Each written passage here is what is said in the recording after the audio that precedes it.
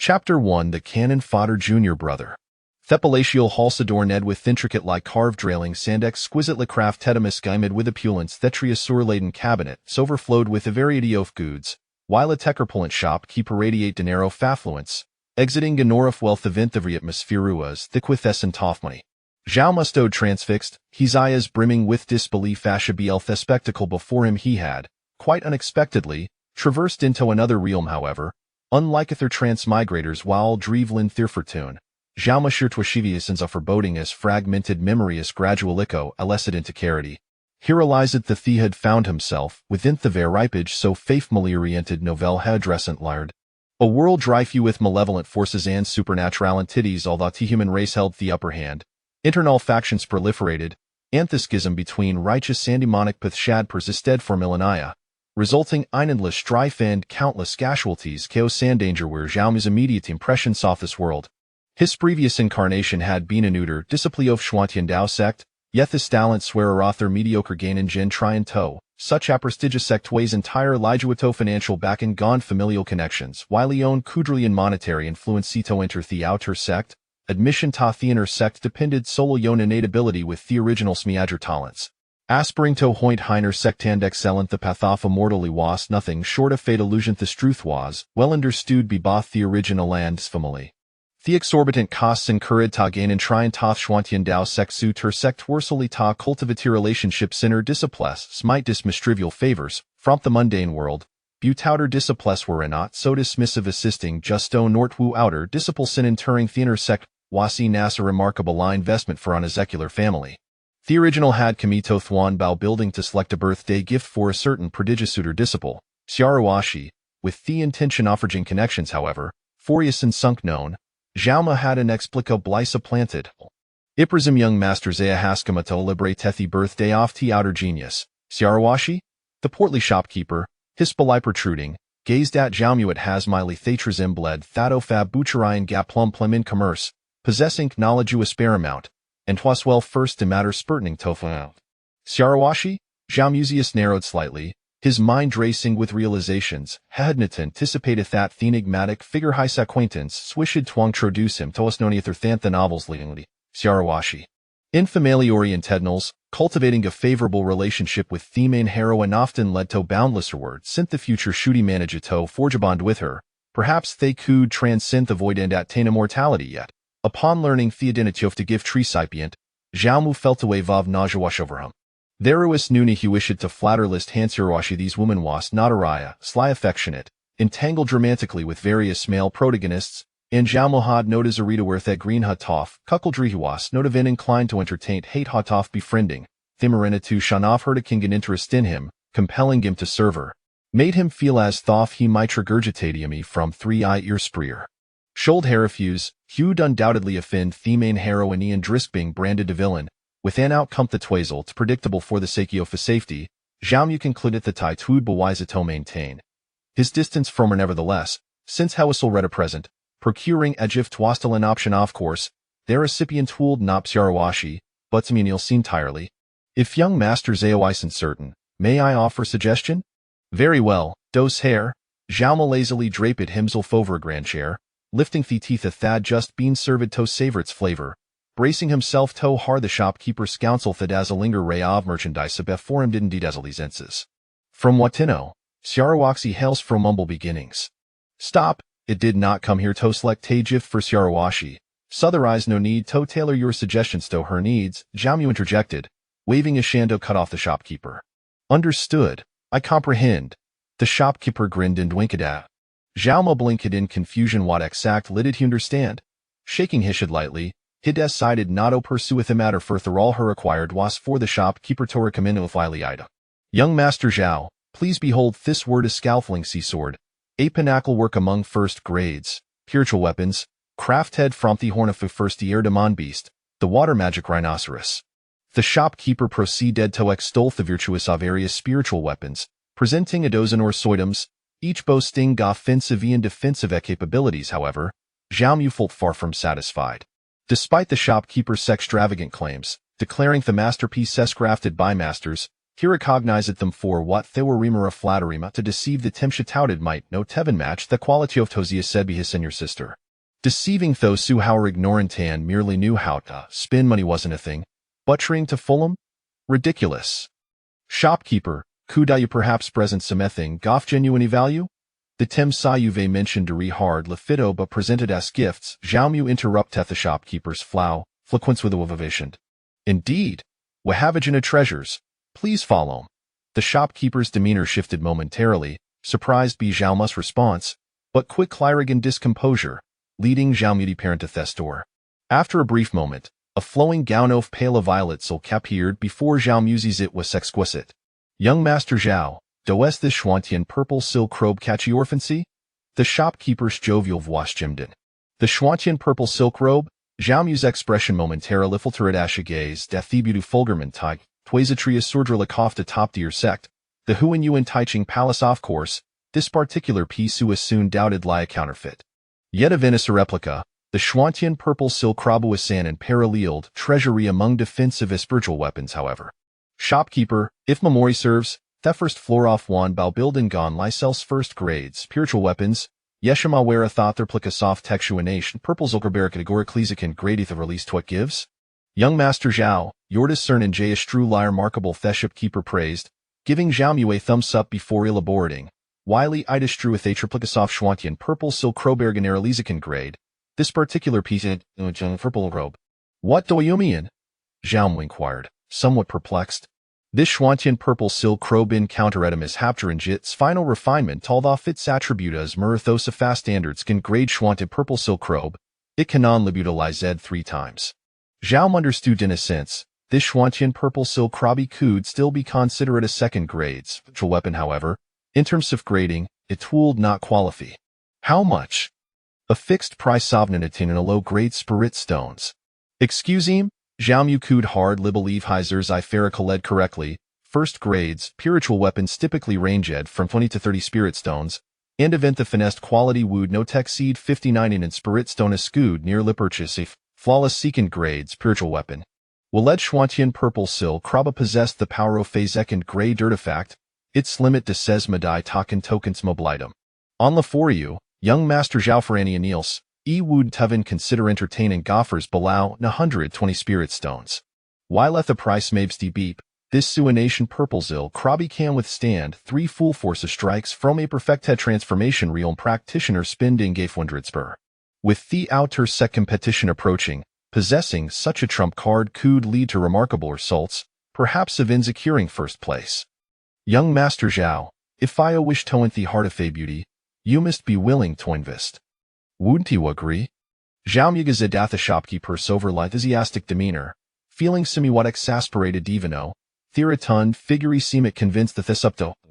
Yet, with the outer set competition looming Xiaomu Zuden lie recalled an important detail Sarawak's success in the upcoming competition, where she was expected to shine, a significant lie attributed to Hirschwant in purple silk robe. In the most critical match, she hadrelid ontherobes and parallel defense to withstand a potentially fatal attack from a rival or disciple, thovery individual hind tended to befriend through tis gift. If memory served correctly, Sarawak's Schwantian purple silk robe wasel so flawed, limited in its could it be thought, this very garment was the only in question? Shopkeeper, ere such defective items come in? Xiaomu pondered for a moment before confirming with the shopkeeper. Young Master Zhao, don't it jest this is no tad effective item the shopkeeper shukished, smiling Gashadini the claim, then continued to explain, moreover, such opportunity as in a bargain a rare Walethi Schwantian purple silk Kraba may not match the quality of perfectly crafted replicas, it's rarely unpearled. Very well, I shall purchase it. Just as the shopkeeper was about to continue his sales pitch, Xiaomu preemptively declared his decision at this moment, to ascertain that thexuination purple zil, crop that the denibled Zarawaxa totterant the tidy in her favor ways indeed on before it. With its change of foundership, it was like that Thesany or sister would emerge victorious in the upcoming competition if that were the case. 19 in spirit stone is seemed kit reasonable. You just said what? The shopkeeper, momentarily taken aback, rubbed his or sin disbelief. I said I will bite. Xiaomu Petediphrase, fully aware thought the corpulent shopkeeper had swindled Hamu toff some spirit stones, yet remained in phased after all, This matter could potentially determine it ultimate victor of T out her second petition moreover. Huas concerned the excessive haggling might provoke some ionotonerve. Indeed, young masters esquitestrate forward with the Schwantian purple silk garment, you shall undoubted lysacura theme braso fabutu fulmidin. Theratun shopkeeper beamed. His face Saturn with humulta to dov creases, Hysia squinting with glee. Secure a theme braso fabuti fulmidin, you say? Xiaoma's lips skir led in tojutal smilem estadmit. I am zim looking forward to it. Just as Xiaoma had taken his leave from Wanbao building, a Dashin Jungentelman hastened to arrive. Chapter 2 The Great Demonis Senior Sister. At the opulent entrance off Wanbao building, the portly shopkeeper waved farewell to Xiaomu, his heart brimming with joy truly, Hua's a plump she had state non-negotiable price, and Xiaomu had no thagle dombit the Trajan transaction, had sorely netted high at least an inferior grade spirit stones according to the rules, these excess profit could rightfully be pocketed. Ah, is that not Sushing Hao? The shopkeeper's bitty eyes sparkled with new-found excitement. Another plump she-fade arrived to regarded to out her sect prodigy, Xiarawashi, as she's been a factor with each passing birthday, the hefty sheep would arrive vine droves, ripe for the slaughter though Sushingea might not be as affluent as Xiaomu, Hekud still yield a considerable profit. What brings young Master Zura? The shopkeeper immediately greeted him with a beaming smile. Master Peng, I wish to purchase that Schwantian purple silk garment, Su Shengheo declared, halting in his tracks before he could evinced pinside Wanbao building, hastily voicing his request just Thulfen Horprier, had learned through whisper soft rumor milt had a defective exuination, purple silk garment twassup for Siliatuan Bao building had been troubled ab, and thus, hirish dover, determined to see Zeit before he and Unilstid. Thought te price might best eep, it was soon doubtedly worthwhile while Sarawaxa possessed commendable strength. Several competitors in the upcoming Guter second petition posed a threat to her however. With Schwantian purple silk garment, her chance of victory would be significantly enhanced. In turn, would surely yearn her friendship, greatly benefiting is family in fact, Schuldhau in her favor. Su Shingeo would awaken from dreams with Asmile Sarawaxi was not only gifted buddle so possessed done paralleled beauty among her peers. Yet, thever an exment, the shopkeeper's words left Thime in shock. Alas, young Master Su arrived momentarily late, that Schwantian purple silk garment has already been purchased by another. What? Purchased? Intercepted my opportunity? Forgive ma, but I cannot disclose that information I saw against the rule soft Wamba building. Su Shingea's composure faltered despite a chaste, had still fallen behind an other, losing gaspelindi d'opportunity to present a gift nevertheless, he would not relinquish his pursuit a gift mas still be procured. Do you have any comparable first grades, pirate artifacts? Certainly. The shopkeeper grinned widely, gesturing for Su Shingo to enter Wanbao building. Unbeknownst to Xiaomu, who had just departed, Su Shengheo arrived at Wanbao building with intention same its squarely Schwantian purple silk garment the acquired generational analysis. This imitation of Schwantian purple silk garment, deemed effective, was not particularly valuable. Su Shengea's desire stemmed entirely from the impending Guter second petition. Possessing defensive capability as second Toscan grades, pirate artifact, the Schwantian purple silk garment was undeniably a formidable trump card. What? Why not simply purchase second grades, pirate artifact? What a ridiculous notion. Second grades, pirate artifact sees a like chundred soft spirit stone showman individual synth the outer sec could afford such luxury? Furthermore, the rule soft the outer sec competition expressly prohibited use of second grades, pirate artifacts of Inophone, Hadthwealth. Purchasing such an item would be futile in the context of the competition. Opponent turning the outer sector of Schwantian Dao sect, Xiaomu made his way direct light at the most secluded cave dwelling. Has soon arrived at his destination and encountered the person he sought. In the setting sun, beside a cliff, stood a woman clad in a flowing black dress, a dark long sword held firmly in her grasp, standing resolute against the wind, her skirt billowing around her hair, dyed crimson bith and set, danced gently in the breeze, while at here was, the with a subtle ray of lethal intent. It was evident that she had just finished her training. Observing her nearly flawless silhouette, Xiaomu felt the heartbeat quicken. Yinbingqing, born with a heart of adamant, the ultimate antagonist he later chapter soft a novel, and the stepping stone for the great heroine, Xiarawashi, Toriach the pinnacle of success. Naturally, compared to the great heroine, Xiaomu found himself more drawn to Thiza Lufayet pure-hearted eminence. Yinbingqing thought his description may seem simulate absurd at first. Itis, in fact, the truth. Intherite uspath, there exist thosuha kamithanusix, while within the demonic pithy, one may find individual soft pure goodness on sincerity the distinction between righteousness on darknesses meryamatero phalament. Asp the lie tan shadows hifted, coupled with Zhaomu's and reserved foots, Yin Binking quickly not a set rival. Junior brother Zhaomu pays respecto senior sister Yin. Zhaomu offered das lightbow, greeting her with a composed demeanor. Ah. Oh. What on earth was that? Had frightened Yin Binking with his appearance? Surely not. Not long after Azar of this world, Zhaomu had scrutinized a disreflection in the mirror standing near ly 6 fetal, he was soon deniable and of stature, with a handsome and chiseled visage, his physique exuding masculinity, fully aligning with the standards for handsome yeoman. A shimether cold gaze against the backdrop oft teasing soon. A peculiar glimmer flicker red in the depths of your eyes. Why'd os it feel like Kethis Yin Binking gesabit dazed? Zhaomu mucilent lido hymns. Here Eliza the reaction wasna to result toffus appearance a buttrother they this presence had taken her by surprise, rendering her momentarily at a loss for words. Senior sister Yin, amateur thaterifying? No, not at all. Yin Binking slight lifeless to red eye as flickered as hurried lidneyed it, heard a licked hand swaying like yaklamzidal.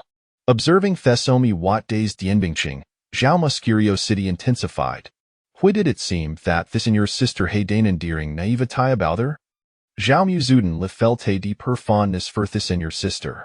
May inquiry what the ahando were about just now. Senior sister Yin? Iwasami what surprise, dan momentarily yatalash for words. As Yin Binking regained her composure, she execute da grace full sword flourish, the dark long sword sheathing with elegant swiftness, her movements, fluid and aesthetically pleasing.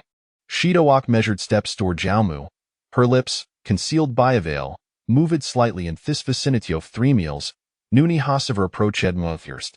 Stopping 5 paces away from Zhaomu, her cold gaze met thrice with a hint of curiosity, and she inquired, You were not afraid of? Wishold I fear you? Zhaomu responded, puzzled. I am deemed kiti unattractive, Andy Virion considers, chilled doff misfortune, annilement being, doth he not? Atre suffmelancala flickeret in Yin Binking scold I isa share palefinger seen stinctive lie brushed against thake. Is that really important? I sit note important? Yin Binking regard dead unexpected intruder with a mixture of confusion and curiosity. In this world, a side Ephromer master were brought her to Schwantendau sect. Noon, including her own parents, was shed to approach her. Even Theo knew how us willing to be near her, master, wassonly motivated be hearing a talent deep down, she's in sedaling her ingress stance from him. Of course situs note important. Zhaomu plead with certainty. Up in hearing this, a flicker of surprise danced in Yin Binking scold gaze. In that moment, she felt as thought to previous life-rigid sunset sudden liber warmth, enveloping Hirana comfort and embrace. Chapter 3 Zhaomu. I am not foolish. As the sun began its descent, the blinding rays of light gradually diminished. Yin Bingqing, whose figure had been obscured by the sunset, started to emerge with clarity. Beneath her fair and radiant forehead lay a pair of chilling eyes. Although her face was partially veiled, the contours revealed by the evening breeze were distinctly outlined, showcasing the oval visage that Zhaomu admired. Her gaze flickered, and her right cheek instinctively turned away, as if concealing an unspeakable secret. However, for Zhaomu, who stood merely 5 paces away, such behavior held little significance. He immediately noticed the peculiar pattern escaping from beneath the veil at the right temple of Yin Bingqing. It was not difficult to surmise the grotesque nature of whatever lay hidden beneath that veil. Her assertion of being unattractive likely stemmed from this very reason. The avoidance of others, undoubtedly, was also due to this sinister mark. Rumors of her being a forsaken soul, an ill-fated individual, had proliferated because of this distorted tale. Yet, Zhaomu understood that this dark mark was not an indication of being forsaken, but rather a symbol of her inherent Shura demonic heart. It represented a natural seal. The Shura demonic heart was so powerful that a newborn could scarcely endure it. Thus, this innate seal accompanied birth, suppressing the vast majority of its abilities and the talents it bestowed. Such a seal would only dissipate under certain circumstances, at which point the true strength of the Shura demonic heart would manifest. Naturally, the loathed dark mark on Yin Bingqing's face would vanish. revealing her exquisite beauty. Although the novel did not provide a detailed description of her appearance post-transformation into a formidable demon, it did mention that the female protagonist, Xiaoruoshi, exhibited a flicker of jealousy upon seeing her true visage. How could a countenance that incited jealousy in the leading lady be anything less than stunning? Their eyes met, and the inherently sensitive Yin Bingqing could perceive with clarity that the words spoken by the man before her were devoid of pretense. This revelation surprised her while simultaneously sparking a flicker of joy within. However, having scarcely engaged in conversation with others throughout her life, she found herself at a loss for words, her tongue stumbling as she struggled to articulate a response. An air of awkwardness enveloped them. Observing her tongue-tied demeanor, Xiaomu could not help but chuckle softly. What is so amusing? I was initially concerned that senior sister Yin might be aloof and difficult to approach. Yet it appears your tongue is rather clumsy, haha. Xiaomu chuckled a couple more times before raising his hand in a gesture of explanation. Senior sister, please do not misunderstand. I am not mocking your lack of eloquence. Rather, my mother once said that those who stutter possess a heart of innocence and are easy to befriend. And my laughter springs from joy. Upon hearing this, Yin Bingqing stood frozen in place, gazing blankly at Zhao Mu. After a 2-second silence, she finally managed to formulate her thoughts. What brings you to seek me? A gift, and I wish to cultivate a friendship with you, senior sister. A gift? Friendship? Beneath the veil, Yin Bingqing's lips parted slightly, and a glimmer of surprise flickered in her eyes. No one had ever mentioned such terms in her presence before. The words she most often encountered were, ill-fated person, keep your distance. This man before her seemed entirely different from everyone else. Although it was merely their first meeting, she could sense his sincerity, surpassing even that of her master. Are you not afraid of being ostracized by others for befriending me? Her gaze flickered, attempting to dissuade Zhao Mu. Some experiences can only be understood through lived reality. Despite her naturally cool demeanor and indifference to such matters, for a normal person, the feeling of being cast aside by the world is truly unbearable. She did not wish to bring him harm. Is that truly significant? Once again, that question hung in the air, leading Yin Bingqing into a state of contemplation. Why? What do you mean by why, Zhao Mu? I am not foolish. Her pair of cold eyes locked onto his with utmost seriousness. Although she had never engaged with others, she understood well that in this world, kindness does not occur without reason. Everything is driven by intention. A man suddenly wishing to befriend a woman could only stem from two motivations. Either he is captivated by her beauty and wishes to possess her, or there exists some other ulterior motive. Beauty? Yin Bingqing deemed it unlikely. She was quite unattractive, a fact she had always acknowledged. As for any other motives, she could not fathom. After all, it seemed she possessed nothing worthy of others' envy. Otherwise, she would not have been abandoned by the world. Very well. I confess that my intention in befriending you, senior sister, indeed carries ulterior motives. Zhao Mu shrugged, displaying a demeanor of candor. He was well aware that Yin Bingqing was no fool. Otherwise, she would not have risen to become a formidable demon in the later chapters of the narrative. In comparison to the righteous path, the arena of the demonic path was far more ruthless. A fool could never ascend to become a titan of the demonic faction. Thus, from the outset, he had no intention of concealing his motives, yet before he could proactively mention them, Yin Bingqing had already posed her question. What motives? It is uncertain how familiar you are with the outer sect, senior sister. For instance, there exists a portion of disciples within the outer sect who do not gain entry through their own talent, but rather through bribery, circumventing the assessment and entering the Shantian Dao sect through backdoor channels. I have never heard of such a thing. Yin Bingqing gently shook her head, a hint of confusion flickering in her cold eyes. What purpose would such actions serve? If one cannot pass the outer sect assessment on their own merit, it is almost certain that they will never break through to the transcendent stage and enter the inner sect. In her view, failing to enter the inner sect was akin to severing the path of cultivation. If that is the case, why squander resources to enter the outer sect? It would be better to lead a mundane life in the secular world. Of course, it holds significance, Zhao Mu countered, then explained. While the prospects of cultivation may be bleak, one can seize the opportunity to forge connections with the talented individuals of the outer sect. If a family can support one or two outer sect disciples into the inner sect, it would be an immensely successful investment for the family, would it not? In this world rife with demons and calamities, where malevolent spirits roam and human disasters abound, secular families possess a feeble capacity to withstand such dangers. If calamity were to strike, being able to seek assistance from even one or two inner sect disciples could potentially save an entire family. Yin Bingqing listened quietly. His explanation was detailed and easily comprehensible. After a brief silence, she opened her mouth slightly.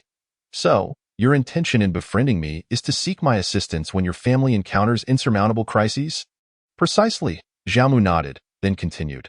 Of course, if senior sister is willing to cultivate a genuine friendship with me, I would be most delighted. Upon hearing this, Yin Bingqing fell silent, momentarily unsure of how to respond. She was indeed willing to form a genuine friendship, yet she felt that a relationship based on mutual benefit might be more appropriate for him. After all, befriending her would mean facing ostracism from the world. Although he claimed it was unimportant, she could not disregard the realities of the situation. After a couple of seconds of silence, Yin Bingqing fixed her serious gaze upon Xiaomu. Do not come seeking me again in the future. Oh? Xiaomu was left utterly bewildered. Was this a rejection of their budding friendship? Just a moment ago, everything seemed fine. So why this sudden refusal? However, as Xiaomu stood there in a daze, Yin Bingqing added one final remark. If ever you, or your family, encounter an insurmountable crisis, I will extend my assistance. Chapter 4 Nightfall Under the Setting Sun. Xiaomu stared blankly at Yin Bingqing, who stood merely 5 paces away, that moment. He felt rather foolish. Such a simple matter had eluded his understanding. Yin Bingqing was not rejecting his overtures of friendship. Rather, she was concerned that growing too close would subject him to the world's disdain. Very well, after a moment of contemplation, Xiaomu nodded, accepting her goodwill without objection. They were merely acquaintances, and he felt it prudent not to appear overly eager. Scaring her away would be a significant loss. However, whether he would continue to seek her out in the future was beyond Yin Bingqing's control. Furthermore, her framing of their acquaintance as a transaction of benefits would greatly aid him in the forthcoming gift-giving endeavor. After all, the item he intended to present was of considerable value to the outer sect disciples. A person like Xiao Ruoshi might eventually accept it after some initial reluctance, yet with Yin Bingqing, Xiaomu found himself uncertain. She seemed to consider his feelings far too much. Indeed, Yin Bingqing nodded slightly, clearly satisfied with Xiaomu's response. Since senior sister has made a promise, I, as the junior, must also express my gratitude. As he spoke, Xiaomu smoothly retrieved the Xintian purple silk treasure garment he had just purchased from his bag. With a gentle wave of his right hand, the exquisite garment hovered before Yin Bingqing. The evening breeze stirred, causing the purple sleeves of the ethereal dress to sway gently, capturing attention. This is... Yin Bingqing's cold eyes sparkled momentarily, not because of the dress's aesthetic appeal, but because she instantly recognized it as a spiritual artifact. However, she could not discern its precise grade. It resembled a first-grade spiritual artifact, yet seemed to surpass that classification, a replica of the Xintian purple silk treasure garment. With the outer sect competition approaching, it would provide senior sister with an additional advantage, enhancing her chances of claiming victory. Of course, senior sister, rest assured. This Xintian purple silk robe is a flawed product, not worthy of a second-tier rating. It can merely be considered a first-tier spiritual artifact, thus it will not contravene the rules of the grand competition. However, despite its imperfections, its defensive capabilities remain on par with a second-tier imitation of the Xintian purple silk robe, able to withstand a full-force strike from a peak transcendence practitioner. Yet, being a flawed item, it can only endure 3 such strikes before becoming utterly useless. This is the token of my goodwill to you. Senior sister. Xiaomu, with his left hand behind his back, gently waved his right hand, causing a subtle stream of air to stir. Utilizing this current, the Xintian purple silk robe flew towards Yin Bingqing, ultimately halting just a step away from her. It's far too precious. I cannot accept it, Yin Bingqing stated, her hands hanging at her sides, her cool gaze lifting to meet Xiaomu's, filled with an unmistakable refusal.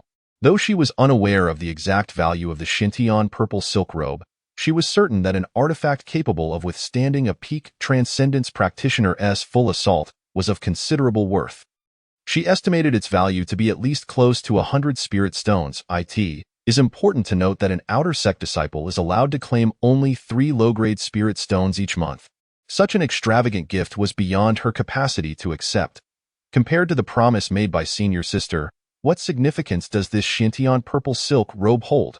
Xiaomu shrugged and continued, moreover, if you refuse to accept it, how shall I have the face to seek your assistance in the future when I encounter insurmountable crises? Do you wish to witness my demise in peril? Beneath her veil, Yin Bingqing parted her lips, attempting to articulate a retort, yet found herself at a loss for words. His rhetoric was formidable, leaving her feeling utterly outmatched. Yet, the value of this gift was such that she truly hesitated to accept it. Still, if she were to decline, he might genuinely refrain from seeking her help. She could see that Zhao Mu was as stubborn as a mule. It would be a shame if someone so earnest and willing to approach her were to perish. As Yin Bingqing found herself ensnared in a web of indecision, Zhao Mu's voice resonated across the cliff. Senior Sister, as far as I know, every first-place winner in the outer sect competition receives substantial rewards. If you believe the Xintian purple silk robe is too extravagant, you could allocate a portion of your reward to me after securing victory. What do you think? All right, after a brief pause, Yin Bingqing ultimately accepted the Xintian purple silk robe. For the moment, this seemed to be the most prudent solution. Securing first place? That shouldn't be too difficult, right, Zhao Mu? Huh. I will find a way to assist you in entering the inner sect. All right, Zhao Mu sighed inwardly. Assisting him in entering the inner sect? That was likely a distant possibility. It was not that Yin Bingqing's words were insincere, but rather that her time in the Xintian Dao sect was limited. In fact, she had not even entered the inner sect herself. According to the original narrative, during this outer sect competition, Xia Ruoxi, due to possessing the Xintian purple silk robe, was able to withstand Yin Bingqing's strongest strike. In her fervent desire to secure first place and gain early admission into the inner sect, Yin Bingqing nearly exhausted herself. Just then, the natural seal upon her body suddenly shattered. The hidden Shura demonic heart revealed itself, drawing the attention of the elder presiding over the outer sect competition. Upon discovering such a terrifying demonic seed, the elder chose to eliminate her. However, at a critical moment, the purple extreme old demon from the Demon Heart Valley appeared and rescued Yin Bingqing. Since the story was primarily told from the perspective of the formidable female lead, Zhao Mu remained oblivious to the trials Yin Bingqing subsequently faced. He only knew that when she reappeared, she had transformed into a female demon lord. Although the ownership of the Xintian purple silk robe had shifted, Zhao Mu was uncertain if it would alter the course of events. If it did not change the outcome, then it was highly likely Yin Bingqing would soon depart. Yet, this did not imply he would lose Yin Bingqing. The Xintian Dao sect, being a declining second-rate sect, held little appeal for Zhao Mu. Once Yin Bingqing left, he too would take his leave. What? You say that after leaving the Xintian Dao sect, I can only return home to manage the shop? I would rather remain here. Please, do not jest. It is the original body's lack of talent, while I am a transmigrator. Though I have not secured a golden finger, I am well versed in the secrets of this world, including its hidden realms and blessed lands. While it may be somewhat challenging to defy fate, it is not impossible. My intention in befriending Yin Bingqing is not to seek her favors, but rather a genuine admiration for her character. No. She is now a living, breathing individual. Tio put it bluntly. I am captivated by Yin Bingqing's essence. You say she is a female demon lord? What of it? She is beautiful, devoted, far superior to that capricious female lead. Xia Ruoxi, moreover, if it were not for the author's rigid narrative, Zhao Mu would argue that Yin Bingqing embodies the essence of the female lead even more fittingly, as the sun dipped below the horizon. Darkness swiftly engulfed the remnants of light. It is dark. Yin Bingqing softly reminded Zhao Mu, who stood rooted in place, lost in thought. What is it? Zhao Mu, pulled from his reverie, experienced a momentary lapse in cognition. It is dark, Yin Bingqing reiterated. I know. What of it? Chapter 5. The female lead adored by all, a waning crescent ascended the heavens, casting a silvery glow. Yin Bingqing's bright eyes fixed upon Zhao Mu's face as she repeated. It is dark. Zhao Mu was about to reply for the third time that he understood and inquire what Yin Bingqing meant, but his thoughts suddenly rebooted, causing him to awkwardly stammer. Then, Senior Sister Yin, I shall take my leave. Hmm. Yin Bingqing slightly nodded, her gaze lingering on Zhao Mu as he vanished into the shadows. With a swift motion, the Xintian purple silk robe was retrieved, hovering before Yin Bingqing. Under the moonlight, the purple robe with its flowing sleeves appeared ethereal, exuding an otherworldly beauty.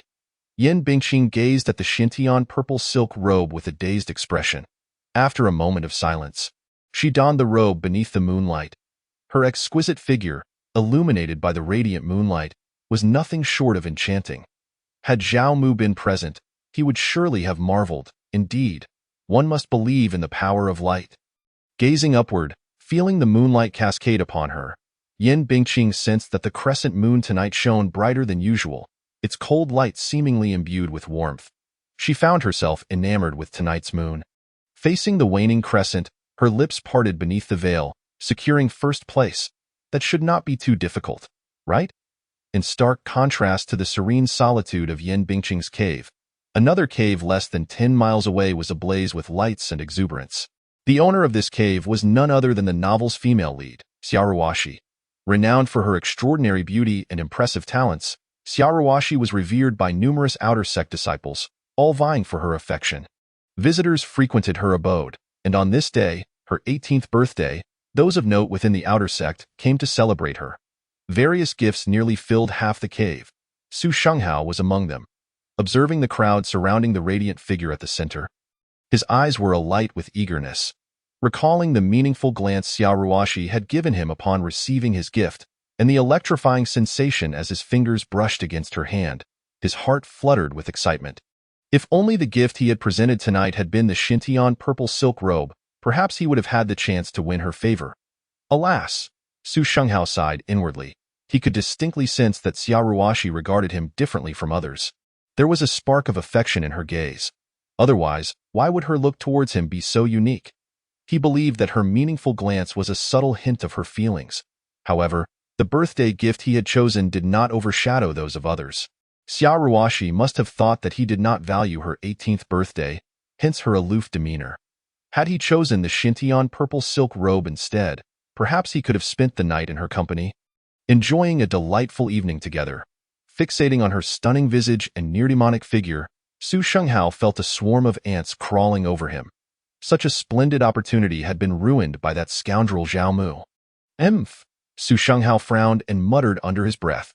Though the Wanbao building had rules prohibiting the disclosure of transactional details with customers, uncovering such information was not particularly challenging. One merely needed to ascertain how many patrons had shopped at the first floor of Wanbao building that day and identify those few who could afford the price of the Xintian purple silk robe to easily discern its purchaser. Su Shenghao expended little effort and soon discovered that it was Zhao Mu who had acquired the Xintian purple silk robe. Yet, why was Zhao Mu not present? Glancing around, Su Shenghao did not spot Zhao Mu among the throng of guests, which struck him as peculiar. As a fellow disciple, Su Shenghao understood that Zhao Mu had purchased the Xintian purple silk robe to present to Xia Ruoxi. Yet, with the banquet already underway, his absence was indeed strange. Just as Su Shenghao pondered this, a fragrant breeze wafted into his nostrils. It was the scent of Xia Ruoxi. Looking up, he found her, her enchanting phoenix eyes shimmering as she smiled at him. Senior brother Su, why are you standing alone in a daze? Are you preoccupied with something? Preoccupied? Not quite, merely a touch of regret. Oh, what a pity it is, I wonder. Might I share my thoughts with Ruoxi? With her crimson lips slightly parted, Xia Ruoxi leaned in closer, as if about to leap into Su Shenghao's embrace. Why regret lies in the inadequacy of the birthday gift I offered to junior sister Xia. Originally, the Wanbao Pavilion had a piece of the Xintian purple silk robe, but alas, I arrived too late and it was snatched away by another. Although this spring water sword is a remarkable creation, almost a pinnacle among first-grade spiritual instruments, it pales in comparison to that Xintian purple silk robe. Had junior sister Xia possessed that robe, her victory in the outer sect competition would have been assured. Su Shenghao shook his head in lament, his face etched with regret. Of course, his sorrow was not rooted in the potential upheaval of Xia Ruoxi's triumph in the outer sect competition. Rather, it stemmed from the fact that he would not be able to claim a first-rate beauty tonight. She was indeed too special to him. If Zhao Mu were to discover his thoughts, he would likely wield a cane to instruct him on the three great delusions of manhood, and the art of fishing in the sea of green tea. Go think that one could win Xiao Ruoxi's favor merely with a Xintian purple silk robe? Dream on. Even if she were not particularly discerning, she is a leading lady of great stature. What interest could she possibly have in someone of his ilk? Affection. What a fanciful notion. That is merely a dance of long sleeves. A fleeting game, do you understand? Nevertheless, Su Shenghao was not an utter fool. His words were, in truth, a test of Xiao Ruoxi, seeking to ascertain whether Zhao Mu had indeed gifted her that Xintian purple silk robe. Though he was reluctant to admit it, Zhao Mu's resources far surpassed his own, and his appearance was hardly lacking. He feared that Xiao Ruoxi might succumb to Zhao Mu's sweet words and become entangled with him. Such an enchanting woman, he did not wish to see her claimed by another. However, the outcome of his probing was quite unexpected. Zhao Mu had not given that Xintian purple silk robe to Xiao Ruoxi. In this matter, Su Shixiang had no reason to feel regret. The spring water sword you gifted is quite to my liking. As for the outer sect competition, this spring water sword from you is more than sufficient. Yet, I am somewhat curious as to who currently possesses that Xintian purple silk robe. Even if it is a flawed item, it should not be underestimated, and I must prepare accordingly. Upon hearing this, Su Shenghao promptly replied, "It belongs to Zhao Mu." Zhao Mu, you say? Xiao Ruoxi's lips parted slightly, her thoughts drifting to is the spring water sword truly good? Indeed, it is quite good, yet in comparison to the Xintian purple silk robe, it is rather ordinary. Should I acquire that Xintian purple silk robe, my victory in the outer sect competition would surely be a foregone conclusion. Lacking roots and connections, if she wished to make great strides on the path of cultivation, she must seize every opportunity in this outer sect competition. She must emerge victorious to gain entry into the inner sect. Thus, the Xintian purple silk robe is something she feels compelled to pursue. Suddenly, Xiao Ruoxi furrowed her brow slightly. What troubles my junior sister? Su Shenghao inquired with genuine concern. It seems the spring water sword has stirred within me a newfound understanding of the autumn water sword technique. A newfound understanding? Might that not allow you to elevate your prowess before the outer sect competition? Indeed. Xiao Ruoxi replied with a hint of gratitude. I must thank Su Shixiang for the spring water sword. Otherwise, I would not have encountered this opportunity. Haha, it is my pleasure. As long as I can assist my junior sister, that is all I desire. Su Shenghao chuckled heartily, his heart brimming with joy. He had not anticipated such a delightful surprise. He noticed that Xiao Ruoxi's gaze toward him had grown increasingly warm. Should she secure first place in the outer sect competition due to this epiphany, who knows what might follow, however? Just as Su Shenghao was lost in his daydreams, Xiao Ruoxi's voice brought him back to reality. However, what? Su Shenghao instinctively responded, only to smack his forehead in realization. How foolish of me. An epiphany necessitates immediate seclusion to solidify your gains. Junior sister, you should not feel awkward in bringing the gathering to a close. Xiao Ruoxi's rosy cheeks displayed a hint of embarrassment. The enhancement of one's strength is of utmost importance. Everyone will understand. If you feel hesitant to speak up, I shall take it upon myself to conclude this gathering. Su Shenghao declared grandiosely. Then I must trouble you, Su Shixiang. I shall forever remember your kindness. Xiao Ruoxi clasped her hands together, offering a slight bow of gratitude to Su Shenghao, her gaze lifting to meet his, manifesting a hint of shyness as she stole a glance at him. By sheer coincidence, he caught her eye. That fleeting glance nearly sent Su Shenghao into a state of elation. Such simple words and gestures had allowed Su Shenghao to bear the burden of offending others. And he did so with a cheerful demeanor. Before long, the gathering had concluded. As for Xiao Ruoxi, she did not enter the quiet chamber but rather slipped away from the cave abode. An epiphany? Seclusion? What nonsense! That was merely her ruse to find an early escape to seek Zhao Mu. The Xintian purple silk robe was something she was determined to obtain. Chapter 6. A setback within the tranquil cave. Zhao Mu sat cross-legged.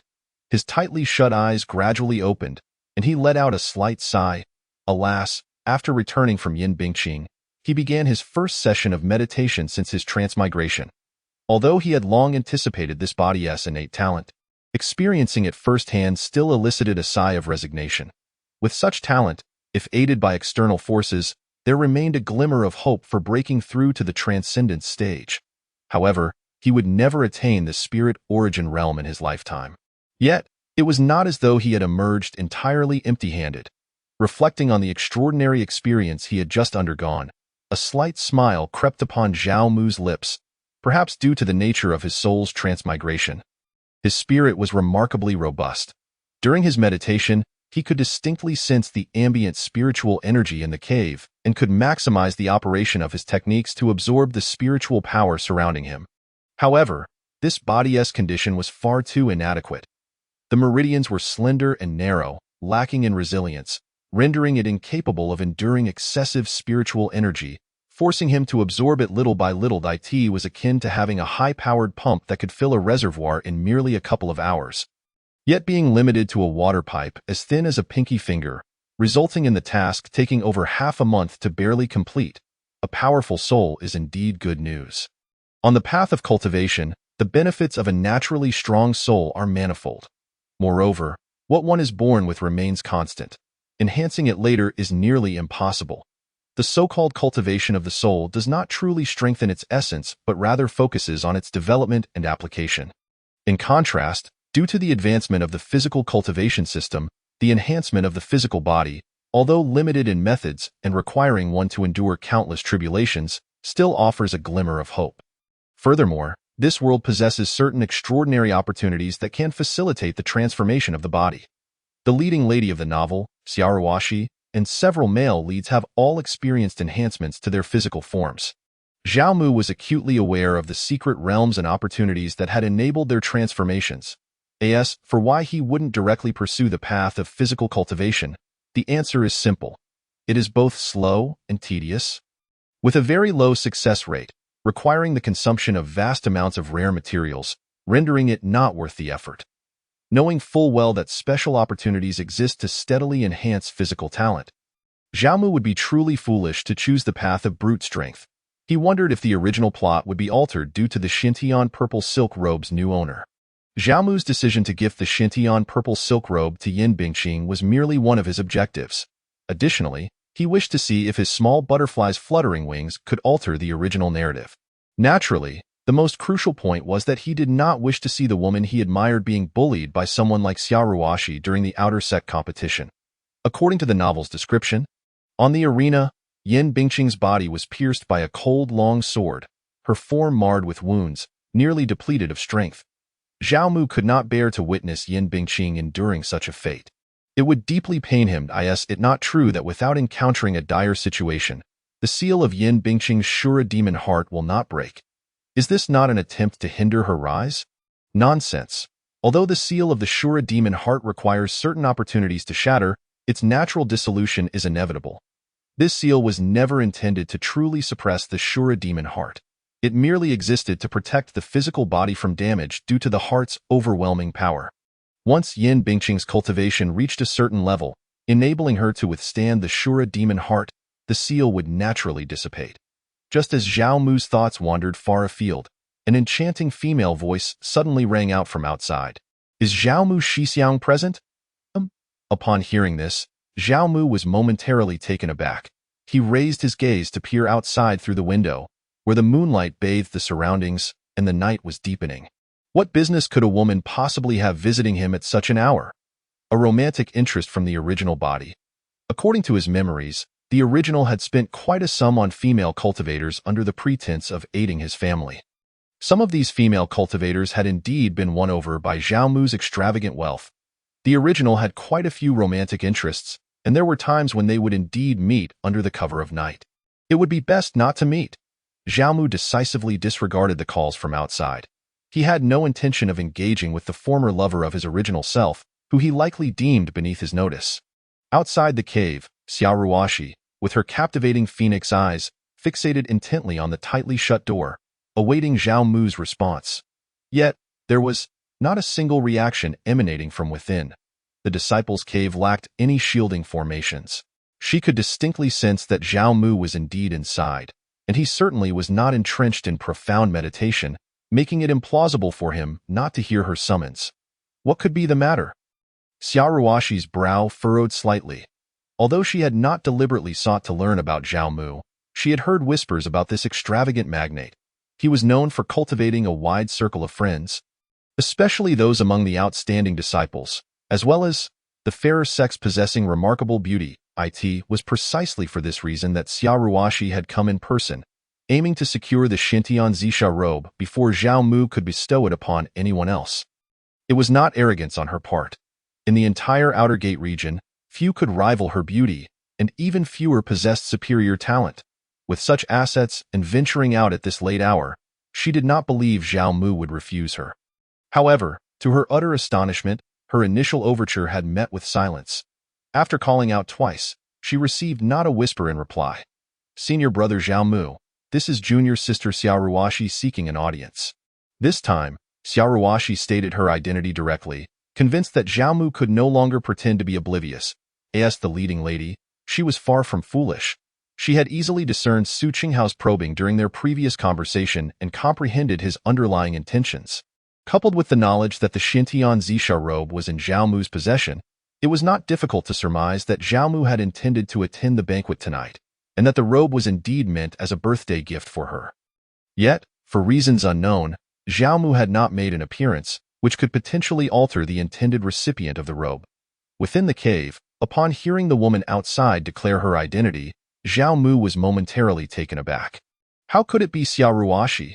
He had assumed it was merely some former acquaintance of his original self, seeking his company for a night of indulgence. To his surprise, the visitor was none other than the leading lady herself. He could not fathom that Xia Ruoxi would be involved with his original self, considering they had never even laid eyes upon one another. According to the natural progression of events, tonight's birthday banquet would mark their first encounter. What could her purpose be? A sudden realization washed over him. Of course, it must be that, with a simple thought, Zhao Mu understood Xia Ruoxi's intentions. The Xintian Zixia robe. He was well aware of the rules governing Wanbao Tower. Yet, he could not comprehend how Xia Ruoxi had learned that the robe was in his possession. However, he had already gifted it to the formidable senior sister, so regardless, her trip would be in vain. Zhao Mu speculated that this might be the heavenly Tao subtly correcting a deviation in the plot. But alas, he was a transmigrator, even if he were indeed under the influence of the heavenly Tao. It was not the one governing this world. To reverse fate. Such a thought was laughable. Senior brother Zhao Mu. The melodious voice of the woman echoed once more, stirring a sense of nausea within Zhao Mu. He had no intention of engaging with someone he was already keen to avoid. 2 more calls rang out.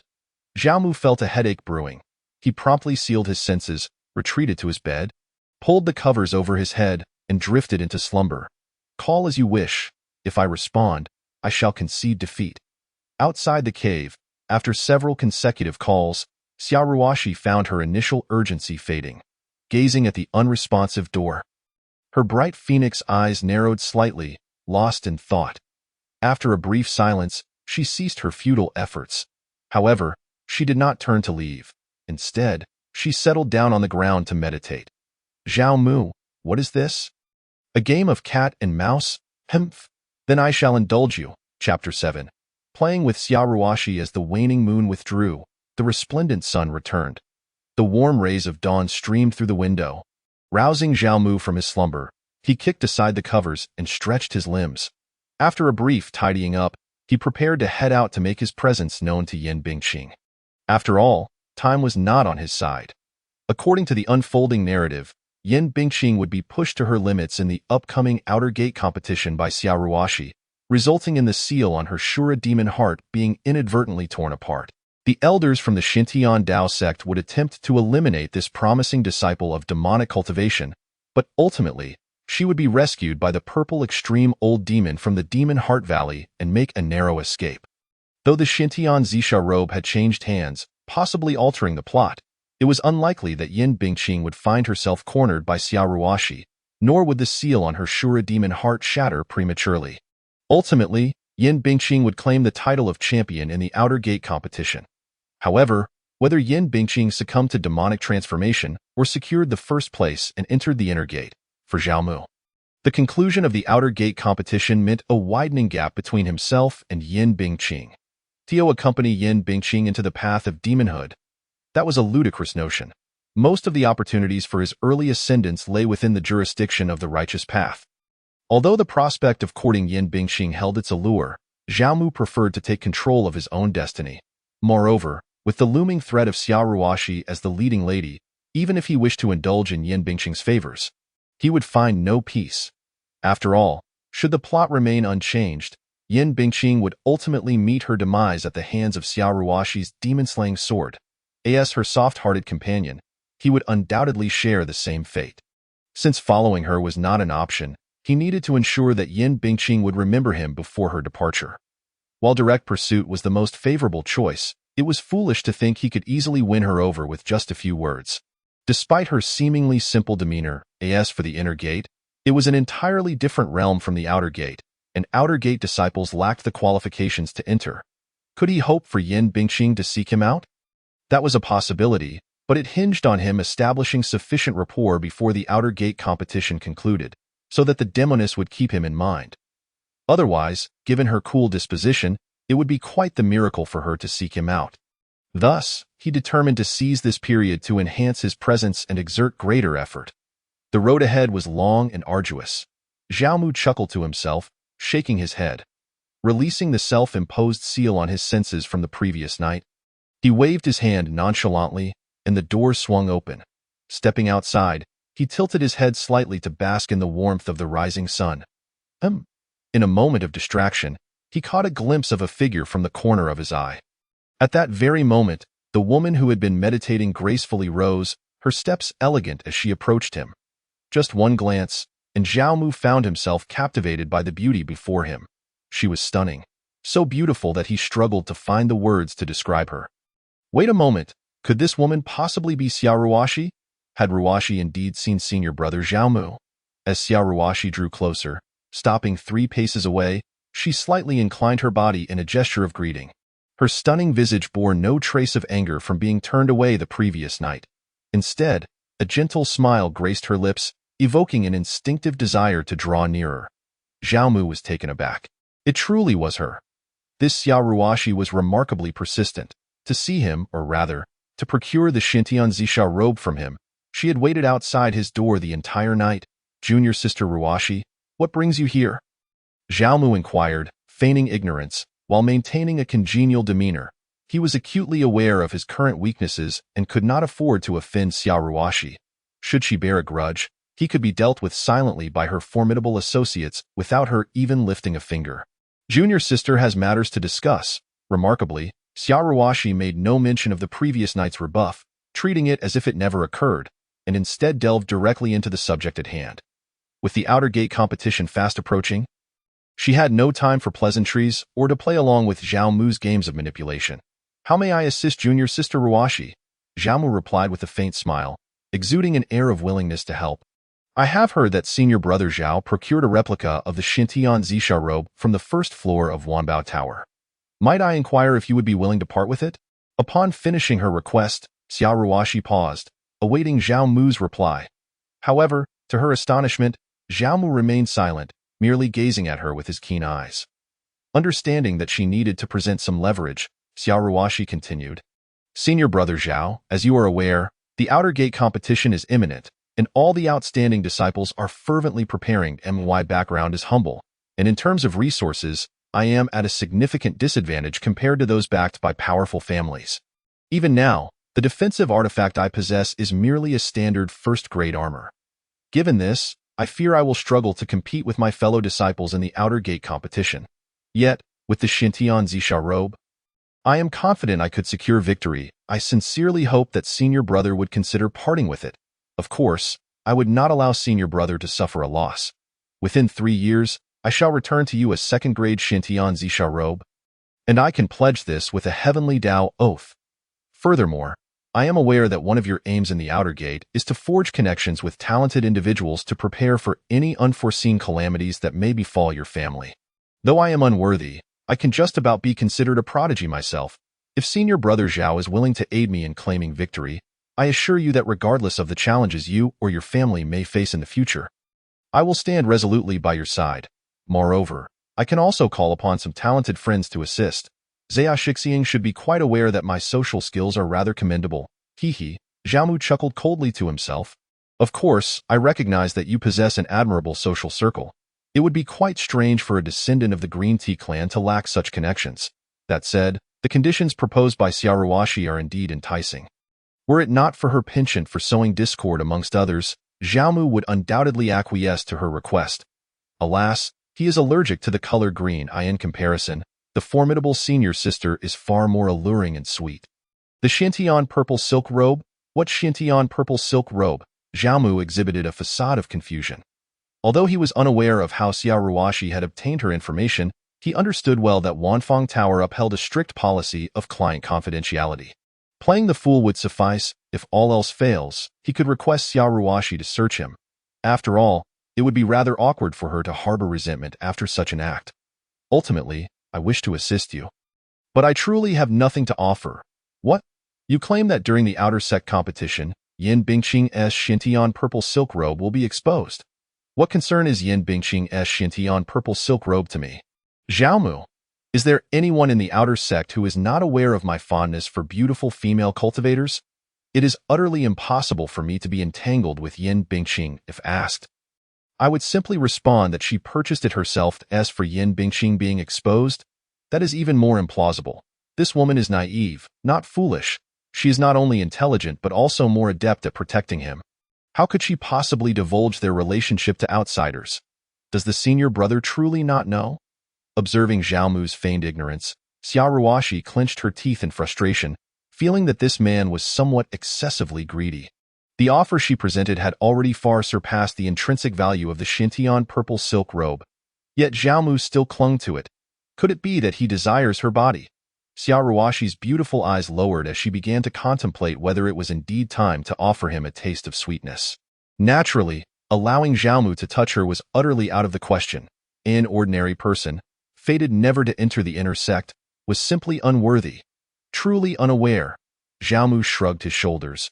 Senior brother, Xiaoruoshi took 2 steps forward, closing the distance between them to merely a fist's width. The unique fragrance emanating from her enveloped Xiaomu, who could hear her faint breaths and heartbeat. If the junior sister doubts my words, I shall swear an oath to the heavens to prove my sincerity. Xiaomu discreetly took 2 steps back, distancing himself from Xiaoruoshi, and raised his right hand to swear. I, Xiaomu, vow. Should the Xintian purple silk robe mentioned by junior sister Xia be in my possession, may I be struck down by 5 thunders. Thunder rumbled, the oath solidified. Now, does the junior sister trust me? Xiaomu's inquiry startled Xiaoruoshi from her reverie. Senior brother, please do not misunderstand. It is not that I do not trust you, but rather that the Xintian purple silk robe is truly.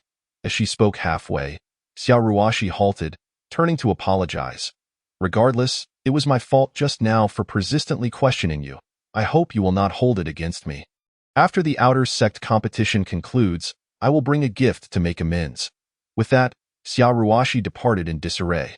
The oaths of heaven are no trivial matter. Having sworn such a solemn vow, Xiaomu could not possibly be disingenuous.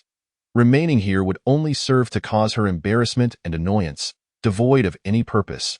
Watching Xiaoruoshi's retreating figure, Xiaomu's lips curled into a slight smirk. Humph, you are still too inexperienced to contend with me. Chapter 8. A Gamble on the Desolate Mountain Peak. Within the solitary cave dwelling, the cliff's edge, only the silhouette of a figure in a black dress practicing beneath the red sun remained. Buzz! The inky long sword returned to its sheath as Yin Bingqing gracefully descended, regarding Xiaomu with a peculiar expression. She had distinctly promised not to return, yet merely 1 night had passed, and he had gone back on his word. This man is somewhat untrustworthy. Furthermore, does he not fear the exposure of their interactions, leading to ostracization by the outer sect? Gazing into his clear eyes, Yin Bingqing felt that this man seemed a bit foolish, a tad naive and rather simple-minded. Senior sister, I apologize for the intrusion once more. Xiaomu bowed without a hint of embarrassment. He certainly perceived the resistance in Yin Bingqing's gaze, but he paid it no mind. For he was well aware that her reluctance stemmed not from a lack of welcome, but from concern over him being implicated by her. Noticing Yin Bingqing's silence, Xiaomu concocted a feeble excuse.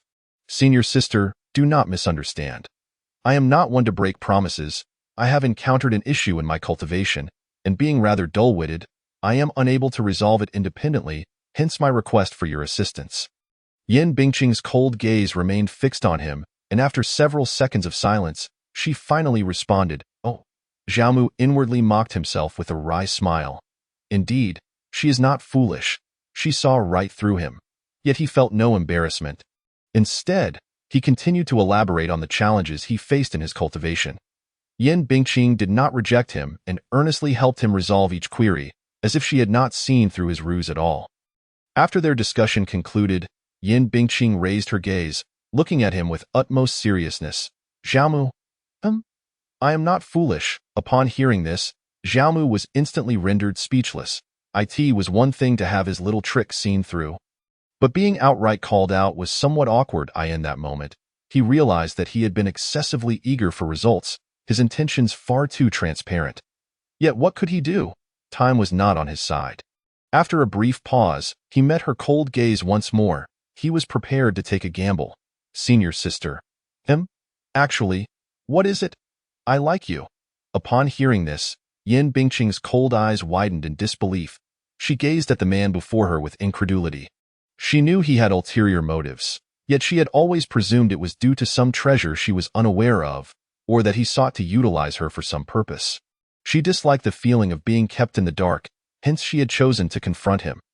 However, she never anticipated that this man would genuinely be interested in her. It was simply astonishing. "Why? What do you mean, why? Why do you like me? I am quite unattractive. Does that truly matter?" Once again met with this response, Yin Bingqing fell silent, uncertain of how to steer the conversation further. That moment, Xiaomu spoke again. "Moreover, everyone has their own tastes. Preferences vary, and I happen to like you just as you are. You have a splendid figure, and your eyes are stunning." Yin Bingqing had never before heard such words. Though they were remarkably blunt, even somewhat crude, she felt no aversion. Rather, she was engulfed in confusion, an endless maelstrom of chaos, her mind swirling like a muddled mess. She believed herself to be quite unattractive. Yet why would he still like her? Do men not prefer beautiful women? At this moment, she felt a twinge of panic, a desperate urge to flee. However, just as she turned to leave, her left hand was suddenly grasped by someone. Looking back, it was Xiaomu. "Senior sister, why are you running? I would not harm you. Besides, even if I wanted to, I could not overpower you. Furthermore, there was no need for you to take my words to heart. My feelings for you are my own affair. They do not significantly impact our relationship. We could continue to interact as we always have. Had you not pressed me to reveal the truth just now, I would not have uttered such crass words." Xiaomu maintained an air of innocence, attributing the blame to her, which only served to further confuse Yin Bingqing. "What do you mean? If you like me, how could it not concern me? Yet upon reflection, perhaps there is some validity to that, but does it truly not matter?" Her mind was a whirlwind. She no longer wished to remain there. "You let go of my hand." Yin Bingqing's flustered gaze darted to her wrist, which was held captive by Xiaomu. In her state of confusion, she even forgot that her strength far surpassed his, and that she could easily break free if she so desired. Xiaomu shrugged, opting not to press the matter, and readily released her grip, a gesture that left Yin Bingqing somewhat astonished. You? Yin Bingqing stared at Xiaomu, struggling to articulate her thoughts, ultimately turning and retreating to her cave dwelling. On the cliffside platform, Xiaomu crossed his arms and quietly observed Yin Bingqing's somewhat flustered figure, a subtle smile gracing his lips. "It seems I may have indeed placed a winning bet, if I am not mistaken." Yin Bingqing's final words should have been, "You should leave quickly and never return." However, she hesitated for a long time before uttering them, not out of a loss of verbal ability, but rather from the fear of regretting the statement once voiced. Of course, this does not imply that Yin Bingqing developed feelings for him simply because of a single confession. Xiaomu did not consider himself to possess such great charm, nor did he believe that Yin Bingqing was a naive romantic, easily ensnared by any declaration of love. Yet, it is undeniable that his recent words had indeed left an indelible mark on Yin Bingqing's heart. This method may be effective with others, but its impact on Yin Bingqing is certainly unparalleled. She is profoundly lonely, so much so that, since her birth, the number of people she has spoken to does not exceed the fingers on one hand. There has been no one willing to genuinely approach her. Zhao Mu's presence held immense significance for her. Even the most mundane words or actions could linger in her memory for an eternity, let alone such a soul-stirring confession. Though crude, it proved remarkably effective. Today's objectives were exceeded, and Zhao Mu's spirit soared. Naturally, he was not foolish enough to linger any longer, as it would serve no purpose. Over the next few days, it was highly unlikely that Yin Bingqing would wish to see him. Before departing, he called out to the firmly shut entrance of her cave. "Sister, be cautious of Xiao Ruoxi during the competition. She is aware of the existence of the Xintian Zixia robe and may prepare specific measures to counter it."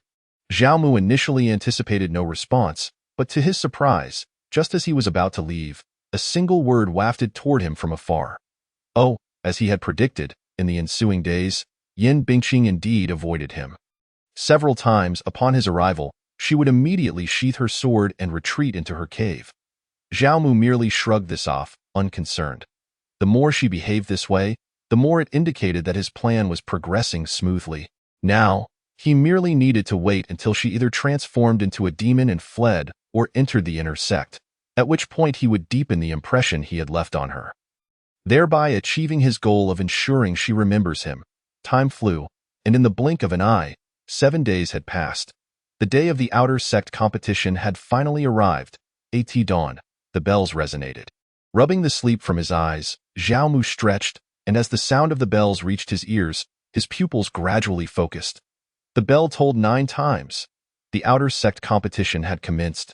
Zhao Mu, usually languid in spirit, suddenly felt a surge of tension. He would soon discover whether the storyline could indeed be altered. He silently prayed for it to unfold as he wished. He would feel a pang of sympathy if his formidable senior sister faced adversity. Upon leaving the cave, Zhao Mu headed straight for the Xintian Square, the venue for the outer sect competition and the registration point for disciples. The distance was not great, and before long, he arrived in haste. Standing at the periphery, he raised his gaze to behold the bustling crowd, so lively and vibrant. However, despite the multitude, the number of disciples actually registering for the competition was rather limited, i.e. the outer sect competition. Only the top 3 would receive rewards. Unlike the inner sect disciples' assessments, where non-participation would result in expulsion, there was no need for anyone to demean themselves to highlight the excellence of the prodigies. Historically, disciples in the outer sect had a tacit understanding. Unless one had achieved the pinnacle of body refining, they would refrain from entering the competition, and of course, there were occasionally a few headstrong late-stage or even mid-stage body refining disciples. But invariably, they were swiftly defeated by the prodigies. No one had ever triumphed over a stronger opponent with lesser cultivation. Suddenly, a commotion erupted in the throng at Xintian Square. The scene resembled a horde of vengeful spirits advancing, causing the crowd to retreat in a frenzy. The once dense assembly instantly cleared a space, which shifted in tandem with the tumult, heading towards the registration point. Zhao Mu glanced over and indeed saw Yin Bingqing approaching. Clad in her simple black dress, her face veiled, and wielding a dark long sword. As she passed before Zhao Mu, she exhibited no reaction whatsoever. Almost simultaneously, another stir arose at the opposite end of Xintian Square. But unlike the distance that Yin Bingqing maintained, the crowd surged forward, eager to crowd around the individual ensconced in their midst. Tsk, Xiao Ruoxi certainly enjoys immense popularity, Zhao Mu mused to himself. Truly, she was the quintessential leading lady, always surrounded by admirers wherever she went. Of course, he was not among them. Even though he had to admit that Xiao Ruoxi was indeed stunningly beautiful, the registration soon drew to a close. With just over 1,000 participants, the format of the competition was straightforward. Pairs would duel, with the loser eliminated and the victor moving forward. Zhao Mu had little interest in the battles of others. His attention remained fixated on Yin Bingqing, though he occasionally found himself drawn to Xiao Ruoxi. This was not to say he was particularly interested in Xiao Ruoxi, but rather that the clamor surrounding her was inescapable. Each victory was met with resounding cheers that echoed throughout Xintian Square. He was compelled to pay attention. The pace of the matches was remarkably swift. In just a few hours, as dusk approached, the finals were upon them. Beneath the fiery sunset, Yin Bingqing in her black dress faced off against Xiao Ruoxi in her pale pink waist-cinched gown atop the arena.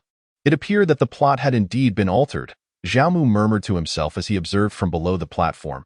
He recalled clearly that, according to the original storyline, Yin Bingqing and Xiao Ruoxi were not meant to confront each other in the final duel, but rather during the round of 20 to 10. Meanwhile, he could hear the discussions of his fellow disciples around him.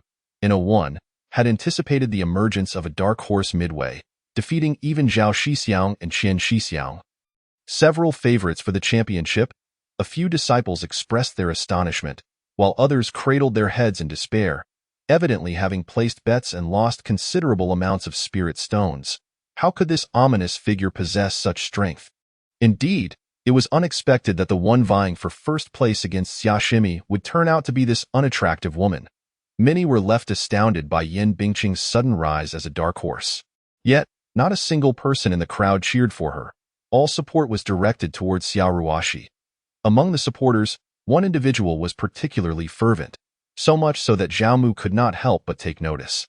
He vaguely recalled that the man was named Su Shanghao, who, like the original, had used connections to enter, seeking to forge ties with the outer sect prodigies for his family.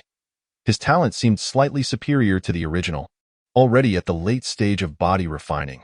However, what did that look in his eyes mean?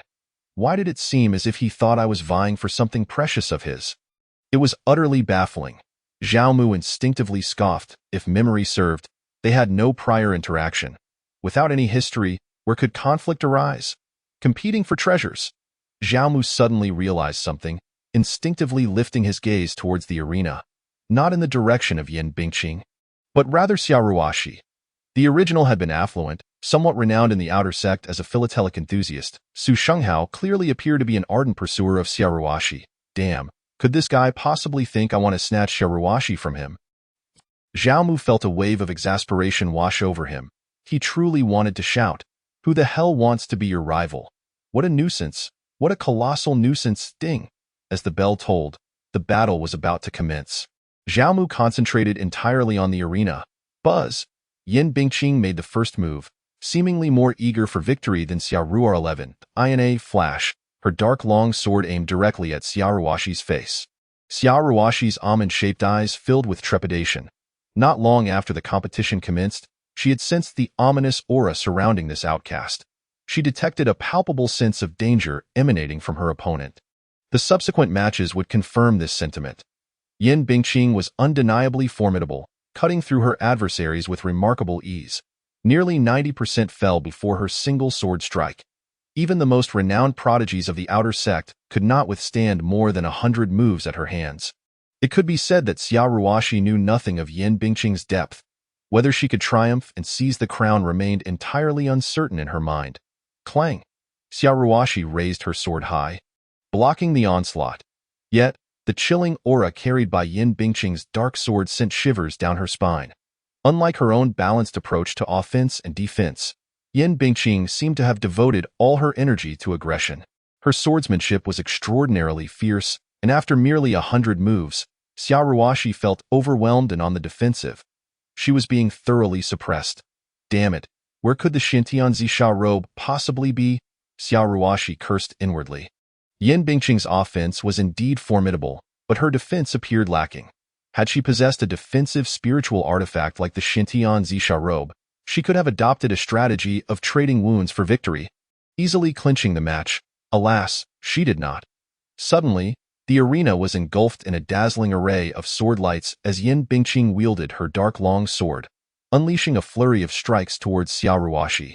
This was trouble. Confronted by a myriad of dazzling sword lights, Xiao Ruoxi's enchanting Danfeng eyes revealed an expression of grave concern. It appeared that she might not withstand this blow. Chapter 10. Breaking through the sky was ablaze with resplendent sword light, momentarily eclipsing the fiery red sunset. With a flurry of countless sword gleams descending, they collided with the arena, scattering an overwhelming brilliance in all directions. Zhao Mu instinctively raised his hand to shield his eyes from the piercing radiance. At this moment, his mood was quite buoyant.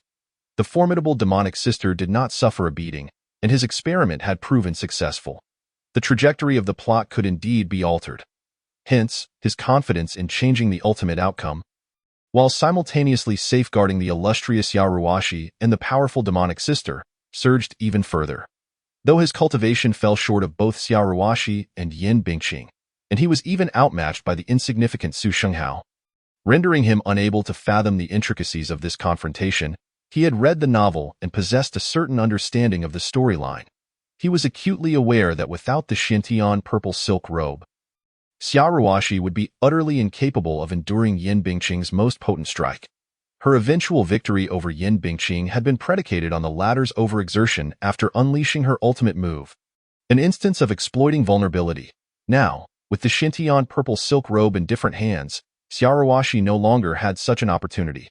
Previously, Zhao Mu had hesitated to predict the outcome of this contest, primarily due to his concern that the Heavenly Dao might autonomously amend the plot direction, bestowing Xia Ruoxi with another formidable trump card.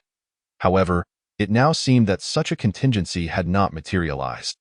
In stark contrast to Zhao Mu's composure, the onlookers were rendered speechless, their expressions frozen in shock.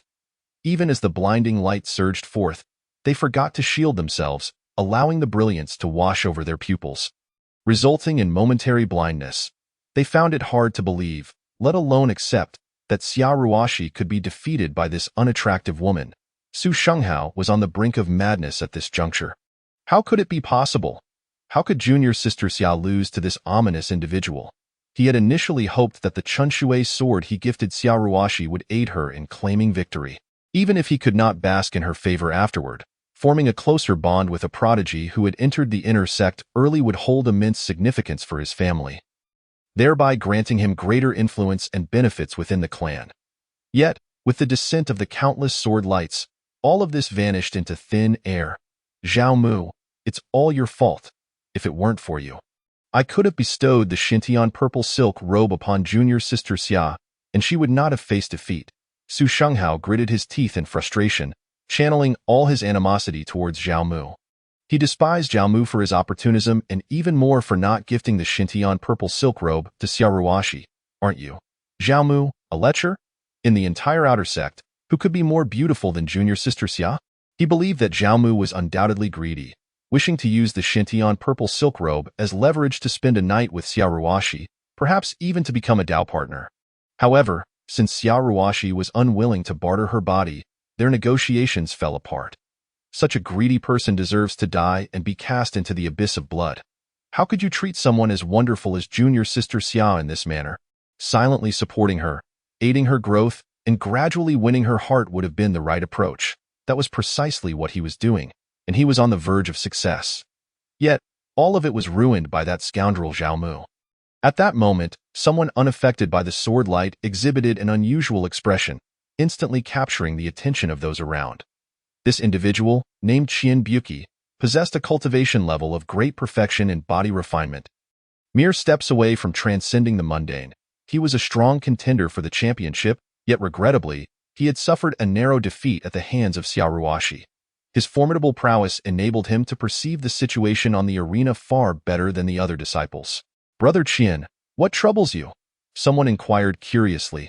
Junior sister Xia's aura seems to be steadily strengthening. In just a brief moment, she has transcended the expected prowess of her current realm. She appears to be on the verge of a breakthrough. Upon uttering these words, Qian Buqi caused a stir among the crowd, all eyes turning towards the arena, still enveloped in light, eagerly awaiting its dissipation. Indeed, unforeseen developments were unfolding. Zhao Mu sighed softly. He had perhaps celebrated too early. Nevertheless, while this turn of events was unexpected, it was not entirely surprising, for breaking through during a contest was an exclusive buff of the destined protagonists. Could Yin Bingqing triumph over Xia Ruoxi? Now that she had broken through to the Transcendence realm? Clearly, that was out of the question. Could Yin Bingqing defeat an opponent by crossing a significant cultivation boundary? There was a possibility. However, to contend with the main heroine, Xia Ruoxi, was nothing short of delusion. After all, while Yin Bingqing possessed great talent, so too did Xia Ruoxi. Before long, the sword light enveloping the arena dissipated, revealing Xia Ruoxi's figure. In that moment, she appeared exceedingly disheveled. Kneeling on one knee, her right hand gripping the Qiushui sword, supporting her entire body. Her attire was tattered in multiple places, exposing her fair and slender arms and smooth shoulders to the air. Additionally, various parts of her lower back, knees, and calves were left exposed to varying degrees. However, Despite the bloodstains, it was evident that she was in relatively good condition, having only sustained superficial injuries. Furthermore, her aura was steadily escalating. Without a doubt, she was about to achieve the breakthrough to the Transcendence realm, just as Qin Buqi had predicted. In contrast, Yin Bingqing, while unscathed, displayed a hint of fatigue in her icy gaze, her entire presence exuding a slight instability. It was evident that her previous strike had exacted a significant toll on her. The narrative seemed poised for a reversal. As the brilliance fully receded, Zhao Mu's gaze met Yin Bingqing's, and she, in turn, glanced back at him. He subtly gestured with his eyes, discreetly shaking his head. Unnoticed by all, with the situation reaching this juncture, continuing the fight seemed pointless. Zhao Mu contemplated persuading Yin Bingqing to concede. After all, surrendering would spare her from further punishment and allow her to remain within the Xintian Dao sect for a while longer. Considering the gradual rectification of the plot, persisting in the battle could potentially lead to the shattering of seals, exposing the Shura demonic heart. Should that occur, Yin Bingqing would surely flee. However, Yin Bingqing merely cast her gaze upon him for an instant before promptly averting her eyes. The dark long sword in her hand suddenly resonated with a deep hum, and a dense black light emanated from the blade. With a swift motion, the overwhelming black mist swallowed all light on the arena. The piercing sword intent and terrifying pressure sent shivers down the spines of those watching from below. "Vile woman, do you not possess any shame?" Taking advantage of junior sister Xia's moment of breakthrough to strike, Su Shenghao exclaimed in exasperation, leaping to his feet and pointing at the arena, cursing vehemently. As he witnessed Xia Ruoxi on the verge of breaking through to the Transcendence realm, requiring only a moment to stabilize her cultivation, he could not bear to watch Yin Bingqing exploit her vulnerability. After all, while her combat power would surpass that of the body refinement realm, there remained a significant gap between it and the true Transcendence realm. Though he loathed this unattractive woman, he could not deny her formidable strength. Su Shenghao feared that Xia Ruoxi's imminent victory might slip through her fingers once more. His actions were ignoble in arena battles. As long as one party had not conceded, any attack at any time was deemed reasonable. There was no notion of exploiting weakness. The onlookers were well aware of this fact, yet they refrained from condemning Su Shenghao. After all, they too did not wish to see Yin Bingqing claim victory in this contest. Su Shenghao's interference, in a certain sense, aligned with their desires. Zhao Mu, observing the scene, cast a discreet glare at that scoundrel, etching his actions into memory. Such behavior was worthy of condemnation. Boom. At that precise moment, an incredibly potent force radiated from the arena, swiftly dispersing the enveloping black mist. A wave of joy surged within everyone's hearts. Xia Ruoxi had successfully broken through. Chapter 11. Demonic energy soars on the arena. A figure clad in tattered garments, stained with blood, hovered in midair, basking in the fiery glow of the sunset. She appeared utterly unfazed, resembling a goddess descending from the heavens. This spectacle caused even the two elder judges presiding over the outer sect competition to shift uneasily in their seats. What astonishing speed in breaking through! This young girl's talent is truly extraordinary. Indeed, indeed. Who would have thought such a promising talent would emerge in this outer sect competition? The two outer sect elders exchanged glances, each reflecting the other's astonishment. While the speed of breaking through is indeed contingent on the solidity of one's foundation, the more crucial factor remains innate talent.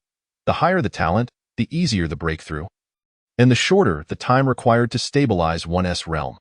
Xia Ruoxi's ability to solidify her cultivation in mere seconds was simply astounding. It is worth noting that the two elders had spent nearly a century in the outer sect, overseeing countless competitions and witnessing numerous breakthroughs in battle, yet they had never encountered a disciple capable of stabilizing their realm so swiftly that, of course, Yin Bingqing's talent was formidable as well.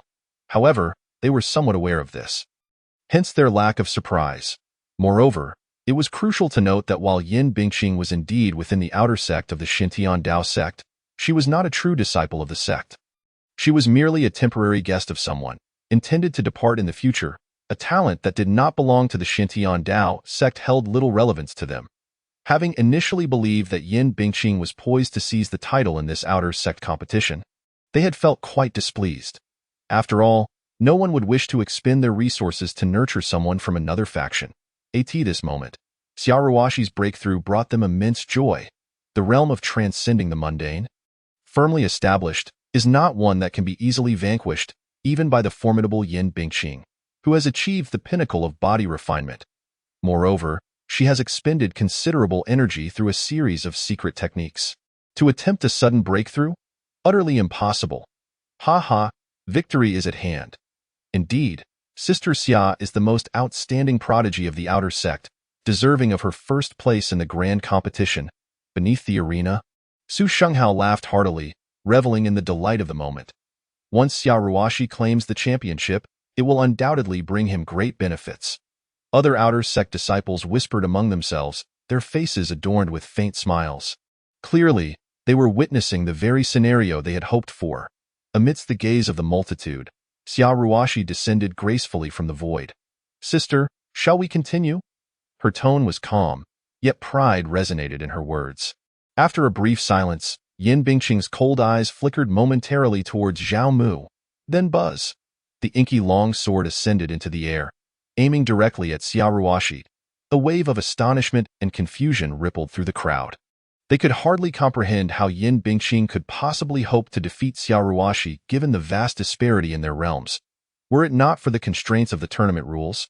And if it were a life-and-death battle, perhaps with some hidden trump card, there might be a glimmer of hope for a reversal, but as it stands, it is utterly impossible.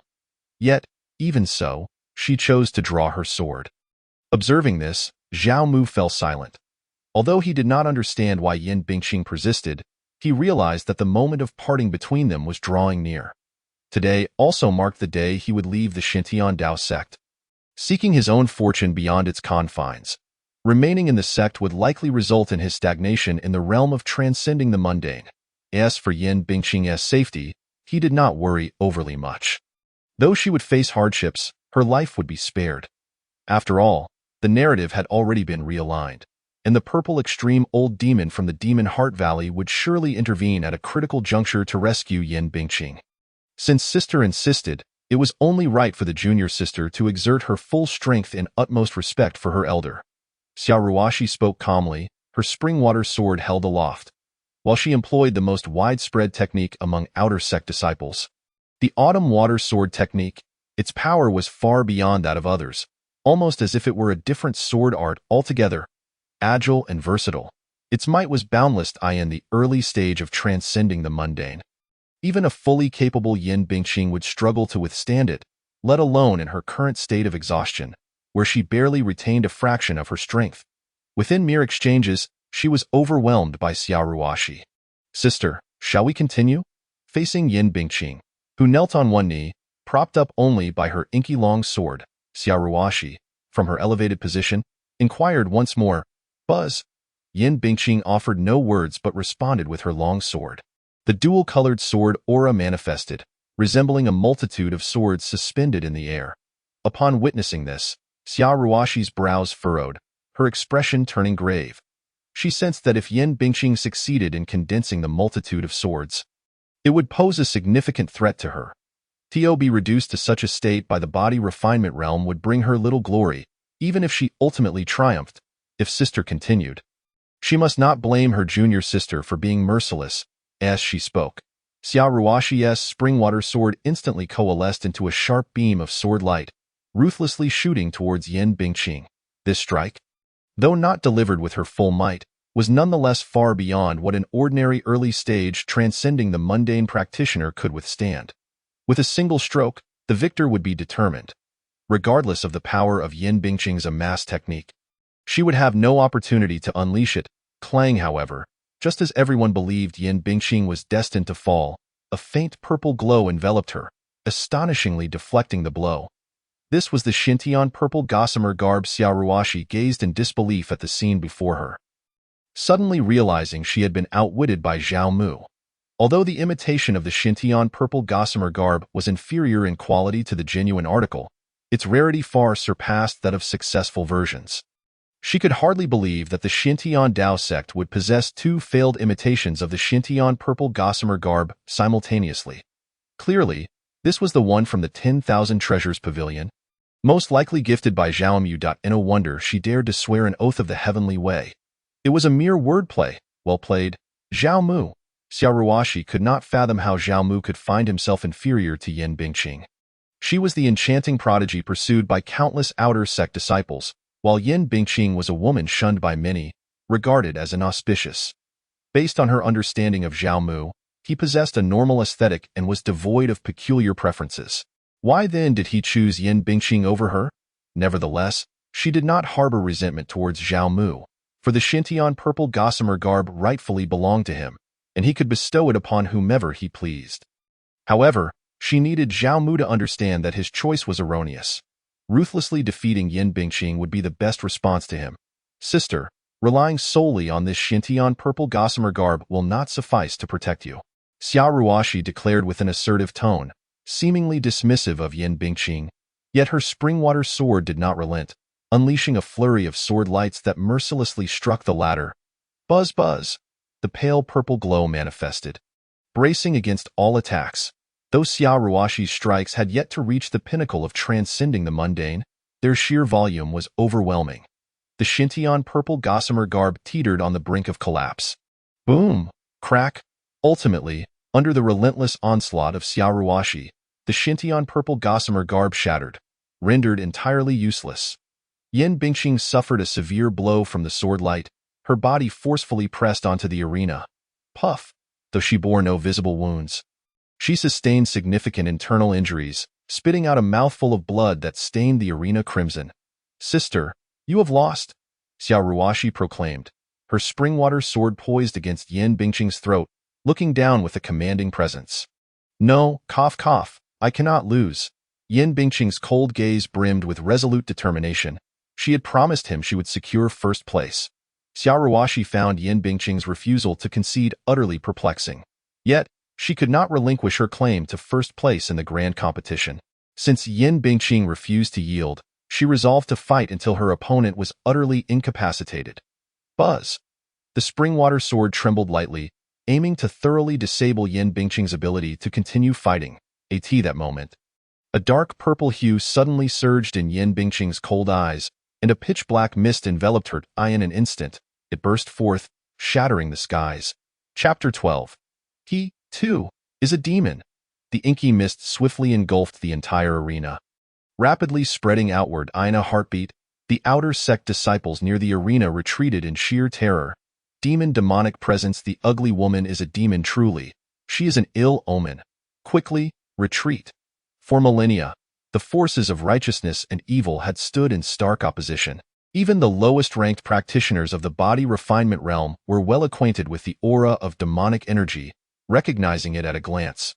The terrifying mist descending upon the arena was imbued with pure and colossal demonic essence, striking fear into the hearts of the outer sect disciples.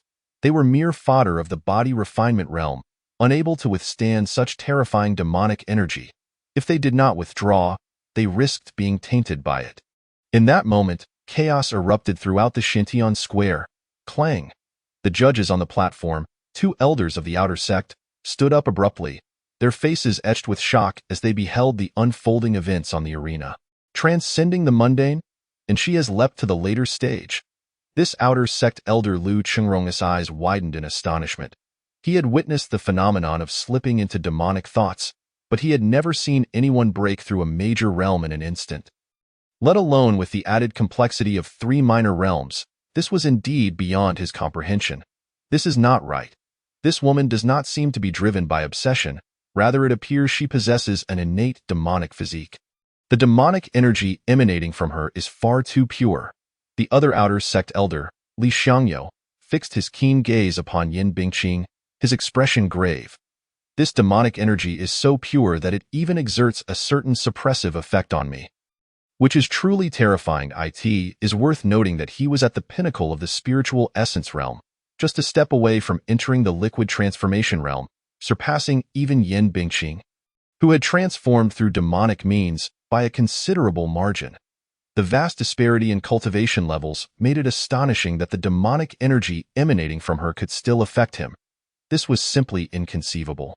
Perhaps this woman's demonic physique is extraordinary. Lu Chengrong's face took on a serious expression. What should we do? Should we strike her down directly to eliminate any future threats? If this woman were a disciple of our Xintian Dao sect, it would matter little, but she is connected to that individual who remains in the sect.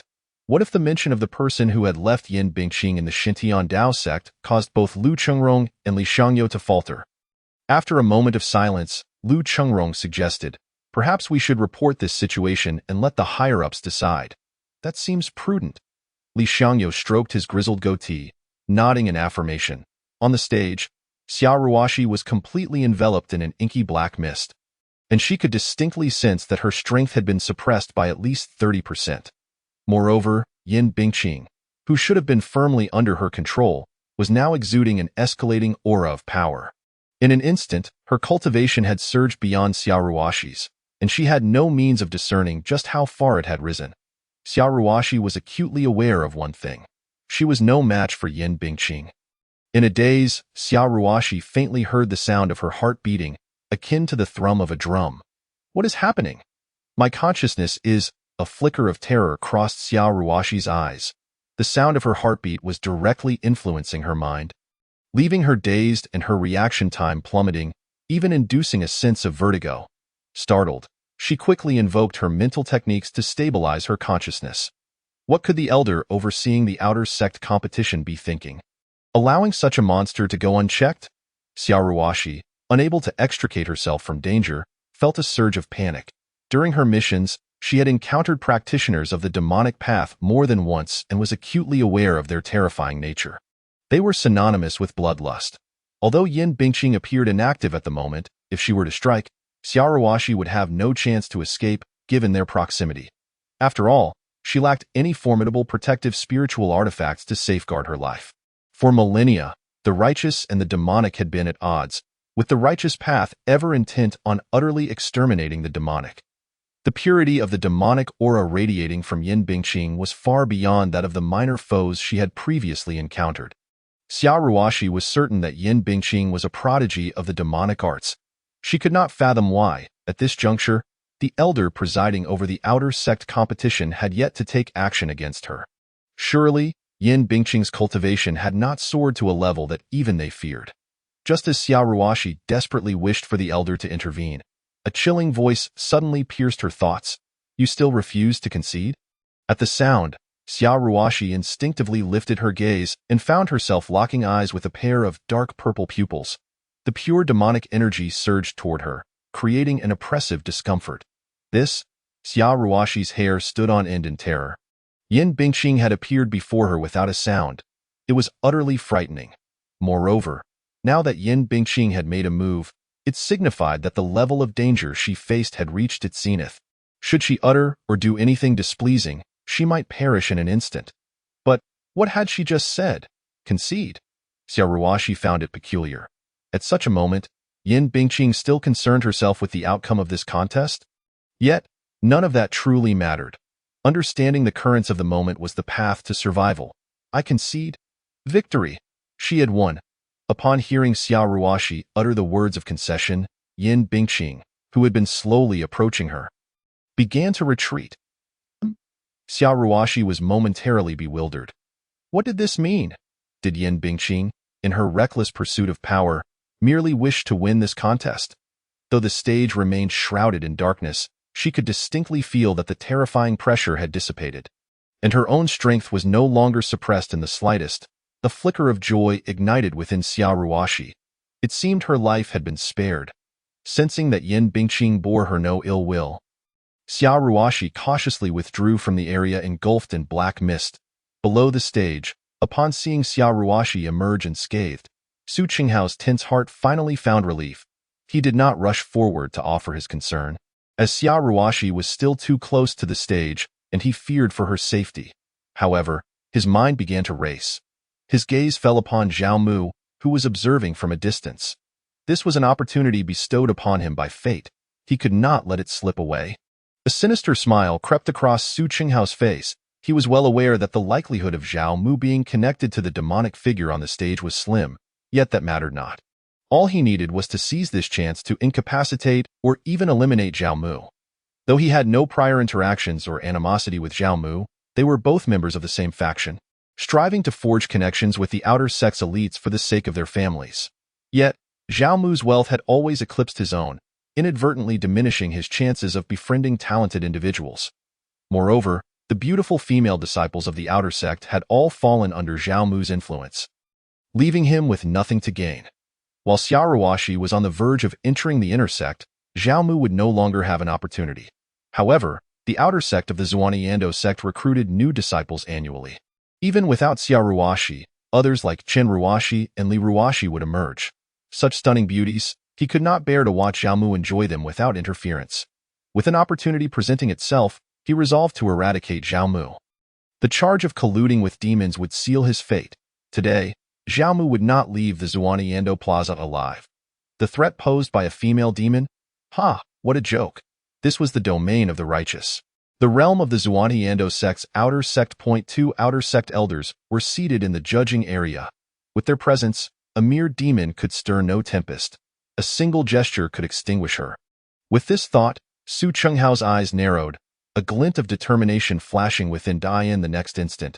He steadied his breath, pointed a finger at Zhao Mu, and declared loudly, "He is also a demon." Chapter 13. The so-called righteous path. At this proclamation, the crowd was engulfed in a wave of panic. Yin Bingqing's sudden transformation had already heightened their sensitivity to danger. The oppressive aura of the demonic path was deeply unsettling.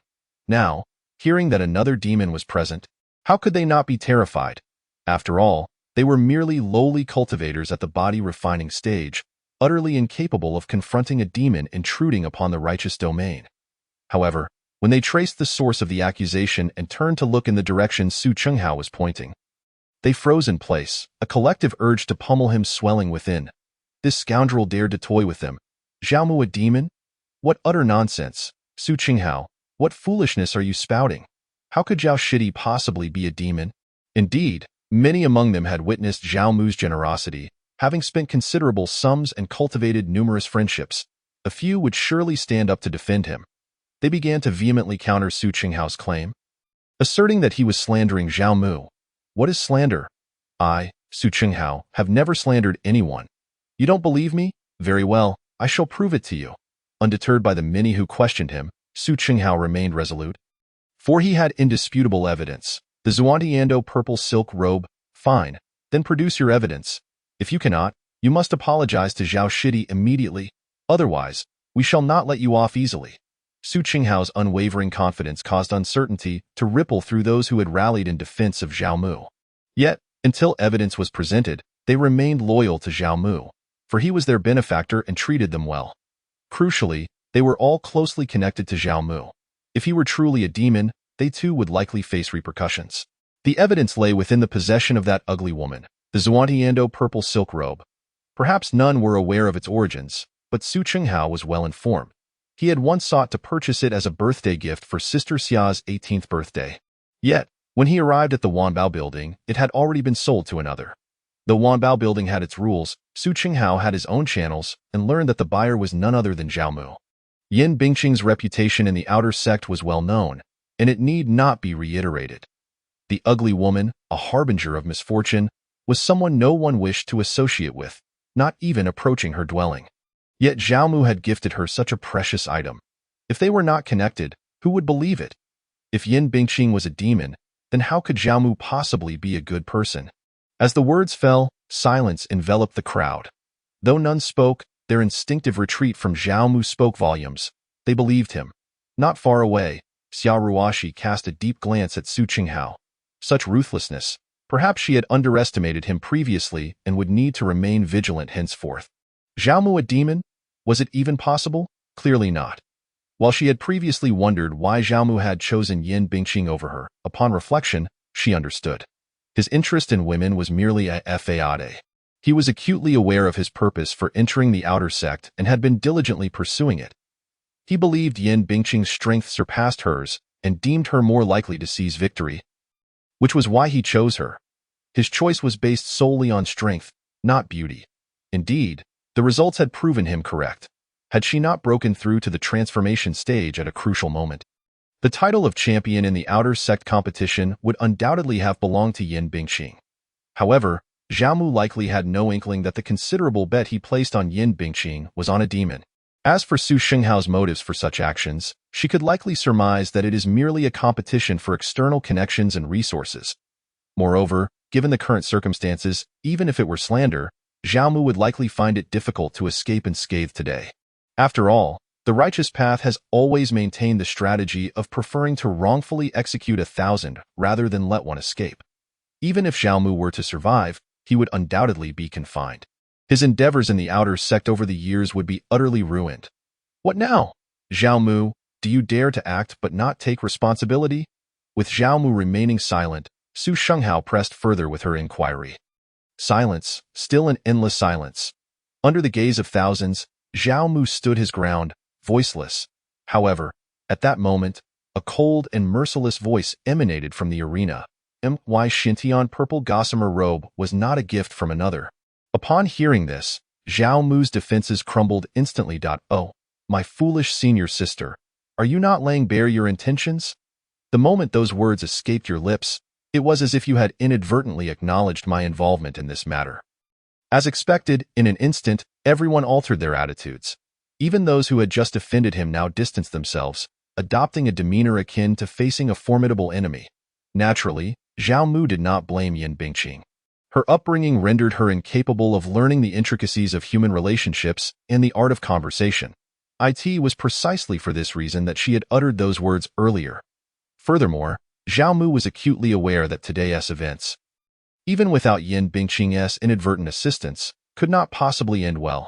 After all, it was indeed true that he had gifted her the Xintian purple gossamer robe.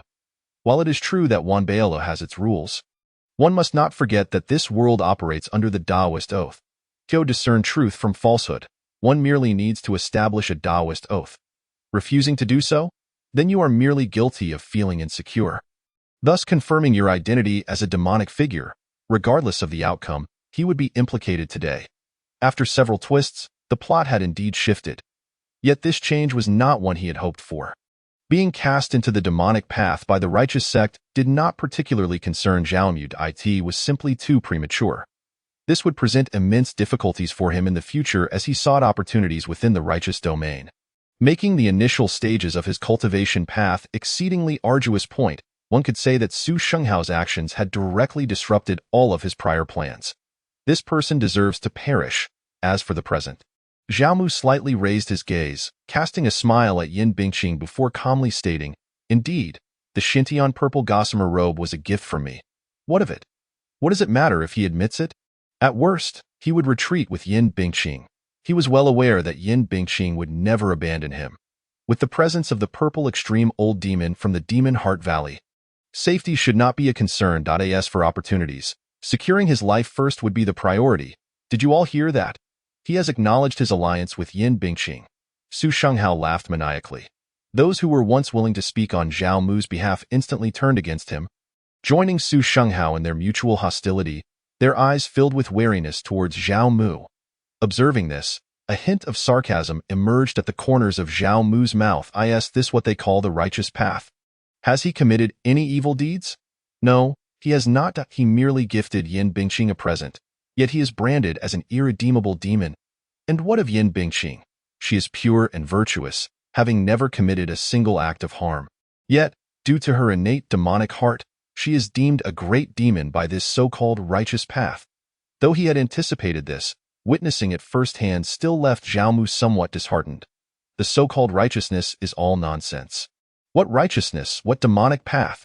Strength is the true path. As Zhao Mu pondered, he caught a glimpse of the two outer sect elders at the judge's table rising to their feet. Chapter 14. One must act for oneself or face ruin on the arena. Yin Bingqing gazed blankly at that tall figure. She could not comprehend why, despite her proactive denial on his behalf, he still chose to stand up and acknowledge it. Did he not realize the consequences of such actions? A demon, once branded with that label, the hope of leaving this place alive today would be a mere fantasy. Due to her own transformation into a demonic being, her fate was already sealed. Yet he had the means to escape. Why was he doing this? Suddenly, Yin Bingqing recalled days prior when Zhao Mu had taken her hand and professed his affection for her. She had thought he was jesting, that he was merely toying with her. Thus, for days, she had avoided him. But at this moment, Yin Bingqing realized that Zhao Mu might have been serious. Just then, a voice of judgment echoed from the judge's table. Outer sect disciple Yin Bingqing, harboring malevolent intentions and succumbing to demonic thoughts, deserves to be executed. Upon hearing this, Yin Bingqing's dark purple eyes, shrouded in thick black mist, fixed upon an elderly man with a grizzled beard. The speaker was none other than Elder Li Xiangyou, one of the presiding elders of the competition. Almost instantaneously, Yin Bingqing felt utterly disillusioned with the Xintian Dao sect. She could not fathom how. Despite having committed no wrongdoing, having even undertaken multiple missions to eradicate demons, and having slain numerous demonic beings, she was to be sentenced to death, deprived of even the chance to explain herself. The gazes of the outer sect disciples now felt utterly foreign to her.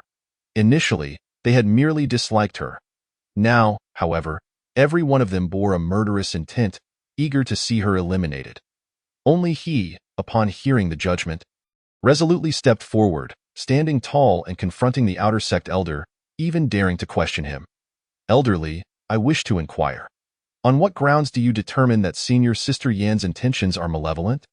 Has she tortured the weak and the ill? Or has she conspired with demonic forces to harm righteous individuals? As far as I know, she has committed no acts contrary to righteousness. In fact, she has eradicated demons and slain numerous demonic beings. All of this is clearly documented in the outer sect task records. Can it be that Elderly fails to see this? Zhao Mu's voice resonated throughout the Xintian square. Yet the two outer sect elders, far from feeling embarrassed by his questioning, only tightened the noose of accusations around her neck further. A demon is a demon. Her past deeds do not preclude her from future malevolence. Such pure demonic energy, if left unchecked, would surely become a grave threat to humanity. As outer sect elders of the Xintian Dao sect, it is our duty to eradicate demons and uphold righteousness. Today, she must die. Elder Li Xiangyou's righteous proclamation struck Zhao Mu like a thunderbolt. He scoffed at Li Xiangyou, mocking, "A splendid argument, Elder. Just because she has not committed wrongs in the past does not mean she will not in the future. How impressive of you to judge future crimes." Ha! So can I also say that, since you are a righteous individual today, you may become a demonic figure tomorrow and should be executed in advance to prevent you from becoming a threat to humanity? Yin Bingqing gazed at the figure confronting the outer sect elder, feeling a profound sense of admiration. Moreover, his words remained as powerful as ever. The elder named Li Xiangyou appeared somewhat at a loss for words, clearly incensed. Nonetheless, there was no possibility of a peaceful resolution today. She pondered how she could safely take him away. With such thoughts, Yin Bingqing fell into contemplation. Young man, do not mislead yourself. Your relationship with this demoness is still under scrutiny. If you continue to speak for her, we will have ample reason to consider you a demonic figure as well. You must withdraw. Only then, once the sect has clarified matters and found no collusion with the demonic path, can you hope for a slim chance of survival. Young man, cherish your life. Another outer sect elder, Lu Chengrong, advised, do not waste your breath on him. If he dares to challenge us again, he will be deemed a demonic creature and dealt with accordingly. Li Xiangyou huffed coldly, no longer engaging Zhao Mu in debate. If it were not for the sect's regulations, he would have no qualms about dispatching a mere body-refining realm youth without hesitation.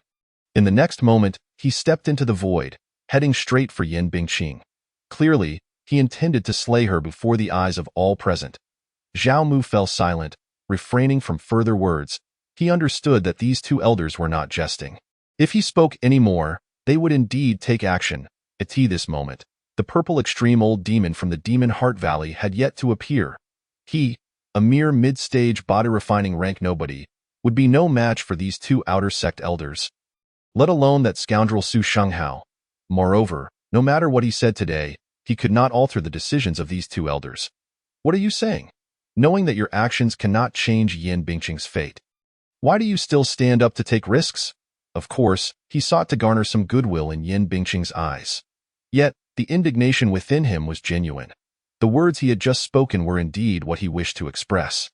Furthermore, with sect regulations in place, he emitted no demonic energy. These two outer sect elders had no right to act arbitrarily against him. Thus, he felt utterly unrestrained. As for the judgment of the Law Enforcement Hall, it was utterly inconsequential.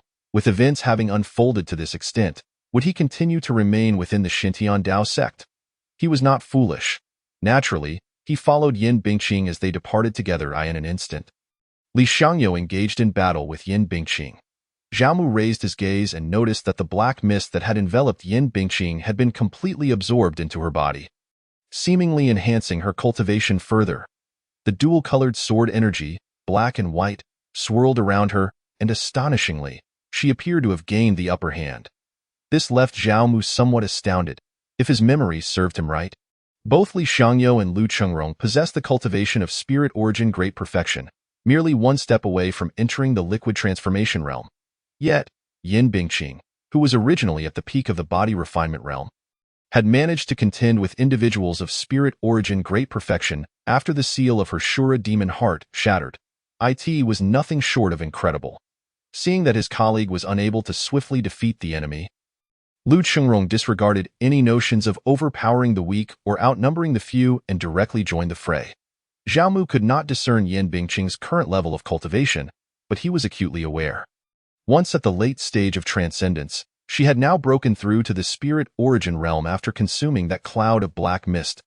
Moreover, in the blink of an eye, she had stabilized her new level. It was truly astonishing for someone at the early stage of spirit origin to hold down those at spirit origin great perfection. As the battle progressed, Li Xiangyou found himself increasingly overwhelmed. Seemingly on the verge of defeat, Lu Chengrong dared not delay any longer, leaping into the fray and even calling for assistance from the inner sect. He feared that with just the two of them, they could not subdue this demoness, as he had anticipated.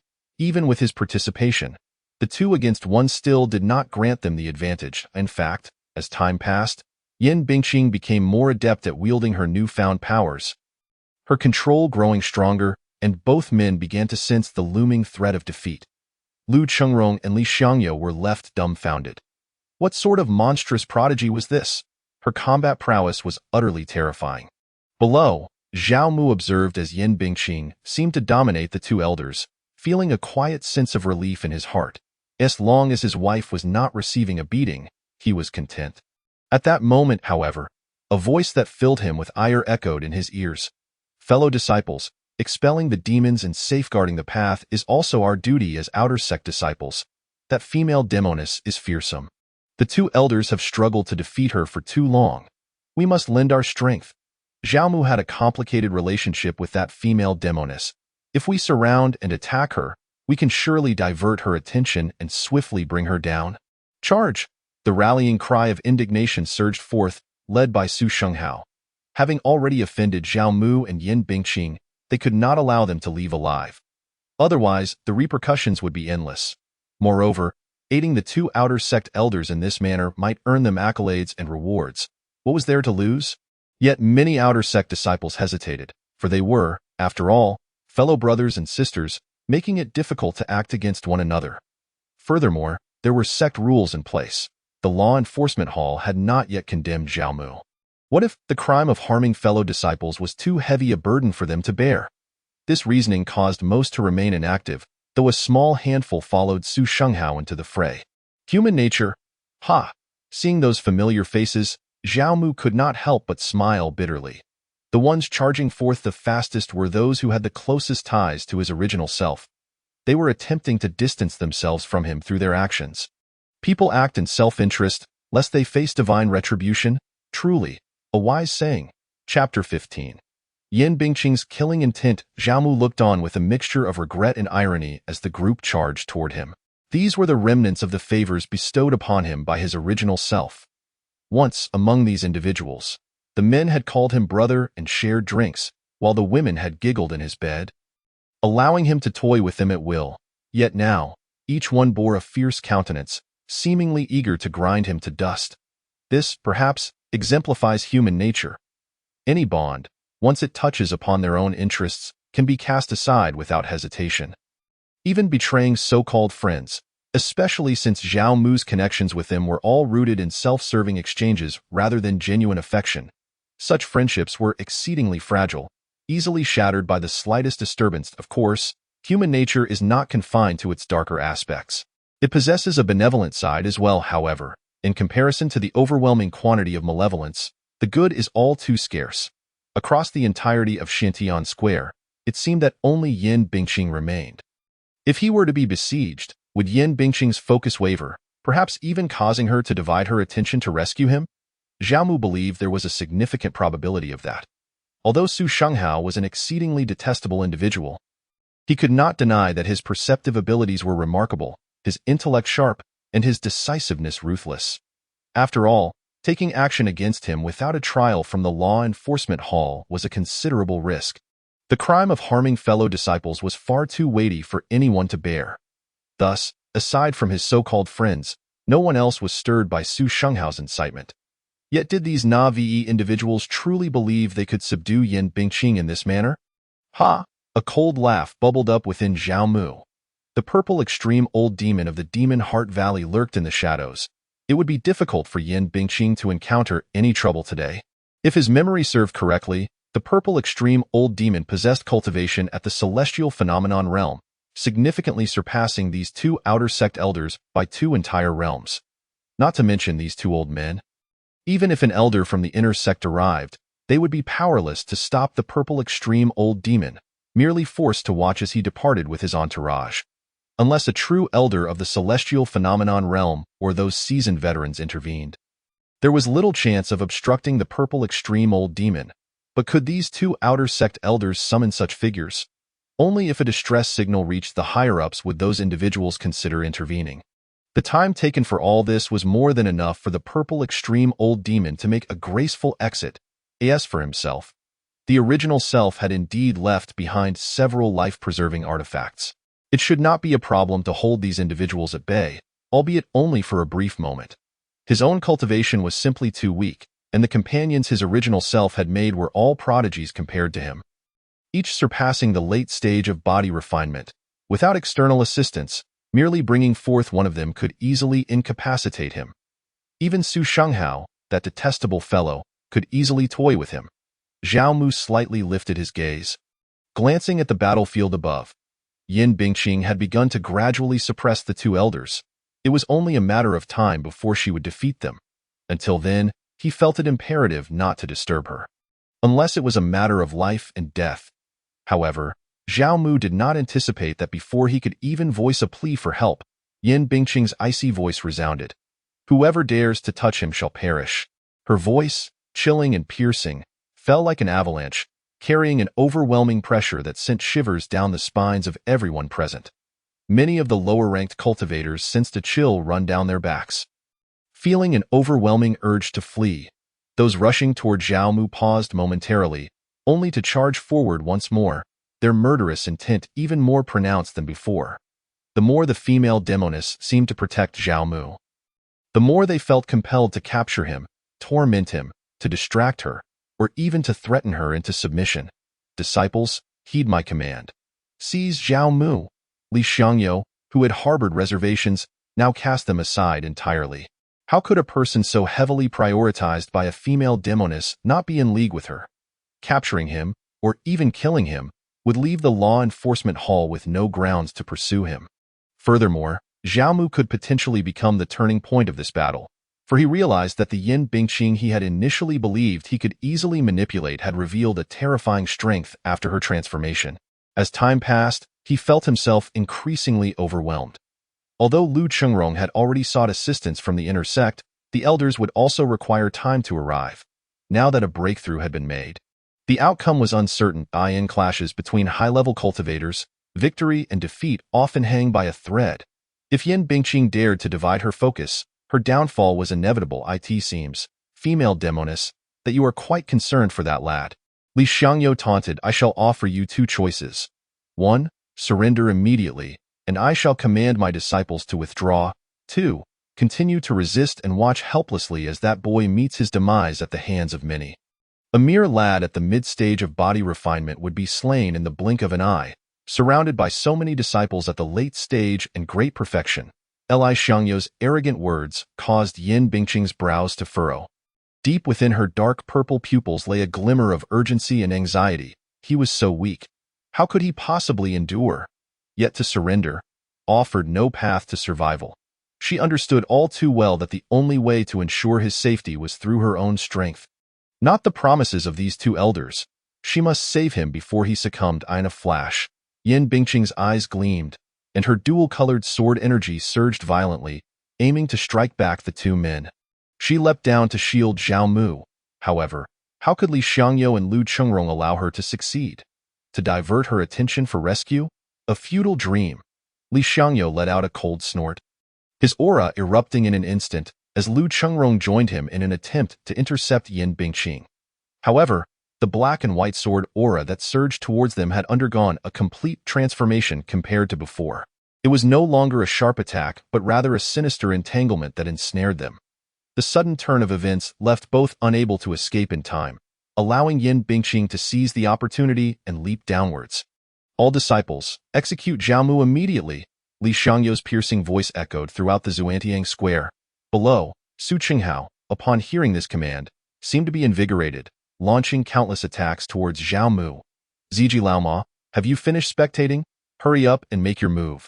Surrounded by a multitude of assailants, Zhao Mu was already at the end of his rope, having exhausted all means of self-preservation.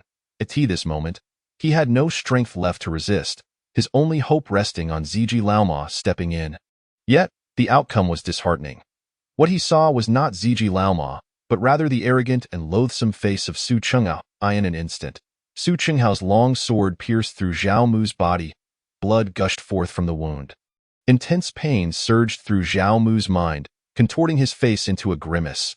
With a sudden spurt, a mouthful of blood erupted from his throat, splattering onto the ground. Zhao Mu realized that his lung had most likely been punctured. Zhao Demon, go in peace. Su Qinghao's face was filled with triumph, inciting a deep-seated hatred within Zhao Mu towards this wretched being. Yet, the disparity in strength was insurmountable. As Su Qinghao's words fell, the long sword in his hand made a slight motion. Zhao Mu understood that he intended to crush his internal organs, subjecting him to a torturous death. This time, he feared he would truly not survive. Ziji Laoma? Ha! The excruciating pain jolted Zhao Mu into realization. Why had Ziji Laoma not revealed himself? The goal was to allow Yin Bingqing to see the true face of righteousness, to instill in her a profound disappointment and hatred towards it. Born with the demonic heart of Ashura, he was destined to rise, possibly becoming a pillar of the demonic path. But her heart was too kind. Ziji Laoma was deliberately reshaping her mindset. His death at the hands of the Xuantiang Dao sect would undoubtedly serve as the best stimulus for Yin Bingqing. Ziji Laoma would not save him. On the contrary, he had always desired for him to perish. To die? Would it truly end here? I fear I am the most unfortunate among the legion of traversers. Zhao Mu's lips curled into a bitter smile, finding it exceedingly ironic, as he closed his eyes. Awaiting death, Zhao Mu faintly heard the sound of sword energy slicing through the air, accompanied by piercing screams. The voices sounded somewhat familiar, reminiscent of that wretched Su Qinghao. Suddenly, Zhao Mu opened his eyes in astonishment, discovering that he was, against all odds, still alive. The previously arrogant Su Qinghao now lay on the ground, resembling a wretched dog. His right hand was gone, the wound a gruesome sight. Lowering his gaze, Zhao Mu was taken aback. Oh, it was still hanging on the sword. Moreover, he noticed that within a radius of several zhang around him, all those present were sprawled on the ground, unable to move. Die, you female demon. Suddenly, a roar came from above. Zhao Mu looked up to see Yin Bingqing suspended above him. Clearly, in that critical moment, she had saved him, while those around him had knelt in submission, unable to withstand her oppressive aura. However, it seemed that her momentary distraction had allowed the grotesque old man, Li Xiangyou, to seize the opportunity. As he wielded his dark blue short sword, a sharp sword energy was unleashed. Yin Bingqing, caught off guard while protecting him, was struck by a heavy blow in an instant. She suffered a severe injury, yet her aura surged exponentially.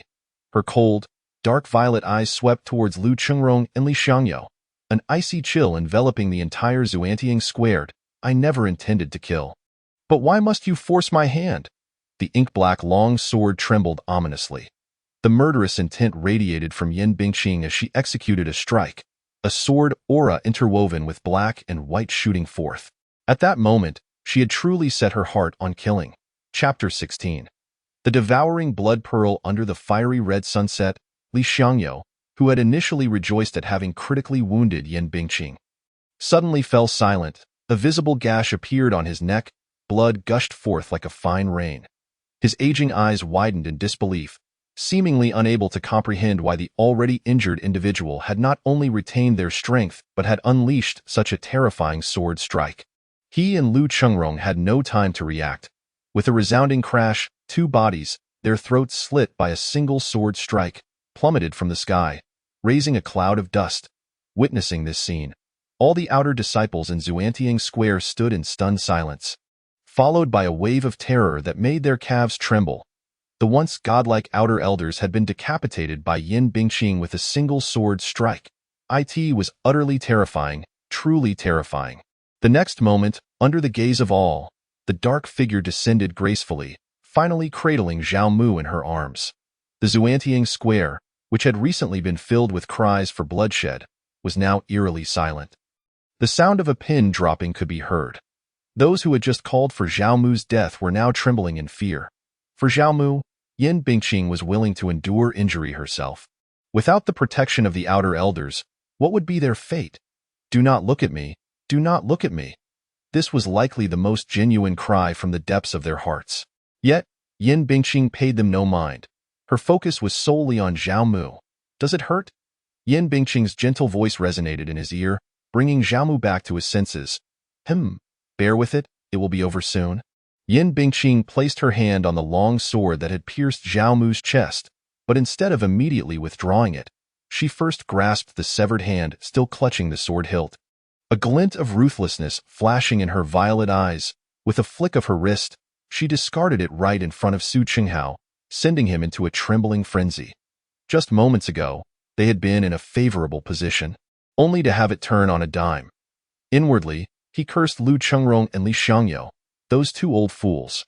After so many years, had they become so useless that they couldn't even defeat a junior? Only to be slain in a single blow. As he mentally berated them, Su Qinghao was nearly paralyzed with fear upon hearing the words that echoed in his ears. Dio, you want me to kill him for you? At this, Su Qinghao was frightened to the core. Kill him. There was no doubt that if Zhao Mu nodded, his life would be forfeit that day. Kill him? That would dirty your hands.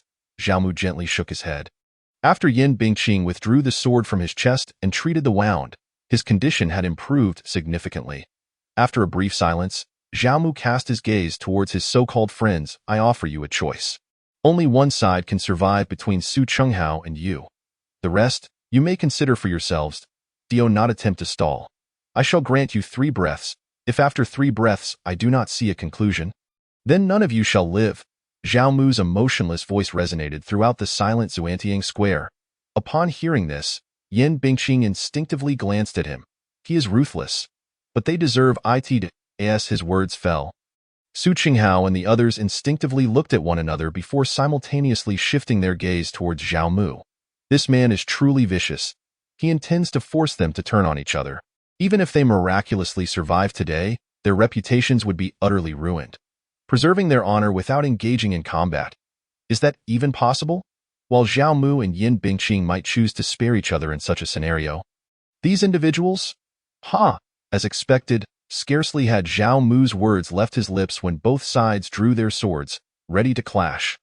Each one radiated murderous intent, their eyes glinting with malice. In an instant, both parties engaged in combat, leaving all onlookers dumbfounded. Particularly, Su Qinghao's actions stunned everyone. Having lost an arm, he unleashed his fury, shattering the skull of a female disciple in the midst of their clash using a spiritual tool. At that moment, a powerful aura swept across the entire Xuantiang Square. The masters of the Xuantiang Dao sect had arrived. While the other outer disciples were filled with joy, Su Qinghao and Zhao Mu's so-called friends turned ashen. Each one cursed the sect elders in their hearts. Why had they not arrived sooner? Otherwise, they would not have been driven to such internecine conflict. Yan Bingqing's dark violet eyes immediately scanned the horizon. Spotting 3 shadowy figures hovering in the distance, a flicker of despair crossed her gaze. Lowering her head slightly, after a brief silence, the red lips beneath her veil parted. Zhao Mu, today, we may die here. Are the newcomers very strong? How strong? I cannot discern the depths of their strength, yet at the very least, they are at the liquid transformation stage. Had I not been injured, perhaps there would still be a glimmer of hope. However, Yin Bingqing's words did not plunge Zhao Mu into despair, but rather tightened the grip of anxiety upon his heart. He silently cried out within, "Ziji Laoma, you vile creature, why do you not reveal yourself?" He could not fathom why the Ziji Laoma had yet to show himself. The liquid transformation stage was beyond Yin Bingqing's capacity to confront. Did this Ziji Laoma intend to wait until he was slain? And Yin Bingqing was gravely wounded and on the brink of death before making an appearance. If that were the case, he felt a potent urge to unearth the old deviless ancestral grave. In the silence that enveloped them, the three inner gate elders of the Xintian Dao sect had fully manifested their true forms and laid eyes upon the two lifeless bodies clad in the garb of outer gate elders. Sprawled upon the ground, a flicker of shock passed through their eyes. What a terrifying fiend!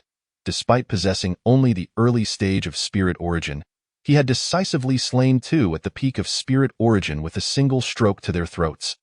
Such a feat was beyond even the most prodigious talents of first-rate sections. Regardless of the relationship between this woman and the deceased, she could not be allowed to escape today. Here they come. Zhao Mu's pupils constricted. These three inner gate elders, unlike Li Xiangyo, wasted no words and immediately launched their assault. "I am so sorry for dragging you into this." Yin Bingqing, with a heavy heart, gazed into Zhao Mu's dark violet eyes, filled with guilt. Had she known this would happen, she would never have accepted that Xintian purple silk robe from him. They were right. She was indeed a harbinger of misfortune, and those who became entangled with her would meet a grim fate. "Yin Bingqing, are you a fool?" Zhao Mu exclaimed, bewildered. "What have you dragged me into? This is all my own choice and has nothing to do with you. Rather than wallowing in guilt here, we should be contemplating how to extricate ourselves. Let me make it clear. Today, we either live together or die together. Do you understand?" The Ziji Laoma's continued absence only served to reinforce Zhao Mu's conviction and his suspicions. This old wretch intended to use his death to provoke Yin Bingqing. Thus, he deliberately spoke these words loudly, to plainly convey to the Ziji Laoma that Yin Bingqing's fate was intertwined with his, compelling the old fiend to show himself. After all, this was his only chance for survival at this moment. "Oh?" Yin Bingqing stared blankly at Zhao Mu for 2 seconds, then her expression shifted to one of determination. She would escape and take Zhao Mu with her. But how could they escape? This posed a dilemma for her. Yet there was no time for contemplation, as one of the liquid transformation elders swiftly approached. Even though it was a casual strike, it bore down upon her with immense pressure. And, in order to protect Zhao Mu, she dared not evade. Only able to withstand the blow, boom! A colossal force crashed down, sending both of them sprawling to the ground. Zhao Mu felt as though his very organs had shattered. Yin Bingqing's condition was no better.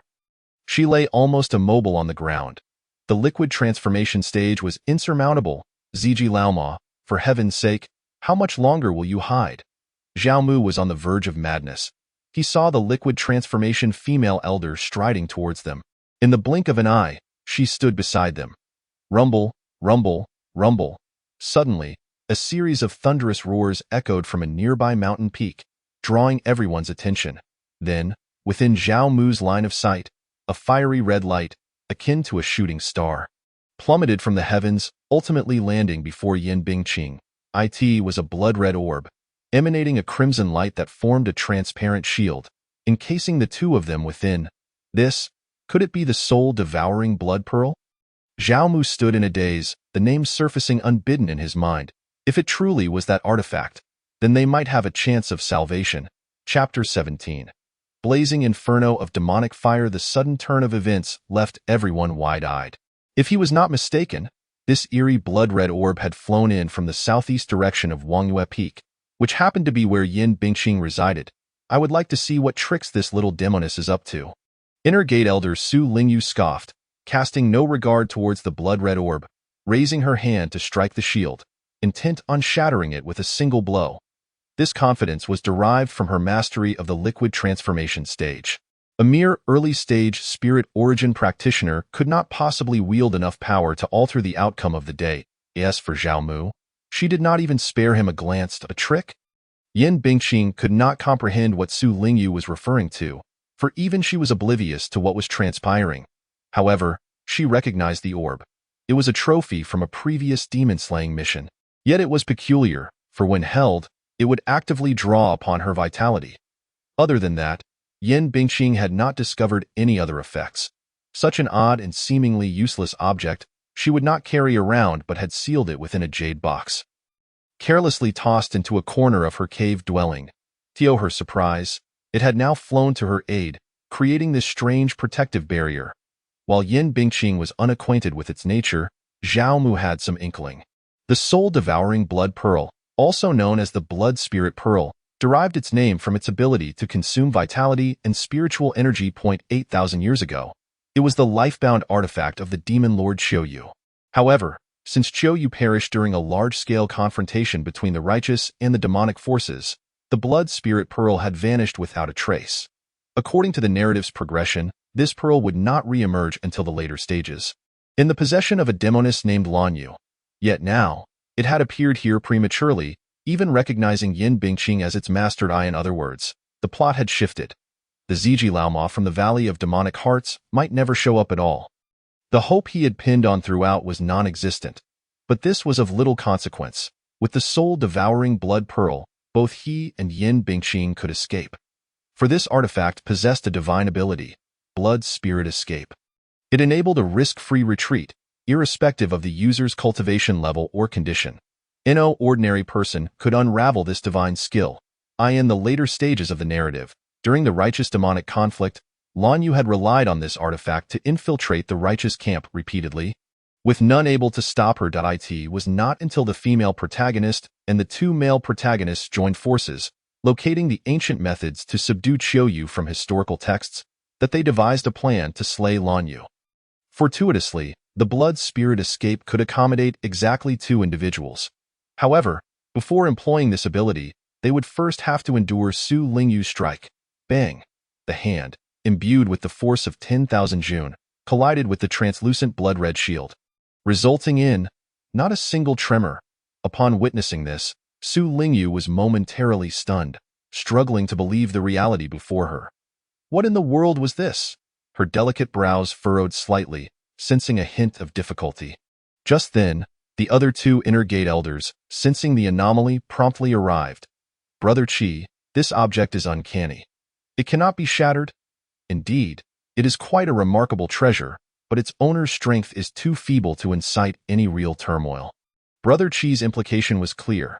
This little demoness was evidently in a worse state than before, undoubtedly due to the strike she had just received. A glimmer of intrigue sparkled in Qi Tian's eyes. He coveted this treasure.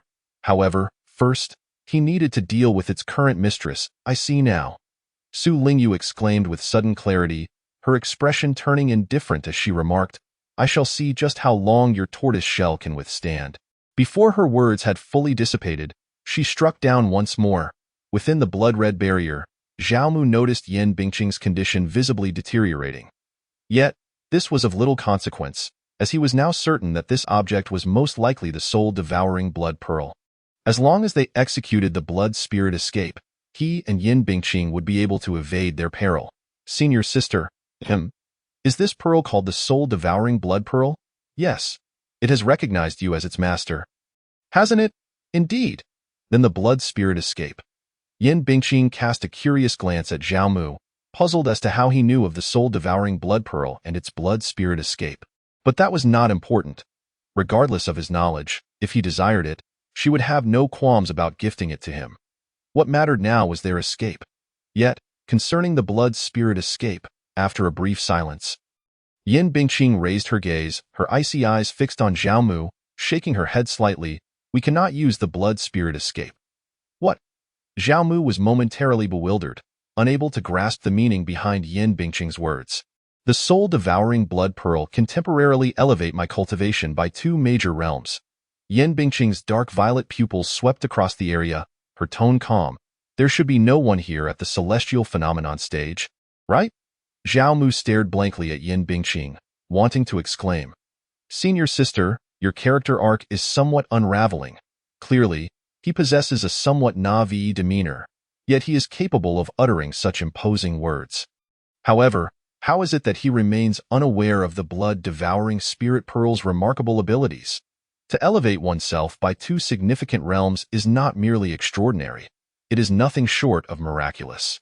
As Zhao Mu stood astonished by Yin Bingqing's proclamation, she had already commenced her actions. The blood-devouring Spirit Pearl spun rapidly before her, with visible crimson energy streams surging from all directions into her being. Given their close proximity, even Zhao Mu, despite his low cultivation level, could distinctly perceive Yin Bingqing's power escalating swiftly. Observing her with closed eyes as she heightened her cultivation, Zhao Mu felt his heart race. This is not good. The aura of this little enchantress is rapidly intensifying, having already surpassed the liquid transformation realm, and she continues to ascend. The translucent crimson barrier can only fend off external attacks. Yet it does not prevent others from probing her essence. Su Lingyu immediately sensed the anomaly, her eyes filled with disbelief. What on earth is that pearl that can so hastily elevate one's power? Though it is clear that such enhancement is merely temporary, it is nonetheless an exceedingly terrifying treasure. What? She has surpassed the liquid transformation realm. Does that mean she is now at the celestial gang realm? Su Lingyu had no time to intervene, for Yin Bingqing's ascent was nearly instantaneous. She had not even fully grasped the situation before it concluded. Senior Brother Qi, we must retreat at once. Indeed. The 3 inner sect elders stepped back several dozen paces, their expressions alert as they regarded Yin Bingqing as if she were an imminent threat. Do not panic. Although this little enchantress has temporarily elevated her cultivation, she possesses no real strength and cannot even wield true gang. Qi Tian calmly assessed. We are all authentic masters at the pinnacle of the liquid transformation realm. In a real confrontation, we may not necessarily lose. Moreover, this is the Xintian Dao sect. We must immediately seek assistance from the higher-ups and request the arrival of a celestial gang expert. We shall hold her off. Su Lingyu and another inner sect elder, Lin Bin, fully agreed with Qi Tian's assertion. In their own stronghold. How could they allow a woman who forcibly elevated her cultivation through external means to act so arrogantly? It was but a fantasy. In contrast to Qi Tian and Lin Bin, Su Lingyu's thoughts ran deeper. Her gaze fell keenly upon Zhao Mu. This man appears to hold significant importance to the little enchantress. Could it be that? What is that woman staring at me for? Zhao Mu felt a sudden chill at her gaze, realizing that the previous events were likely to repeat. That domineering woman might use him to distract Yin Bingqing. Yet, he found himself utterly powerless. Furthermore, as Yin Bingqing's cultivation continued to soar, the crimson translucent shield formed by the blood-devouring Spirit Pearl was gradually dissipating. Without this protection, there was no need for Su Lingyu. Any random individual present could easily overpower him. Zhao Mu's expression turned bitter. Once again, he felt like a burden. That moment, a dark purple flame was hurled beside him by Yin Bingqing. Hiss, hiss, hiss. The demonic fire, as if animated, began to writhe, igniting everything in its path with dark purple flames. In the blink of an eye, a fire circle with a diameter of over 10 feet enveloped him entirely. Buzz, boom! With a flick of her delicate hand, the flames, which had only reached his ankles, surged dramatically, forming an impenetrable wall of fire. The demonic flames raged, and none dared to approach. Yin Bingqing stood atop a dark purple fire dragon, her violet eyes scanning from above as she calmly declared, "Those who do not leave within 3 breaths shall die." Chapter 18. Is it not rather unsightly? Silence reigned, a deathly stillness, but merely a breath later. The crowd in the Xintian square erupted into chaos, fleeing in all directions. Although the Xintian Dao sect imposed stringent punishments for those who fled in battle, in the face of life and death, the outer sect disciples were unconcerned with such matters. What use was it to remain? To enhance the underworld statistics? Let alone Yin Bingqing. Even the demonic fire that had encircled Zhao Mu could easily incinerate them to ashes. The terrifying aura, even from a distance, inflicted a palpable sense of searing heat. Should they linger for more than 3 breaths, the demonic flames would reduce them to mere cinders, leaving no time for regret. Besides, even if they did escape, what difference would it make? They were merely a group of fledgling cultivators. This was not their battlefield, thus the notion of retreating in the face of danger was nonsensical. Only the three inner sect elders would face true consequences from the law enforcement hall for fleeing. Within the wall of fire, Zhao Mu's view was unobstructed. He watched as the Xintian square quickly emptied. Unable to suppress his astonishment. This is Yin Bingqing. Although she had succumbed to demonic transformation, her inherent kindness had never been lost. The reason she granted them 3 breaths was that she did not wish to indiscriminately slaughter the innocent. Of course, while she was kind-hearted, she was not naive. When confronting enemies, she remained decisively ruthless. The 2 outer sect elders who had met their end by her sword were testament to this moment.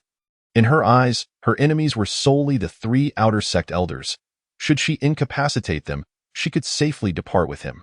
Moreover, it was likely she would unleash her most formidable abilities. After all, the 3 inner sect elders before her were a cautionary tale. Should time drag on, and the Celestial Gang experts of the Xintian Dao sect arrive, there would be no escape. 3 breaths flashed by in an instant. Yin Bingqing made her move. Just as he had anticipated, she initiated with a grand offensive. The sky was ablaze with demonic fire, resembling an apocalyptic scene. Countless black and white sword auras fell like concentrated raindrops from the heavens, effectively sealing off the battlefield and leaving the 3 inner sect elders with no choice but to confront her. This, true gang. How is this possible? Qi Tian, Su Lingyu, and Lin Mu gaped in shock. How could one forcibly enhance their cultivation through external means, and yet condense true gang with such terrifying power? Their realms had not been attained, and their comprehension was insufficient. They could not comprehend, utterly bewildered. What little enchantress! She is more like a disguised demoness, Lin Mu cursed, his expression darkening. Regardless of whether she was a little enchantress or a demoness, their priority was to find a way to preserve their lives. Su Lingyu's brows knitted together, her eyes filled with dread.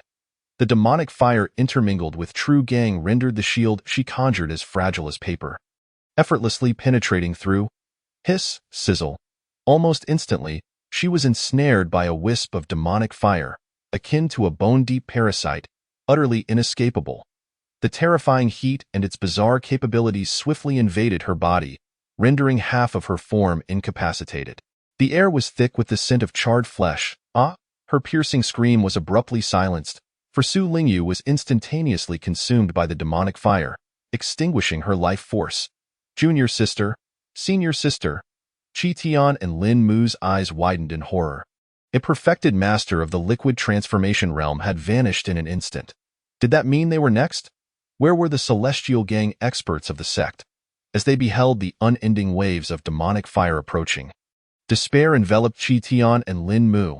They evaded one flame, only to find countless others awaiting them. Gazing at the hovering figure of the dark-skirted demoness not far away, fear blossomed within their eyes. Though they understood that such a terrifying move would exhaust considerable energy and could not last long, they simply would not survive until that moment. The relentless rain of demonic fire fell, intermingled with countless black and white sword auras. Hiss, hiss. In less than 3 breaths, the 2 brothers had succumbed to the demonic flames. As the flames receded, the Xintian square lay in eerie silence. The 3 inner sect elders had been reduced to ashes. Scattered across the landscape, Zhao Mu stared in a daze at Yin Bingqing, who descended gracefully from the heavens. Was she not a tad too powerful? With a mere wave of her hand, the 3 inner sect elders of the Xintian Dao sect had become nourishment for the earth. In that moment, he suddenly felt that living off others did not seem so bad after all. What is it? Yin Bingqing alighted and noticed Zhao Mu's unwavering gaze upon her, inquiring with curiosity. Oh, it's nothing. Zhao Mu smiled and shook his head before expressing concern. Are you all right? Although Yin Bingqing had just wreaked havoc, basking in glory, Zhao Mu did not believe such a grand display of power came without cost. He could clearly see that her condition was not as robust as before. I can manage. Yin Bingqing shook her head and then slipped her hand beneath Zhao Mu's arm. Zhao Mu initially thought she intended to assist him, but to his surprise, the next moment, her other hand passed through the crook of his leg, lifting him effortlessly into her embrace. Almost instantaneously, the arm that was pressed against Yin Bingqing's body felt a wave of softness. You? This way is faster. All right, Zhao Mu nodded in agreement. Although being carried like a princess was somewhat embarrassing, urgency took precedence. They needed to depart swiftly, and this position was decidedly more convenient than mere support. Moreover, it truly felt delightful. Yin Bingqing remained at the pinnacle of the heavenly realm, her speed astonishingly swift. Zhao Mu, cradled in her embrace, was oblivious to anything beyond the howling wind that surrounded them. He initially believed that this crisis would conclude in such a manner, until they pursued them. Yin Bingqing's cool, slightly weakened voice resonated in Zhao Mu's ear. Who? As the biting wind swept by, Zhao Mu's mind momentarily dulled. Unable to react, the heavenly realm practitioners of the Xintian Dao sect. Could they possibly contend with them? Yin Bingqing shook her head. They were the true heavenly realm, and there were 3 of them. The atmosphere instantly plummeted to an abyss of silence. Zhao Mu comprehended her words. She could not overcome them, and it was highly likely that both of them would perish. After a brief pause, Yin Bingqing lowered her head slightly, her dark violet eyes meeting Zhao Mu's gaze. Zhao Mu, you must conceal yourself shortly, and you? I will draw them away. You will die if you do that, I am aware. Zhao Mu fell silent. Yin Bingqing intended to sacrifice herself to save him. He certainly wished to survive, yet he could not bear to watch Yin Bingqing perish. After all, she was his favorite female character in the entire novel. Moreover, he had never been one to let a woman sacrifice for him.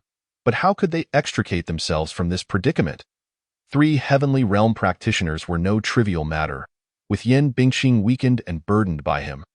It was only a matter of time before they were caught. After a moment of contemplation, Zhao Mu inquired, How far are we from Kanglan Peak? Not far, merely 100 or so miles. Will those 3 heavenly realm practitioners catch up to us before we reach Kanglan Peak? They can, Yin Bingqing nodded, then quickly amended, but if I push myself to the limit, I should be able to arrive 15 minutes ahead of them. Upon hearing this, Zhao Mu's spirits soared. He regarded Yin Bingqing with utmost seriousness. Senior sister, do you trust me? Good, then let us proceed to Kanglan Peak. Without further inquiry, Yin Bingqing immediately led Zhao Mu towards Kanglan Peak. Shortly thereafter, the pair arrived above a precipice on Kanglan Peak. Yin Bingqing's condition had deteriorated significantly. Even as she floated down to the edge of the cliff with Zhao Mu, she swayed unsteadily. Clearly, her earlier exertion had completely drained her, due to excessive exhaustion. When they were still a yard away from the cliff, Yin Bingqing collapsed, unable to support both of them. Ultimately, they tumbled to the ground in a disheveled heap. Cough, cough.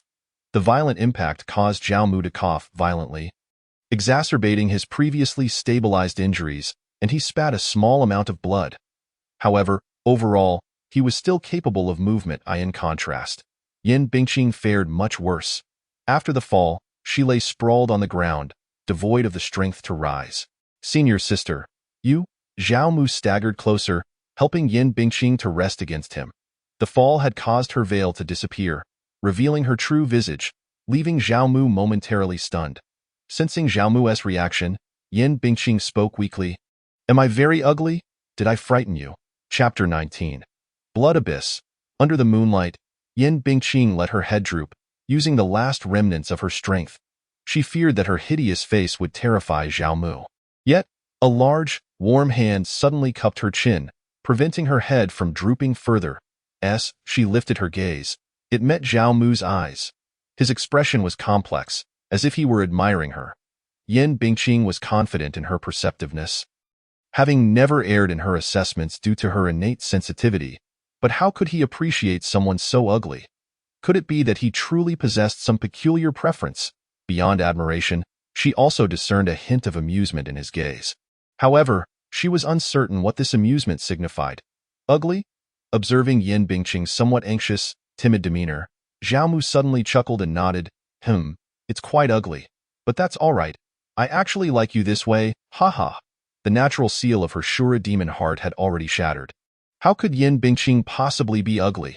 On the contrary, she was breathtakingly beautiful. In that moment, Zhao Mu suddenly understood why authors often described heroines with the phrase too beautiful for words.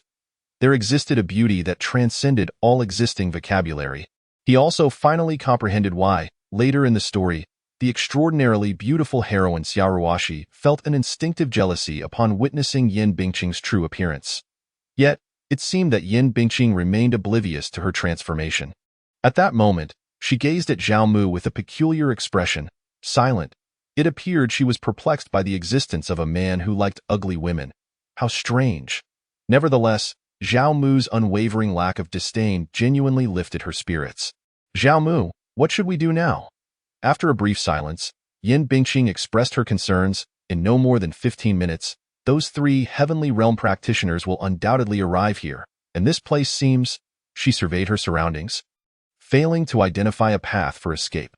Senior sister, have you heard of the Blood Abyss? Zhao Mu's gaze flicked towards the towering precipice shrouded in mist, his voice barely above a whisper.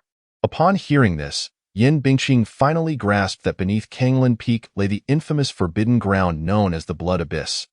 This place was saturated with malevolent energy, so dense it was nearly tangible. For millennia, anyone who ventured there had never returned alive. Over time, the Blood Abyss had become the foremost forbidden area that all, especially the Xintian Dao sect, avoided if they were to leap into the Blood Abyss. Not even those 3 pursuing Heavenly Realm practitioners, nor the current leader of the Xintian Dao sect, would dare to follow them. However, to leap down meant certain death. After a moment of silence, Yin Bingqing regrettably remarked, Actually, if I had drawn them away just now, you would have had a slim chance of survival.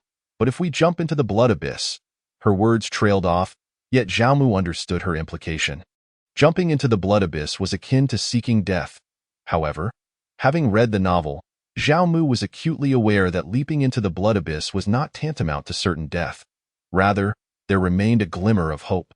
According to the plot, Xiao Ruoxi, upon entering the inner sect, had once been hunted by a liquid transformation beast and had chosen to leap into the Blood Abyss to escape. Ultimately, she not only emerged unscathed but also acquired numerous opportunities within. While it was evident that the protagonist's halo had played a role, it nonetheless indicated that there was a possibility of survival in the Blood Abyss. Of course, had there been a second option, Zhao Mu would not have chosen to take such a risk.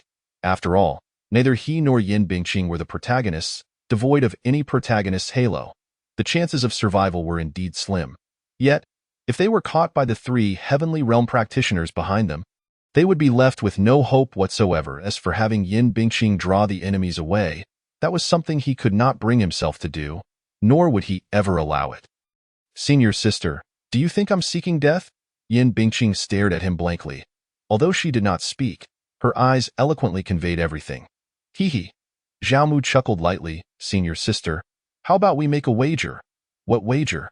Though finding it somewhat tedious, Yin Bingqing still responded in kind. Let us wager on the matter of jumping into the Blood Abyss. Zhao Mu pointed at the endless chasm. If we manage to survive, then you owe me a life. How does that sound? All right. Yin Bingqing blinked in agreement. Hearing her so readily consent, Zhao Mu couldn't help but feel a tinge of regret. Had he known, he might have asked for something more extravagant. Like a kiss, however, upon further reflection, that seemed rather reckless and frivolous. Despite Yin Bingqing's current compliance, there remained a distance before she truly developed feelings for him. If he pushed too hard, it might frighten her away, which would not be advantageous. It was better to proceed gradually. For a woman like Yin Bingqing, the best approach was akin to boiling a frog in warm water, with occasional small stimuli as a supplement. Nevertheless, time was of the essence. They needed to leap off the cliff immediately. If those 3 Heavenly Realm practitioners appeared, they would truly have no chance of survival. Zhao Mu grasped Yin Bingqing's delicate hands. Placing them on his shoulders, he then shifted his body slightly, aligning them face to face. Yin Bingqing, unable to move, had no choice but to let Zhao Mu position her. However, what transpired next caused her to feel an involuntary heat rush through her. Instead of cradling her horizontally, Zhao Mu embraced her in a face-to-face manner, wrapping his arms around her waist. After a few moments of hesitation, he suddenly exerted force, lifting her effortlessly. In that instant, she resembled a mere sack hanging from Zhao Mu's form. Senior sister, I didn't mean to touch you. Upon sensing Yin Bingqing's gaze sweeping over, Zhao Mu hastily explained, my current condition is hardly superior to yours. I possess little strength left. That previous caress was merely an attempt to find the most effortless position. Oh, as long as you understand, senior sister. However, why do you continue to look at me with such eyes? Zhao Mu felt somewhat exasperated, perceiving that Yin Bingqing was merely humoring him. Zhao Mu, That posture is quite unbecoming. Moreover, it feels rather awkward. Given her complete lack of strength, even with her arms crossed on Zhao Mu's back, they served merely as decoration, incapable of exerting any force, let alone wrapping around his neck. Thus, to prevent her from toppling backward, Zhao Mu instinctively thrust his abdomen forward at a slight angle to support her. However, this maneuver resulted in their bodies being pressed closely face to face. Additionally, both of Zhao Mu's hands were positioned in a rather compromising manner. "Senior sister, please bear with me. I truly lack the strength to carry you horizontally. Even this most effortless position is becoming a considerable burden." In fact, the wound she had previously tended to had now completely reopened. Zhao Mu swore to the heavens he had no intention of taking advantage of Yan Bingqing in such a manner. Oh? Yan Bingqing fell silent. Due to their proximity, she could distinctly feel a warm liquid spreading across her chest. She recognized it as Zhao Mu's blood. As Zhao Mu gradually approached the edge of the precipice, she noted the expression on his face becoming increasingly pained, his brows furrowing into a deep furrow. Although she was aware of his agony, she refrained from speaking, knowing that his current state was one of utter exhaustion, and her words would only distract him. After a brief interval, Zhao Mu finally reached the cliff's edge while holding her. Gazing into the endless abyss, his heart began to race. He could not ascertain whether this leap would lead to life or death. In contrast, Yan Bingqing remained remarkably composed, her eyes harboring a hint of guilt. Had it not been for her, Zhao Mu would not have found himself in such a predicament. The notion of leaping into the blood abyss in search of survival struck her as utterly implausible. Otherwise, she would not have so readily agreed to Zhao Mu's proposition. That had been an outward manifestation of her inner despair. At last, under the moonlight, Zhao Mu gently tilted forward, cradling Yan Bingqing as they plummeted into the abyss. Just as the two leapt, 3 middle-aged men appeared atop the cliff. "Did they jump? Should we pursue? Have you lost your mind? The depths below are the blood abyss. Forget it. Let this task conclude here. We shall report back to the sect master." Indeed, for thousands of years, no one had ever been heard of returning alive from the blood abyss. After a brief exchange among the three, they took to the winds and returned to the Xintian Dao sect, unanimously concluding that Zhao Mu and Yan Bingqing had undoubtedly met their demise by leaping into the blood abyss. Chapter 20. Yan Bingqing, you might as well be foolish. The foul stench of decay flooded Zhao Mu's nostrils, wrenching him from the depths of darkness. Ugh, what an unbearable odor! Gasping, he abruptly opened his eyes, and before he could assess his surroundings, he fell to his knees, propping himself up with his hands, retching uncontrollably. After hastily sealing off his sense of smell, he felt somewhat better. Though still unwell, a wave of laughter threatened to escape him. He had not perished but survived. Without the protection of a protagonist's halo, he had nonetheless emerged alive. That, of course, this was merely the beginning. To escape the blood abyss, he would have to endure much more. Thus, he quickly composed himself. As he surveyed his surroundings, he soon realized the source of the foul odor. Not far from him lay the decaying remains of an unidentified beast. After a brief self-examination, Zhao Mu discovered that his condition was tolerable. The previously gaping wound had scabbed over, and aside from the lingering weakness from blood loss, he encountered no other issues. He then began searching for Yan Bingqing. Without the heavy fog that had obscured them during their fall, Zhao Mu quickly spotted her lying quietly by a pool, some distance away. Senior sister, he called out weakly while staggering towards the water's edge. However, Yan Bingqing showed no signs of response, which heightened his concern for her state. Upon reaching her side, Zhao Mu sank to the ground, supporting her as he leaned her against himself. After hesitantly checking her breath, he sighed in relief. Though faint, she was still alive. Senior sister, wake up. He gently patted her cheek, attempting to rouse her. At that moment, a gentle breeze stirred, causing her disheveled collar to flutter slightly. Out of the corner of his eye, Zhao Mu caught a glimpse of the scene within. This sight rendered him momentarily speechless. Not fully comprehending, Zhao Mu reached toward Yan Bingqing's collar, intending to unfasten the buttons for a closer look. Just then, she slowly opened her eyes. The dark purple pupils, a result of her Shura demonic heart breaking its seal, had now returned to a deep, inky black, radiating brightness. Although devoid of the eerie allure of the dark purple, they now possessed a coolness that was equally captivating. However, within those cool depths flickered a glimmer of panic and fear. Xiaomu, what are you doing? You mustn't. I'm so ugly. Can you please not treat me this way? The plea in her eyes was palpable, her voice faltering due to her frailty. Yet, Xiaomu appeared oblivious. Resolutely pushing aside her collared eye in the next instant, a layer of white fabric, intricately wrapped around her form, came into view. Xiaomu was taken aback. He had not anticipated that Yin Bingqing would employ such an item. Explaining her seemingly unremarkable appearance that had nonetheless been surprisingly astonishing to the touch. However, his gaze lingered on the fabric for but a moment before shifting upward. Cracks. There were countless cracks, extending downward in a distressing manner. The sight left Zhao Mu aghast. Senior sister, what has happened? Yin Bingqing remained silent, her cool gaze averting from his, unwilling to meet his eyes. Is this the consequence of forcibly enhancing your cultivation with the blood-devouring spirit pearl? Zhao Mu pressed, a hint of anger in his voice. She remained mute, which only fueled his frustration. Yet, as his ire simmered, it transformed into an overwhelming sense of compassion for Yin Bingqing. Yin Bingqing, do not think that remaining silent will absolve you of this. I ask you, why did you not use blood spirit escape, opting instead for this reckless approach? Do not evade the question. Tell me. Zhao Mu could not fathom why she had chosen such a perilous path when she could have simply used blood spirit escape to flee. Blood spirit escape would only allow me to escape alone. If I had employed it, you would have perished. After a prolonged silence, Yin Bingqing could no longer withstand Zhao Mu's gaze and finally spoke. Why, when blood spirit escape could clearly take us away? The blood-devouring spirit pearl is incomplete. Its ability is halved. Upon hearing this, Zhao Mu looked at Yin Bingqing's cool eyes, his mouth opening and closing, momentarily at a loss for words.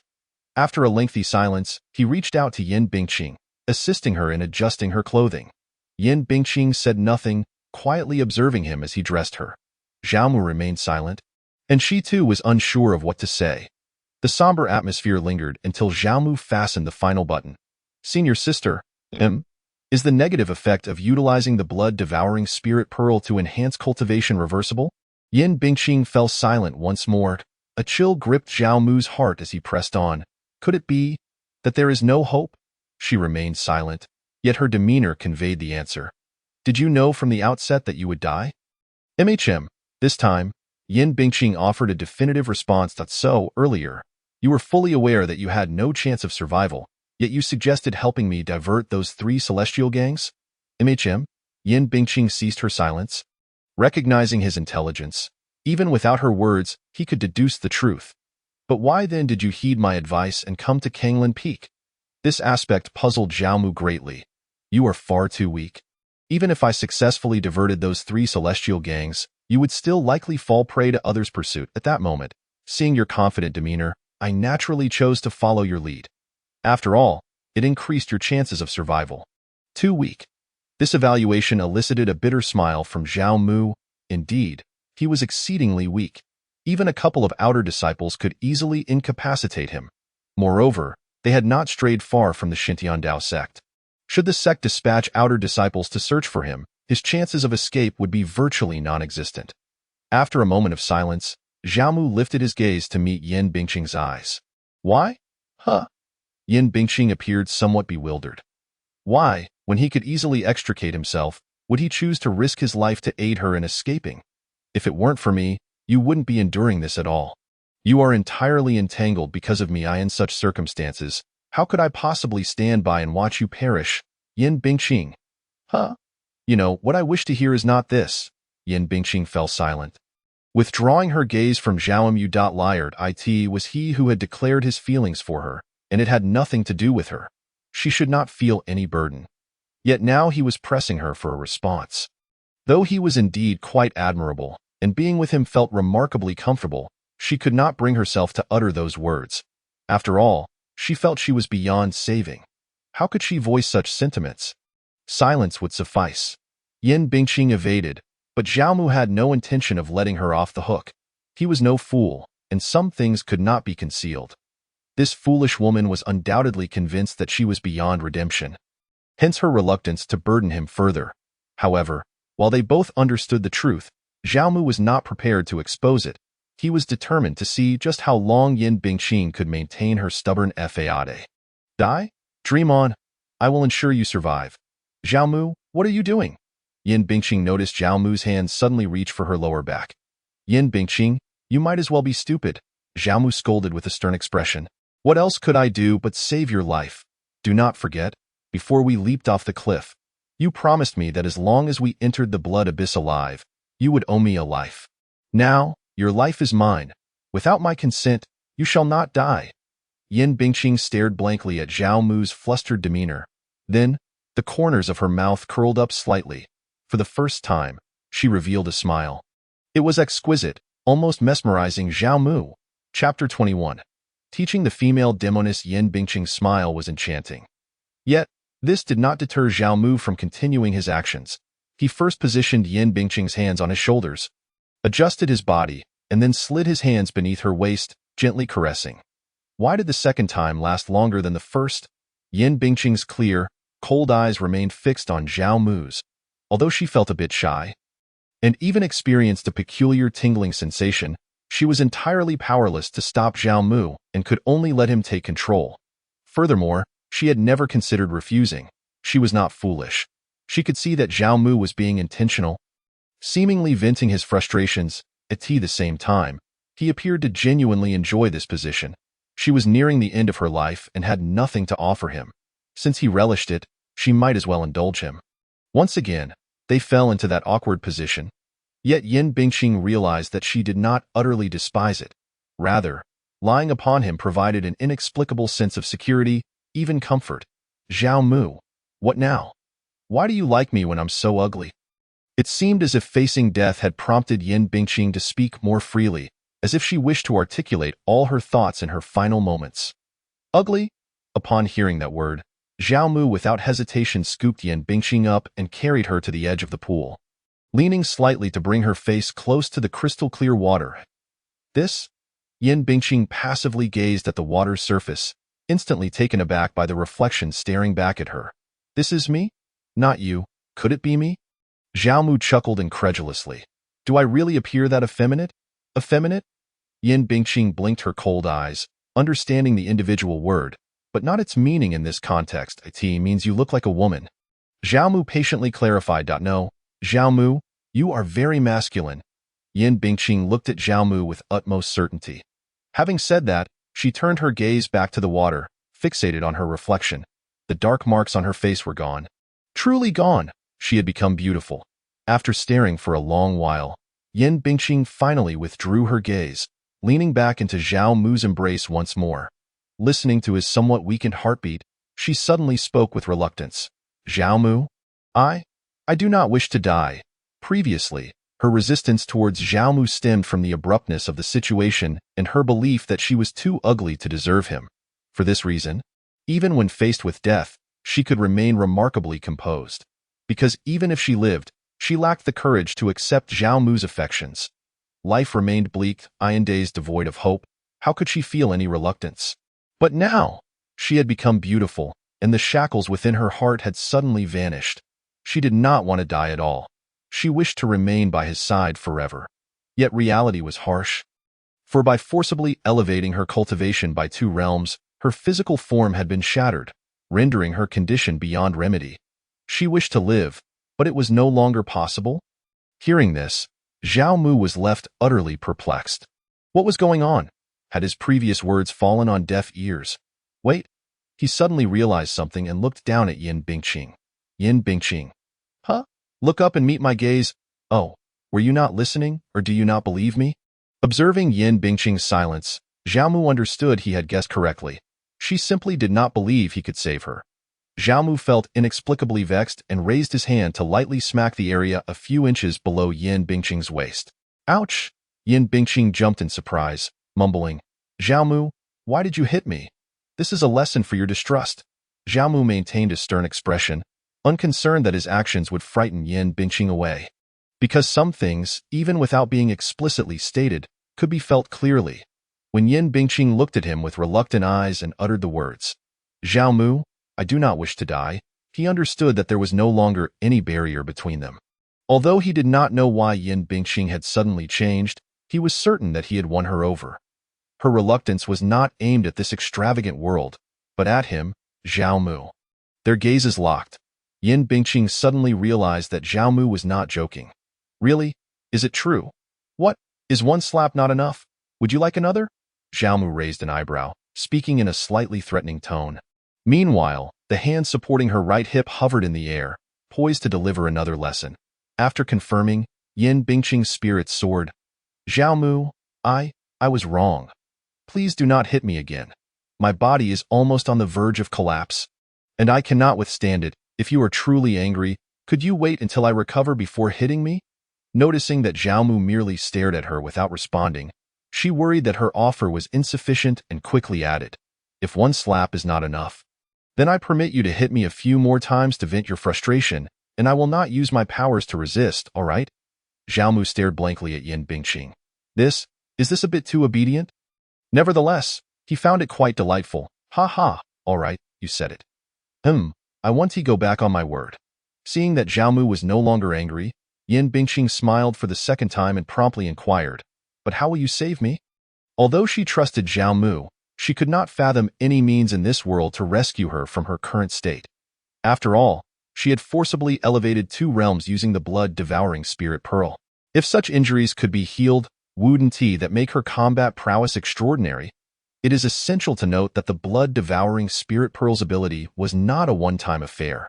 The Ziyun Sacred Spring. The Ziyun Sacred Spring? Yin Bingqing's cold, clear eyes blinked in confusion. She had never heard of such a thing. Indeed, the Ziyun Sacred Spring is a premier sanctuary for healing, possessing the ability to enable rebirth. Even if only a single breath remains, healing within the Ziyun Sacred Spring can restore one to their former state. Then, where is this Ziyun Sacred Spring? Yin Bingqing was somewhat anxious about her limited time. After all, they were still within the blood abyss, and they had no idea how to leave. If all goes well, it is right within the blood abyss. Zhao Mu applied slight pressure with his hands, lifting Yin Bingqing's slipping form slightly upward and continued. Because the Ziyun Sacred Spring was the healing sanctuary of the Xintian Dao sect thousands of years ago. In the beginning, the Xintian Dao sect was able to maintain its esteemed position as the foremost sect of the righteous path for tens of thousands of years, largely owing to the invaluable purple charm Divine Spring IT has healed numerous masters and talented individuals who suffered grievous injuries along their journeys. In comparison to other forbidden zones across the realm, the Blood Abyss, where they reside, can be deemed the youngest, having existed for merely several tens of thousands of years. This Blood Abyss was, in fact, one of the primary battlefields during the legendary conflict between righteousness and demonic forces, the site of the Xintian Dao sect's sacred grounds. The battle of that era was exceptionally brutal, resulting in countless casualties. Even the once illustrious Xintian Dao sect faced utter annihilation. The sheer scale of death and destruction gave rise to an overwhelming aura of malevolence, transforming the area into the forbidden blood abyss over time. As for the present Xintian Dao sect, it is merely the progeny of the sect's disciples who fortuitously survived that cataclysmic battle, rebuilt a millennium ago. Otherwise, the head of the righteous path would not have fallen to the status of a second-rate power. Though it may be a top-tier second-rate sect, it is still second-rate. Is it not? Would venturing to the purple charm Divine Spring pose significant danger? Yin Bingqing did not wish to delve into how Zhao Mu came by this knowledge. She merely sought to ascertain the level of risk involved and whether it might threaten Zhao Mu's life. After all, they were in the blood abyss. Names carry weight, and shadows reveal truth. Even if Yin Bingqing remained oblivious to worldly affairs, she had heard of the blood abyss's terrifying reputation. Zhao Mu, being merely at the mid-stage of body refinement and still nursing severe injuries, possessed almost no combat ability. As for her, there was no need to elaborate. She was utterly incapacitated. Indeed, it was perilous. Yet for your sake, even in the face of danger, I must take you there. Zhao Mu adjusted his grip on Yin Bingqing's waist, preparing to embark. Upon hearing this, Yin Bingqing leaned her cheek against Zhao Mu's chest and softly remarked, "If you wish, you may strike me a few more times." Zhao Mu was momentarily taken aback. Why was this fierce woman introducing a reward system? Nevertheless, it sounded rather appealing. Chapter 22. I shall bite you. The most terrifying aspect of the blood abyss lies in its omnipresent and almost tangible malevolence. It can silently invade the human body from all directions, inducing violence and madness, ultimately trapping individuals in an endless illusion. In the end, their souls are consumed and assimilated by the malevolence, transforming them into soulless husks. Or they perish from exhaustion within the illusions, becoming fresh fodder for the blood abyss's malevolent aura. The ability to resist this malevolence is not necessarily contingent upon one's cultivation level. This is because it directly impacts the mind, will, and soul. This explains why both Zhao Mu and Yin Bingqing have thus far remained largely unaffected by the malevolent energy of this place. After all, due to Zhao Mu's soul transference, his soul is extraordinarily powerful, rendering him nearly impervious to the malevolence. Save for the desolation and scarcity of life, he perceives little difference between this realm and the outside world. Yin Bingqing, possessing an innate demonic heart and a robust mind, coupled with a pure soul, is also able to significantly shield herself from the malevolent onslaught. Although she cannot remain as unfazed as Zhao Mu, maintaining clarity of mind is not overly challenging. Within the narrative, the greatest contributor to Xia Ruoxi's successful escape from the blood abyss was her extraordinary willpower, which allowed her to withstand the relentless assaults of the malevolence. While the blood abyss harbors other dangers apart from the malevolence, such as the soulless husks, residual formations, and lingering malevolent spirits, these can be navigated effectively as long as one does not lose their sanity. Xia Ruoxi accomplished this within the story, the time of her descent into the blood abyss. Her cultivation was merely at the mid-stage of the transformation realm, not significantly stronger than theirs. Zhao Mu glanced down at the utterly immobile Yin Bingqing, revealing a wry smile. If Yin Bingqing were in good condition, she would indeed be only slightly stronger, or perhaps even weaker than he, but now, relying solely on him. The disparity was considerable, spanning an entire major realm, not to mention she was a formidable main character with combat prowess far surpassing her rank, while he remained a mere minor character with mediocre fighting capabilities. However, they were not without their advantages, at the very least. He knew the route that Xia Ruoxi had taken and was aware of the dangers that lay ahead, allowing him to navigate them in advance. Yet, even with this knowledge, the risks remained substantial. Some threats that posed no danger to Xia Ruoxi could very well be lethal to him and Yin Bingqing. After all, Zhao Mu bore injuries, and with the added burden of caring for the incapacitated Yin Bingqing, even a soulless husk of merely initial stage body refinement could render them mere fodder for the malevolence of this realm. Wait, Zhao Mu suddenly recalled something. He lowered his gaze, locking eyes with Yin Bingqing. What is it? Senior sister, can you still utilize the blood-devouring spirit pearl? Yes. Upon hearing this, Zhao Mu's lips curled into an ecstatic grin. But in the next moment, Yin Bingqing introduced a twist. However, my current condition is dire. If I were to use the blood-devouring spirit pearl, my physical form would likely shatter instantly. Zhao Mu's smile abruptly faltered. Nearly succumbing to frustration from Yin Bingqing's unexpected turn, it appeared he would have to rely on himself. Zhao Mu. I'm sorry. Why the sudden apology? I feel utterly useless, unable to assist in any capacity. Like a burden. Observing Yin Bingqing's remorseful expression, Zhao Mu couldn't help but chuckle. This woman had indeed strayed far in her thoughts while considering their path forward. At first glance, her rapid transformation seemed a bit abrupt. However, that was not the case. Although their time together was brief, the experiences they shared were more profound than most would encounter in a lifetime. Zhao Mu appeared when she was abandoned by the world, bringing her warmth. Later, when she fell into darkness, he steadfastly stood by her side, even confronting the elders on her behalf. They had shared life and death, fleeing together, and embraced as they leapt from a cliff. Yin Bingqing did not harbor feelings for Zhao Mu out of indifference. Rather, she deemed herself too ugly, fearing she would frighten him away, convinced she would lead him to be cast aside by the world as well. Yet he insisted that these matters were inconsequential, and now, she was no longer unappealing. With all constraints lifted, certain emotions naturally blossomed. Lost in thought, Zhao Mu found himself smiling unconsciously. What are you laughing at? I was laughing at how you're a bit daft, somewhat foolish and rather silly. Zhao Mu, I? Yin Bingqing intended to retort but was momentarily stunned by Zhao Mu's next words. But I really like you. And I'm grateful to have met you, senior sister. Upon hearing this, Yin Bingqing's clear, cold eyes filled with confusion, unable to meet Zhao Mu's gaze. His words were too powerful, rendering her flustered. Each time he spoke, she found herself in an awkward situation. Unable to continue the conversation, yet feeling a sense of defiance at being called foolish, she glanced at his face, so near, and without understanding why, instinctively opened her mouth and bit down. The pressure was hardly great. It was more akin to a kiss. This sudden act left Zhao Mu bewildered, staring at her indignant little eyes in confusion. What had prompted this unexpected reward? 2 seconds later, rationality returned, and Yin Bingqing was left dumbfounded. What had she just done? In a panic, she quickly retracted her mouth, but her weakened state left her unable to stabilize her head, and she watched helplessly as it collided once more with the same spot. Yin Bingqing, Zhao Mu. An endless silence ensued until Zhao Mu gently cradled the back of her head, helping her adjust her position. Then, Yin Bingqing's clear, cold eyes widened in disbelief as they locked gazes.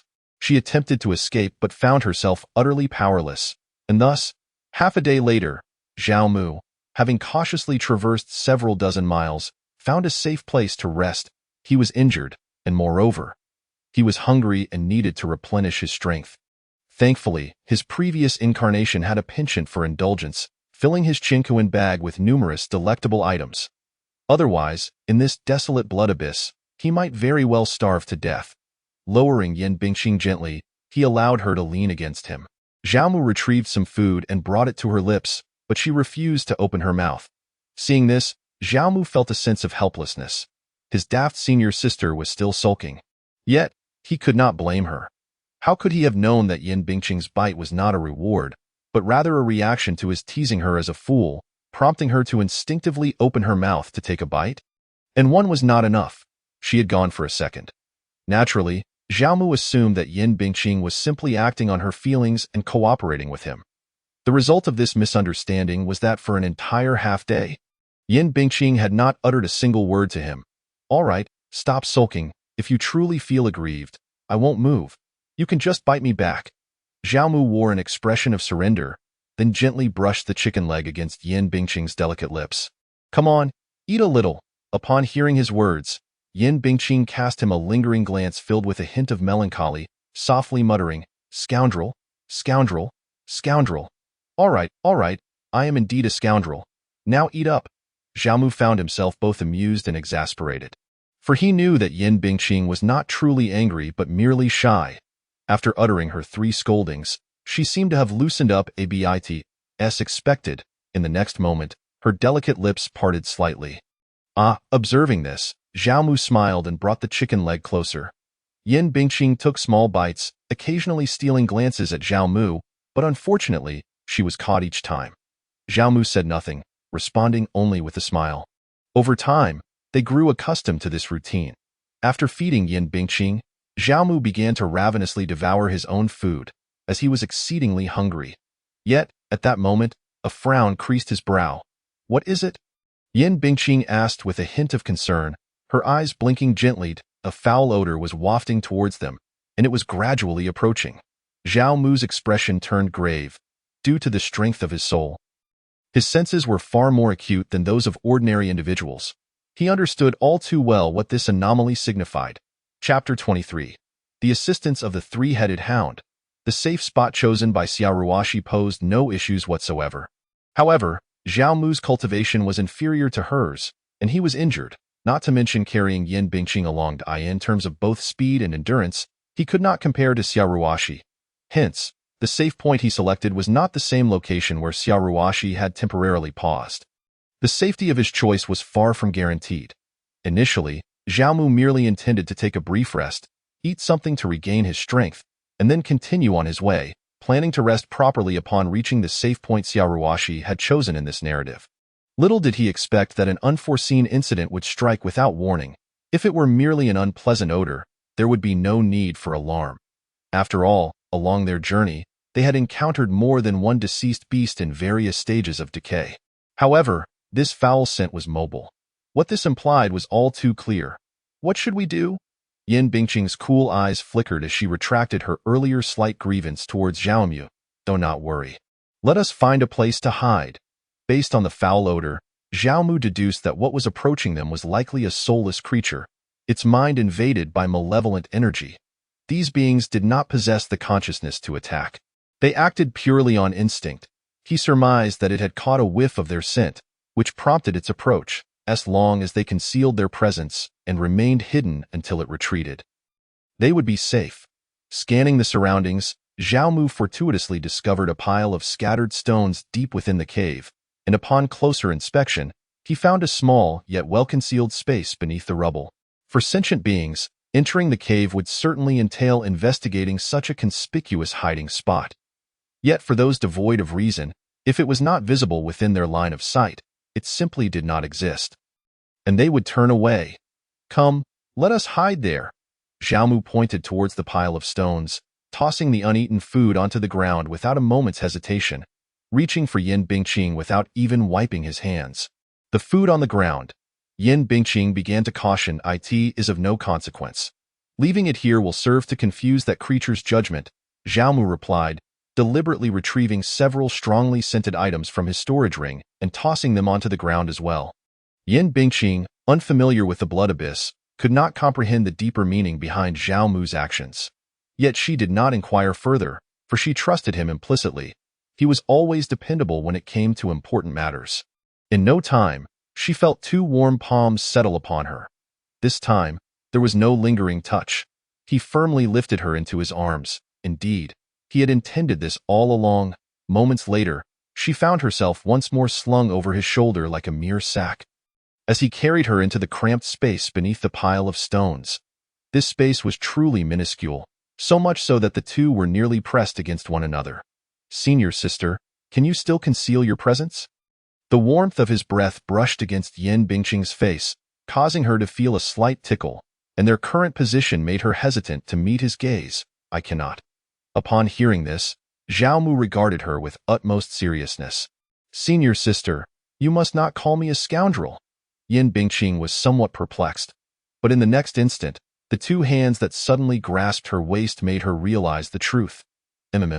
Caught off guard.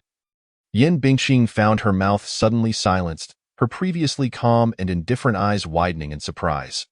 Once again, this had occurred without prior warning. Scoundrel? Yet, she did not resist, for she understood that Xiaomu was merely assisting her in concealing her presence. Thud, thud, thud. Outside, footsteps rang out, growing increasingly distinct. Both Xiaomu and Yin Bingqing understood that the creature was drawing near. Peering through the gaps in the pile of stones, Xiaomu discerned the nature of the approaching entity. It was a massive dog with 3 heads, far larger and more robust than an average calf. Each of its 3 heads bore a distinct appearance. The leftmost head emitted flickers of orange flames. The middle head resembled that of a normal dog, albeit with a rather menacing visage, while the rightmost head exuded an aura of chilling cold, a 3-headed hound. Xiaomu recognized the creature before him with a slight shock. He had not anticipated that the first undead he would encounter would be a formidable 3-headed mastiff, a king among the demon clan. Contrary to his expectations, its body was not entirely decomposed. The foul stench emanating from it was due to a palm-sized wound on its shoulder, likely inflicted during a struggle with other undead, which had gradually begun to fester. Although it could still move and run, retaining all its instincts, it was, in essence, already dead due to the invasion of malevolent energy into its soul. Thus, any injury it sustained could not heal, but would only worsen over time. Once the rot spread throughout its body, it would inevitably collapse, becoming sustenance for the abyss that bred malice. This was reminiscent of the nameless beast emitting a putrid odor, its form so decayed that it was unrecognizable when Xiaomu first opened his eyes. Naturally, due to the peculiar environment of the blood abyss, this process transpired at a far slower rate than in the outside world, often measured in centuries or even millennia. Yin Bingqing's lips were soft and sweet. But at that moment, Xiaomu had no inclination to savor the pleasure, focusing entirely on the 3-headed mastiff before him. Born of the demon beast royal lineage, this 3-headed mastiff was akin to a human in the transcendence realm at birth. and upon reaching maturity, it could ascend to the celestial phenomenon realm. Clearly, this mastiff had matured, its strength undoubtedly at least that of the celestial phenomenon realm. If he and Yin Bingqing were to be discovered, their demise would be certain. Rationality dictated that as long as they maintained their current state, the mastiff would not detect them and would depart shortly. Yet, everything before him filled him with trepidation. The three-headed mastiff was now voraciously tearing apart the various meats he had discarded on the ground, creating a scene of utter disarray in mere moments. After devouring the food, the three-headed mastiff advanced deeper into the cavern. Its heads held high, while the central head, akin to a domesticated dog, sniffed the ground in disarray. It seemed to sense a discrepancy between the scents encountered outside and those of the discarded food. Peering through a crevice at the approaching mastiff, Zhao Mu's heart raced. 10 steps, 5 steps, 3 steps, 1 step. Within just a few breaths, the three-headed mastiff had reached the pile of rubble, positioning itself alarmingly close to Zhao Mu and Yin Bingqing. He could distinctly hear the sniffing sounds it made, and the overpowering stench was almost unbearable. Had he not sealed his sense of smell, he would likely have been retching to tea that moment. An unexpected sensation surged within his mouth, causing Zhao Mu to widen his eyes in shock. Yin Bingqing had just extended her tongue. After a moment of surprise, he realized that her action was not a playful pursuit of thrill, but rather a result of his failure to seal her sense of smell. Her sudden gesture was a response to the overwhelming stench, a precursor to her imminent nausea. Upon this realization, Zhao Mu promptly and cautiously assisted her in sealing her sense of smell.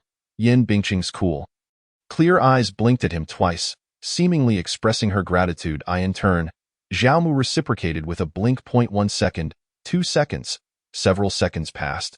The three-headed mastiff had thoroughly sniffed around the pile of rubble, as Zhao Mu had anticipated. It was merely an instinct-driven creature devoid of any intelligence. Despite Zhao Mu and Yin Bingqing being mere inches away, the mastiff failed to detect them due to their restrained presence. After circling a couple of times, it continued deeper into the cavern. Zhao Mu and Yin Bingqing remained tense, still holding their breath in silence. True to their expectations, a quarter of an hour later, the three-headed mastiff trotted back from the depths of the cave. Zhao Mu and Yin Bingqing had maintained their posture for nearly 2 full quarters of an hour, just as they believed the mastiff was about to leave and that they were finally safe.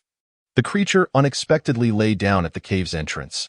Yin Bingqing blinked gently at Zhao Mu, asking in silence what they should do. Zhao Mu blinked back, signaling for them to continue holding their breath and waiting.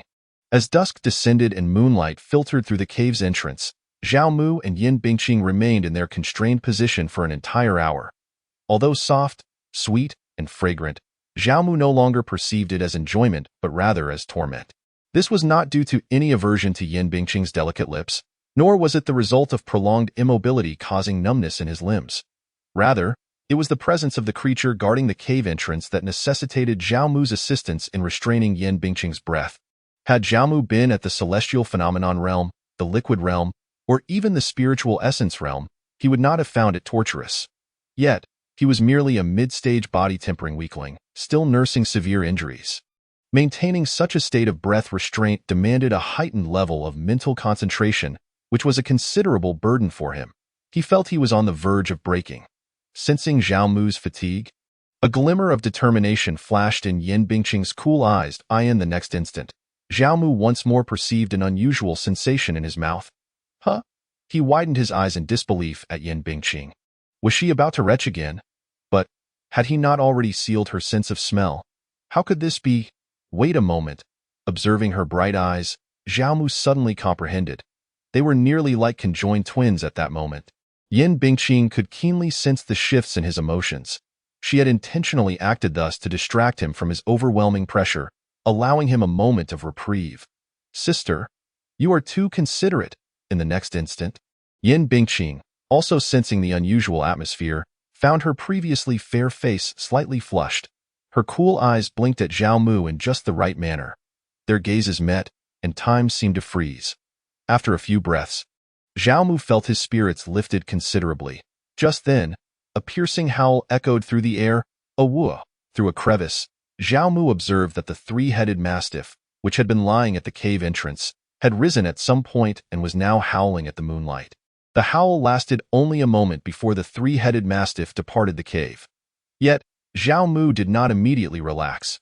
Instead, he first released the seal on his sense of smell. Once he detected that the foul odor was receding and finally dissipated completely, he allowed himself to relax. Reluctantly releasing Yin Bingqing, he exhaled a deep breath. Phew, that damned creature has finally left. It has utterly exhausted me. However, it was not without gain.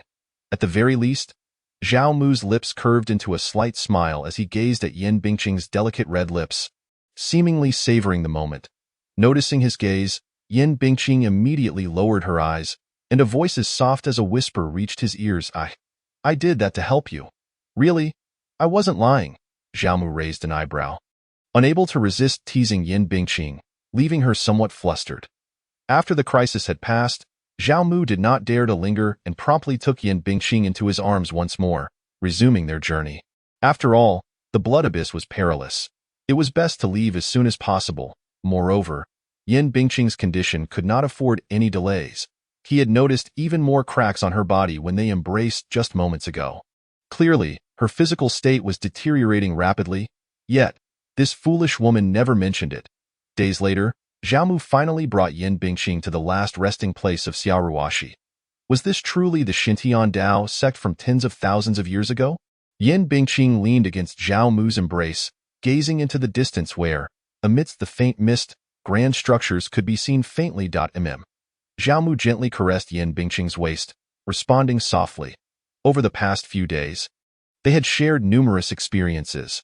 For such intimate contact, Yin Bingqing had long since grown accustomed, even beginning to enjoy it. Can the Ziyun Divine Spring truly heal me? The more time she spent with Zhao Mu, the more she cherished the mortal realm, reluctant to depart from this world. Consequently, as they neared their destination, her anxiety and fear intensified. She feared that the Ziyun Divine Spring might have vanished or that even it would be unable to save her. Are you doubting me now? Zhao Mu chided playfully, his hand on Yin Bingqing's waist pressing slightly firmer. Of course, it was not a lewd advance. Rather, he was attentively monitoring her physical condition in recent days. Yin Bingqing's state had worsened daily. At that moment, her body was likely covered in cracks, save for her face, which had yet to show signs of damage. Even the recent caress had revealed that the situation was more severe than mere cracks. He could even discern layers beneath the surface, a likely sign of her body on the brink of collapse. Yin Bingqing remained silent, simply gazing into the distance, lost in thought.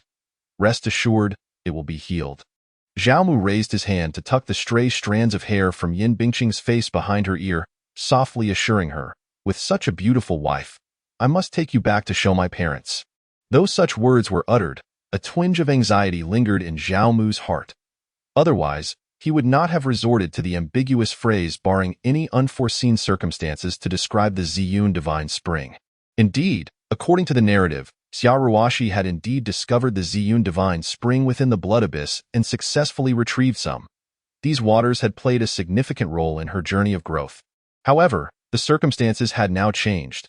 Due to his transmigration, the plot had begun to deviate. Heaven only knows if the Ziyun Divine Spring still resided within the ruins of the Xuanyando sect. This worry was something he could not articulate to Yin Bingqing. Presently, she was clinging to hope by sheer willpower. Any unfavorable news could potentially trigger a cascade of reactions, leading to her instant collapse. Thus, Zhao Mu had to offer her hope, only relaying good news. Yet, Yin Bingqing raised her gaze slightly, her mood evidently somber as she spoke. I am a born demoness. Look at what you're saying. Am I still a righteous person? Zhao Mu shook his head with a chuckle. But as soon as he spoke, the laughter abruptly ceased. He suddenly realized a critical matter. Would their transformation into demons implicate the entire Zhao family? The conflict between righteousness and evil was no trifling matter. Within the righteous sect, any association with the demonic path could lead to extermination, a fate not uncommon. Although he had transmigrated, Zhao Mu, with memories of his former self, still harbored feelings for those unknown parents. If his actions led to the Zhao family's annihilation and the death of his original parents, he would be deeply remorseful towards his predecessor. Zhao Mu, what's wrong? And nothing. He waved his hand, unwilling to voice such troubling thoughts. Zhao Mu, I'm not foolish. Yin Bingqing regarded him defiantly, her thin red lips slightly pouting, clearly displeased with his reaction. "You're worried about the Zhao family and your parents, aren't you?" Upon hearing this, Zhao Mu forced a self-deprecating smile. Indeed, while she might appear somewhat naive, she was far from foolish. How could such an obvious concern escape her notice? "That is right." Zhao Mu nodded, then shook his head again, saying, "But now, worrying is futile. First, let us get you to the Ziyun Divine Spring for healing, and then we can discuss leaving the Blood Abyss. At this moment, he could only hope that the Xuan Yando sect would refrain from indiscriminate slaughter. After all, he and Yin Bingqing had already plunged into the Blood Abyss. In the eyes of the Xuan Yando sect, they should be regarded as two corpses. With the instigators deceased, surely others would be lenient? After all, even if the law enforcement hall conducted an investigation, they would find little in the absence of concrete evidence. If the Xuan Yando sect acted with excessive force, it would likely attract criticism from other sections.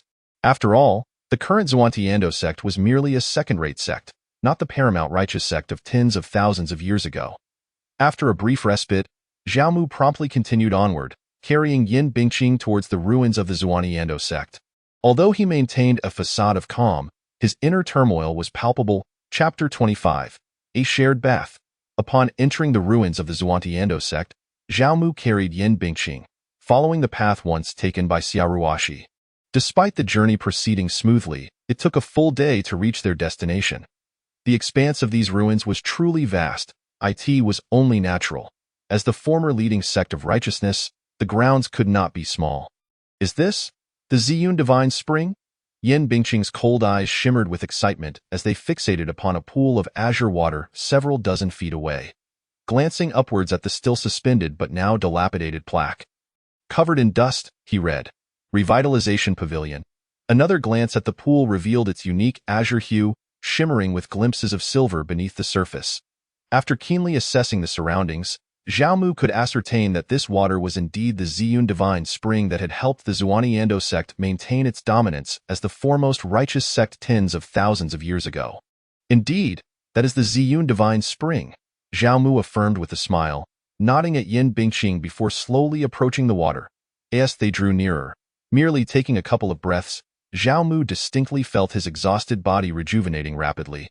The Ziyun Divine Spring was truly miraculous. In just a short span, they reached the water's edge. Standing at the bank, Zhao Mu and Yin Bingqing beheld the full splendor of the Ziyun Divine Spring. The spring was not particularly large, roughly shaped like an inverted cone, with a surface diameter of about 1 meter and a depth of approximately 6 or 7 feet.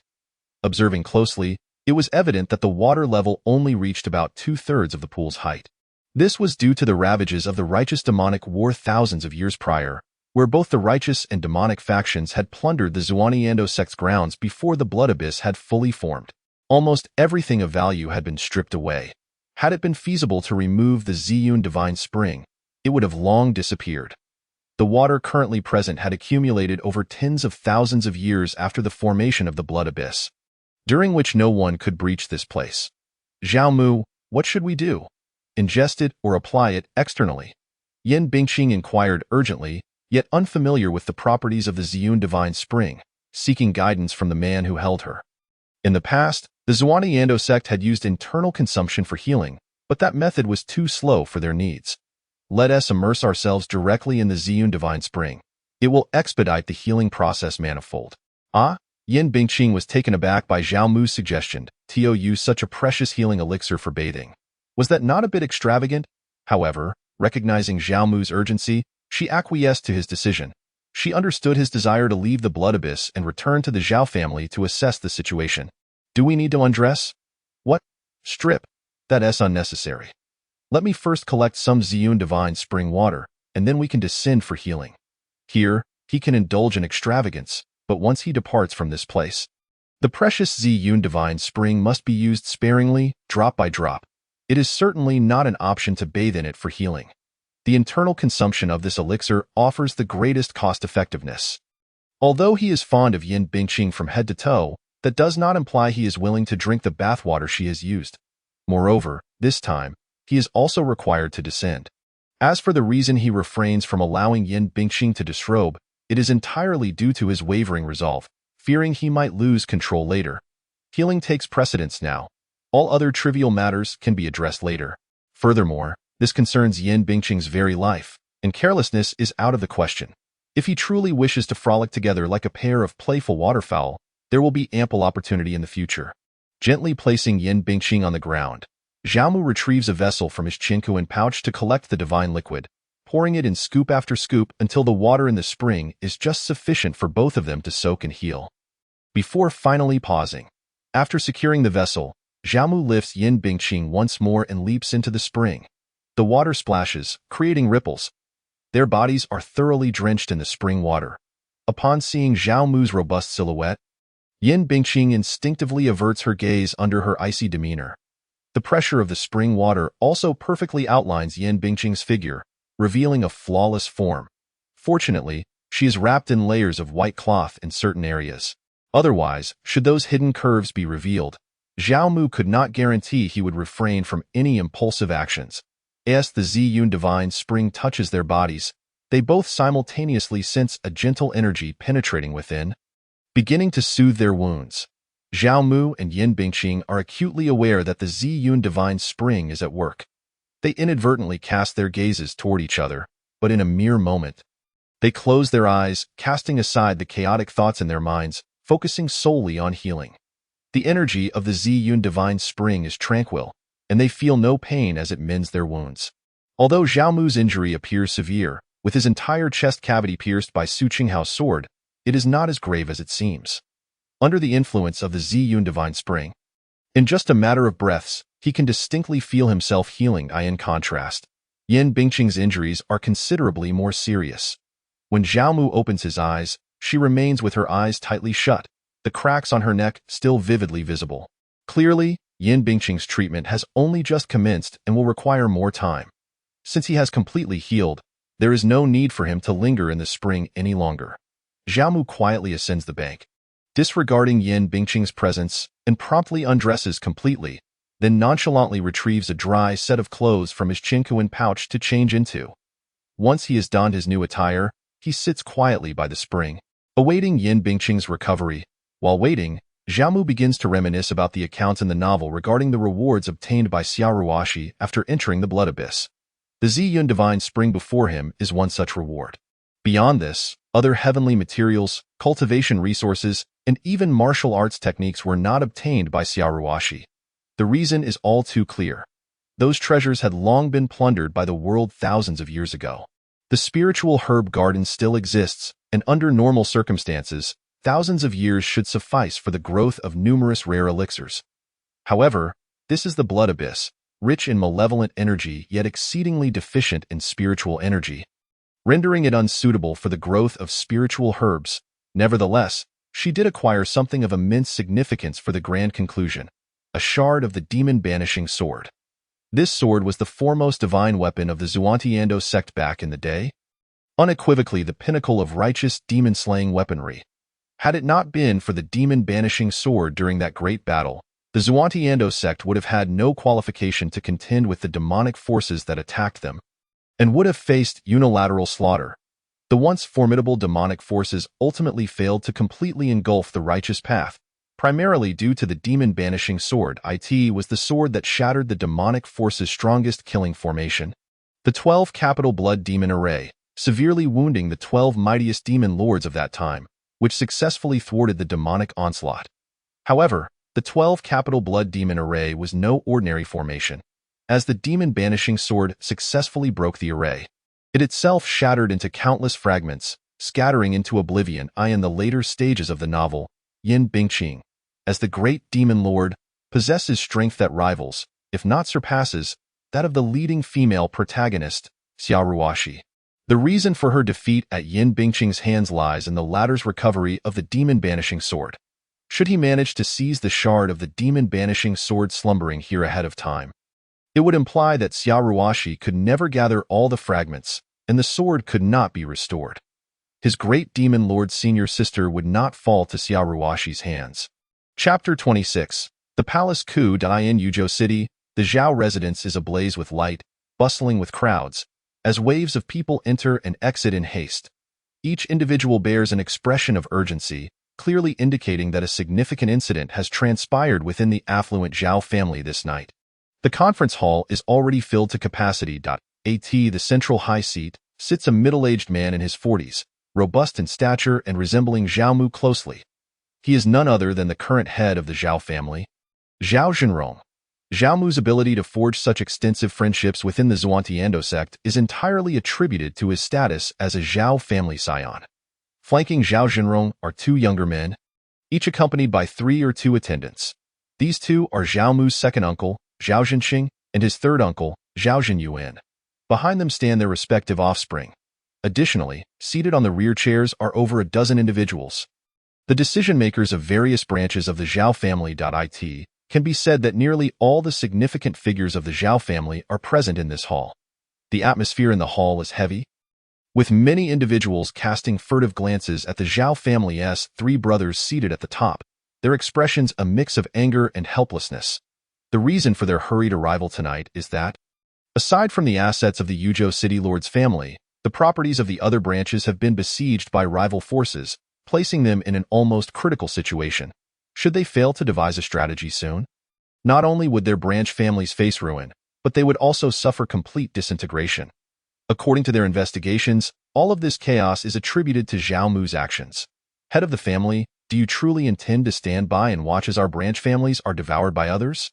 In the silence, an elder nearing his 60s finally speaks up. Zhao Ziyuan, what do you mean by that? Zhao Zhenrong does not respond, but Zhao Zhenyuan interjects sternly. The elder remains silent, and instead, a representative from another branch steps forward, angrily pointing at Zhao Zhenyuan. Zhao Zhenyuan, it is not the loudest voice that is always right. If the clan uncle is unwilling to speak plainly, then allow me to do so. Stop trying to hide the truth. We have already learned that various forces have been targeting us recently, entirely due to the entanglements with your main lineage. Zhao Yuanling points at Zhao Zhenrong, his face aflame with anger. It is because his son, Zhao Mu, colluded with the demonic path that we have become the target of everyone. Anyone with a semblance of a conscience wishes to take a bite out of us. Before he finishes speaking, another branch representative rises to point at Zhao Zhenrong. Zhao Yuanlong's words ring true. Had it not been for Zhao Mu's collusion with the demonic path, our Zhao family's connections across various sects would not have retreated in fear, and those scoundrels would never have dared to unite against us. Head of the family, must we all bear the consequences of your son's transgressions? If this matter is not resolved soon, within 3 months at most, not only will our branch families face destruction, but even your main family's assets will be in jeopardy, and we may even lose our heads. Bang. The hot-tempered Zhao Zhenxing suddenly slams the table, sending teacups crashing to the floor in a shower of shards. What is the meaning of this? Are you all blaming everything on Mu'er? The Xuantiando sect has not accused him of colluding with the demonic path. On what grounds do you make such claims? Do you all have no sense of conscience? Over the years, Mu'er has helped you branch families resolve numerous issues, has he not? Especially you, Zhao Yuanlang. Your Yuzhou branch's Yujin mine was occupied by the demons of Qingliang Mountain. Yet it was Mu'er who enlisted friends to eliminate them. Without Mu'er, how would your Yuzhou branch have thrived from the profits of the Yujin mine these past years? Zhao Zhenxing points an accusatory finger, lambasting one branch after another until the representatives are left speechless. Yet, they still refuse to concede. Second brother, enough. After a prolonged silence, Zhao Zhenrong finally speaks, lifting his gaze to the assembled Zhao family members, calmly asking, what do you believe I, as the head of the family, should do to help you overcome this crisis? It is quite simple. Relinquish your position as head of the family and voluntarily depart from the Zhao family. As long as the Zhao family severs ties with Zhao Mu, no one will dare to claim we are in collusion with the demonic path. At that point, the crisis will naturally dissipate. Upon hearing this, Zhao Zhenxing scoffs, I see now. You all have come here to stage a coup, haven't you? Zhao Zhenrong does not respond to his brother, but instead addresses the multitude of Zhao family members below, asking, do the other branch families share this sentiment? The crowd remains silent. Very well, if this is indeed the case, I shall relinquish my position as head of the family. Within 3 days, I shall depart from Yuzhou City with my family. Severing all ties with the Zhao family, I hope you will diligently manage the legacy left by our ancestors. As soon as the words left his lips, Zhao Zhenrong rose and strode out of the council chamber. Eldest brother, Hey! Zhao Zhenxing and Zhao Zhenyuan called out repeatedly, but he did not pause, leaving the council chamber without a backward glance. The two brothers exchanged glances and sighed deeply. They understood all too well that once their elder brother had made a decision, it was immutable. Hemph! In resignation, the two could only yield. After casting a fierce glare at the opportunistic crowd present, they huffed in disdain and, with their respective offspring in tow, followed Zhao Zhenrong out of the council chamber. As the three Zhao brothers departed, smiles spread across the faces of those remaining. The events of this night had come to fruition. The main lineage of the Zhao family, which had held sway for nearly 3 centuries, was finally on the verge of a change in leadership. Although the troubles stirred by Zhao Mu had indeed caused considerable distress to the branches of the family, with various enterprises suffering varying degrees of setbacks, the situation remained manageable. In a certain sense, this could be viewed as a fortuitous opportunity. After all, it presented them with an excellent chance to stage a coup, as for Zhao Mu's alleged collusion with demonic forces. They were not overly concerned. So many days had passed, and the Xuantiando sect had not uttered a word, nor had they sent enforcers to eradicate the Zhao family. The outcome was clear. The enforcement hall of the Xuantiando sect had not classified Zhao Mu as a practitioner of the dark arts. The recent actions of various factions had merely been exploratory maneuvers. They were united in their belief that if the Zhao family presented a stronger front, they could easily intimidate these petty interlopers into retreating. Now that the main lineage of the Zhao family was in flux, it was the opportune moment to address those factions daring to extend their claws. How to assert dominance? It was rather simple: merely recruit mercenaries with financial incentives. They had always deemed the approach of cultivating relationships with major sects through monetary means as overly costly and far less effective than hiring practitioners directly in the rear courtyard. Zhao Zhenxing and Zhao Zhenyuan did not return to rest but chose instead to follow their elder brother. Zhao Zhenrong, to his residence. Eldest brother, you are being foolish. Zhao Zhenxing sighed deeply and said, do you not see the play of intrigue that unfolded tonight? Indeed, eldest brother, what the second brother says is true. Zhao Zhenyuan joined in. The Xuantiando sect has not labeled Mu'er as a demon. Even if various factions are stirring, it is but a fleeting tempest. Given time, this crisis will naturally dissipate. You two are underestimating the complexities of human sentiment. Zhao Zhenrong retorted. Although the Xuantiando sect has not condemned Mu'er, the secular world may not be so forgiving. Over the years, our Zhao family has expanded too rapidly and has garnered numerous enemies. With Mu'er's actions, regardless of the Xuantiando sect's stance, the connections we painstakingly cultivated will cause others to distance themselves from us. Without that layer of power, do you truly believe our enemies will refrain from attacking? Zhao Yuanlang and the others think that by forcing me out, they can take control of the Zhao family in Yuzhou City, oblivious to the greater crisis brewing, a crisis that our family is ill-equipped to resolve. The Zhao family will ultimately be undone by my hand.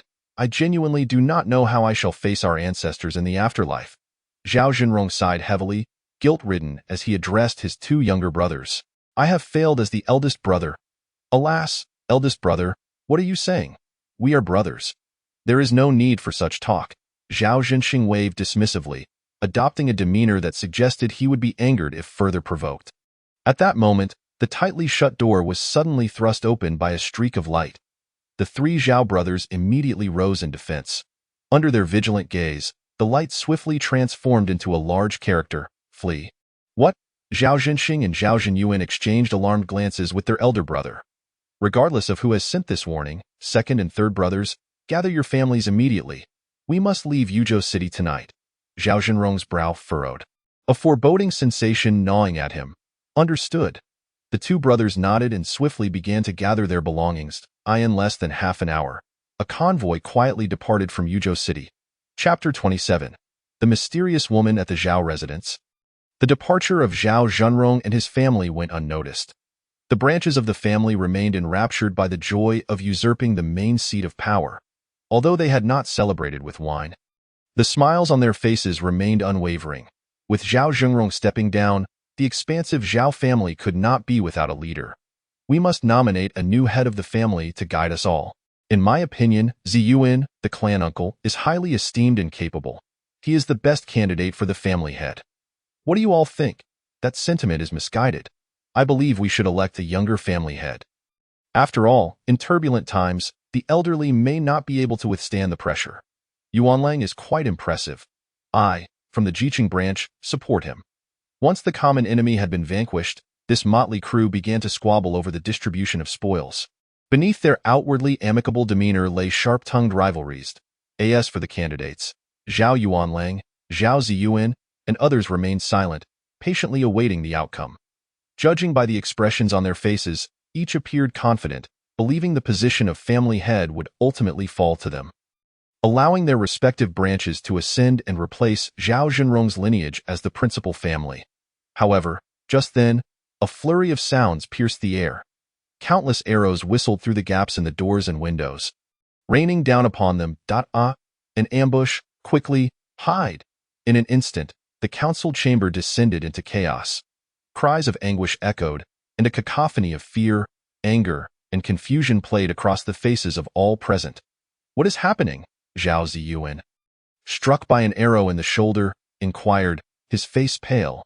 This was supposed to be a moment of celebrating victory. How could such a calamity arise?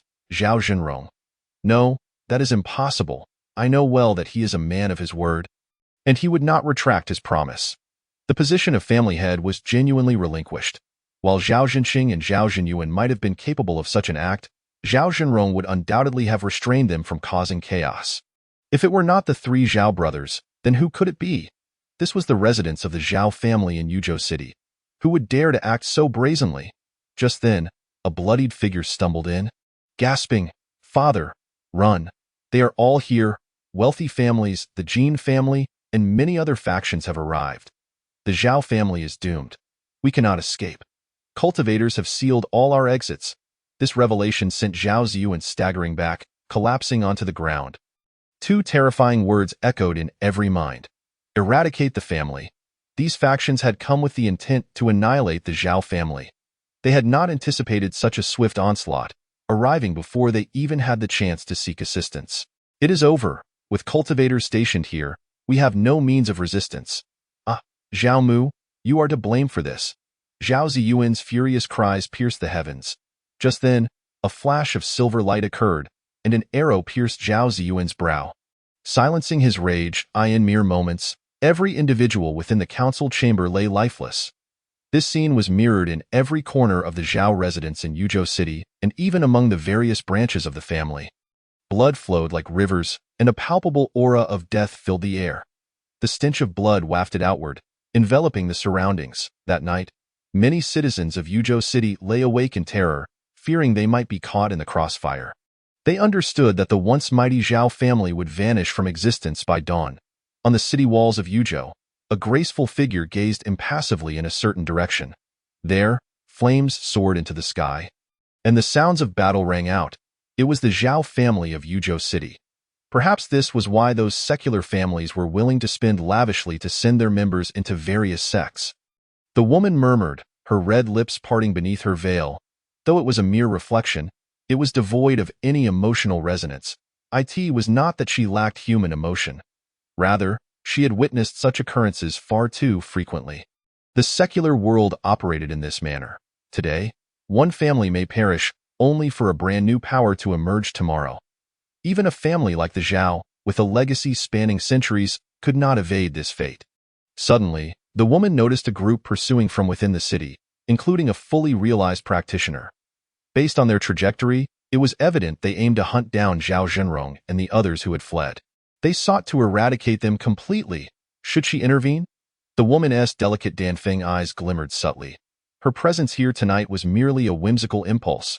She herself was unsure of the reasons behind her actions, yet felt an undeniable urge to assist Zhao Mu in some manner.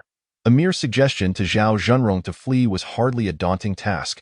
However, should she choose to lend her aid at this moment, it could potentially entangle her in trouble. After a moment of contemplation, the woman lightly tapped her toes, leaping gracefully from the city tower, her feet landing upon a flying sword as she pursued. 300 miles outside of Yuzhou City, a convoy raced forward with remarkable speed. All the steeds bore the name of dragon-scale horses, renowned for their unparalleled endurance and velocity, capable of traversing thousands of miles in a single day without difficulty. Yet, the burden of the carriage significantly hampered their pace. Consequently, Just as dawn approached, the convoy was overtaken. Eldest brother, they are closing in on us. What shall we do? Zhao Zhenxing questioned, his brow furrowed. The pursuers rode exclusively on dragon scale horses, indicating they were no ordinary foes. The exorbitant cost of these steeds meant even the Zhao family could not procure dozens in one go. Otherwise, they would have no need for a carriage and could simply ride away on the dragon scale horses. Third brother, Zhao Zhenrong's gaze fell upon Zhao Zhenyuan. Eldest brother, what do you suggest?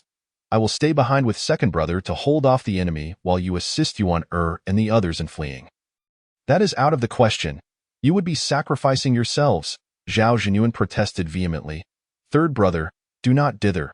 If I command you to leave, you must go. Zhao Zhenxing admonished.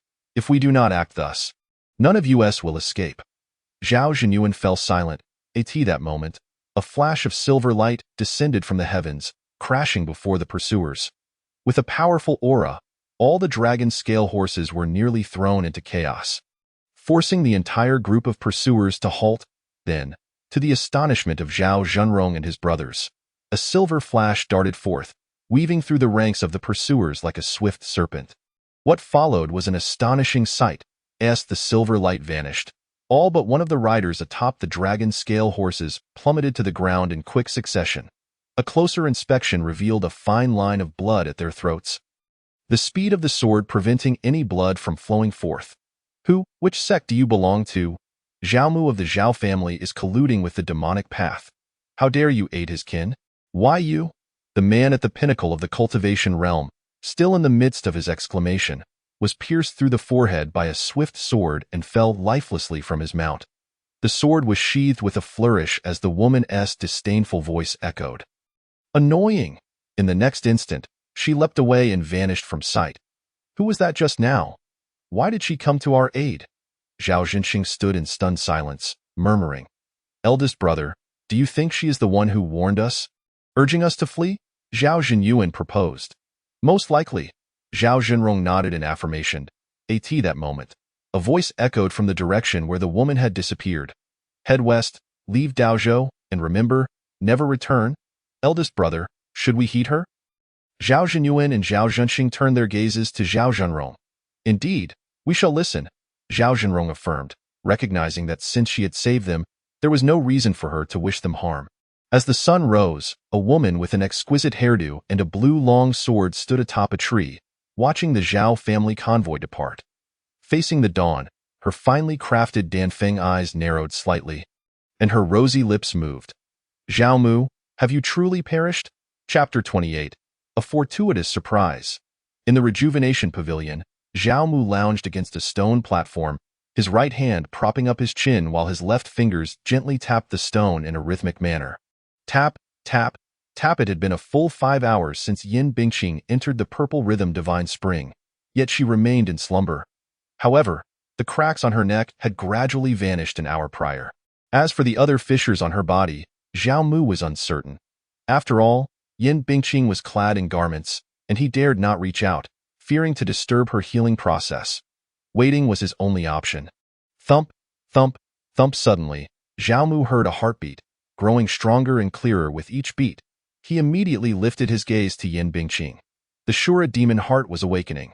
Though Yin Bingqing's natural seal had dissipated, her physical form had nearly reached the brink of collapse due to her forced elevation in cultivation.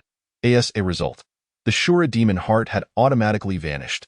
Consequently, the dark purple hue of Yin Bingqing's eyes transformed back to their original color. Now, with the Shura demon heart reviving, it indicated that her injuries were nearing complete recovery. She should awaken soon. Just as Zhao Mu murmured to himself, a dark purple light emanated from Yin Bingqing, and familiar purple-black mist suddenly enveloped the entire purple rhythm divine spring. He had assumed this state would persist for a while longer, but to his surprise, merely moments later, the swirling purple-black mist was swiftly absorbed by Yin Bingqing. She hovered serenely above the spring, akin to a celestial being descending from the heavens. Under Zhao Mu's watchful gaze, her cold, clear eyes slowly opened. The enigmatic dark purple pupils captivated Zhao Mu. But only for an instant, the hue vanished, reverting to a deep black. Upon opening her eyes, Yin Bingqing immediately recognized his familiar visage, a smile blossoming on her lips. She descended eagerly before Zhao Mu, her figure still damp yet accentuating her flawless form. Zhao Mu, I have recovered. Moreover, my cultivation remains intact, still at the initial stage of the spirit origin realm. This was perhaps the first time in Yin Bingqing's life that she had spoken so continuously. Yet, Zhao Mu, with an unfeeling demeanor, interrupted her enthusiasm. All right, I understand, he replied casually, gently brushing her dripping hair, urging, quickly change into a dry set of clothes. Yin Bingqing cast a peculiar glance at Zhao Mu, wondering why he was concerned. With her cultivation in the spirit origin realm, she should be impervious to temperature fluctuations. Even if she was wet, it wouldn't lead to a cold. If Zhao Mu knew of her thoughts, he would undoubtedly retort, Senior sister, do you not have any awareness of your own physique? Though she found his concern odd, she never refused Zhao Mu's requests. However, don't just stand there. Hurry and change, Zhao Mu exclaimed, unable to contain his impatience as Yin Bingqing hesitated. Oh? Yin Bingqing still did not move, merely blinking twice at Zhao Mu. Huh? Are you dazed? Wait a moment. Zhao Mu suddenly realized it was not that Yin Bingqing was refusing to act, but rather he had been staring intently, making it impossible for her to change. I'll turn around. You can change now. After coming to this understanding, Zhao Mu promptly turned his back. However, instead of the rustling sounds of her changing clothes, he felt a gentle poke at his waist. What's up? Do you need me to help you change? Zhao Mu teased with a smile. No, then why are you poking me? I have no clothes to change into in my bag. Zhao Mu was truly at a loss for words, finding himself both amused and exasperated by this silly senior sister. Can't you wear a man's clothes? Of course. Yin Bingqing nodded decisively. They don't smell bad. Rather, they are fragrant and pleasant. Retrieving a clean set of clothes from his bag, Zhao Mu handed it over his shoulder. Soon, the sound of rustling filled the air, indicating that Yin Bingqing had begun to change. However, he soon felt her poking him again. What is it now? Zhao Mu, your clothes are quite strange. How do I wear them? Strange. Zhao Mu turned back, puzzled, intending to offer guidance, but as he turned, he was left utterly speechless by the sight before him. Yin Bingqing, Zhao Mu. Their eyes locked, and the atmosphere became instantly tense. She had not anticipated his sudden turn, and he had not expected her to be in such a state. As Zhao Mu opened his mouth to speak, Yin Bingqing raised her right hand and gently slid it across his vision. With his sight obscured, all he saw was darkness. Naughty. Is it my fault? Did you not ask me to teach you how to dress? After a series of insightful instructions from Zhao Mu, Yin Bingqing finally managed to change into her attire. Contrary to the anticipated loose and baggy appearance, it fit her quite well, and of course, it had originally been ill-fitting. After all, Zhao Mu stood at nearly 1.90 meters, while Yin Bingqing, though tall, was only about 1.75 meters. The reason it fit so well was entirely due to this silly senior sister's deft hands, who skillfully altered the garment in just a few swift motions. In a moment of dazed realization, Zhao Mu felt as though he were caught in a trap of entrapment. How could someone so adept at altering clothing possibly be clueless about how to wear it? But if he was indeed ensnared, so be it. He had nothing to lose. Casting aside this chaotic train of thought, Zhao Mu fixed his gaze on Yin Bingqing's pair of icy, clear eyes. Senior sister. Your eyes? Zhao Mu was somewhat perplexed. According to his understanding of the novel's plot, after awakening the Shura demon heart, Yin Bingqing's eyes had always been a deep purple. Why, then, did they appear as dark as ink now? Had the Shura demon heart dissipated? Just as he pondered this, under Zhao Mu's scrutiny, Yin Bingqing's eyes swiftly transformed into a dark purple hue, exuding an alluring aura that sent his adrenaline soaring, as if his very soul were being drawn away. Yet, almost instantly, her pupils reverted to their inky black state, leaving him quite astonished. After Yin Bingqing's explanation, he finally understood. It turned out that his previous perception of the Shura demon heart had been mistaken. The dark purple pupils only manifested when the Shura demon heart was fully activated, signifying its utmost power. Upon reflection, it seemed that in the novel, Yin Bingqing was rarely depicted outside of combat or en route to it, which explained his misunderstanding. Zhao Mu Dangmem, how shall we exit this blood abyss? I know how to get out, but what? But there is a valuable item within this blood abyss that we must conveniently take with us. Oh? With a look of curiosity, Yin Bingqing followed Zhao out of the revitalization pavilion in order to expedite their departure from the Blood Abyss and return to Yuzhou City to check on the situation at home. Zhao naturally climbed onto Yin Bingqing's back. The speed of someone at the spirit element realm far surpassed that of his mid-stage body refinement. Yin Bingqing showed no sign of refusal. Following the route taken by Xiao Ruoxi, their journey was remarkably smooth in less than half a day's time. They arrived at their destination, a modest courtyard. However, much of it had been reduced to rubble tins of thousands of years ago, primarily due to the fragment of the demon-slaying sword. Recollecting relevant plot details, Zhao Mu effortlessly secured the fragment into his possession. What is this? Yin Bingqing inquired, gazing at the irregular metallic fragment in Zhao Mu's hand with curiosity. It's a fragment of the demon-slaying sword. Zhao Mu grinned. As long as I possess this fragment, Xiao Ruoxi won't have a chance to recreate the demon-slaying sword in the later stages. The demon-slaying sword? Upon hearing these three words, Yin Bingqing paused for a moment.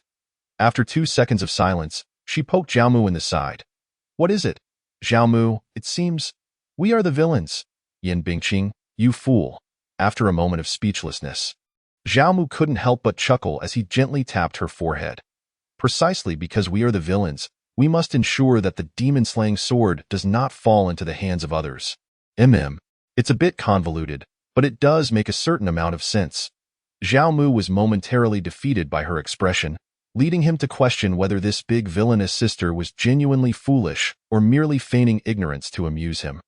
Just as he shook his head in laughter, the silly senior sister poked him again. What now?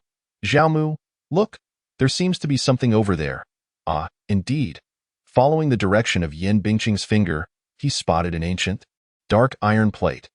After tens of thousands of years of silence, almost every surface in this area was buried beneath a thick layer of dust. Even the fragment of the demon-slaying sword was no exception. Yet, that dark iron plate remained entirely unblemished. It could hardly be an ordinary object. Zhao Mu bent down to pick up the iron plate, examining it in his palm. Its entirely black surface was free of dust, and its substantial weight suggested it was made of extraordinary material. However, apart from that, he found no other peculiarities. What on earth is this? Zhao Mu's eyes brimmed with intrigue. Could it be a vessel for some sort of technique or martial art? After a moment of contemplation, he began to believe this possibility was quite high. To verify his hypothesis, he bit his finger and let a drop of blood fall upon it. Yet, the droplet merely slid off the surface without sticking. Not useful, then. Zhao Mu closed his eyes and attempted to connect with it using his soul power. The moment his soul energy touched the unknown iron plate, he suddenly felt himself being pulled into an uncharted space. It was pitch black, devoid of anything. Senior sister? Yin Bingqing? Silly girl? Fool? Shouting at the top of his lungs, he received no response. Zhao Mu surmised that his consciousness had likely been drawn into the interior of the iron plate. Indeed, this object was not simple. However, this twist of events altered the course of the narrative. He distinctly remembered that in the novel, Xiao Ruoxi had only obtained a fragment of the demon-slaying sword at this location, and had never encountered the bizarre iron plate discovered by Yin Bingqing. Zhao Mu was unsure whether his presence had altered the plot, or if it was due to Yin Bingqing's influence. After all, it was the big villainous sister who had unearthed this item. Moreover, according to the novel's setting, even without Xiao Ruoxi's formidable protagonist aura, Yin Bingqing possessed an exceptional fortune. After all, not everyone who fell into the Blood Abyss emerged unscathed. Xiao Ruoxi had the protagonist's aura, yet what had allowed him and Yin Bingqing to escape unharmed? His own capabilities? As a mere cannon fodder junior disciple, he had no claim to great fortune. The only explanation was that he had benefited from the luck of the big villainous sister. Thus, acquiring this object must also be attributed to Yin Bingqing's fortune. What, however, was this item? Rumbling, suddenly, the previously pitch-black space flickered with a flash of lightning. Was that a person? In the brief illumination of the lightning, Zhao Mu discerned that there appeared to be someone below. Moreover, that bolt of lightning seemed to have directly struck him. Was this the thunder tribulation? Just as Zhao Mu pondered this, several more bolts of lightning flashed incessantly, all striking that figure. At that moment, a surge of knowledge flooded his mind, and he finally understood the significance of the scene before him. The heavenly thunder technique? It truly was a martial art. Moreover, it was a body cultivation technique. Xiaomu felt a mix of astonishment and delight, for the value of body cultivation techniques was exceedingly high. And he happened to have a particular need for one after all. The innate talent of his body was woefully inadequate, mismatched with his extraordinarily powerful soul. This made his cultivation cumbersome. If he could enhance his physical form, Xiaomu believed his cultivation aptitude would undoubtedly rival that of Yin Bingqing, who possessed the innate Shura demon heart. However, upon reviewing the contents of the technique titled Heavenly Thunder Technique, his smile abruptly vanished. What the heck? This is a death wish, Xiaomu instinctively cursed aloud. The Heavenly Thunder Technique was indeed an exceptionally high-grade body cultivation technique, and in ancient times, some had reached great heights through its practice. However, its method of cultivation involved striking oneself with lightning. Lightning represented the most intense and violent energy in this world. To use such a method upon oneself, beginning from the body refinement stage no less. Xiaomu felt that the individual who created this technique must have been utterly insane. Of course, the Heavenly Thunder Technique was not without its merits, at the very least. Unlike other body cultivation techniques, it did not require vast amounts of rare materials, sparing practitioners the worry of inadequate resources.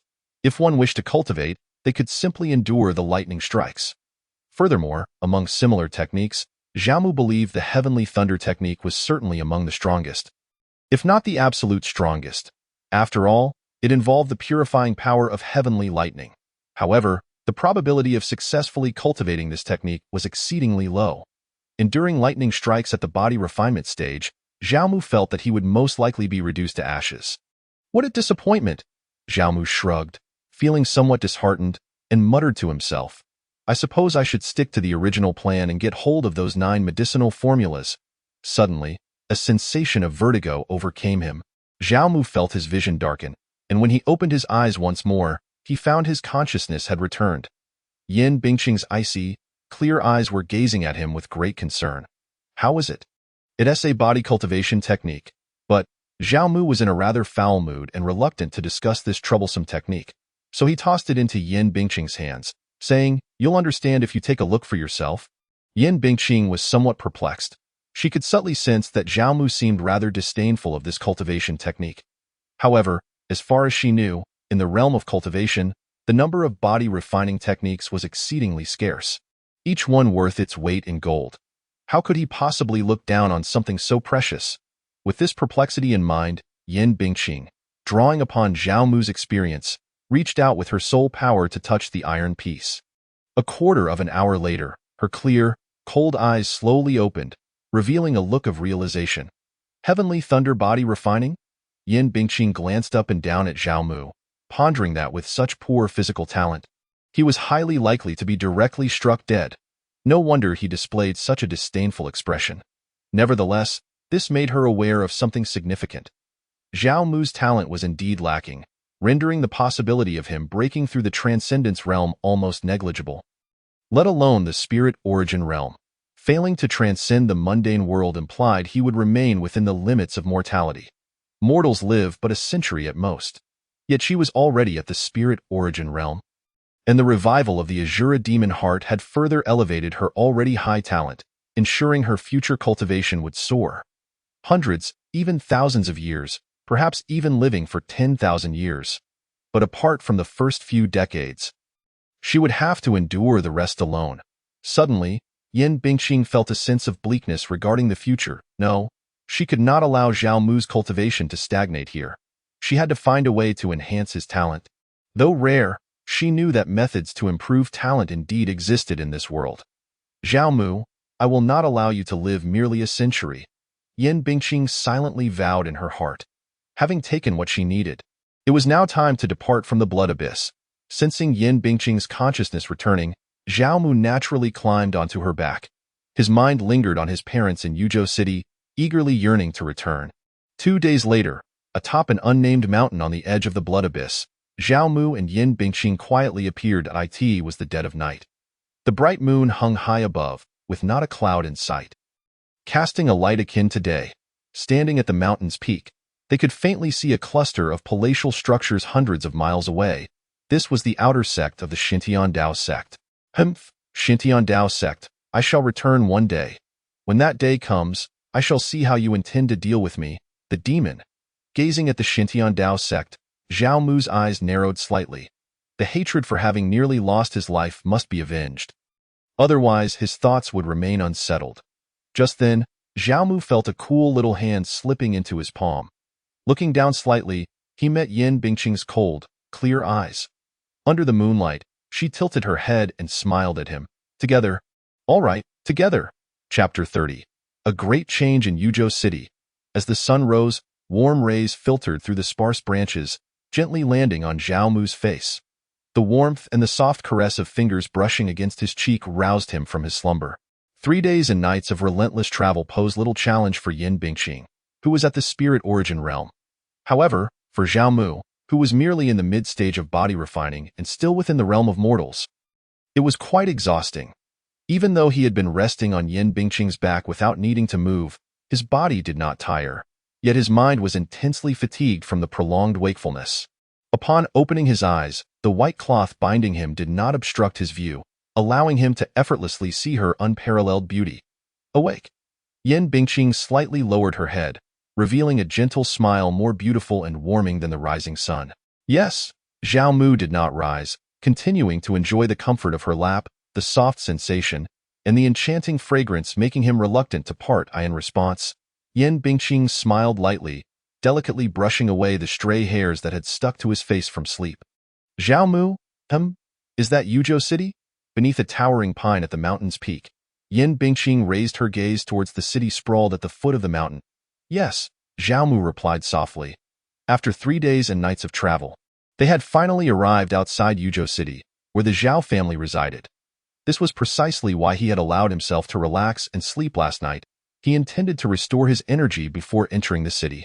He was unaware of the current situation of the Zhao family in Yuzhou City, nor did he know the stance of the Xintian Dao sect towards them, or perhaps, in the absence of seeing him and Yin Bingqing's corpses, would the Xintian Dao sect send some disciples to lie in wait at the Zhao family in Yuzhou City?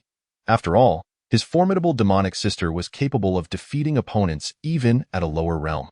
Everything was shrouded in uncertainty. Therefore, before entering the city, it was imperative to adjust his condition to its peak. If he entered the city feeling mentally exhausted and dazed, encountering unforeseen circumstances would likely render him slow to react. Life and death often hinge on the narrowest of margins. Rushing into the city would undoubtedly be the most foolish choice. Furthermore, they needed to disguise themselves. Though Zhao Mu's appearance as the Zhao family heir was not known to all in Yuzhou City, many could recognize him. Entering the city in his original guise was far too perilous, as for Yin Bingqing. Gazing at her stunning visage, she seemed to have transformed completely since her time at the Xintian Dao sect. In this world, aside from him, no one could recognize her. Hence, she could forego the need for disguise. However, her face still required a veil to cover it. The reason was simple. She was too beautiful. If she entered the city brazenly, it was likely that all the men in the city would follow, and even the women would watch enviously. Such commotion would not bode well for them. Zhao Mu, do you think your parents will dislike me? Why? Because I am a demon. Upon hearing this, Zhao Mu was momentarily speechless. This silly woman was at it again. You are a demon. Am I not one as well? Besides, even if you are a demon, your beauty alone is enough to win over any set of parents in this world. Based on his understanding of his parents, as long as one was beautiful enough and capable of bearing children, they would not care if their daughter-in-law were a demon. Even if she were a monster, they would be indifferent. For most people in the secular world, as long as the family line could continue, the bloodline could be passed on, and the family could live well, nothing else mattered in their eyes. As long as no harm was done to them, there was little difference between righteous and demonic. Some things are often understood more deeply by those at the bottom. Why, foolish sister, stop overthinking. Zhao Mu wrapped his arm around her delicate waist, smiling. With such beauty, how could they dislike you? Prepare yourself. We are heading into the city. Yin Bingqing nodded. But what should we prepare? A gift for the meeting. Yet she had nothing of value to offer. Wait.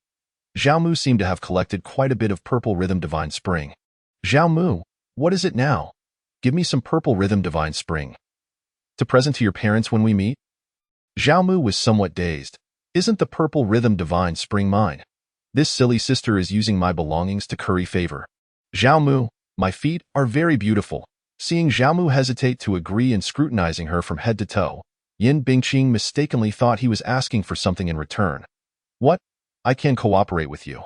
This silly sister is starting her reward system again. However, he recalled the stunning glimpse of the purple rhythm divine spring. It truly was quite beautiful. All right, you said it. No backing out? Yin Bingqing nodded vigorously and reached out a hand towards him. Zhao Mu took a small bottle of purple rhythm divine spring and placed it in her hand. She smiled brightly, and he too smiled in return. Yin Bingqing carefully stored the purple rhythm divine spring. But from the corner of her eye, she noticed Zhao Mu was disguising himself. His originally masculine and handsome face suddenly appeared ordinary, and the scruffy beard made him look somewhat disheveled. She looked at him with confusion. What's wrong? What are you doing? Preparing to enter Yuzhou City. What else did you think? Yin Bingqing's cold eyes widened in realization. She suddenly understood that she had misunderstood Zhao Mu's words. So that was the preparation. Had she, therefore, offered her delicate feet in vain?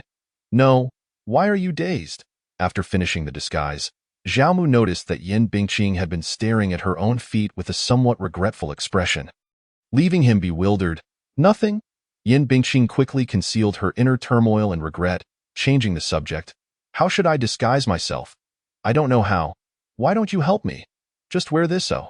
Zhao Mu casually handed her a pure black veil, which she obediently donned. The effect was quite pleasing. Her hair cascaded down, with her smooth and beautiful forehead completely obscured by bangs, leaving only a pair of cold, ethereal eyes flickering beneath the fringe. She was clad in a loose-fitting dress that gracefully concealed certain elevated features. An unparalleled beauty had, in an instant, transformed into an ordinary country woman. Zhao Mu felt a deep satisfaction with his handiwork. 2 hours later, a couple arrived outside Yuzhou City, hand in hand, their affection evidently strong. However, the man appeared rather disheveled, while the woman hid her face, likely an unattractive sight. As Zhao Mu had anticipated, their attire garnered no attention from others. Soon, they successfully entered Yuzhou City. Within the entirety of Daozhou, Yuzhou City was merely an inconspicuous small town. After all, it boasted not a single practitioner of the transcendent realm, and only a handful of those who had perfected body refinement. Upon entering the city, Zhao Mu refrained from hastily heading to the Zhao family estate and instead meandered about. Suddenly, his peripheral vision caught sight of a shop sign, and his brow furrowed slightly. Qian's fabric shop? Something seemed amiss. According to the memories of his original self, this fabric shop, occupying 3 storefronts, should have belonged to the Zhao family. Furthermore, it had always been one of their most lucrative enterprises. How could it have been easily transferred? Moreover, the Qian family had seemingly always been at odds with the Zhao family. Excuse me, Zhao Mu casually stopped a man. What is the matter? The last time I was in Yuzhou City, this place appeared to be Zhao's fabric shop. How has it now transformed into Qian's fabric shop? He awaited the man's response, to his surprise. The man's expression changed drastically, and he hurriedly departed before Zhao Mu could finish his inquiry. This unexpected turn of events caused Zhao Mu's heart to skip a beat. Could it be? Something has happened? He continued to question several passers-by, but they all reacted like the first man, avoiding any discussion related to the Zhao family as if it were a venomous snake or a fierce tiger. Falling silent, it appeared that something truly was amiss. Zhao Mu murmured to himself, and after a brief silence, he set off towards the Zhao family estate with Yin Bingqing. It seemed that only there could he uncover the answers he sought. Chapter 31. To bear 10 or 8 children, the residence remained the familiar abode from his memories. However, the prominently displayed plaque had changed. The original Zhao residence was now the Su residence. The glaringly gilded character for Su on the plaque was painfully bright to Zhao Mu. The entity that had nearly claimed his life on the Xintian Square bore the surname Su. It was highly probable that this Su was indeed Su Shenghao in this region. There was only one Su family. What puzzled Zhao Mu, however, was how the Su family's overall strength paled in comparison to that of the Zhao family. How had they usurped the Zhao family's position? What had become of the Zhao family members in Yuzhou City? And his parents? Were they alive or dead? What had transpired here? At that moment, Zhao Mu's mind was awash with countless questions yearning for clarity. Should we break in? Yan Bingqing's cold gaze lingered on the plaque for a moment before her small hand, held in Zhao Mu's grasp, gently stirred to as she had declared herself. She was not foolish. Merely a plaque could elucidate many circumstances. They had arrived too late. The Zhao family was already in peril, and his parents were nowhere to be found. She felt a pang of guilt. Had Zhao Mu not been entangled with her, the plaque would likely still bear the Zhao family name. Regret was futile at this juncture. All she could do was strive to make amends. Perhaps by storming in and directly capturing the usurper within, forcing him to divulge the truth. The families within the secular world possessed limited strength, as a practitioner of the spirit origin realm. She could navigate freely. No. After a moment's silence, Zhao Mu ultimately shook his head, suggesting, let us first find an inn nearby to stay. Although capturing the Su family's leader for interrogation was indeed the most straightforward and swiftest means to gather information, such an approach was far too perilous. Under normal circumstances, possessing the spirit origin realm cultivation in Yuzhou City did indeed place one at the pinnacle of power. Yan Bingqing could easily enter without opposition. However, the situation had changed. Zhao Mu was uncertain whether the Xintian Dao sect had dispatched individuals to lie in wait here. Previously, the three celestial realm practitioners had merely witnessed them jumping into the blood abyss without ever encountering their corpses. Given the ruckus Yan Bingqing had caused on Xintian Square, it would undoubtedly attract the attention of the higher-ups within the Xintian Dao sect. After all, breaking through two major realms instantaneously or slaying two outer sect elders with a single strike while at a lower realm was not something an ordinary person could accomplish. A natural prodigy of the demonic path, how could the righteous Xintian Dao sect afford to ignore such a talent? Moreover, considering the enmity that had developed between the two factions, it was imperative to eradicate any potential threats. Allowing the enemy to grow would spell disaster for the Xintian Dao sect. If they had indeed sent someone, it would most likely be a celestial realm practitioner, far beyond their capabilities to contend with. For the sake of caution, Zhao Mu had refrained from engaging further with the passers-by, having only asked 2 or 3 questions to prevent drawing the attention of those with ulterior motives. Fine, I shall heed your counsel. Yan Bingqing withdrew her gaze, allowing Zhao Mu to lead her away. They had not ventured far when they located an inn along the route to the residence, securing a room facing the street. While it was common knowledge that taverns and underground factions were the best places to gather information in both the secular and cultivation realms, Zhao Mu had chosen neither. Firstly, there was the concern of provoking unwanted attention. After all, he was uncertain whether the Su family had completely taken control of Yuzhou City or whether the Xintian Dao sect had intervened. If either scenario were true, their inquiries would undoubtedly place them in peril.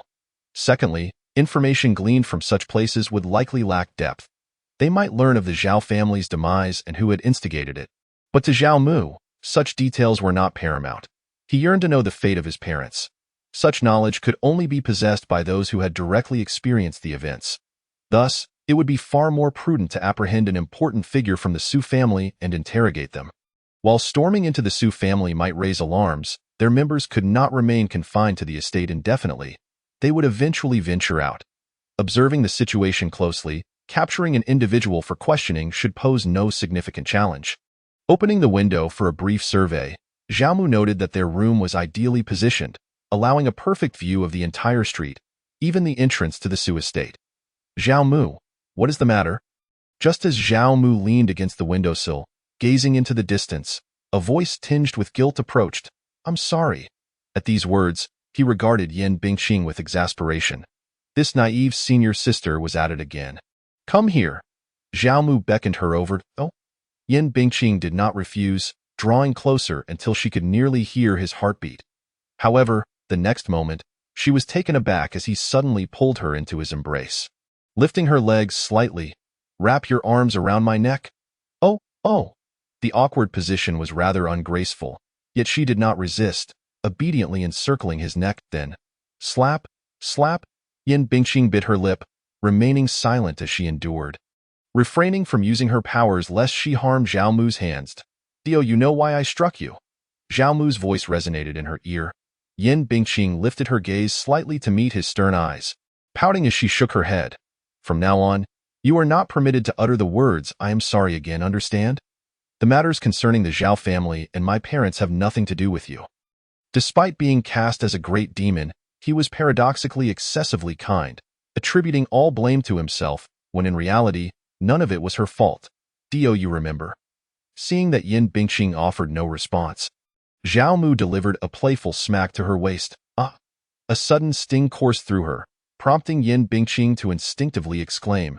Fearing another strike, she quickly added an "ohi" in the next moment. She felt him cease his playful assault, instead gently caressing her to ease the pain. Yin Bingqing, ah, if you truly feel guilty, then bear 10 or 8 children for the old Zhao family. Ah, at his words, Yin Bingqing's eyes widened in shock. What? Unwilling? Zhao Mu raised an eyebrow, teasingly regarding her. No, not at all. Yin Bingqing hurriedly denied. Good, then let us get started. Zhao Mu grinned widely. This naive senior sister was truly amusing. Just as he reveled in teasing Yin Bingqing, he suddenly felt her poke him in the side. Could you possibly tone it down a bit? 10 or 8 is too many. I fear. Zhao Mu gazed at Yin Bingqing, astonished. This silly senior sister. Does she truly not discern between truth and jest? Has she taken it seriously? However, I am rather looking forward to it. As her words fell, Yin Bingqing nestled into Zhao Mu's embrace, silent, her face aflame. Lost in her own thoughts, Zhao Mu refrained from disturbing her, content to hold her in this manner as they leaned against the windowsill. The entire afternoon was spent observing the comings and goings at the Su residence. Regrettably, the person he wished to capture did not appear. But that was of no consequence. Patience would yield results. With this silly senior sister by his side, Zhao Mu believed that even if they remained in the room, boredom would not be an issue. Chapter 32. Sharing the same bed as night fell, Zhao Mu stretched, preparing for slumber. The pursuit of his target could not be rushed. It required a measured approach. To observe more effectively the following day, it was essential to conserve his energy. He burrowed into his bedding, closed his eyes, and was on the brink of drifting into dreams when he suddenly sensed the bedding shift, followed by the entrance of a figure. Though he did not open his eyes, he could tell instinctively who it was. Senior sister? He felt somewhat dazed as he softly called out to him. Yin Bingqing curled up within the blankets. Hesitant to show her face, her response muffled. What are you doing? Did you not say you wanted to have children? What nonsense! Zhao Mu was momentarily taken aback. This afternoon, he had merely been teasing her. How could she have taken it to heart? She had even stealthily crawled into his bead eye in that instant. Zhao Mu felt a peculiar sensation in his limbs, an insatiable itch compelling him to grasp something immediately. Yet, reason prevailed. He suppressed the urge to touch Yin Bingqing and instead asked with utmost seriousness. Are you aware of your own body? Huh? Yin Bingqing replied, puzzled. Do you realize that one who bears the Shura demonic heart cannot lose their virginity before reaching the Tiangang realm? Doing so would significantly hinder your cultivation speed and even the heights you may eventually attain. After losing your virginity, if you wish to achieve the heights you previously could, you would need to exert several times, even dozens of times the effort, and the chances of success are still not particularly high. In fact, this principle applies not only to those with the Shura demonic heart, but also to others with various unique physiques, like the heavenly demonic eyes, chaotic Tao bodies, or the divine king body. Premature loss of virginity would greatly impact cultivation. Conversely, for ordinary cultivators, losing their essence too early has little effect on their cultivation journey. Of course, this is not to say that the essence of ordinary cultivators is worthless. It is merely that, compared to those with special physiques, its impact is minimal. Upon hearing Yin Bingqing's barely audible reply, Zhao Mu was astonished. Since you understand, why would you still do this? This afternoon, I was merely joking. Trying to tease you. Before Zhao Mu could finish his sentence, Yin Bingqing emerged from under the covers, leaning close to his ear and uttered, "But you like it." Upon hearing those words, Zhao Mu was utterly stunned. Just because he liked it? In that moment, he acknowledged that Yin Bingqing had genuinely stirred something within him, even knocking him off his feet. Truth be told, he had never anticipated that a woman would go to such lengths for him. She was igniting a fire within him. Instantly, Zhao Mu opened his arms and embraced Yin Bingqing tightly. Yin Bingqing, are you a fool? Zhao Mu chided, both amused and exasperated. Zhao Mu, I truly don't mind if my cultivation progresses slowly. Then so be it, and if my future achievements are modest, Then let it be. However, if you are unhappy, what use is it for me to have these children? Moreover, you mentioned wanting me to help the Zhao family expand. While 10 or 8 may seem excessive, leaning against Zhao Mu's chest, Yin Bingqing murmured to herself, completely melting his heart. Be quiet. Just go to sleep obediently. Otherwise, I shall have to punish you. Oh, as soon as the words left his lips, Yin Bingqing promptly closed her eyes and fell into a peaceful slumber. Zhao Mu gently caressed her back, softly lamenting, "What a foolish girl with you treating me this way. How could I bear to let you suffer?" At dawn, Zhao Mu awoke from his dreams, his gaze meeting Yin Bingqing's clear, cold eyes. A faint smile graced his lips. She averted her gaze, flustered. "What? Now you feel shy? Humph, you rogue. Hey, you were the one who came to me. How is it my fault? Am I to blame for not touching you?" Zhao Mu remarked with a bemused expression. "Shall we continue now?" "Absolutely not." Yin Bingqing turned her head away, unwilling to converse with him. This mischievous rogue was once again teasing her with his words. Ha. Observing Yin Bingqing's bashful demeanor, Zhao Mu could not contain his laughter. At that moment, Yin Bingqing leaned in closer to whisper something in his ear, causing Zhao Mu's expression to shift to one of excitement. "Really? Receiving yet another affirmative response, Zhao Mu squinted his eyes, already anticipating the arrival of nightfall, even though it was still morning, as the sun rose. Zhao Mu and Yin Bingqing rose with it. They summoned the innkeeper to deliver some food to their room, and once again, they leaned against the windowsill, gazing into the distance. Zhao Mu was focused on observing the Su family, while Yin Bingqing simply accompanied him. She quietly nestled in Zhao Mu's embrace, occasionally feeding him grapes. Time flew by swiftly, and before they knew it, night had fallen. Another day passed without any fruitful results. Yet, Zhao Mu felt no hint of despondency. Instead, he appeared somewhat exhilarated, his smile unwavering. In contrast, Yin Bingqing kept her head down, avoiding his gaze. She even skipped dinner, retreating to bed early. Another night passed in silence. Though indistinct sounds could be heard until late into the night when all finally fell quiet. The next dawn, Zhao Mu awoke feeling refreshed and invigorated. Yin Bingqing had become increasingly reliant on him. For the entire day, they were practically inseparable. In the following days, Zhao Mu continued to observe the Su residence. The first day yielded nothing. He retired for the night alongside Yin Bingqing. The second day brought no results as well, and he once again went to bed with Yin Bingqing. On the 15th day, after more than half a month had elapsed, he finally identified a target. Got it. With a gulp, Zhao Mu swallowed the grape Yin Bingqing had fed him, excitement evident as he pinched her cheek. "What do you mean by got it?" Yin Bingqing asked, curiosity piqued. During these days, she had focused solely on pleasing Zhao Mu and had given little thought to anything else. She was entirely unaware of his intentions behind his daily observations. "I have a candidate for gathering information." "Really?" Upon hearing this, Yin Bingqing instantly grasped his meaning. The matter of finding his parents had taken shape. No, now it should be considered her parents as well. After all, having shared a bed with him for these days, she was now part of the Zhao family. One arm around Yin Bingqing's slender waist, Zhao Mu pointed to the luxurious carriage drawn by dragon-scaled horses parked in front of the Su residence. "From my observations over the past few days, the occupant of that carriage should be Su Shengdao's youngest son, Su Shengqi. This young man is known for his fondness for women. Each time he returns, he brings a different woman with him. It should not be difficult to ensnare a lecherous individual without alarming him. Su Shengqi, being the type who revels in boasting to attract women's attention, will undoubtedly take pride in sharing tales of the Su family's recent ascendancy over the Zhao family. To secure the best bragging rights. Even if he is not a direct participant, he will certainly be aware of the details, as the witnesses from the Su family would not conceal anything from their young master." Chapter 33. The Beauty Trap. The following morning, in front of the vanity, Yin Bingqing sat on a round stool while Zhao Mu stood behind her, arranging her hair. The fringe that had obscured her forehead was swept back, and her cascading waist-length hair was fashioned into a simple bun. Without opulent adornments, merely the removal of the black veil revealed a breathtaking visage in the mirror. The originally oversized robe had been replaced by Zhao Mu with a fitted garment. Though it was not extravagant, it resembled a simple village woman's attire. Yet, this ordinary appearance could not conceal Yin Bingqing's extraordinary beauty. Rather, It added a unique charm. Zhao Mu, why remove the veil? Others will. We are employing the beauty trap. Of course, we must reveal your face at a beauty trap. To ensnare Su Shengqi, but I don't know how to employ a beauty trap. Do not worry. Just listen to me later. Oh, Yin Bingqing obediently nodded her head.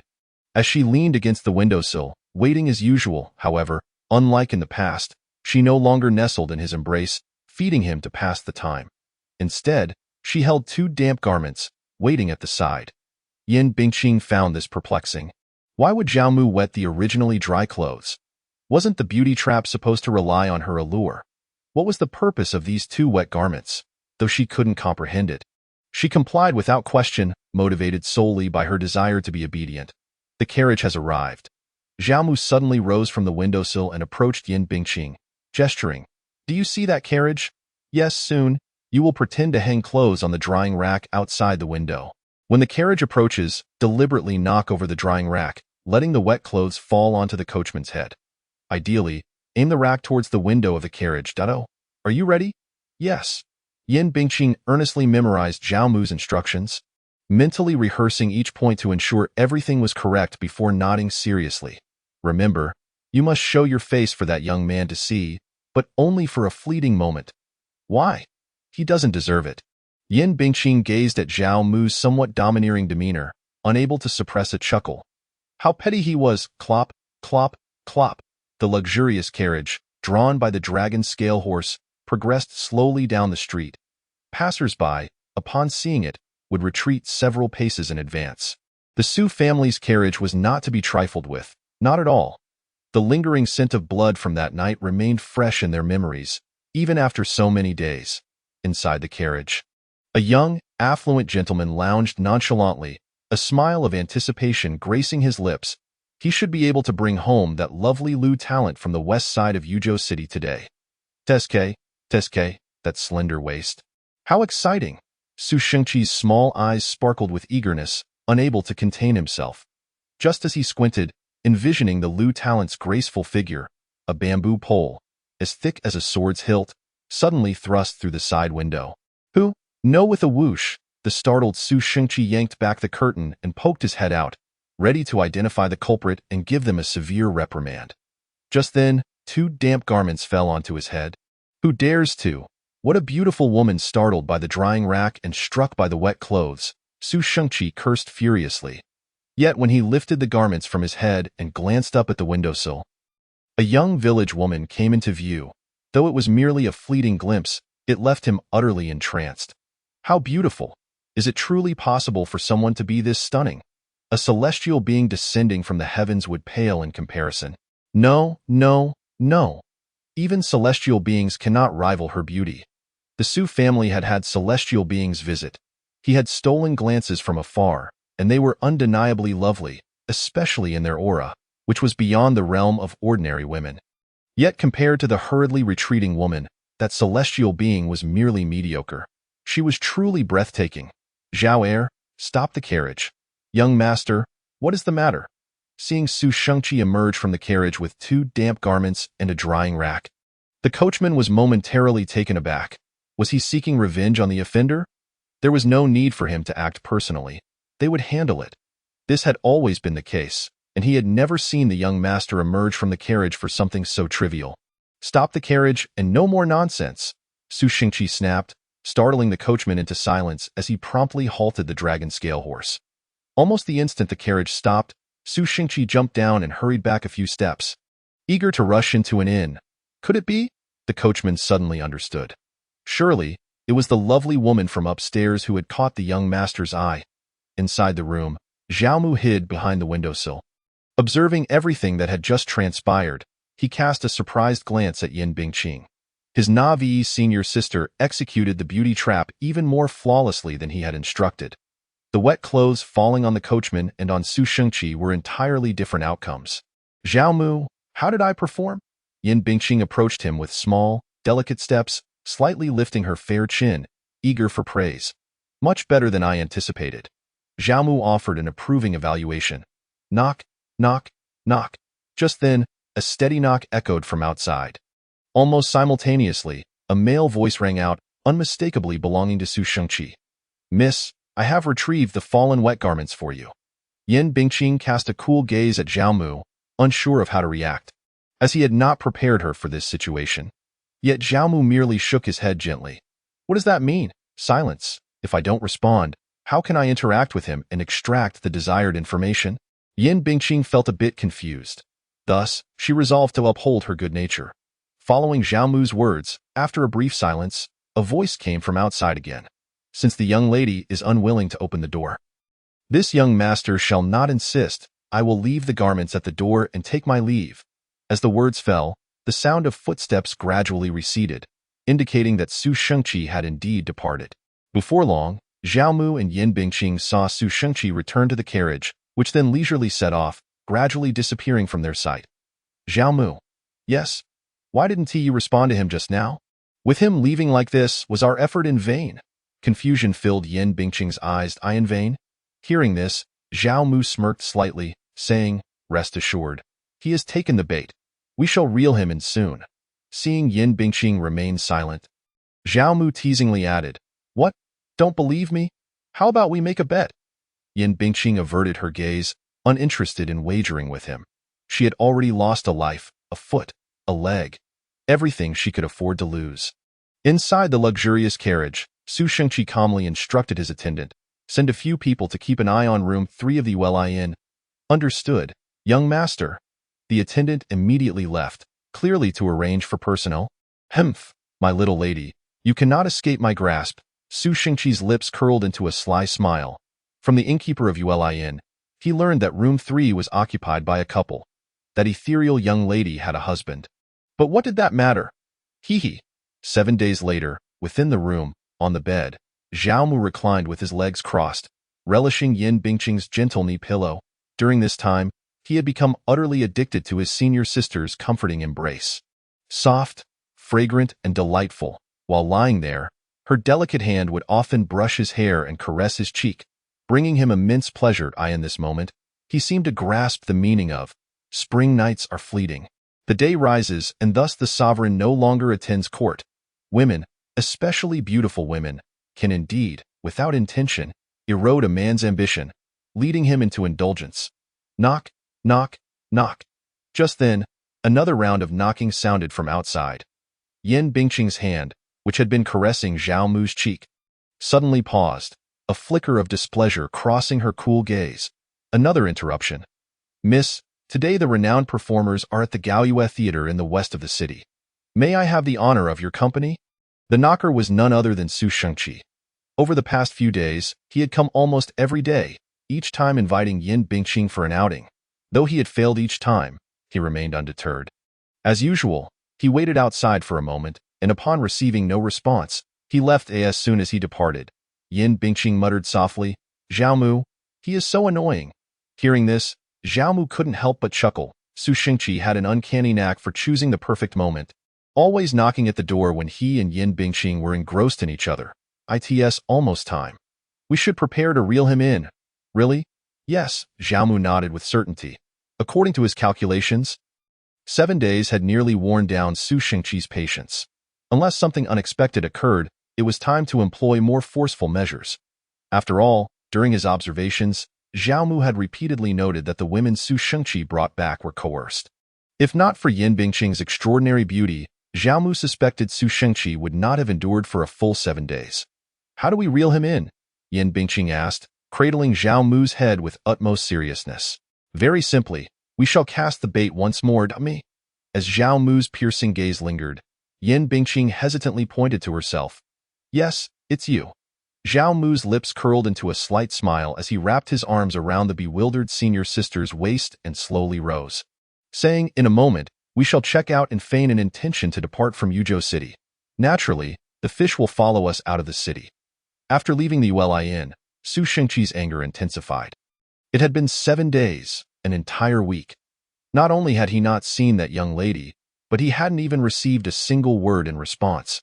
Were it not for his subordinates monitoring them constantly, confirming they had not vacated their room, Su Shengqi might have suspected they had already slipped away. "Those ungrateful women," he scoffed in a fit of rage. He kicked over a nearby vegetable stall, causing the vendor, A woman in her 30s, to tremble in fear at the sight of the young master of the Su family, unable to voice her outrage. Youth master, we have confirmed that the couple in room Tian No. 3 came from outside and have no background, a subordinate whispered, suggesting, why not wait at the manor?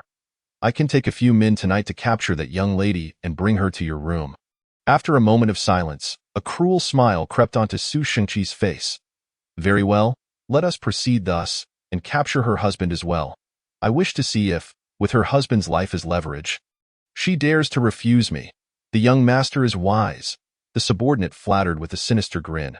Just then, the watchers on Zhao Mu and Yin Bingqing hurriedly approached. Young master, what news? Is there a situation?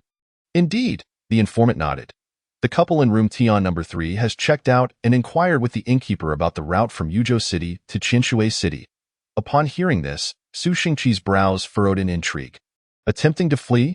I've kept my eyes on you for 7 days. Do you think I would allow you to escape? Where are they now? They just left the Yueli Inn and are heading along Sishui Street, likely preparing to exit the city via the west gate to reach Qinshui City. Ah, so you wish to go to Qinshui City, do you?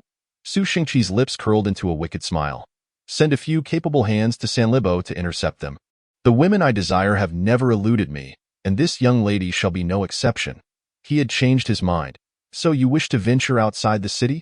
Perfect. We shall teach that young lady a lesson in the small grove beyond the city. It should prove far more entertaining than within the confines of her room. After leaving the inn, Yin Bingqing linked her arm with Zhao Mu, her body nearly pressed against his. They strolled together toward the west gate. Zhao Mu, yes. It seems no one is following us. Relax, the absence of pursuers means they are likely lying in wait ahead. Oh. Upon hearing this response, Yin Bingqing cast aside her worries. Trusting Zhao Mu, she felt assured. However, she pondered whether Su Shengqi would truly go to such lengths for merely a fleeting glance. Was it not said that men preferred untouched maidens?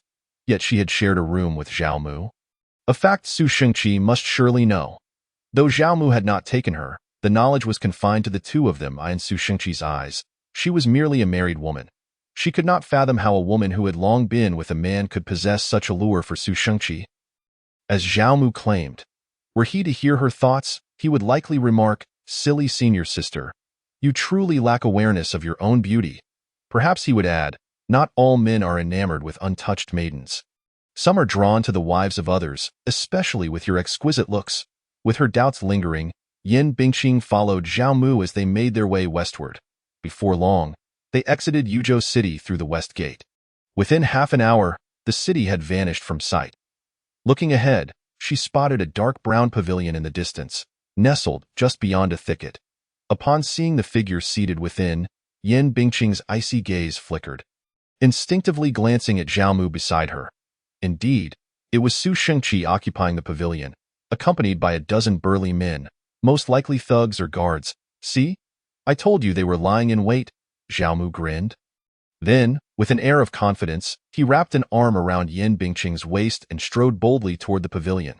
He was pleased that Su Shengqi had chosen such a favorable location. Sanlibo was far from Yuzhou City. Even if the Xintian Dao sect had sent people to stake out the city, they would hardly be focused on this spot. As for Su Shengqi's guards, they were nothing more than inept fools. Even if they concealed some cultivators among them, Zhao Mu paid them no mind.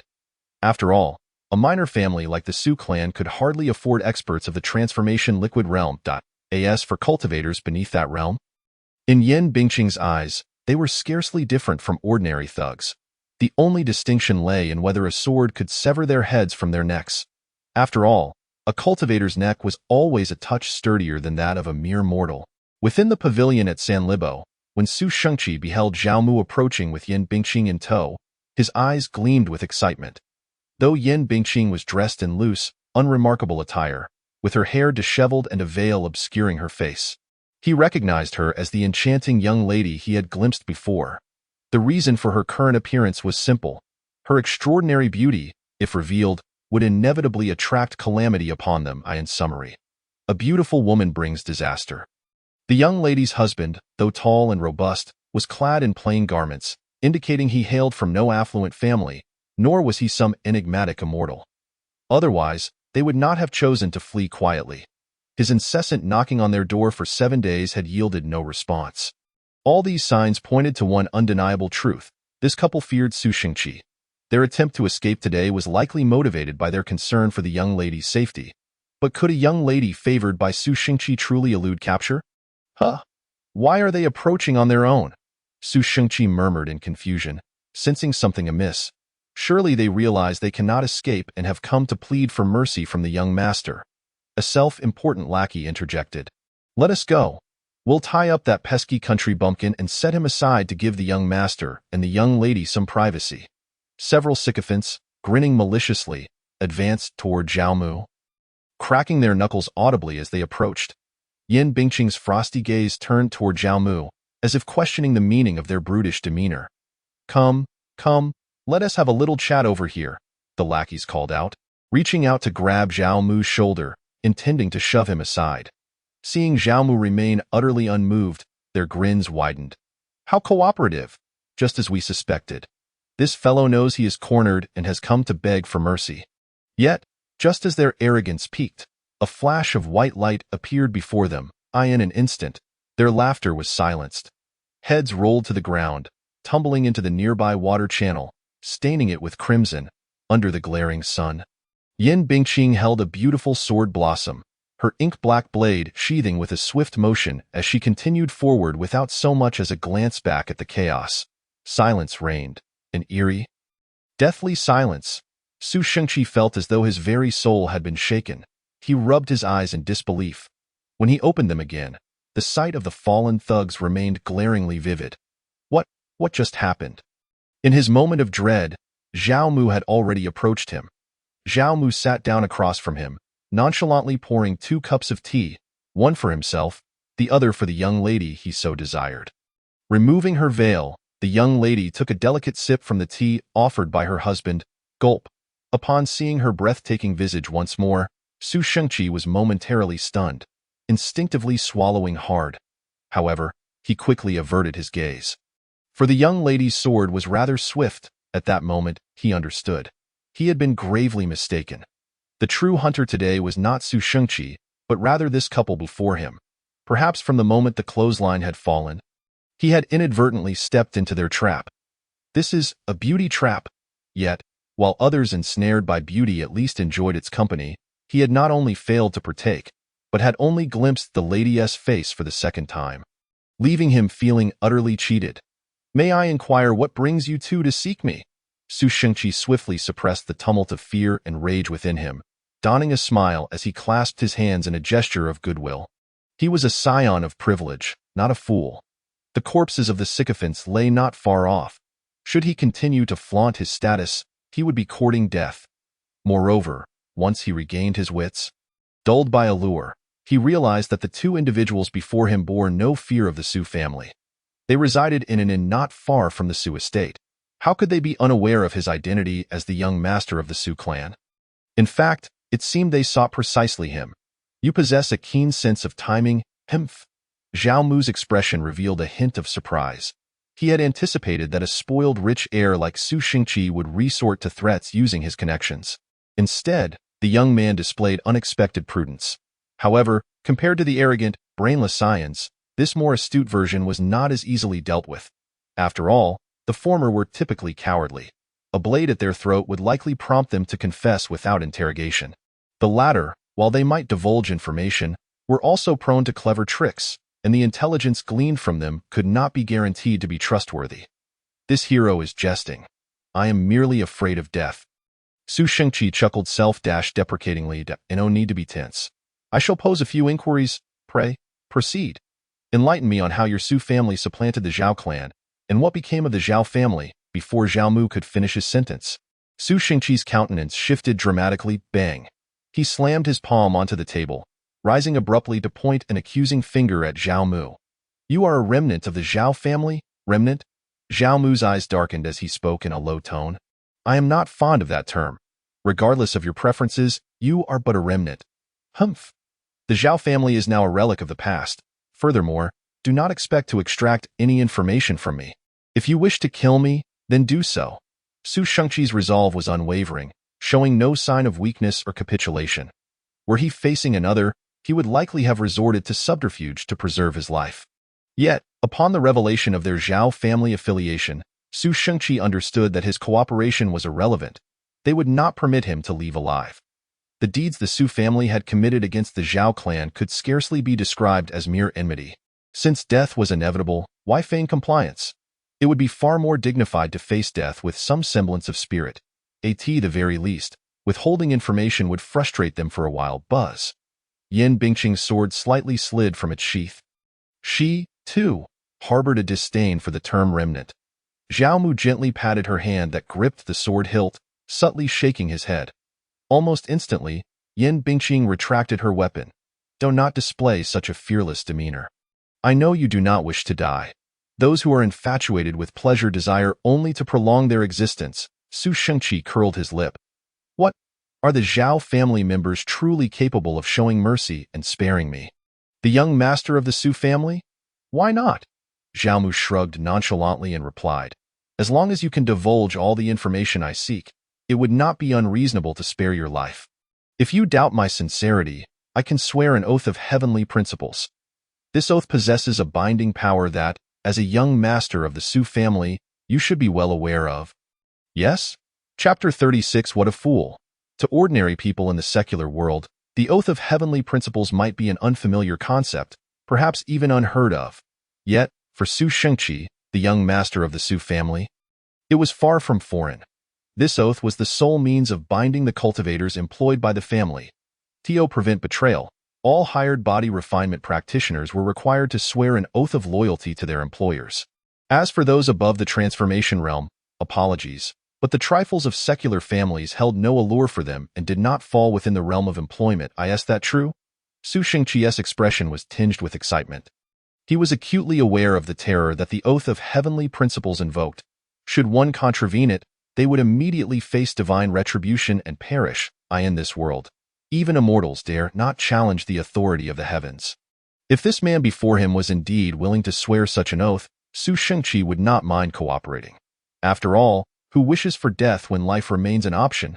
Moreover, the man was correct. Those who live for pleasure only lament that their lives are not long enough. What? A remnant of the Zhao family. What concern was it of Su Shengqi? Such matters were naturally to be handled by the family. As long as he could return home alive today, that would be the best outcome. His prior outburst against the Zhao remnant was a reflexive response, instinctively believing that encountering a Zhao family member signaled his doom. If death was imminent, why cower? To hurl a few insults before demise was indeed a form of satisfaction. But now, the situation had shifted. Certainly, Zhao Mu took a sip of tea with an impassive expression. Meanwhile, Yin Bingqing's cold gaze, initially filled with uncertainty, soon regained its icy composure, seemingly comprehending the underlying significance. I, Zhao Mu, hereby swear an oath of heavenly principles. As long as Su Shengqi answers all my questions truthfully today, I shall not harm him in the slightest. Boom. No sooner had the words left his mouth than a thunderous sound echoed, startling the already tense Su Shengqi. At that moment, he felt a surge of disbelief. The man before him had so easily sworn an oath of heavenly principles. Did that not imply that he could escape death today? Wait, what did he just say his name was? Zhao Mu. Su Shengqi found the name strikingly familiar, suddenly lifting his head to fix his gaze on Zhao Mu. You are the son of Zhao Zhenrong, the head of the Zhao family? Indeed. But the rumors say you colluded with the demonic path and were executed by the Xintian Dao sect. How could you? Does that pertain to our current circumstances? And no, it does not. Su Shengqi hastily shook his head. It truly bore no relevance. The reason for his earlier outburst stemmed entirely from shock. According to reports from his elder brother, Zhao Mu had indeed colluded with the demonic path and, along with the female demon, had been eradicated by the Xintian Dao sect. To see one presumed dead standing before him was enough to astonish anyone. However, upon learning Zhao Mu's true identity, Su Shengqi could understand why the man would be inclined to show him mercy. After all, the reasons for the Zhao family's annihilation and the fates of the other Zhao members were of far greater significance to Zhao Mu. His parents, uncles, aunts, and siblings were still very much alive. Very well, then I shall inquire. Zhao Mu set down his teacup and spoke calmly. Tell me the reason behind the Zhao family's downfall and how many were involved in it. The greatest cause of the Zhao family's demise is you, Zhao Mu.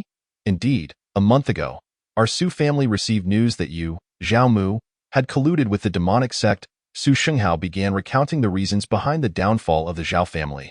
Upon hearing this, Zhao Mu's eyes narrowed slightly. Unexpectedly, the very thing he had dreaded most had come to pass. As word of his association with the demonic sect spread, the Zhao family instantly became a target for all. Although the Xintian Dao sect had not issued a definitive conclusion in matters such as these, it is far better to err on the side of caution. The connections the Zhao family had cultivated within the Xintian Dao sect were rendered worthless. No one dared to associate with them any longer. Disciples from other sects also sought to distance themselves. The phrase colluding with the demonic sect had become synonymous with an unforgivable crime within the righteous path. Anyone associated with it was doomed. Deprived of this vital support, the Zhao family resembled a tiger stripped of its claws, utterly powerless to retaliate. The Su family, the Qian family, and other factions that were once inferior to the Zhao family seized this opportunity to band together and carve up the Zhao family's fortunes. Their methods were ruthless in a single night. Whether it was the main lineage of the Zhao family in Yuzhou City or its various branches, they were all exterminated without mercy, leaving not even a single cat alive. No wonder, when he mentioned the Zhao family to passers-by in Yuzhou City, their faces would contort with fear, hastily retreating. That night of blazing flames and flowing blood had terrified millions of innocent citizens. However, what Zhao Mu found even more astonishing was that at the moment the Zhao family was engulfed in crisis, rather than uniting against external threats, they had turned on each other. Those from the branched families banded together to oust his father from the position of family head. This prompted Zhao Mu to reflect, the ugliness of human nature. Nevertheless, he paid little heed to these matters. After all, those wretched individuals had received their just deserts, slaughtered mercilessly by the Su and Qian families. He held no regard for the Zhao family, now a mere shadow of its former self, especially since his only concern lay with his parents and family. However, there was something peculiar in Su Shengqi's account. His father and two uncles had managed to escape Yuzhou City with their families before the Su and allied forces launched their assault on the Zhao family. This was perplexing. How could his father and uncles have foreseen such danger? Are you certain you're not deceiving me about my parents fleeing Yuzhou City ahead of time? No, of course not. My father mentioned that someone likely warned Zhao Zhenrong, which is why they left early. Likely? No, I swear I'm not lying. Su Shengqi felt a chill under Zhao Mu's piercing gaze, but his knowledge was limited to that. Suddenly, Su Shengqi had a thought. He quickly brought his fingers together, pointing skyward. Does the heavenly Tao oath hold any power over me, a mere mortal? If it does, I could immediately swear an oath. Should I violate it, may the heavens smite me. Observing the troubled expression on Su Shengqi's face, Zhao Mu began to understand that he was indeed not being deceitful. His parents were alive. This revelation allowed the weight on his heart to finally lift. So, where did my parents flee to? Zhao Mu continued to inquire. How would I know? Su Shengqi replied with a hint of exasperation. I only know they left Yuzhou City through the Wangjing Gate. The Wangjing Gate. Zhao Mu slightly raised his gaze toward the horizon. He then slowly stood up and departed from the pavilion. With a heavy breath, Su Shengqi watched Zhao Mu's receding figure. He had survived. However, just then, his peripheral vision caught a glimpse of a shadow. Zhao Mu's companion? Why hadn't she left yet? Could it be a trick?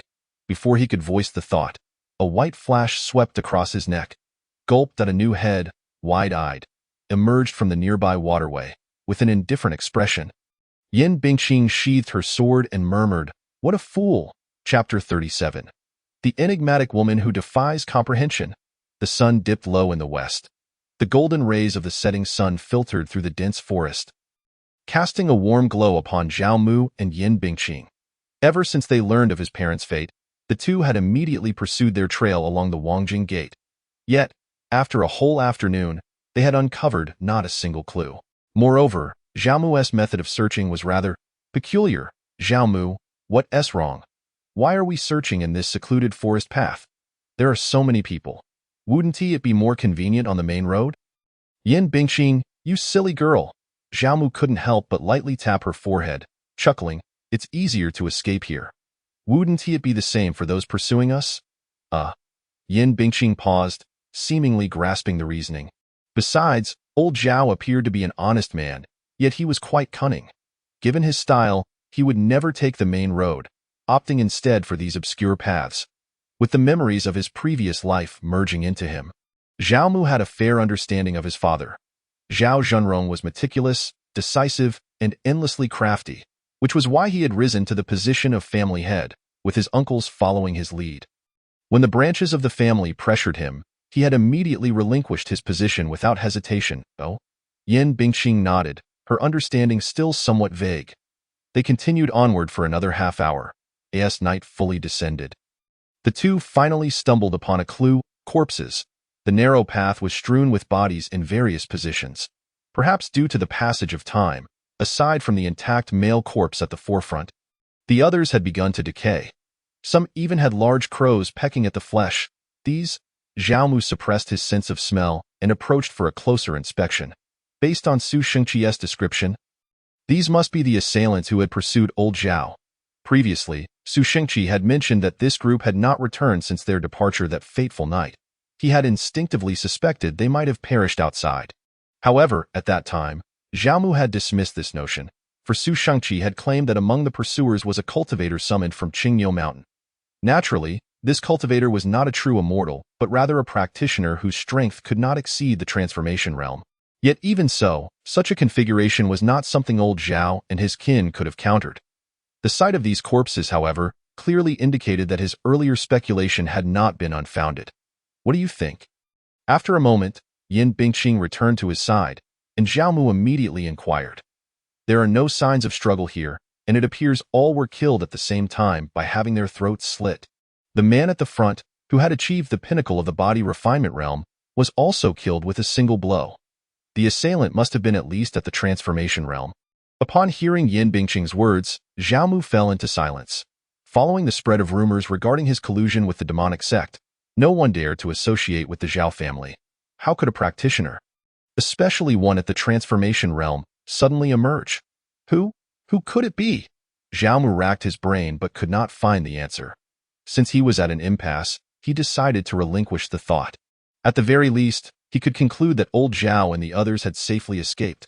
That was enough. Zhao Mu, should we continue searching? Not necessary. Zhao Mu shook his head. He had never truly believed he could catch up with old Zhao. The odds were simply too slim. After all, it had been over half a month since that night. With the speed of the Longlan horse, they could have covered vast distances by now. He had merely followed the Wangjing Gate to ascertain their situation, hoping to determine whether old Zhao and the others had managed to escape.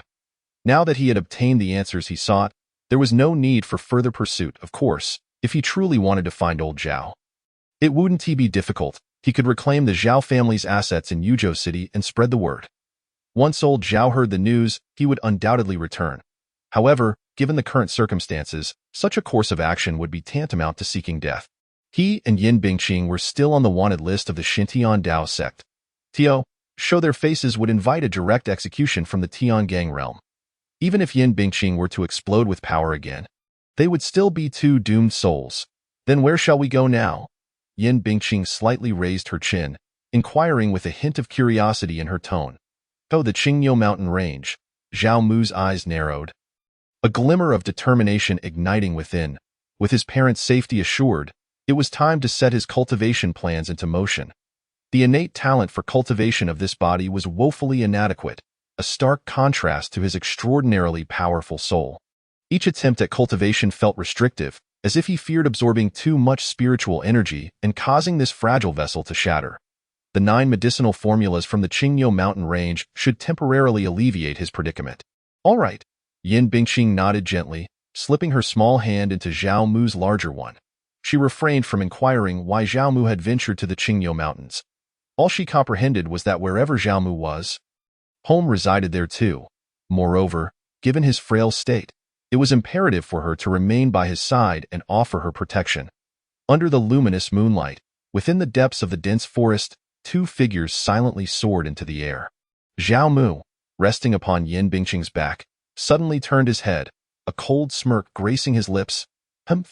Su family, Qian family, Li family. Let you live a few more days. The next time we meet, you shall experience the taste of retribution. A month later, as dusk fell, within a room of an inn in Qingshan town, Zhao Mu and Yin Bingqing nestled together, weary yet savoring the sunset's afterglow, relishing a long-awaited respite. After such a prolonged delay, Zhao Mu was eager to enhance his physical prowess. Thus, throughout the entire month, their journey was solely about travel. Finally, they had arrived at Qingshan town. Beyond this place lay the entrance to the Qingyo Mountains.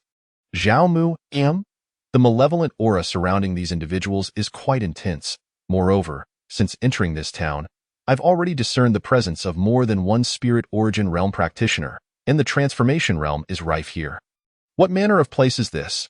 Yin Bingqing was willing to heed Zhao Mu's words, but when it came to safeguarding his safety, she always took matters into her own hands.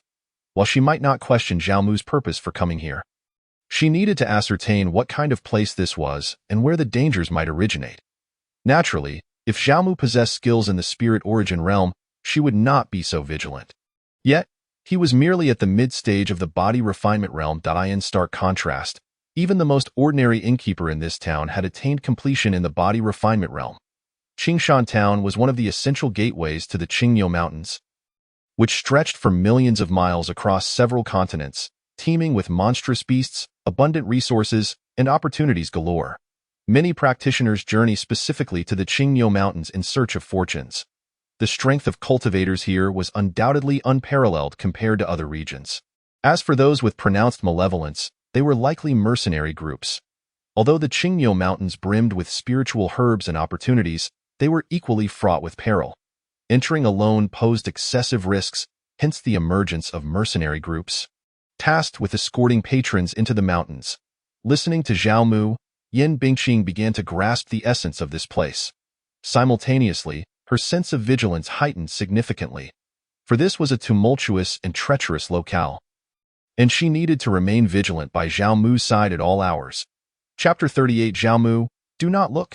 As the clamor resumed, chaotic sounds filtered through the window into the room. Yin Bingqing, nestled in Zhao Mu's embrace, slowly opened her eyes. Her delicate ears perked up, attentively listening to the commotion outside.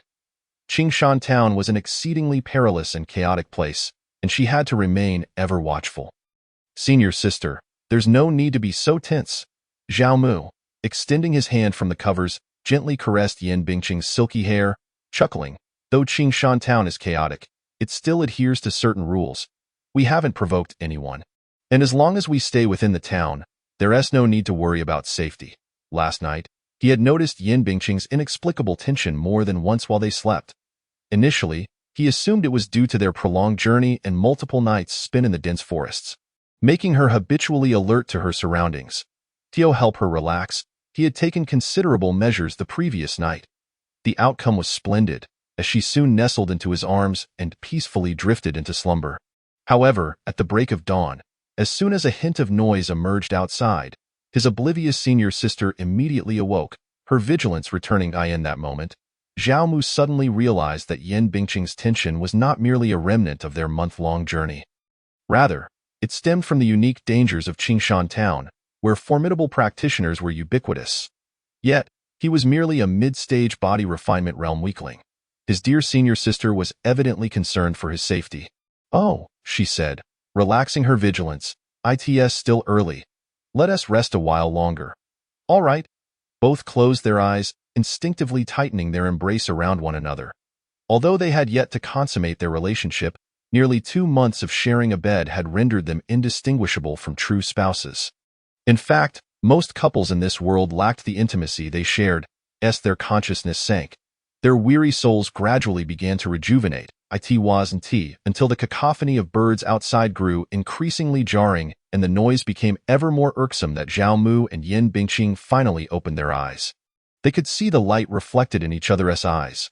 Clearly, their fatigued spirits had regained their vitality, and it was time to contemplate the details of their journey ahead.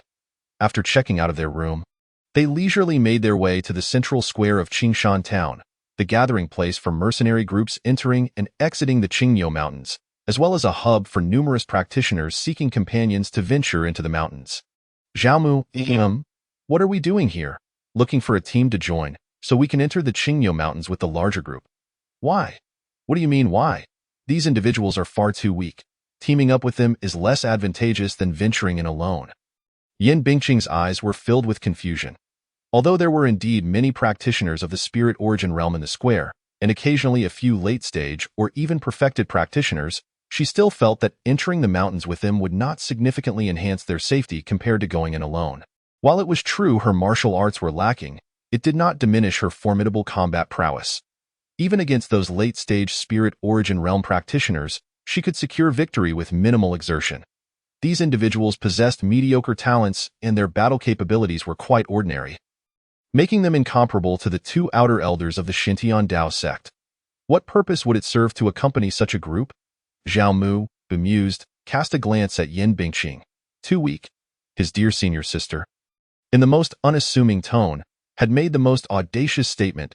A formidable figure capable of overcoming the strong spoke with conviction. Yet, did he not understand this situation? Aware of the circumstances yet still opting to proceed this way was surely for a greater purpose. Senior sister, I know you are strong and do not regard these people highly. However, even so, we must enter the mountains alongside a group. What we need is not their protection, but rather to use them as a veil. Qingshan Town was a place rife with intrigue. The depths were murky, and numerous eyes were likely watching those entering and exiting the Qingniu Mountains. 2 Individuals entering the mountains alone, especially with me being merely at the mid-stage of the body refinement realm, would undoubtedly attract unwanted attention. After all, the Qingniu Mountains were renowned for their abundant opportunities in this region. Those watching us would surely suspect we possessed some extraordinary lead on a significant opportunity, which is why we chose to venture in alone instead of following the safer, larger group. If the ones fixated on us were only ordinary spirit origin realm practitioners, it wouldn't pose much of an issue. But what if they were in the liquid transformation realm or even the celestial phenomenon realm? Can you fend them off, senior sister? Yin Bingqing opened her mouth, momentarily at a loss for words. Before shaking her head, I am still too weak. A flicker of guilt flashed in her clear, cold eyes. If only she were stronger, Zhao Mu would not need to exhaust himself devising the safest path for their security. Fool, what is there to feel guilty about? Zhao Mu chuckled, wrapping his arms around Yin Bingqing's waist, his expression earnest as he cautioned, you must not rush your cultivation for the sake of rapid advancement. On the contrary, you must solidify your foundation step by step. Especially during this period, I cannot allow you to advance further. You must take time to refine your skills, though she possessed great talent. Leaping from the peak of the body refinement realm directly to the initial stage of the spirit origin realm was a significant leap, leaving room for a shaky foundation. Zhao Mu was naturally pleased with Yin Bingqing's affection for him. However, should that affection reach a pathological level, it would spell trouble. Presently, she exhibited such tendencies. In the realm of cultivation, impatience was the gravest sin. Once one succumbed to the frantic pursuit of rapid advancement, the risk of falling into demonic practices grew exceedingly high. While her possession of the Azura demon heart mitigated this risk, it remained a concern.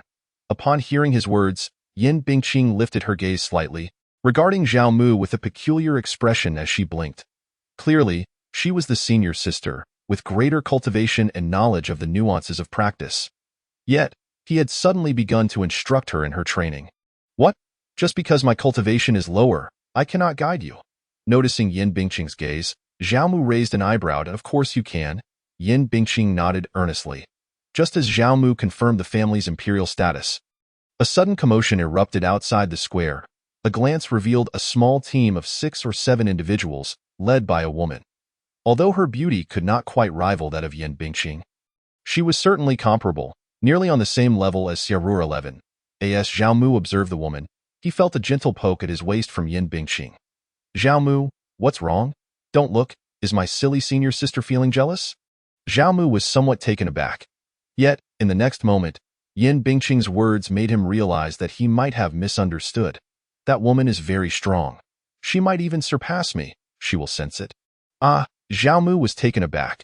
Judging by the woman's appearance, she seemed to be around 18 years old, at the liquid transformation stage. No, she must also be in the early stages of the spirit origin realm.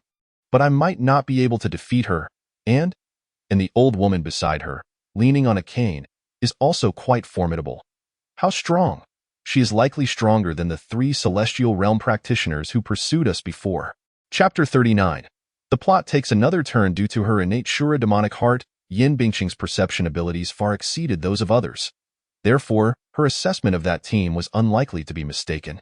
Although she was also at the early stages of the Spirit Origin realm, she believed herself not to be a match for that stunning woman. Despite her lack of martial arts and techniques stemming from her background, which severely limited her combat capabilities, it was exceedingly rare for someone in the same realm to make her feel inferior. Apart from that woman, the others in the team were also extraordinary.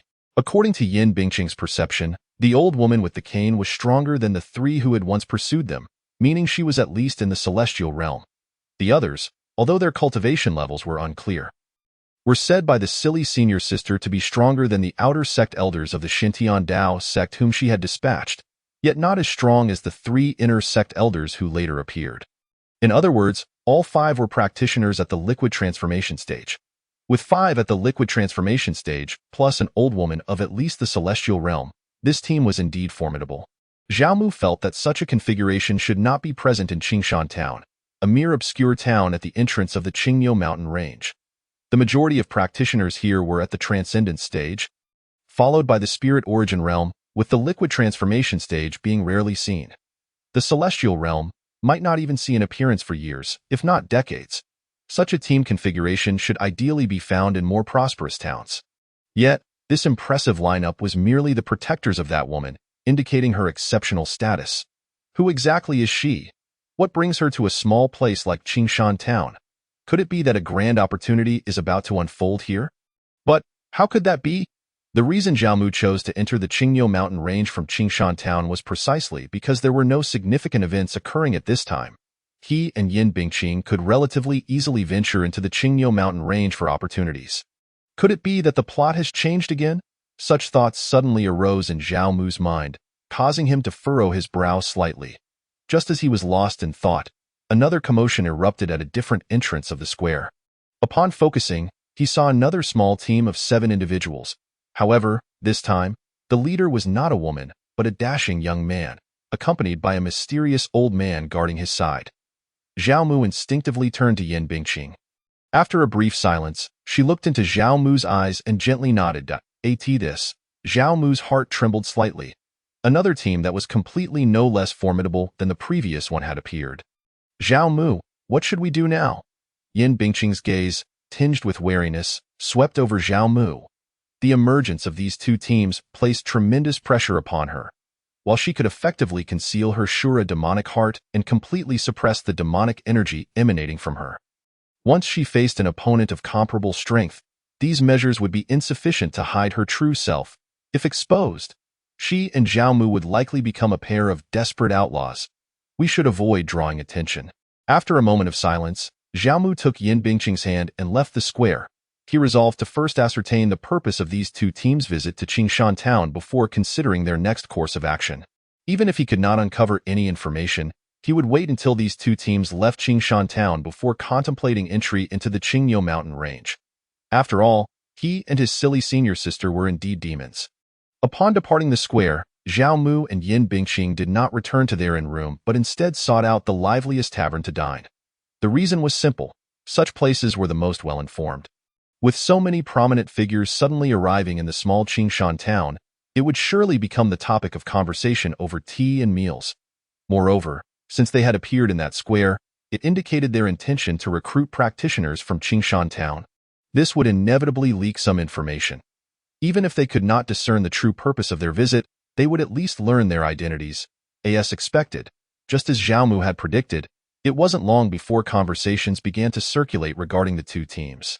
Do you know who that stunning woman in Qingshan Square today is? Who? Wu Yuan City, the current Wu Yuan's most cherished jewel, Wu Yao. Upon hearing this, Zhao Mu's eyes flickered with slight astonishment. Although he had suspected the woman held significant stature, he had not anticipated her to be of such immense renown. Wu Yuan City was one of the few elite forces of the righteous path. The Xintian Dao sect, being a second-rate entity, could not even be compared. A mere elder dispatched from there could obliterate the Xintian Dao sect. As for Wu Yao, Zhao Mu had little knowledge of her. He only knew she was the youngest and most outstanding daughter of Wu Huang. In the end, During the climactic battle between righteousness and demonic forces, she had performed exceptionally well, yet the author had not elaborated much, merely mentioning her in passing when summarizing the outcomes post-battle. What about the other side? I can't shake the feeling that the dashing young man holds a remarkable background as well. Of course, he does. That is Ji Wenxuan, the young master of the Ji family from the Blackwater River. Ji Wenxuan? Upon hearing this name, Zhao Mu raised his brows. Compared to Wu Yao, he knew much more about Ji Wenxuan. This individual was one of the male leads, destined to be the right-hand man of the future female lead. Xia Ruoxi, possessing an innate Dao body and extraordinary talent, and no wonder Yin Bingqing sensed danger from him. It seemed that the enigmatic Wu Yao also possessed some form of special constitution, as for the Ji family from the Blackwater River. It had been passed down since ancient times, maintaining its level of strength over hundreds of thousands of years. Although not as famous as Wu Yuan City, its power should not be underestimated. You lot are behind on the news. Just now, another superforce has arrived in Qingshan Town. Which superforce? The Flame God Temple from Huazhou. Upon hearing this, Zhao Mu's already furrowed brow tightened even further. 3 super elite forces gathering in this small Qingshan town. What on earth was happening? Just as he was pondering, the answer soon reached his ears. Usually, in this little place, even a practitioner at the liquid transformation stage is a rare sight. Yet today, 3 super forces have graced us with their presence. What could possibly be happening? Could it be that a grand opportunity is about to emerge? Hey, you old rascal, you're spot on. Quick, tell us. I've heard they seem to be searching for a place called the Xian Emperor Palace. Their simultaneous appearance today is to recruit manpower to help them find this Xian Emperor Palace, and the rewards promised are quite generous. Zhao Mu suddenly realized, the Xian Emperor Palace? A place bold enough to bear the name of an emperor must be extraordinary. Indeed, a monumental opportunity was about to manifest, which explained the attraction of 3 super forces to this location. However, according to his memory, there seemed to be no mention of a place called the Xian Emperor Palace in the novel. Moreover, if Zhao Mu remembered correctly, when Ji Wenxuan first encountered the female lead, Xia Ruoxi should have just broken through to the spirit origin realm. And that was Ji Wenxuan's first visit to Dao Prefecture. Yet now, Xia Ruoxi had only just broken through to the transcendent stage in the outer sect competition of the Xintian Dao sect, making it impossible for her to have broken through to the spirit origin realm in such a short time. However, Ji Wenxuan had come to Dao Prefecture. What did this imply? Zhao Mu knew very well. The plot had shifted once again. Chapter 40. You dare to snatch what I desire? Zhao Mu mused, They are clearly strong enough to independently claim the Xian Emperor Palace. So why recruit the practitioners of Qingshan Town? What else could it be? Cannon fodder. Zhao Mu shrugged, adopting a look of someone who had seen through it all. Wu Yuan City, the Ji family from the Blackwater River, and the Flame God Temple were no charitable organizations. They wouldn't generously bring low-tier practitioners along to share in the grand opportunity they discovered. There is no such thing as a free lunch in this world. Seeking the Xian Emperor Palace? Merely a deceptive excuse. Although the specific intentions of those individuals remain unclear, Zhao Mu speculates that to gain entry into the Xiandi Palace, a blood sacrifice may be required. Alternatively, their gathering of these low-tier cultivators might stem from a concern regarding the numerous dangers within the Xiandi Palace, using them as human shields to clear the way. But, are the people of Qingshan Town aware of this? Those who manage to survive in Qingshan Town are hardly naive. They must be well aware. Yin Bingqing, somewhat taken aback, glanced around at the expressions of those nearby before querying, but why do I get the sense that they all seem eager to join in? Knowing full well they are merely cannon fodder, why the rush? Do they have a death wish? It seems they too wish to enter the Xiandi Palace, where danger and opportunity often coexist. Do they not? Upon hearing this, Yin Bingqing suddenly comprehended and could understand their behavior. If there exists a chance within the Xiandi Palace that could alter Zhao Mu's innate talent, she would likely be more than willing to embrace the role of cannon fodder herself. After a brief silence, Yin Bingqing suddenly spoke, Zhao Mu, does the Xiandi Palace contain opportunities to enhance one's cultivation talent? How would I know? Zhao Mu retorted. Moreover, your talent has no need for enhancement at all. Wait, just as Zhao Mu casually spoke, a flash of inspiration struck him, and he looked at Yin Bingqing in astonishment. Senior sister, you can't possibly be doing this for me, can you? At his words, Yin Bingqing nodded as if it were the most natural thing in the world. Your talent is too poor. Xiaomu couldn't help but feel a mixture of amusement and exasperation. While this was indeed a fact, did senior sister really need to be so blunt? At least grant him a modicum of dignity. Nevertheless, he could roughly understand Yin Bingqing's intentions. A weak talent implies low achievement. Given his current physical endowment, it seemed unlikely he would ever break through to the spirit origin realm in his lifetime. Facing a limited lifespan. Meanwhile, Yin Bingqing, as one of the formidable villains in the latter part of the narrative, stood at the pinnacle of this world. Had she not met her demise at the hands of the demon-slaying sword, her lifespan would have been, if not infinite, certainly spanning thousands of years without issue. She truly did not want to see him perish. You are such a fool. Upon realizing this, Xiaomu couldn't resist giving Yin Bingqing a gentle tap on the head. Even if the Xiandi Palace possesses opportunities to enhance my cultivation talent, I would never allow you to go. It is far too perilous. Just look at the Martial Emperor City, the Heishui River's Ji family, and the Fire God Temple. What levels of cultivation do they possess? All are at the liquid transformation realm, and at least one ancient being at the celestial barrier realm supports them. Setting aside the dangers within the Xiandi Palace, the human calamities alone are beyond your capability to handle. What would happen to my sons and daughters if you encountered any mishap? The Xiandi Palace, which has attracted 3 superpowers, is undoubtedly extraordinary. The opportunities within are likely tremendously extraordinary as well. Hence, even knowing they are cannon fodder, the people of Qingshan Town still flock to it. Cultivating immortality is inherently an act against the heavens. As long as one can seize even a sliver of opportunity, what harm is there in striving with all one's might? But that is for others. He had no need to take such risks. Based on the information he gathered from the novel, he had already charted the most suitable path for his own growth. While it carried certain dangers, it was certainly much safer than recklessly storming the Xiandi Palace. What sons and daughters? Did you not promise to bear me 10 or 8? At this, Yin Bingqing's exquisite visage, concealed beneath her black veil, instantly flushed, her gaze dropping as she dared not meet Xiaomu's eyes. We are discussing serious matters. Is this not a serious matter?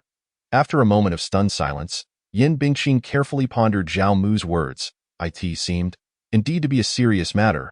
But could such things not wait until we return home? After a few seconds of shyness, Yin Bingqing lifted her gaze to meet Xiaomu's. But how should we resolve the issue of your cultivation talent?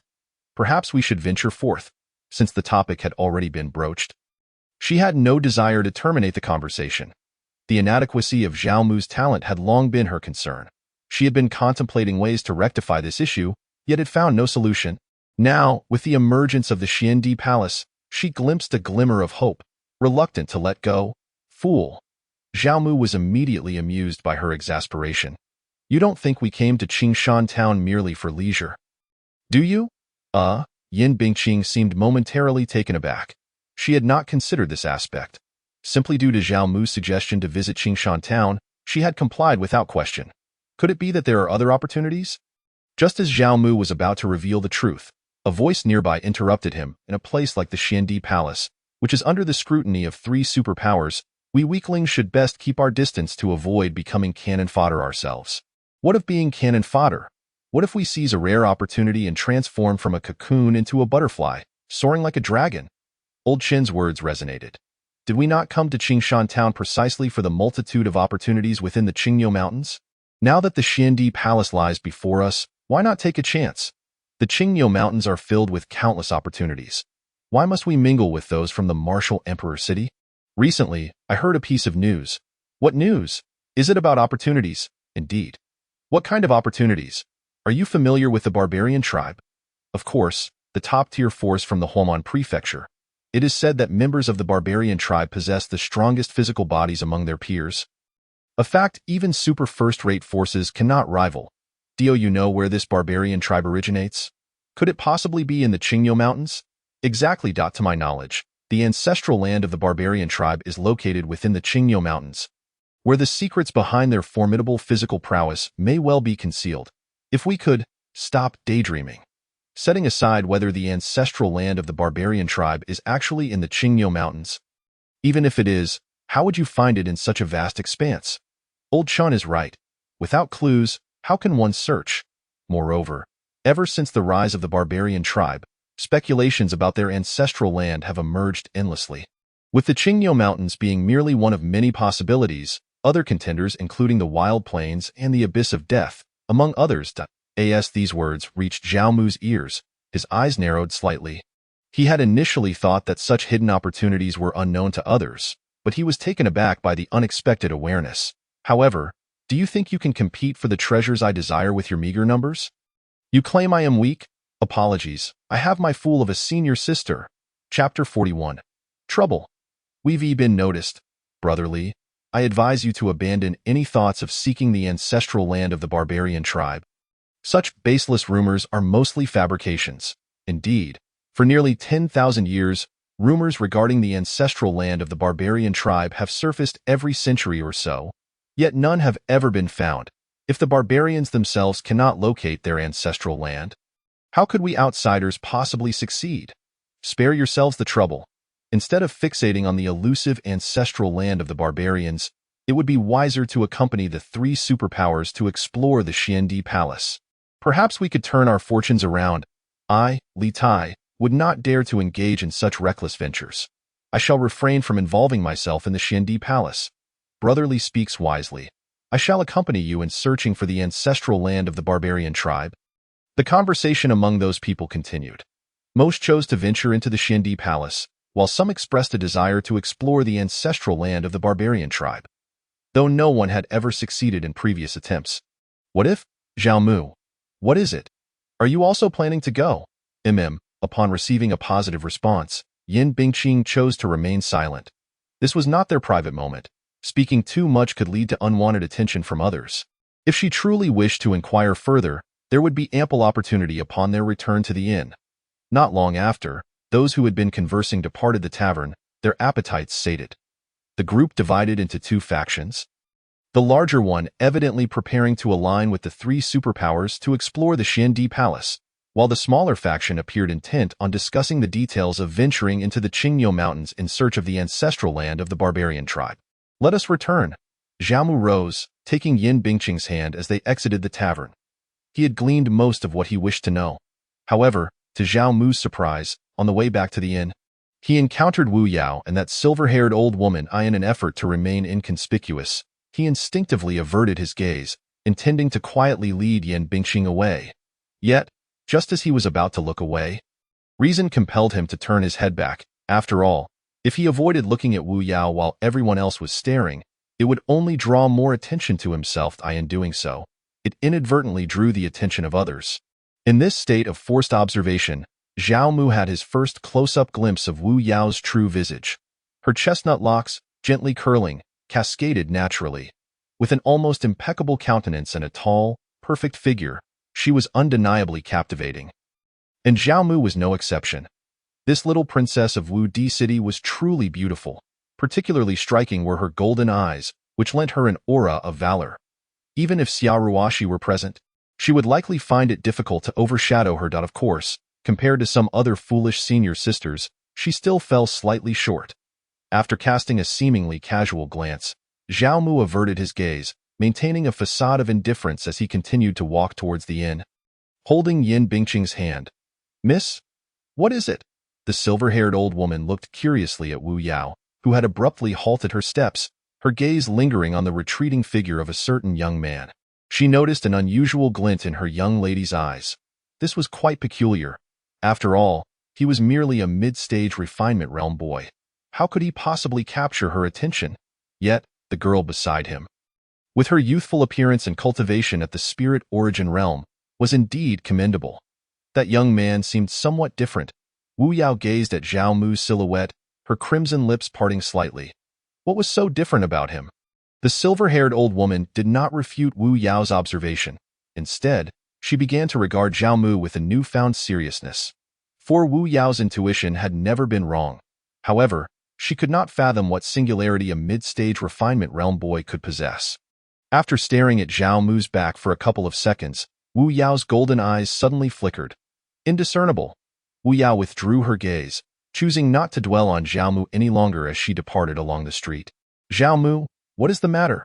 Yin Bingqing inquired, feeling the cold sweat accumulating in his palm as he held her small hand. This was rather strange. She felt a twinge of worry. However, Zhao Mu did not respond immediately.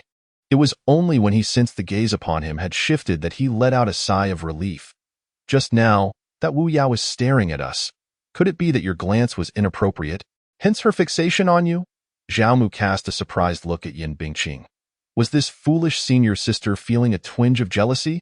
He had indeed looked at Wu Yao a tad longer. But the true intent was clear in Yin Bingqing's heart. Yet, her words inevitably led one to think otherwise. Nevertheless, why had Wu Yao deliberately turned to scrutinize him for an extended period, even pausing in her steps? Zhao Mu could not believe it was merely because he had glanced at her a few extra times. After all, on this street, not just men, but even women could not help but gaze at Wu Yao. He was simply one among many, with no reason to attract her attention. It was baffling, truly puzzling. Yet one thing was certain. Staying in Qingshan town was ill-advised. He needed to depart swiftly. Although Wu Yao had already averted her gaze and left.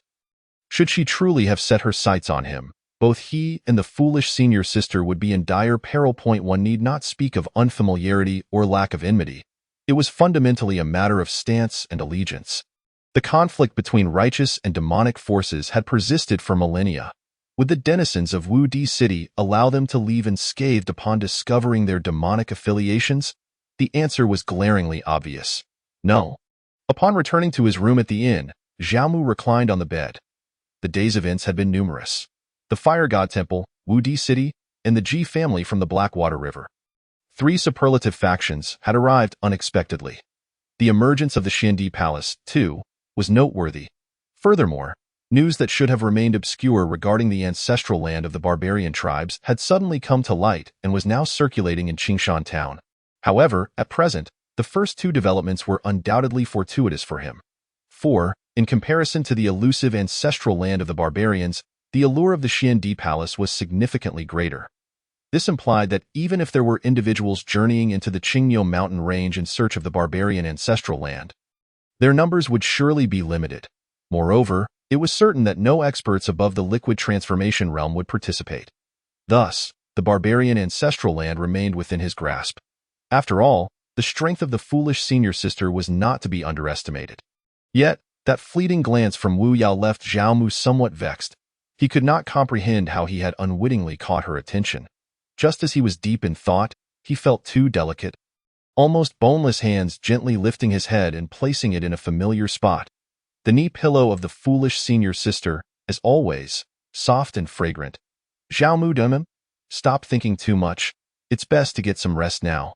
All right, Zhao Mu responded softly. Overthinking was futile. After all, these troubling matters could not be resolved tonight. Instead, it would be better to embrace Yin Bingqing and enjoy a good night's sleep. Yin Bingqing lightly waved her fingertip, and the candlelight within the room was extinguished in an instant. Accompanied by the lingering scent of lamp oil, she naturally adjusted her position, quietly leaning against Zhao Mu as they both succumbed to slumber. Chapter 42. The three-eyed spirit cat. The warm morning sun filtered through the window, illuminating Zhao Mu's face. He leisurely opened his eyes, glancing at the flawless, captivating visage of Yin Bingqing. He could not help but feel a surge of admiration. Indeed, taking a moment to clear one's mind could truly enhance clarity of thought. A night of restful sleep had allowed him to untangle the chaotic thoughts from the previous day the moment he awoke. He immediately conceived a strategy to address the situation. It was simply one word. Wait. Wait for the 3 super factions to complete their recruitment and set off for the Xiandi Palace. Although there was a chance Wu Yao had taken an interest in him, Zhao Mu was certain that his significance paled in comparison to that of the Xiandi Palace. As long as he waited for Wu Yao to depart from Qingshan town, he and Yin Bingqing could safely venture into the Qingyo mountain range in search of opportunities. In fact, the plans that had sprung forth amidst his earlier turmoil were fundamentally misguided. Leaving hastily? Such a choice would be akin to openly declaring to Wu Yao, "You are correct in your suspicions. I indeed pose a problem." Instead, it would be wiser to act as if nothing had transpired and continue to reside in Qingshan town. Who knows, this might even assuage Wu Yao's curiosity about him. What? You suggest remaining here, simply a dish on someone else's table, to be consumed at their leisure. Is that not pure folly? If Wu Yao truly wished to act against him, she would not have merely stolen a glance at his back, but would have directly taken him away. since she had not done so, staying behind posed no issue at all. The only thing that perplexed Zhao Mu was why Wu Yao had chosen to look at him a second longer. Could it be that his lower cultivation was simply too glaring? Zhao Mu believed that the little princess of Wu Di City should not be so trivial as was customary. Since he could not make sense of it, he decided to cast it aside. Just then, Yin Bingqing let out a soft hum and gradually awoke.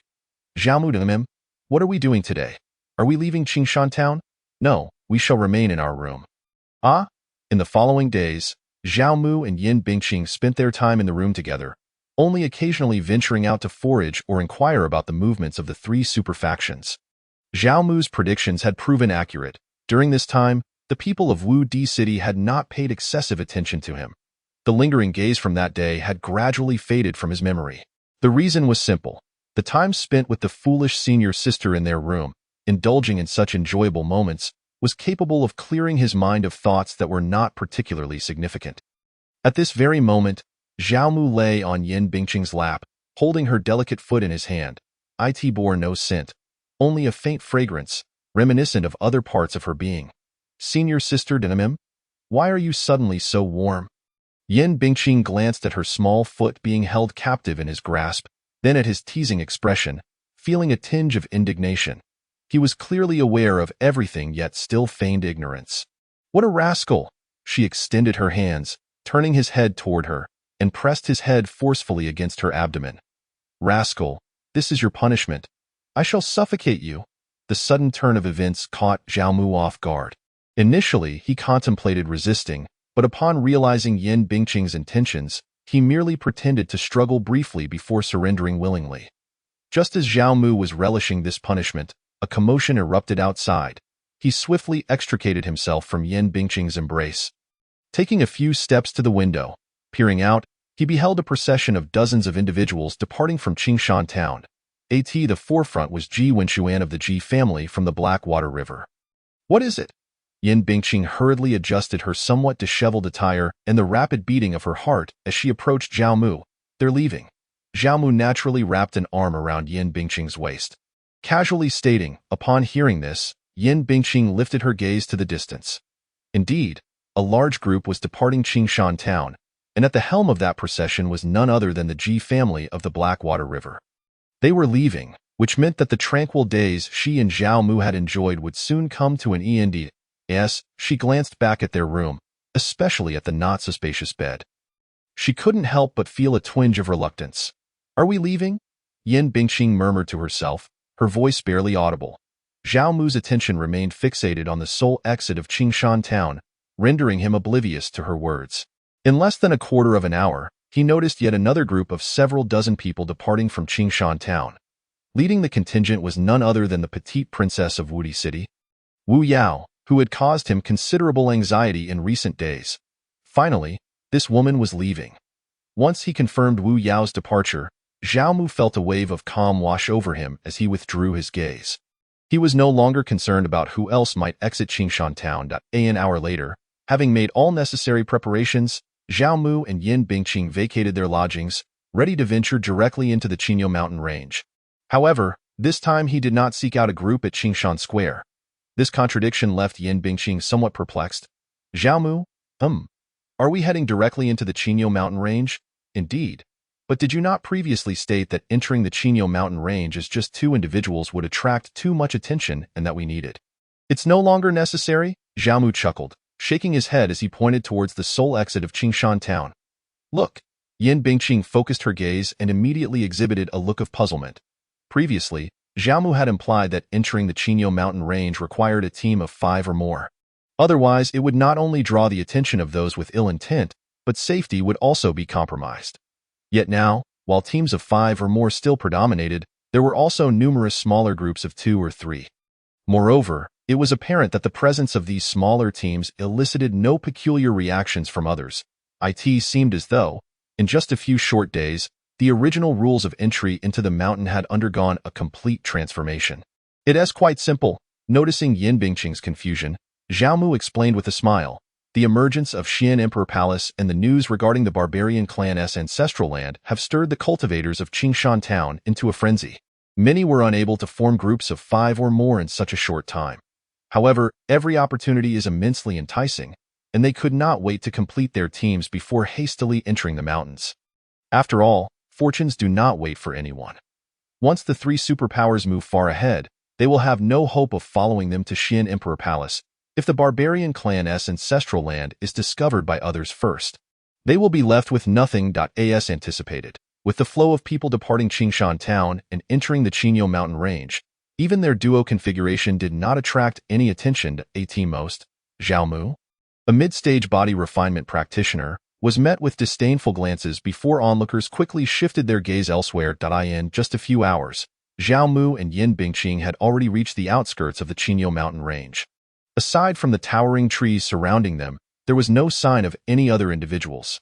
Hand in hand, Zhao Mu and Yin Bingqing strolled along, embodying a carefree attitude towards their excursion, until Yin Bingqing suddenly halted, her vigilance directed towards the front. Zhao Mu squinted into the distance and discerned a three-eyed beast approximately 30 yards away, fixated on them. In an instant, he recognized the creature, the three-eyed spirit cat. Chapter 43. Ambush, kill, kill, kill. Perched upon a thick branch, a beast the size of an adult man, adorned with yellow and black stripes, obstructed Zhao Mu and Yin Bingqing's path. The three-eyed spirit cat was particularly distinctive due to the vertical eye on its forehead, which possessed the ability to pierce illusions and induce hallucinations. Moreover, an adult three-eyed spirit cat could utilize this innate vertical eye to launch soul attacks. Determining the strength of a three-eyed spirit cat is quite straightforward. One merely needs to observe the number of black vertical stripes upon its head. Each stripe signifies a different tier of beast. The creature before them, evidently a juvenile, bore only 3 stripes, indicating it was a third-tier beast. Equivalent to a human in the Spirit Yuan realm, however, as a member of the Beast Royal family, an adult three-eyed spirit cat would be at least a 5th-tier beast, comparable to a human in the Celestial realm. Yet, Zhao Mu was puzzled as to why a royal beast, such as the three-eyed spirit cat, would appear at the outskirts of the Qingyou mountain range. After all, compared to the core area of the Qingyou mountain range, this region was devoid of rich spiritual energy and offered a subpar cultivation environment. Unless something unusual had transpired in the core area, a royal beast would typically not stray from its territory, let alone a juvenile that had yet to mature. With a snarl, the three-eyed spirit cat displayed its teeth, and the vertical eye on its forehead slowly opened, clearly poised to attack. Hey! Zhao Mu couldn't help but chuckle. Teasing, has this little beast taken a liking to firearms? It seems eager to bite upon our first encounter. He instinctively turned to glance at his daft senior sister. One sword. Yin Bingqing's cold gaze swept over the three-eyed spirit cat, and she uttered 2 icy words. Her words. Zhao Mu crossed his arms and smiled broadly at the three-eyed spirit cat before him. An opportunity had presented itself, and he would not let it slip away. After all, any royal beast was worth a fortune, particularly one as unique as the three-eyed spirit cat. Its fur and teeth were valuable, but merely the vertical eye alone could fetch thousands of low-grade spirit stones. And it was highly sought after by artifact crafters. With a roar, the three-eyed spirit cat, which had been bearing its fangs on the branch, suddenly vanished from Zhao Mu's sight. Not only that, but Yin Bingqing, who had been by his side, also disappeared. It was evident that they had engaged in combat. As for Zhao Mu, he could only stand by, bewildered. Fight? That was absurd. He could barely even catch a glimpse of their movements. A mid-stage body refinement practitioner like him was no match for a third-tier beast, which rivaled those in the mid to late stages of the Spirit Yuan realm. It was best to leave such matters to his daft senior sister. In the blink of an eye, Zhao Mu felt a gust of wind pass by. He turned to see Yin Bingqing reappear, her cold eyes devoid of any emotion, as her jade-like hand gracefully sheathed her ink-colored longsword. Thud! A massive corpse plummeted from the sky, landing several yards in front of Zhao Mu. He focused intently, a smirk curling at the corners of his mouth. Little beast, what do you have to be so arrogant about? You merely offered up your life to illuminate my path. Although a third-tier three-eyed spirit cat was far less valuable than an adult of its kind, it was still rare to find a beast of greater worth in the outskirts of the Qingyou mountain range. Without the backing of a clan, he had been left without resources. This little creature was just the ticket to bolster his finances. With that thought in mind, Xiaomu retrieved a first-grade spirit artifact dagger from his Qinkuan bag, preparing to extract the valuable components from the three-eyed spirit caddis body. However, just as he took a step forward, Yin Bingqing suddenly appeared in front of him, shielding him protectively. The ink-colored longsword that had just been sheathed was now poised, ready to be drawn at a moment's notice. More beasts? Xiaomu immediately scanned the surroundings with heightened vigilance. Yet, he detected no signs of any beasts. Instead, several men and women suddenly emerged from the thicket, completely disregarding Xiaomu and Yin Bingqing as they bent down to collect the valuable materials from the three-eyed spirit cat. Hey! Xiaomu couldn't help but chuckled at it appeared that they were not beasts, but rather opportunistic thieves. He had unwittingly played the role of the mantis. However, this mantis was poised to feast on the yellowbird. He was uncertain of the cultivation levels of these individuals, but he was confident they were not above the liquid transformation realm. Otherwise, Yin Bingqing would not be standing protectively in front of him. She would have already whisked herself away. Hey, since you seem so confident, I certainly want to just stand by and allow you to claim the spoils, Xiaomu said, waiting until they had finished collecting materials before speaking up. The reason was simple. This group was rather accommodating, eagerly helping him with such rough work. Dear friends, it seems this three-eyed spirit cat is our shared spoils, and it's rather inappropriate for you to claim it so brazenly. Xiaomu shrugged, feigning nonchalance. Though he had just learned from Yin Bingqing that among these 8 individuals, one was in the mid-stage of the Spirit Yuan realm, 2 were in the early stages, and the remaining 5 were all in the late stages of the Transcendence realm. Yet, his daft senior sister's response remained unchanged. One sword, friends, you must be mistaken. One burly man with a broad blade slung over his shoulder interjected, glancing up with a smirk. This is not your spoils. It belongs to us. Indeed, this is our prize. Had it not been for our efforts in severely injuring this third-tier three-eyed spirit cat, do you truly believe you would have been able to slay it? A plump woman, not particularly beautiful, stepped forward to counter Xiaomu's assertion. Observing the eloquent discourse, Xiaomu instinctively cast a glance towards Yin Bingqing. Seeking her opinion, Yin Bingqing remained silent, merely shaking her head gently. The implication was unmistakable. This group was speaking falsehoods, as the three-eyed spirit cat had just been in peak condition.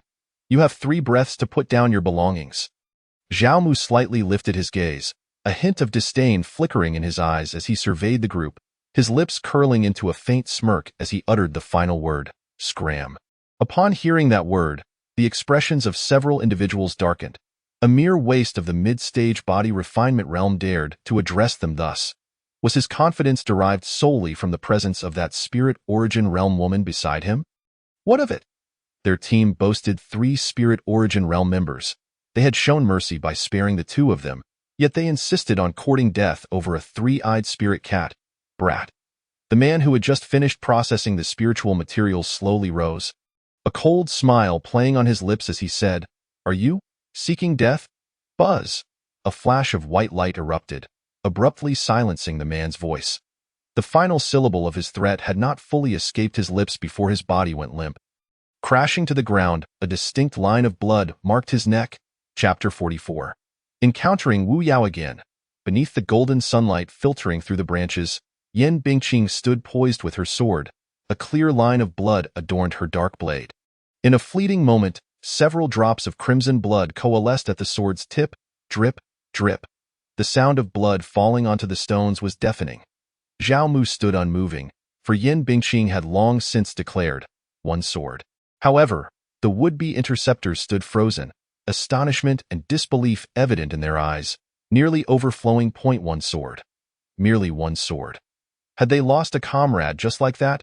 Although Chen Sanheng was not of the spirit origin realm, he was at the pinnacle of the body transformation realm, on the verge of a breakthrough. In terms of combat prowess, he was far superior to the average body transformation realm pinnacle. Even Zhao Yunfeng, the strongest among them, who was at the mid-stage of the spirit origin realm and poised to break into the late stage, could not match the black-clad woman before them, who had ended Chen Sanheng with a single stroke. The group exchanged glances, each perceiving the gravity of the situation reflected in the other's eyes. It was a precarious predicament. Yet, they harbored no regrets about intervening. For the three-eyed spirit cat, Seizing it would equate to the bounty of several months for their entire team.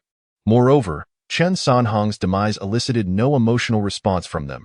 Fewer individuals meant a greater share for each remaining member. As for the black-clad woman, though formidable, she was merely at the early stage of the spirit origin realm. No matter her talent or strength, she could not possibly survive under their onslaught. Furthermore, her mid-stage body refinement companion was not far off in such a male-female duo. Their relationship was undoubtedly intimate, either siblings or romantically involved. If they could subdue that boy, the black-clad woman would surely be hesitant to act in the blink of an eye. Zhao Yunfeng devised a battle plan. Li Yunyun, seize that boy for me, the rest? Follow me to avenge Chan Sanhang. As his words fell, the group dispersed with clear roles, charging forth. The mid-stage Spirit Origin Realm Zhao Yunfeng, along with 2 early-stage Spirit Origin Realm allies and 3 at the pinnacle of the Body Transformation Realm, surrounded Yin Bingqing entirely. Meanwhile, the weakest among them, the late-stage Body Transformation Realm Li Yunyun, seized the opportunity to rush toward Zhao Mu. Clearly, this team was not hastily assembled but had been cooperating for quite some time, displaying remarkable synergy. Not far from the site of the impending battle, within the dense forest, dozens of figures observed in silence. Leading them was a tall woman with golden eyes, none other than Wu Yao from Wu Emperor City. "Miss, shall we offer assistance?" The silver-haired elder inquired softly, her gaze fixed on the unfolding scene. "Do you think it necessary?" Wu Yao's indifferent tone elicited astonishment among those observing alongside her. Firstly, they could not fathom why the esteemed princess of Wu Emperor City would be so concerned about a mere mid-stage body refinement realm pawn. She had hurried over at the slightest noise, even taking the time to observe from the sidelines. Secondly, Wu Yao actually believed that the pawn required no aid. What chance did a mid-stage body refinement realm individual have against a late-stage body transformation realm opponent? Or was she relying on that early-stage spirit origin realm woman for salvation? Yet, even she would struggle to ensure her own safety. That small team hailed from Qingshan Town, and many among them were known to the observers. Team leader Zhao Yunfeng was at the mid-stage of the spirit origin realm, reportedly on the verge of breaking into the late stage. In addition, there were 2 early-stage spirit origin realm members and 3 at the pinnacle of the body transformation realm. How could one early-stage spirit origin realm member possibly hold them off? Moreover, the cautious Zhao Yunfeng was clearly intent on taking hostages to leverage against the other side. The odds of turning this situation around seemed bleak. Unless that woman could eliminate her foes in an instant, rescuing him before Li Yunyun could capture him. Alternatively, perhaps that boy was concealing his true strength, not a mere mid-stage body refinement realm but a cunning spirit origin realm individual. However, based on the current circumstances, neither scenario appeared plausible. Must we intervene? The silver-haired elder regarded the scene with growing skepticism. Though her cultivation was far superior to Wu Yao's, her perceptive skills were lacking. For instance, she could not discern what made Zhao Mu stand out, no matter how she looked. With such poor innate talent and having reached only mid-stage body refinement at such an age, he would likely remain at the body transformation realm unless he encountered a significant opportunity. To her, such a person was akin to an ant. Had it not been for Wu Yao's interest, she would not have bothered to inquire. Yet, this scrutiny had unveiled something unusual. That boy was standing utterly still, his expression remarkably placid. Did he not fear death? Or did he truly possess hidden confidence? At that moment, Zhao Mu's attention was fully captured by the group of interceptors, entirely oblivious to the lurking presence nearby. As for the voluptuous woman charging towards him, he regarded her with utmost indifference. True, he was weak, but his foolishly strong senior sister overshadowed them all from the very beginning. He had not regarded this group with any seriousness. Had it been otherwise, he would not have uttered the words "one sword" with such disdain and audacity. Humph! What pretense? Li Yunyun, noticing Zhao Mu's contemptuous demeanor, felt a flicker of irritation in her eyes. She hastened her pace, poised to capture Zhao Mu in an instant. However, just as she reached for his wrist, a familiar and terrifying flash of white light suddenly appeared before her. Thud! As her gaze fell upon the scene, Li Yunyun was horrified to find her right hand, which should have seized Zhao Mu, lying on the ground. A searing pain radiated from her severed arm. Her cry of anguish echoed almost instantaneously. She could not comprehend how the black-clad woman had managed to circumvent her comrades' encirclement. Instinctively, Li Yunyun turned her head, only to be stunned by the sight before her. 6 more corpses littered the ground.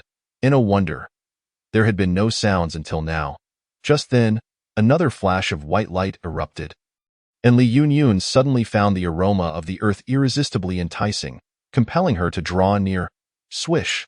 As the dark sword returned to its sheath, Yin Bingqing calmly returned to Zhao Mu's side, as if the entire ordeal had been of no consequence to her. I told you to scram. You truly fail to recognize kindness.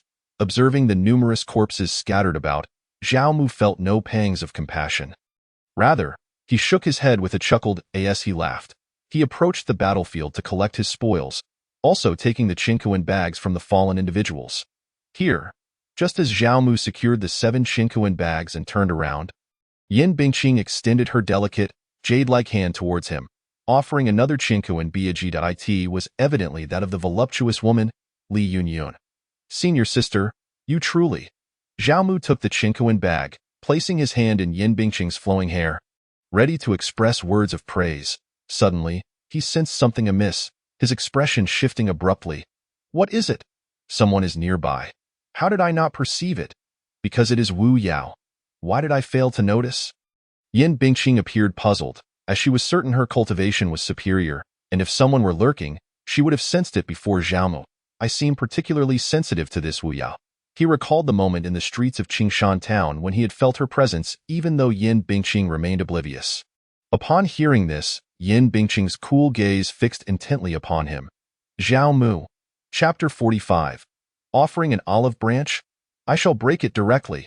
In the depths of the forest, nearly everyone stood in stunned silence. Particularly those who had been recruited from Qingshan town were now frozen in place, their throats constricted by the spectacle before them. Gulp.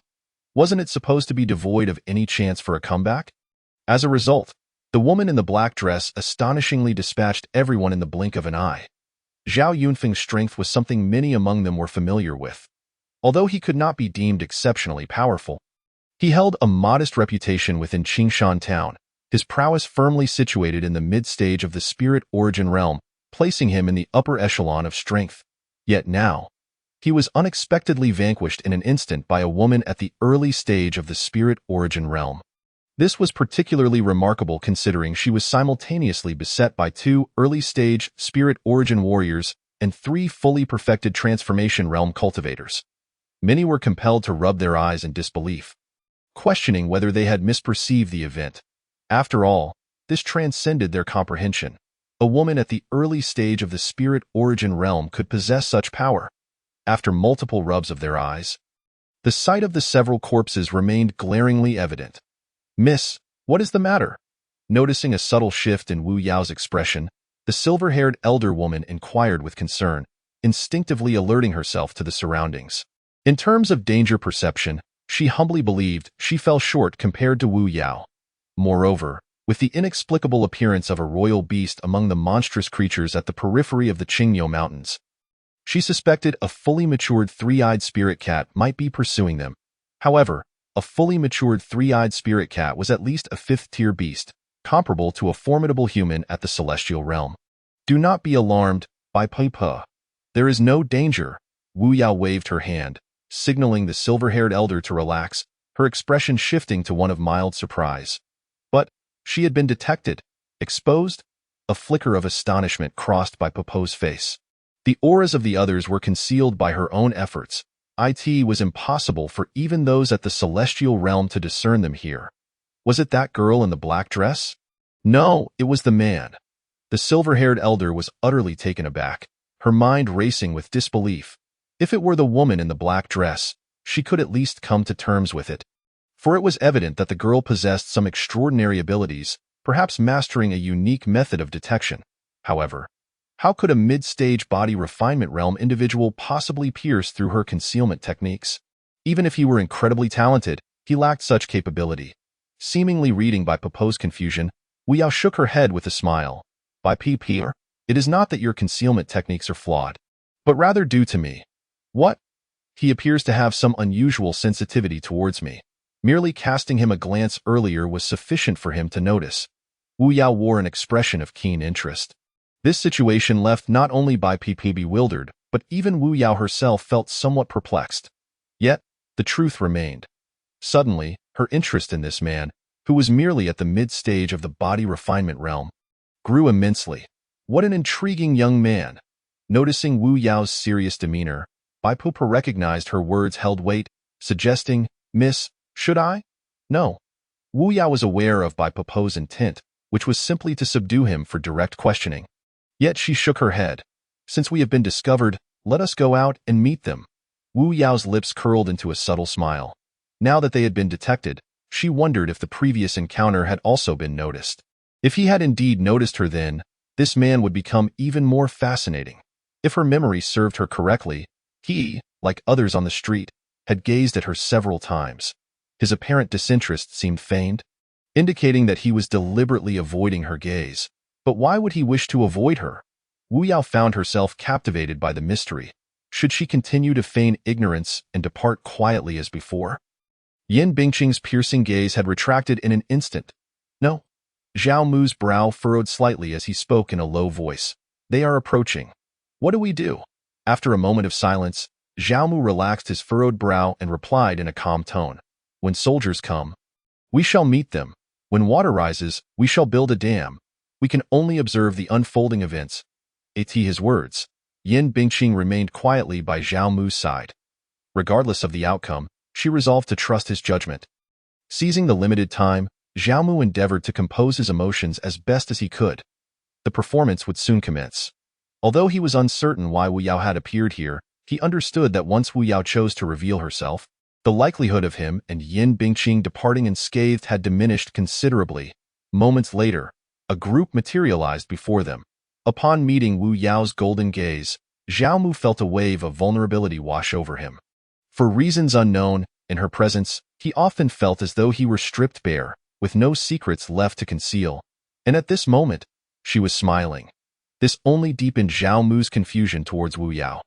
Could it be that she had truly discerned something? Yet he could not afford to show weakness now.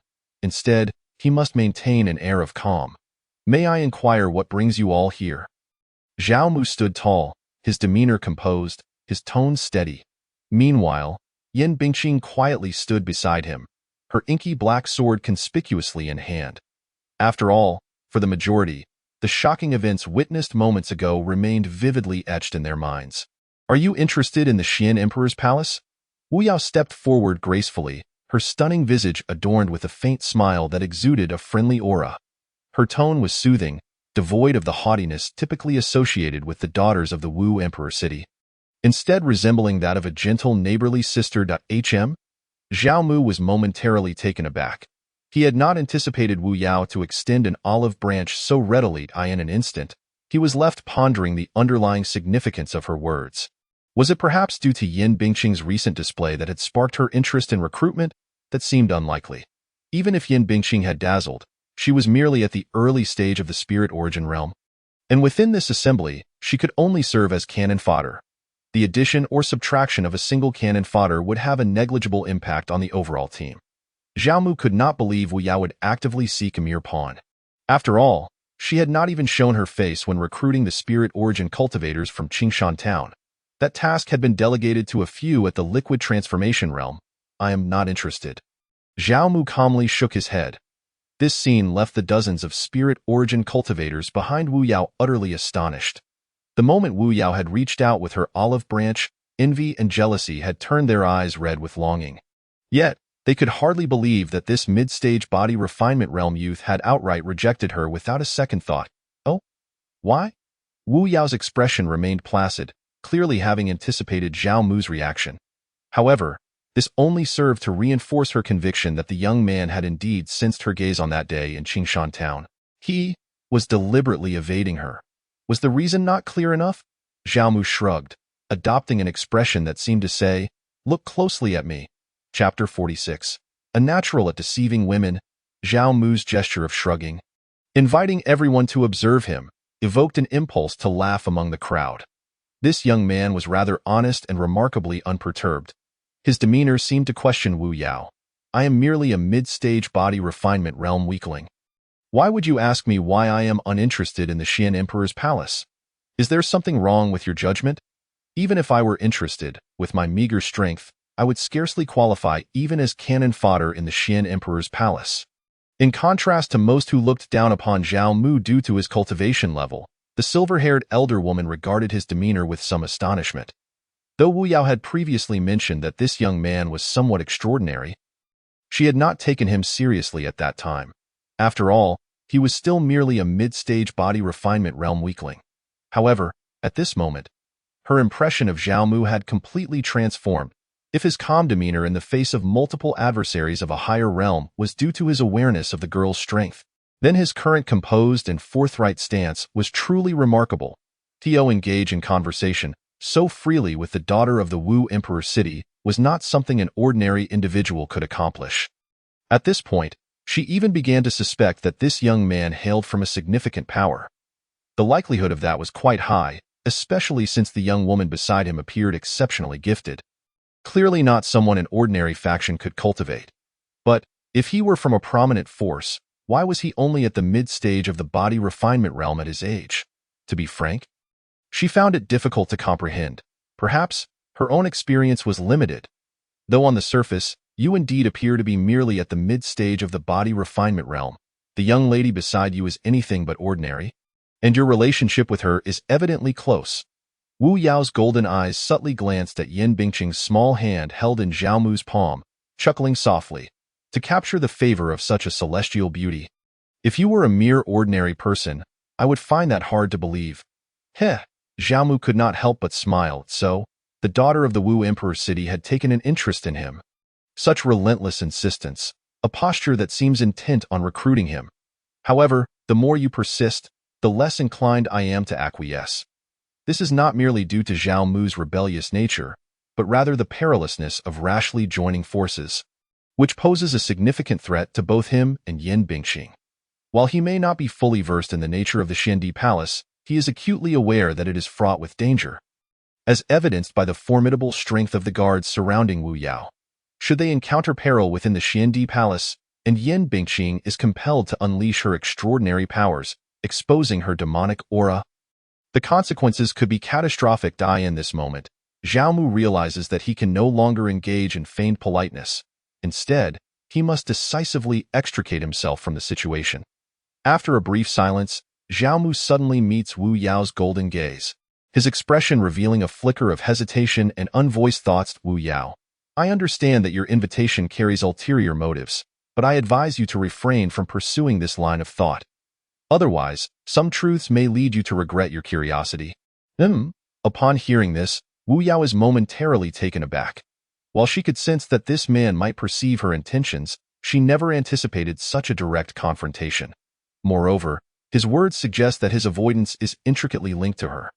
This only intensifies her desire to uncover the truth. Regret? Please, enlighten me, fellow cultivator. With a slight arch of her brow, her captivating golden eyes fixate intently on Zhao Mu. Although his previous statement seems designed to pique her curiosity, the fleeting change in his expression felt genuine, as if he had known her previously. Are you certain you wish to know? Absolutely, very well. As Zhao Mu nods, his gaze sweeps over the individuals behind Wu Yao. They are all astute individuals. In an instant, Wu Yao comprehends Zhao Mu's intent and promptly instructs Granny Bai to seal the hearing of everyone present. Now, speak. Yet Zhao Mu remains silent, his eyes locking onto the silver-haired elder. Granny Bai, I understand. Although Granny Bai is equally intrigued by the secret Zhao Mu hints at, she must suppress her curiosity in light of Wu Yao's directives, thus closing off her own hearing. At this juncture, only 3 individuals retain their ability to hear. Wu Yao's golden eyes once again fixate on Zhao Mu's face, shimmering with intensity. The reason I am reluctant to join your ranks is that I have been deliberately avoiding you. Surely you must see this? Zhao Mu takes a deep breath, finally voicing his inner turmoil. And so? Wu Yao's golden gaze flickers with intrigue. Since he has chosen to speak plainly, she sees no reason to engage in pretentious formalities. It is because I do not wish to marry you. Do you understand? Zhao Mu's eyes blaze with resolve as he slightly raises the intertwined hands he shares with Yin Bingqing, gently shaking them before Wu Yao. Somewhat reluctantly stating, I have a partner. I cannot abandon her to marry you. Yin Bingqing's cool, piercing eyes stare in astonishment at Zhao Mu, brimming with questions. Yet, ultimately, she remains silent, not uttering a word. Like Yin Bingqing, Wu Yao is also engulfed in confusion. Marry me? Indeed, if it were not for the engagement, I would not have fled from home. Zhao Mu, somewhat irate, retorts, yet why, having escaped so far, have I still encountered you? Engagement? Yin Bingqing's mind is now even more bewildered as she inquires, are you suggesting that we have an engagement? Though I am loath to admit it, it is indeed the case. Zhao Mu chuckles bitterly. You must think me mad, a mid-stage body refining cultivator. How could I possibly have an engagement with the esteemed daughter of Wu Di City? Correct. Wu Yao remains silent, but her eyes betray her thoughts. It seems improbable that two unrelated individuals could share such a bond. Moreover, if she were truly engaged to someone else, she would surely be aware of it. Yet, the conviction in Zhao Mu's tone, his demeanor, and even his emotions seem utterly sincere. Wu Yao is absolutely certain of this. Have you considered why, during our first encounter in Qingshan Town, I, a mere mid-stage body refining cultivator, caught your attention? You were clearly hiding in the shadows, and even someone at the spirit origin realm failed to detect you, yet I was able to notice. Zhao Mu cast a knowing glance at Yin Bingqing before returning his gaze to Wu Yao. Smirking, do you not find this peculiar? Is it possible that there exists a unique connection between us? Wu Yao tentatively probes, could it be that we are destined to be linked? Though I am reluctant to admit it. The truth is indeed so. Zhao Mu shrugs. Perhaps my words may not fully convince you, so I shall share something you can trust unequivocally. Very well. Wu Yao's golden eyes shimmer with intrigue, despite still feeling incredulous. Her desire to hear Zhao Mu's revelations grows. After a brief silence, Zhao Mu takes a deep breath and finally speaks. This engagement was arranged by Aunt Mu. Upon hearing the name Aunt Mu, Wu Yao's golden eyes widen in astonishment, rendering her momentarily speechless as she gazes at Zhao Mu with a complex expression. Observing their reactions, Yin Bingqing's cool gaze suddenly lowers. Chapter 47. I am jealous. Wu Yao stares at Zhao Mu in a daze. Whether or not she possesses a special connection to him remains uncertain. However, it is undeniable that he harbors feelings towards her. After all, a mid-stage body refining cultivator could not possibly detect her presence twice without some inherent connection. In other words, they are indeed bound by fate, as if a thread firmly links them. Furthermore, the revelation of their engagement, Wu Yao believes it, unwaveringly so, because Zhao Mu uttered the words Anmu Daimu Yueyao. Her mother, a secret shared only between her and her father, Wu Huangde, to her knowledge, apart from them, no one else is privy to the identity of Mu Yueyao as her mother. The fact that this man could mention Aunt Mu indicates that he knows everything. In other words, this engagement cannot be a fabrication. Simultaneously, she begins to understand why Zhao Mu had insisted on sealing the hearing of others, including Granny Bai. Clearly, he was protecting her. Should the name Mu Yueyao fall into the ears of outsiders, the consequences would be dire. Moreover, upon realizing all of this, Zhao Mu's previous attempts to distance himself from her suddenly make sense. After a moment of silence, Wu Yao's wandering thoughts return, and she fixes her gaze on the man before her. Her lips parting slightly, what is your name? Does it even matter? Is it not important? Not in the slightest. Zhao Mu shrugs with an air of indifference. I do not recognize this engagement, nor do I wish to return to that household. It is best for us to remain as strangers, is it not? Wu Yao falls silent, understanding that he clearly wishes to sever all ties with her, even explicitly expressing his disdain for the engagement. Making his stance unmistakably clear. Noting her silence, Zhao Mu assumes she remains unconvinced by his words. Thus, he speaks again. Wu Yao, is even Aunt Mu insufficient to earn your trust? No matter. You may return to Wu Di City and inquire with Uncle Wu. He is aware of this engagement, although I can see from your expression that he has never mentioned it to you. Ha! It seems Uncle Wu is also reluctant to acknowledge this engagement, which suits my intentions perfectly. Wu Yao, I have said all that needs to be said. Let us part ways here. May our paths cross no more. With that, Zhao Mu pays no heed to Wu Yao's reaction. Taking Yin Bingqing's hand and leisurely walking away, as they watch the pair depart hand in hand, Wu Yao makes no move to stop them. She believes the engagement, yet unlike others, she does not feel resentment upon its unilateral denial. Nor does she cast judgment upon the third party. She understands that a forcibly twisted fruit is never sweet. Furthermore, having only met once, what feelings could she possibly harbor for Zhao Mu?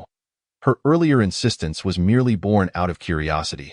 Now that her questions have been answered, if he wishes to leave, so be it. In the next moment, the hearing of the others is restored, and everyone returns from their previous states of distraction. Miss, he, observing Zhao Mu and Yin Bingqing gradually receding into the distance, Granny Bai displays a hint of astonishment. Different paths do not conspire. Since he is unwilling, there is no need to persist. Wu Yao steadies her emotions and calmly states, "Let us continue our search for the Xiandi Palace. We must not allow the He Shui Riverji family and the Fire God Temple to seize the initiative." Having spoken, she strode away with an impressive gait, effortlessly turning to leave. Granny Bai and the several Liquid Realm guards promptly followed suit. The Spirit Origin Realm recruits from Qingshan Town cast lingering glances at the departing figures of Zhao Mu and Yin Bingqing, a mysterious glint flashing in many of their eyes. After a few moments of contemplation, they finally set off to follow. Once they were certain they had distanced themselves, Zhao Mu shed his earlier calm demeanor. His heart raced wildly as he placed a hand on Yin Bingqing's delicate shoulder, gasping for breath. Yin Bingqing, in a daze, looked at Zhao Mu. Although she was unsure why he suddenly acted this way, she could ascertain that his body was unharmed, which reassured her. She quietly supported him, waiting for his emotions to settle.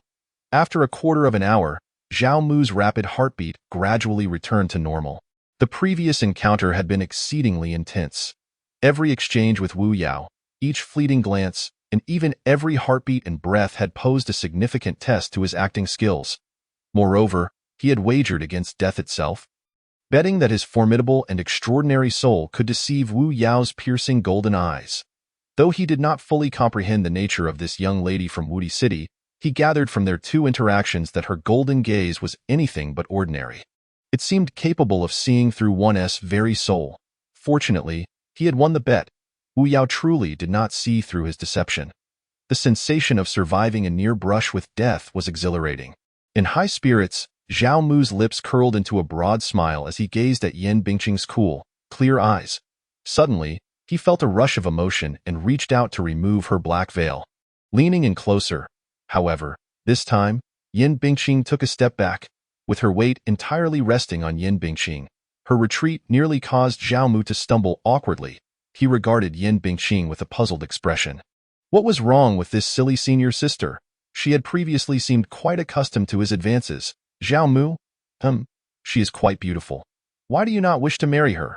Zhao Mu stared at Yin Bingqing with a peculiar expression and quickly understood. This silly senior sister was feeling jealous, which was why she had rejected him. But why would she be jealous of Wu Yao? Surely she realized that his previous words had merely been fabrications to placate Wu Yao. Right? Wu Yao did not know him well, but did this silly senior sister not understand him either? How could the Zhao family from the small town of Yuzhou possibly be connected to a top-tier force like Wudi City? Come here, Zhao Mu beckoned. Yin Bingqing remained motionless. Come here, Zhao Mu called again, but she still did not budge. Not coming over, are we? Very well. Zhao Mu stepped forward a couple of paces and cheekily declared. Then I shall come to you. Stop, do not run, or I shall have to strike you there. Yin Bingqing instinctively covered a certain area behind her, but obediently did not retreat. Then, she was caught by him once more. You fool, you are truly dense, Zhao Mu teased, gently caressing Yin Bingqing's smooth, porcelain-like face. I was merely deceiving Wu Yao.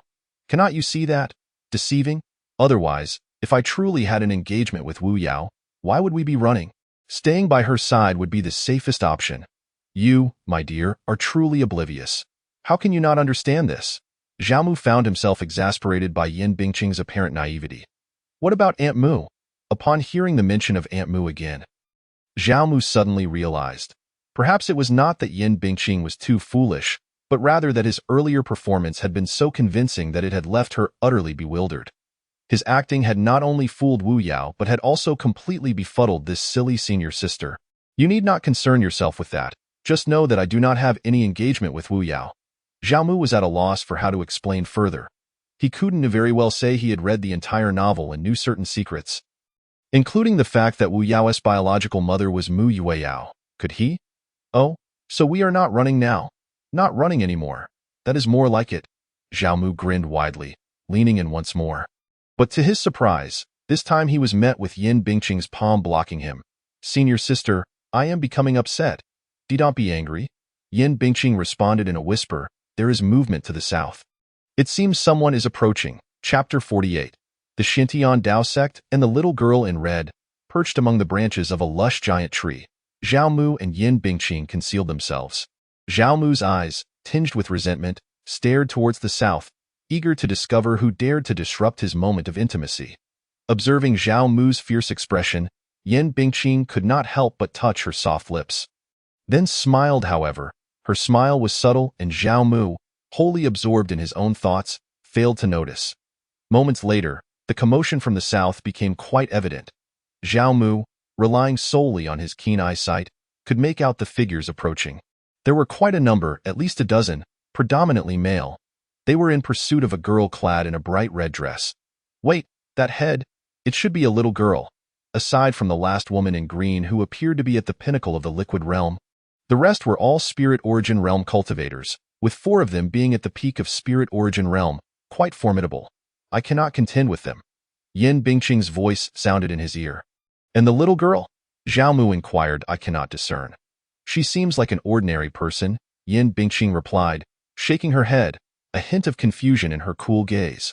Clearly, she possesses no spiritual energy fluctuations, yet she runs so swiftly that even those at the peak of spirit origin realm cannot catch up. Only shouting helplessly behind her, "Stop, little brat!" Zhao Mu fell silent, pondering the bizarre occurrences he had encountered. First, the 3-eyed spirit cat, which should have remained in the core area, appeared at the outskirts of the Qingyo Mountains, grinning foolishly at them. Then they encountered a group from Wudi City who had entered the mountains ahead of them. What were the odds of running into someone in the vast mountains? It seemed less likely than winning the lottery. Now, they were faced with this peculiar little girl. In a daze, Zhao Mu suddenly felt a chill run down his spine and instinctively lowered his gaze. To his astonishment, the strange little girl was staring directly at him. What was going on? Hadn't he concealed his presence?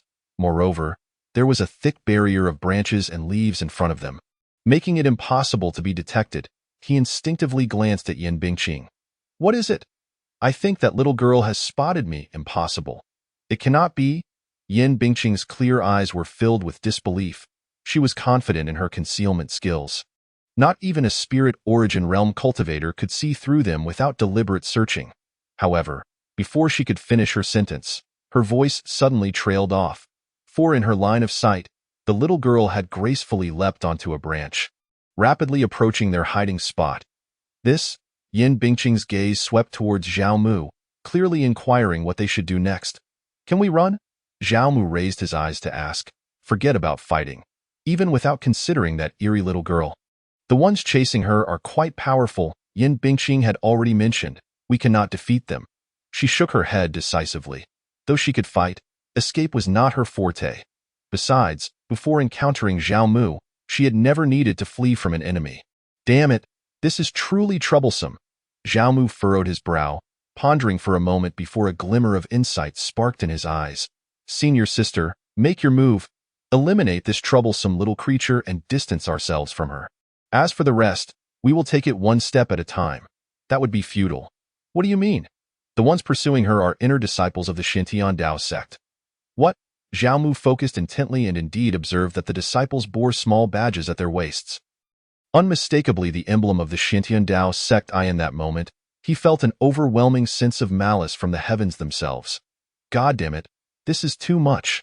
If they were members of another force, he might have had a chance to maneuver through the situation. But against the Xintian Dao sect, he dared not gamble. While Yin Bingqing's appearance had drastically changed, the chances of being recognized by the Xintian Dao sect were slim.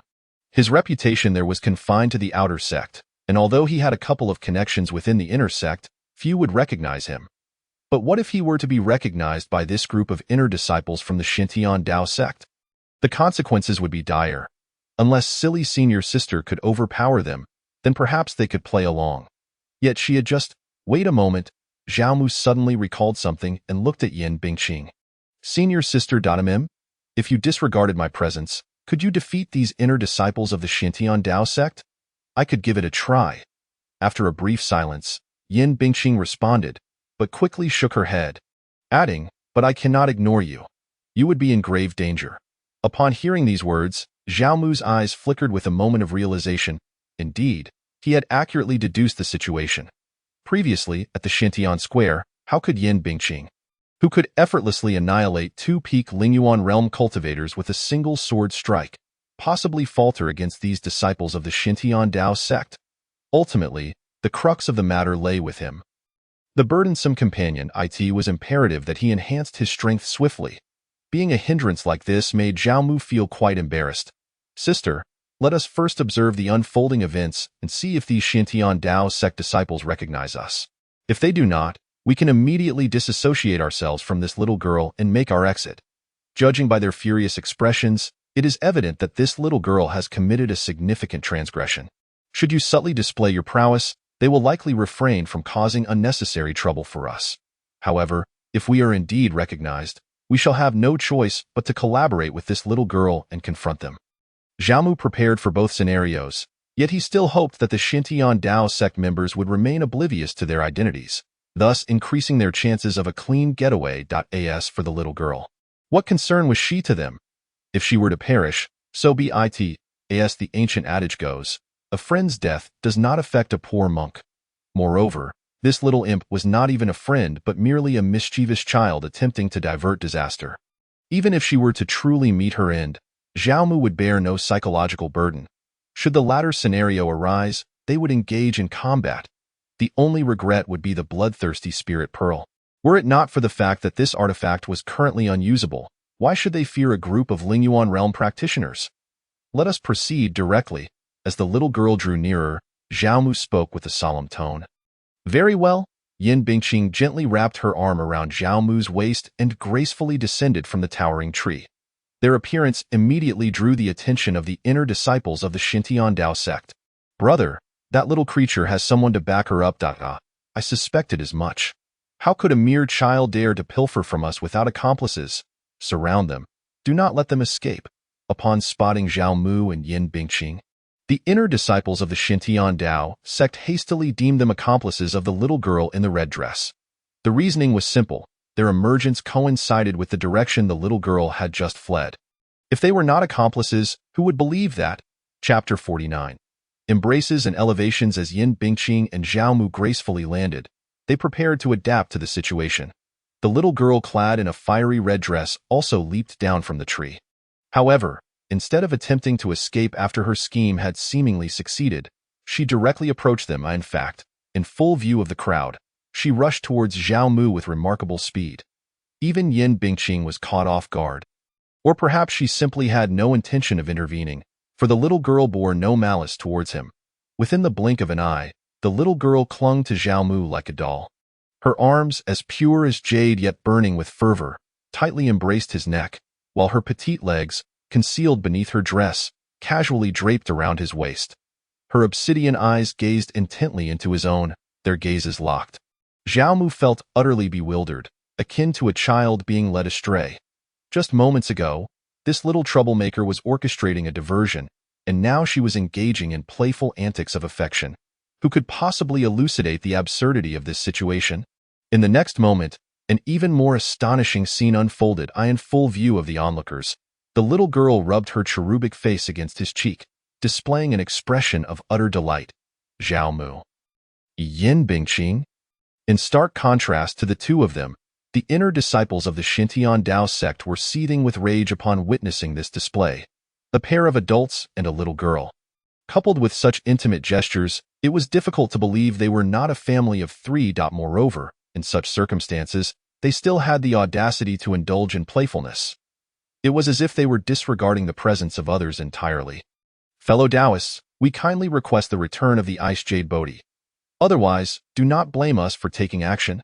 The leading disciple of the Xintian Dao sect calmly addressed Zhao Mu, suppressing his inner fury.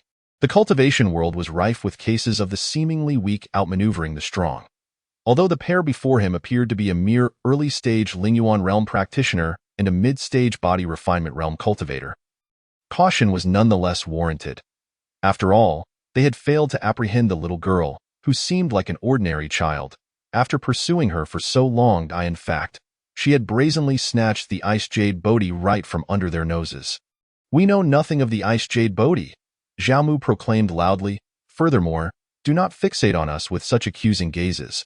This little girl has no relation to us. If you desire the Ice Jade Bodhi, seek her out directly." The inner disciples of the Xintian Dao sect did not recognize them. This was undoubtedly splendid news for both Zhao Mu and Yin Bingqing. Adhering to the principle of a friend's death does not affect a poor monk. Zhao Mu swiftly reached for the nape of the little girl's neck, intending to lift her off him and toss her aside. However, he found himself unable to budge her. Zhao Mu stood there, awkwardness enveloping him. This was entirely unforeseen. He tugged a few more times, yet she remained stubbornly attached, her arms and legs seemingly welded to him. In fact, she not only did not resist his actions but, in the public eye, snuggled against his cheek with an expression of enjoyment once more. Unlike the first time, after this affectionate gesture, she even planted a kiss upon Zhao Mu's face. Zhao Mu. A sense of foreboding crept into his mind. It seemed he had encountered a formidable opponent. Such acting prowess was extraordinary. Not even Zhao Mu could shake the suspicion that perhaps he had sown a wild seed during his past escapades. And now it had come back to haunt him. Yin Bingqing slightly turned her head, blinking at Zhao Mu. Her expression seemed to inquire, "What shall we do now, fellow Taoist? What is the meaning of this?" The leading disciple of the Xintian Dao sect could no longer tolerate the situation, believing it to be an affront to their intelligence. However, just as he was about to chastise them, a single phrase from Zhao Mu left him utterly dumbfounded. "Sister, take her down." With a whoosh, the dark sword was drawn from its sheath, its edge gleaming brilliantly, the movement swift and decisive, devoid of pretense. The disciples of the Xintian Dao sect stood frozen in shock. What was happening? They were beginning to lose their grasp on the situation. At that moment, a figure emerged from the crowd and leaned close to the ear of the leading disciple, whispering urgently, "Senior Brother Yin, we must leave at once. That man is Zhao Mu, and the person beside him is undoubtedly Yin Bingqing. We cannot afford to provoke them." "What? Zhao Mu?" Yan's expression shifted in alarm. Although the incident had transpired in the outer sect, its implications had long since permeated the inner sect. The tales of the female demon Yin Bingqing slaying 3 peak liquid transformation realm elders were known to all. But how could these two have survived after being forced into the blood abyss by the sect's experts? Was that even possible? Junior Brother Qi, are you certain you are not mistaken? Is he truly Zhao Mu? Senior Brother Yin, there is no doubt I caught a glimpse of him during my visit to the outer sect. Although I was too far away to see clearly earlier, I can confirm it now. Yin felt an impulse to curse his luck. Had the heavens decided to punish him for neglecting to consult the almanac before stepping out today? To run into these two calamities? No wonder they felt so audacious, with one mid-stage body refinement realm and one early-stage Lingyuan realm practitioner. Fortunately, Junior Brother Qi had recognized them. Otherwise, they would all have met their demise today. He did not believe for a moment that they were stronger than the 3 peak liquid transformation realm elders. Taking a deep breath to steady his emotions, Yin finally refocused his gaze on Zhao Mu. "Fellow Taoist, regarding the Ice Jade Bodhi, we shall remember this matter. When we next encounter you, we shall reclaim it with interest." "Emph." Yin feigned indignation, sweeping his sleeves as he declared, "Let us depart." Aside from the Qi surnamed disciple who had recognized Zhao Mu, the others looked bewildered at Yan's actions. "Senior Brother Yin, are we simply letting the Ice Jade Bodhi go?" One voiced their discontent. "Leave?"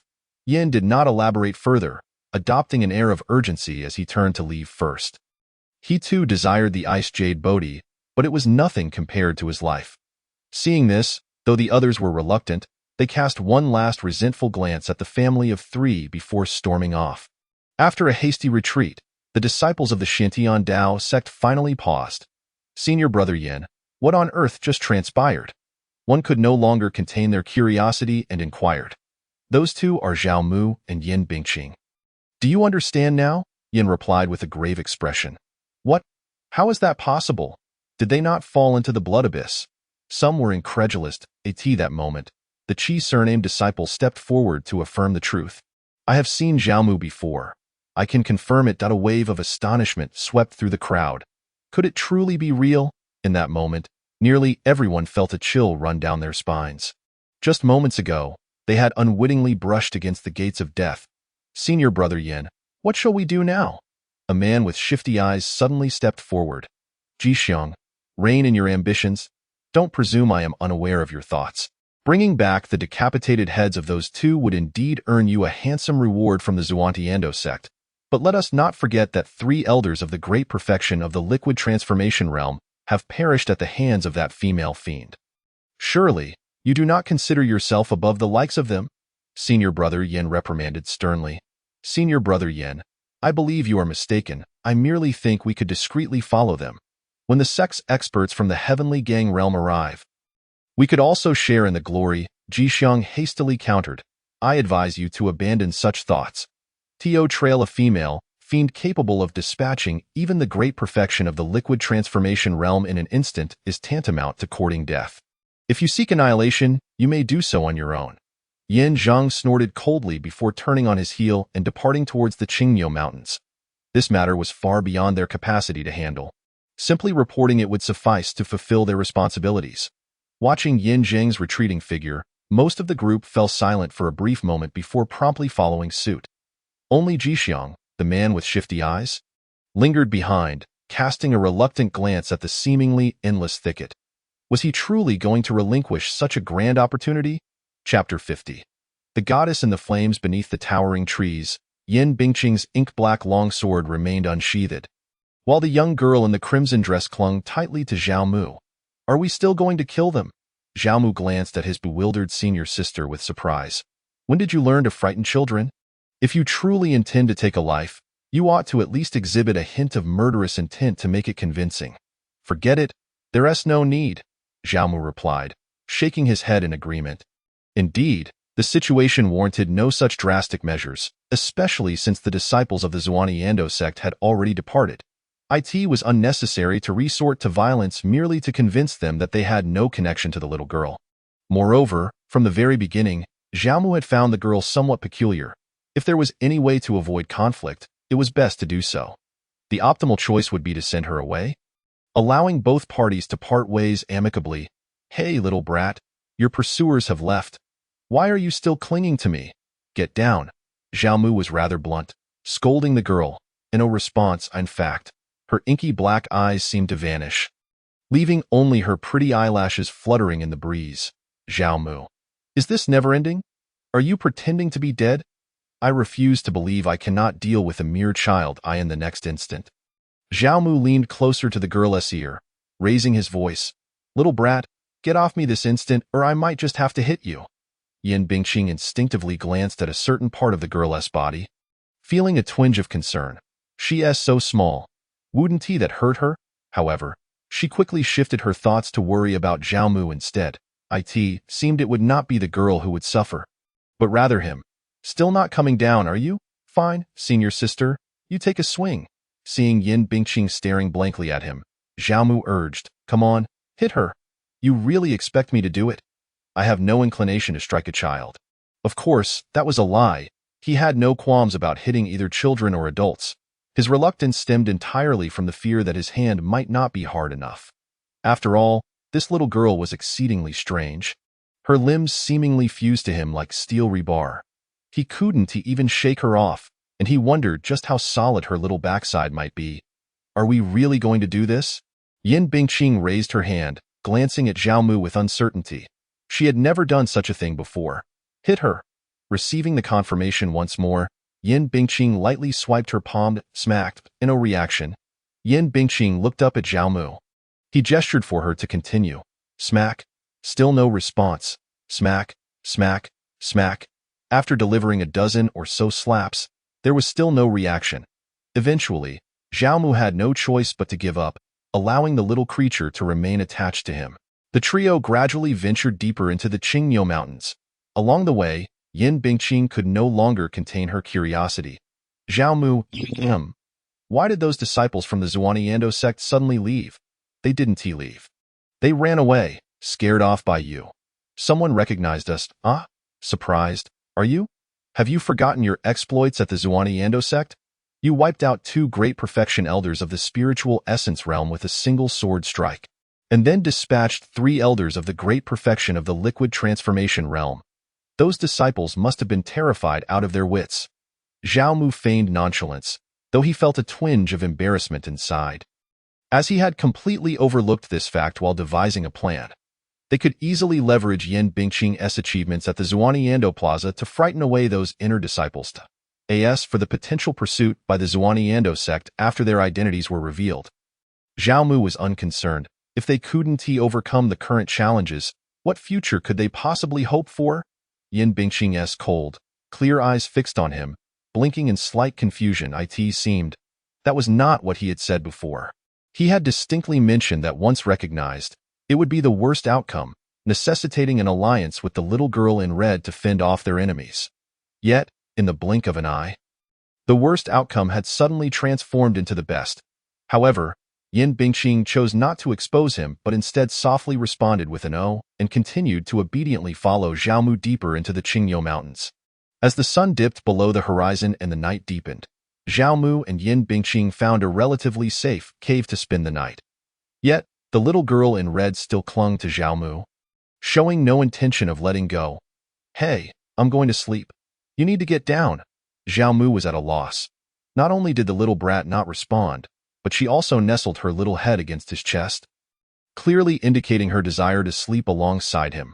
"Well then, I suppose we shall sleep like this." Yin Bingqing, gripping her ink-black sword, settled down beside them, stating, "I will keep watch. You rest well." It was the only option available. Zhao Mu sighed deeply, resigning himself to the situation. Despite the peculiarities of the little girl in red, after spending a day together, both Zhao Mu and Yin Bingqing had developed a certain level of trust towards her. It wasn't that they were unguarded. Rather, the little brat had not exhibited even a hint of malice throughout their time together. In fact, recalling their first encounter, the girl in red seemed less like a harbinger of doom and more like someone who had found a sense of belonging. While it sounded a bit strange, upon reflection, it truly felt that way. After a long day of travel, Zhao Mu was utterly exhausted. He had barely lain down when his consciousness sank into an endless darkness. However, mere moments later, he sensed something was amiss. He realized he had not actually entered a state of sleep. Instead, his awareness had transitioned into a mysterious realm, pitch black, vast, and boundless. "Where am I?" Zhao Mu's eyes were filled with confusion, though he held a flicker of suspicion. Perhaps this was all connected to the little brat clinging to him, Buzz. Just as he pondered, a burst of orange-red flames erupted nearby. Within the flames, a figure could be vaguely discerned. Curvaceous and evidently female. Tap, tap, tapped in the vast stillness. A series of crisp footsteps echoed as the flames gradually approached Zhao Mu. With each step closer, he felt the heat intensify. Meanwhile, in a small town outside the Qingyo Mountains, the inner disciples of the Xuanyando sect had already arrived at their stronghold. Yin Zhang had relayed the news back. A group of them sat together, deliberating on the next expedition into the Qingyo Mountains. After all, their only previous gain, the Ice Jade Bodhi, had been seized by someone else. "Where's Jixiang?" Yin Zhang scanned the group and noticed someone missing. "Junior brother Ji went out an hour ago and hasn't returned since." Upon hearing this, Yin Zhang erupted. "That fool Jixiang. He is so arrogant. Does he truly believe that a little luck at the Ascending Heaven Pavilion makes him invincible? To pursue that female fiend is nothing short of seeking death." At his words, the crowd erupted in uproar. In that moment, they realized that Jixiang had left them to secretly pursue Yin Bingqing and Zhao Mu. "Senior brother Yin, should we go retrieve junior brother Jixiang?" Someone inquired. "Retrieve him? He made his own choices. If he dies, he has only himself to blame." Chapter 51. This leg is longer than my life. The orange-red flames were not dense. As the distance diminished, Zhao Mu gradually discerned the figure within. His previous assessment had been utterly accurate, with an alluring silhouette that, even adorned in traditional robes, could hardly conceal her intrinsic excellence. She was tall, surpassing Yin Bingqing by a significant margin, likely standing over 1.80 meters. Particularly striking were her legs, which seemed longer than his very life, their form nearly flawless in a mere glance. Zhao Mu found himself deeply captivated. It was not that he was overly lecherous. Rather, The perfection of her legs seemed otherworldly, as if they ought not to exist in this realm. And he, simply an admirer, judging solely by her legs, it appeared that his foolish senior sister had met her match. Beyond her figure, the beauty of the woman amidst the flames was breathtaking. Perhaps slightly less so than Yin Bingqing, yet certainly superior to Wu Yao or Xiao Ruoxi. Indeed, her fiery red eyes coupled with her unique dark red, waist-length hair made her even more enchanting than Xiao Ruoxi. Have you had your fill of gazing? Just as Zhao Mu was scrutinizing the woman from head to toe, a melodious voice echoed near his ear. The tone was devoid of sorrow or joy, utterly indifferent, as if she were unconcerned by Zhao Mu's admiration. Not at all. Zhao Mu slightly raised his gaze, locking eyes with her fiery red orbs, and flashed a grin. Is she beautiful? Undoubtedly. Zhao Mu raised an eyebrow and continued his thorough appraisal. Since you enjoy the view, I could let you gaze to your heart's content. However, the condition is that you must assist me with a favor. Assistance is feasible, but before that, could you clarify your previous actions? Zhao Mu understood they were about to delve into the crux of the matter. Yet, the issue of misdirection lingered in his mind. Were it not for this little brat, he and Yin Bingqing would have remained undiscovered. Your woman is formidable. Those individuals are no match for her. Just because my senior sister is powerful, do you think you can divert the blame? Upon hearing this, Zhao Mu couldn't help but chuckle. This little brat was utterly unreasonable. What about me?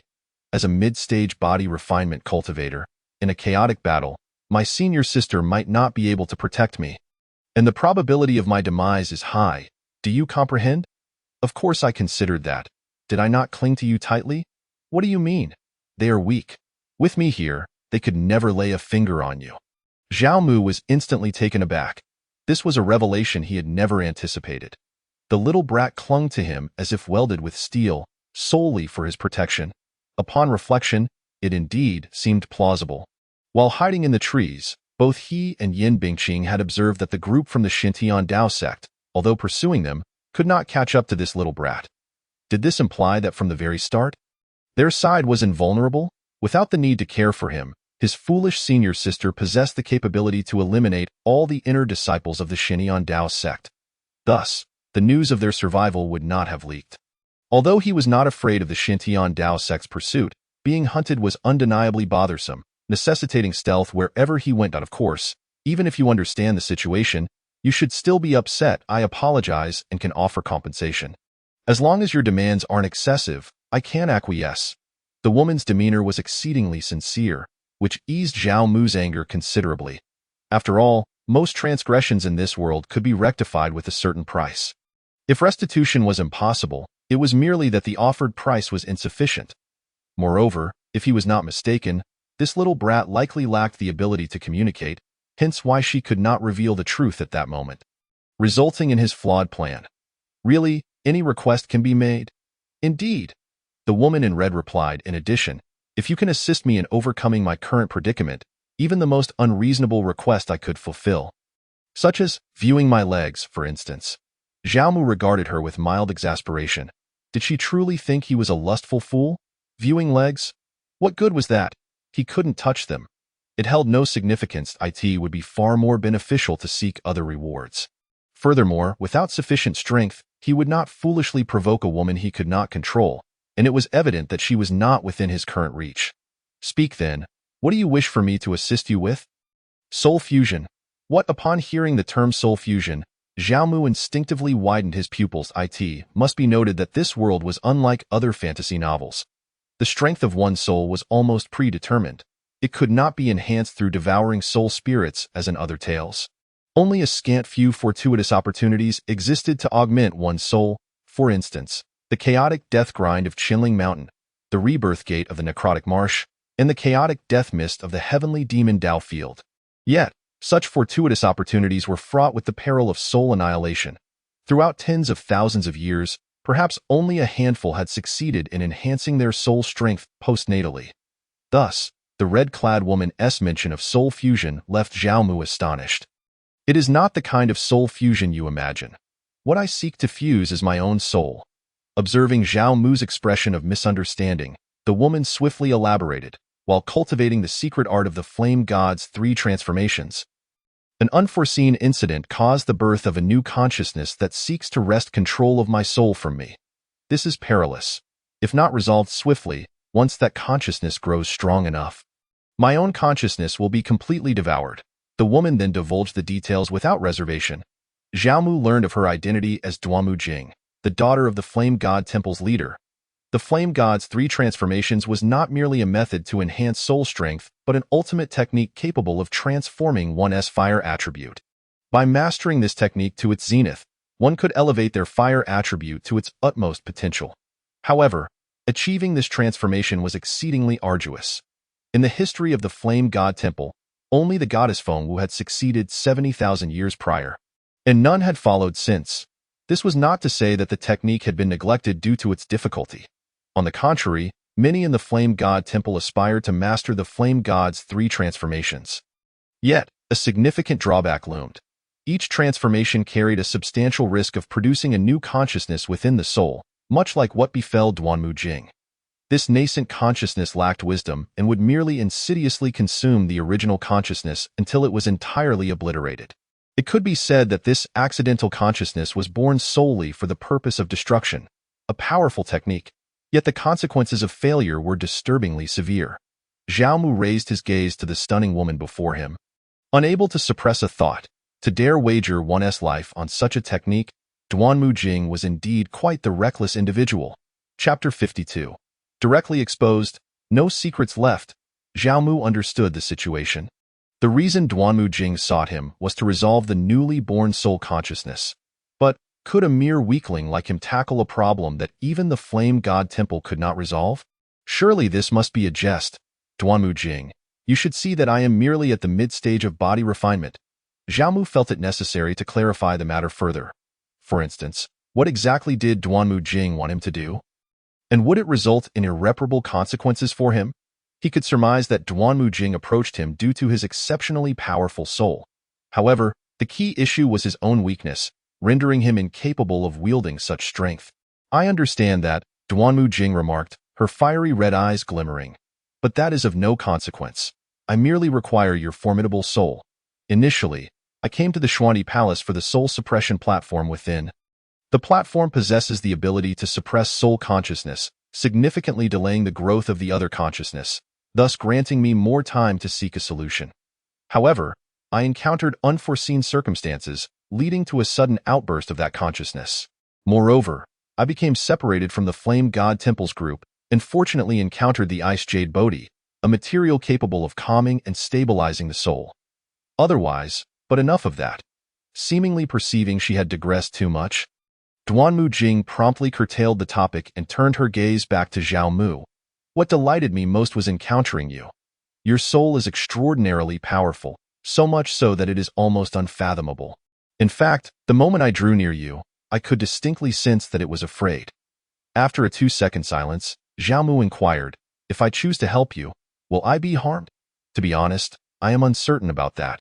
The honesty of Duanmu Jing took Xiaomu by surprise. However, it subtly indicated a truth. Although this woman exhibited a hint of madness, she possessed a commendable character, as she was not selfishly indifferent to the safety and interests of others. Of course, this singular virtue was far from sufficient to compel him to offer his assistance. Tio put it plainly. Without adequate benefits, he would not take the risk. Xiaomu's subsequent silence made Duanmu Jing understand that she must present some sincerity. In the Fire God Palace, there exists a secret realm, within which lies a pool of molten lava. Every millennium, it produces a single crimson fire heart lotus, the greatest utility of which is to enhance one's physical aptitude. Although I cannot fathom why, despite your formidable soul, your body appears so frail, I can assure you that this crimson fire heart lotus will be immensely beneficial to you. In my estimation, it could at least triple your cultivation speed. Naturally, if you have other requests, feel free to voice them, such as admiring legs. Xiaomu rolled his eyes. Clearly, that particular jest was beyond her grasp. Nevertheless, the prospect of a tripling of his cultivation speed. The crimson fire heart lotus was indeed extraordinary. Its effects rival those of the 9 prescriptions from the barbarian clan, and it might even surpass them. Undeniably, the leverage Duanmu Jing had offered was profoundly enticing. With the crimson fire heart lotus, Combined with the 9 prescriptions from the barbarian clan, his physical aptitude might very well ascend to a near-genius level. Though he may not match those prodigies, at least he would no longer be hindered by a weak physical aptitude in his future cultivation. After a brief moment of contemplation, Xiaomu resolved to take the gamble. Fine, I agree. Now, what must I do? Within the orange-red flames, Duanmu Jing's fiery gaze flickered with delight at Xiaomu's acquiescence. She raised her hand slightly, and a beam of orange-red light shot forth from her fingertips, instantly piercing into Xiaomu's brow. This was a secret technique of the soul. Soul control. Your task is quite simple. Utilize your powerful soul to intimidate that nascent soul consciousness nearby. As for the rest, I can manage it myself. Excellent. The strength of Xiaomu's soul endowed him with unparalleled learning speed, allowing him to grasp the soul control technique in an instant. However, mastery would require practice. Duanmu Jing patiently awaited him in the boundless darkness. Time seemed to lose all measure. Xiaomu was uncertain how long had passed, but he soon found himself adeptly wielding the soul control technique. Have you learned it? Upon noticing Xiaomu's pause, Duanmu Jing inquired. Indeed, Xiaomu nodded, but before commencing, I need you to swear a heavenly oath. What do you mean? Duanmu Jing seemed taken aback for a moment, but quickly recovered, shaking her head with a smile.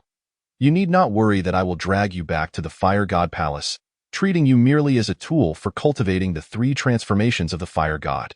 The technique is not as easily mastered as you might think. Otherwise, it wouldn't have taken over 70,000 years for the goddess Feng Wu to succeed. In situations like mine, replication is entirely impossible. In other words, your formidable soul can only lend me a hand. No one else could possibly achieve it. Seeing Xiaomu remain silent, merely gazing at her in contemplation, Duanmu Jing sighed. Fine, I will swear the heavenly oath. But not now.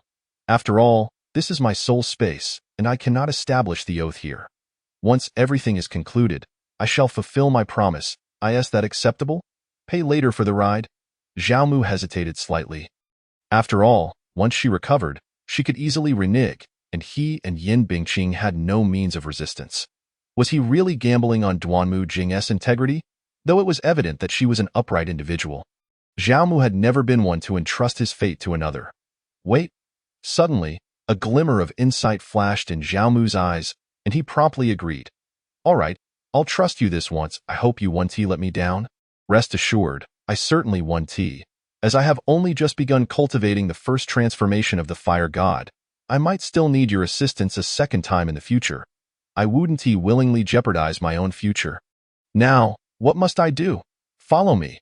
Upon hearing this, Xiaomu immediately trailed after her, advancing through the endless darkness.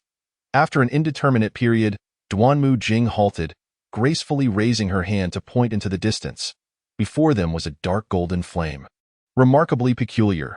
Surrounding it was a vast expanse of blank space, clearly indicative of its consumption of Duanmu Jing's soul.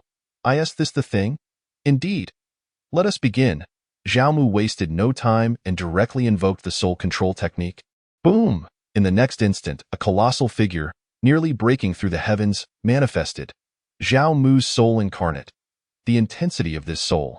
Although he had anticipated it, Duanmu Jing was still somewhat taken aback. The giant Xiaomu bent down to gaze at the dark golden flame. Duanmu Jing, as the cohabitant, could distinctly sense its fear and trepidation. May it succeed. Duanmu Jing murmured softly, leaping forth to obliterate and assimilate it in one fell swoop. Yet, at that moment, the dark golden flame seemed to perceive the imminent peril. It suddenly flared up, engulfing the heavens, even enveloping the colossal soul form of Xiaomu and the flame goddess leaping towards it. Not good. Duanmu Jing had not anticipated such a fierce resistance. It was completely unexpected. No, wait. Xiaomu's expression shifted at once, but he quickly realized that the flames posed no harm to him. It felt akin to being bitten by a minuscule ant, though he felt it. It was merely a slight sensation. As for Duanmu Jing, she was entirely embroiled in a struggle with the dark golden flame. This is... The giant Xiaomu's enormous eyes shifted slightly, surveying the battlefield, and his brows furrowed in intrigue. Hey, this is quite interesting. Is this everything that the little princess of the Fire God Palace possesses? Duanmu Jing, You didn't expect that I would see through it all, did you? My assessment was not mistaken. This woman is indeed straightforward and carefree, but she is also quite mad. So reckless. Chapter 53. Claiming sovereignty, the dark golden flame illuminated the entirety of the soul space. The giant Xiaomu incessantly exuded an overwhelming soul pressure unique to him. He could discern that, despite the formidable appearance of the dark golden flame, it was ultimately a fade. Its strength was waning, and Duanmu Jing's victory was merely a matter of time. Thus far, he felt no danger whatsoever. Theo put it plainly, this was a tremendous gain. As time elapsed, the once dominant dark golden flames gradually began to wane. The blank expanse visibly began to restore, slowly assimilated by the predominant hues of this soul space. After what seemed like an eternity, Duanmu Jing finally opened her eyes.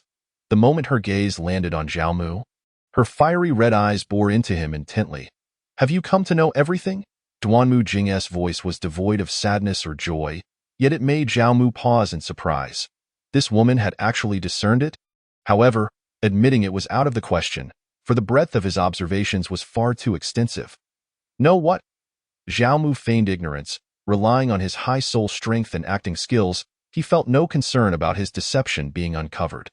Nothing. In response, Duanmu Jing chose not to pursue the matter further, but instead shifted the topic. I will not go back on my word regarding the heavenly oath, but not at this moment. Although this consciousness has been eradicated, the fusion of souls will require some time. Until my consciousness fully returns, the transformed body outside, which has emerged from cultivating the 3 transformations of the fire god, cannot swear the oath. All right. Having gained a clearer understanding of Duanmu Jing after witnessing her, he recognized the veracity of her claims regarding the 3 transformations of the fire god. Cultivating the 3 transformations of the fire god entailed a metamorphosis with each transformation, akin to a rebirth, which elucidated why Duanmu Jing had assumed the form of a young girl. Moreover, during this period, the transformed body was incapable of speech. Furthermore, this transformed body possessed certain instincts that could, at times, influence Duanmu Jing's control over this physical form. This was also why the little girl had previously nuzzled against him and even planted a kiss on his cheek. It was a survival instinct of the transformed body. Realizing that closeness to Xiaomu could offer salvation, in essence, Duanmu Jing's ability to perceive Xiaomu's formidable soul and deduce that he might assist her in resolving her predicament was largely attributable to the instincts of the transformed body.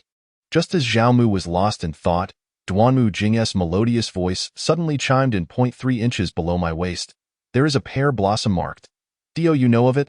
Pear blossom? Isn't that a plum blossom? That is incorrect.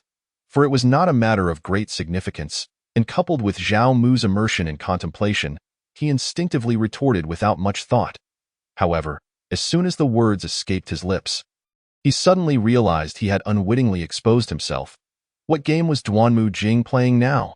Intentionally lowering his guard, only to spring a trap of questions upon him. He slightly raised his gaze to look ahead. Sure enough, Duanmu Jing was watching him with a smile that was neither entirely sincere nor entirely mocking.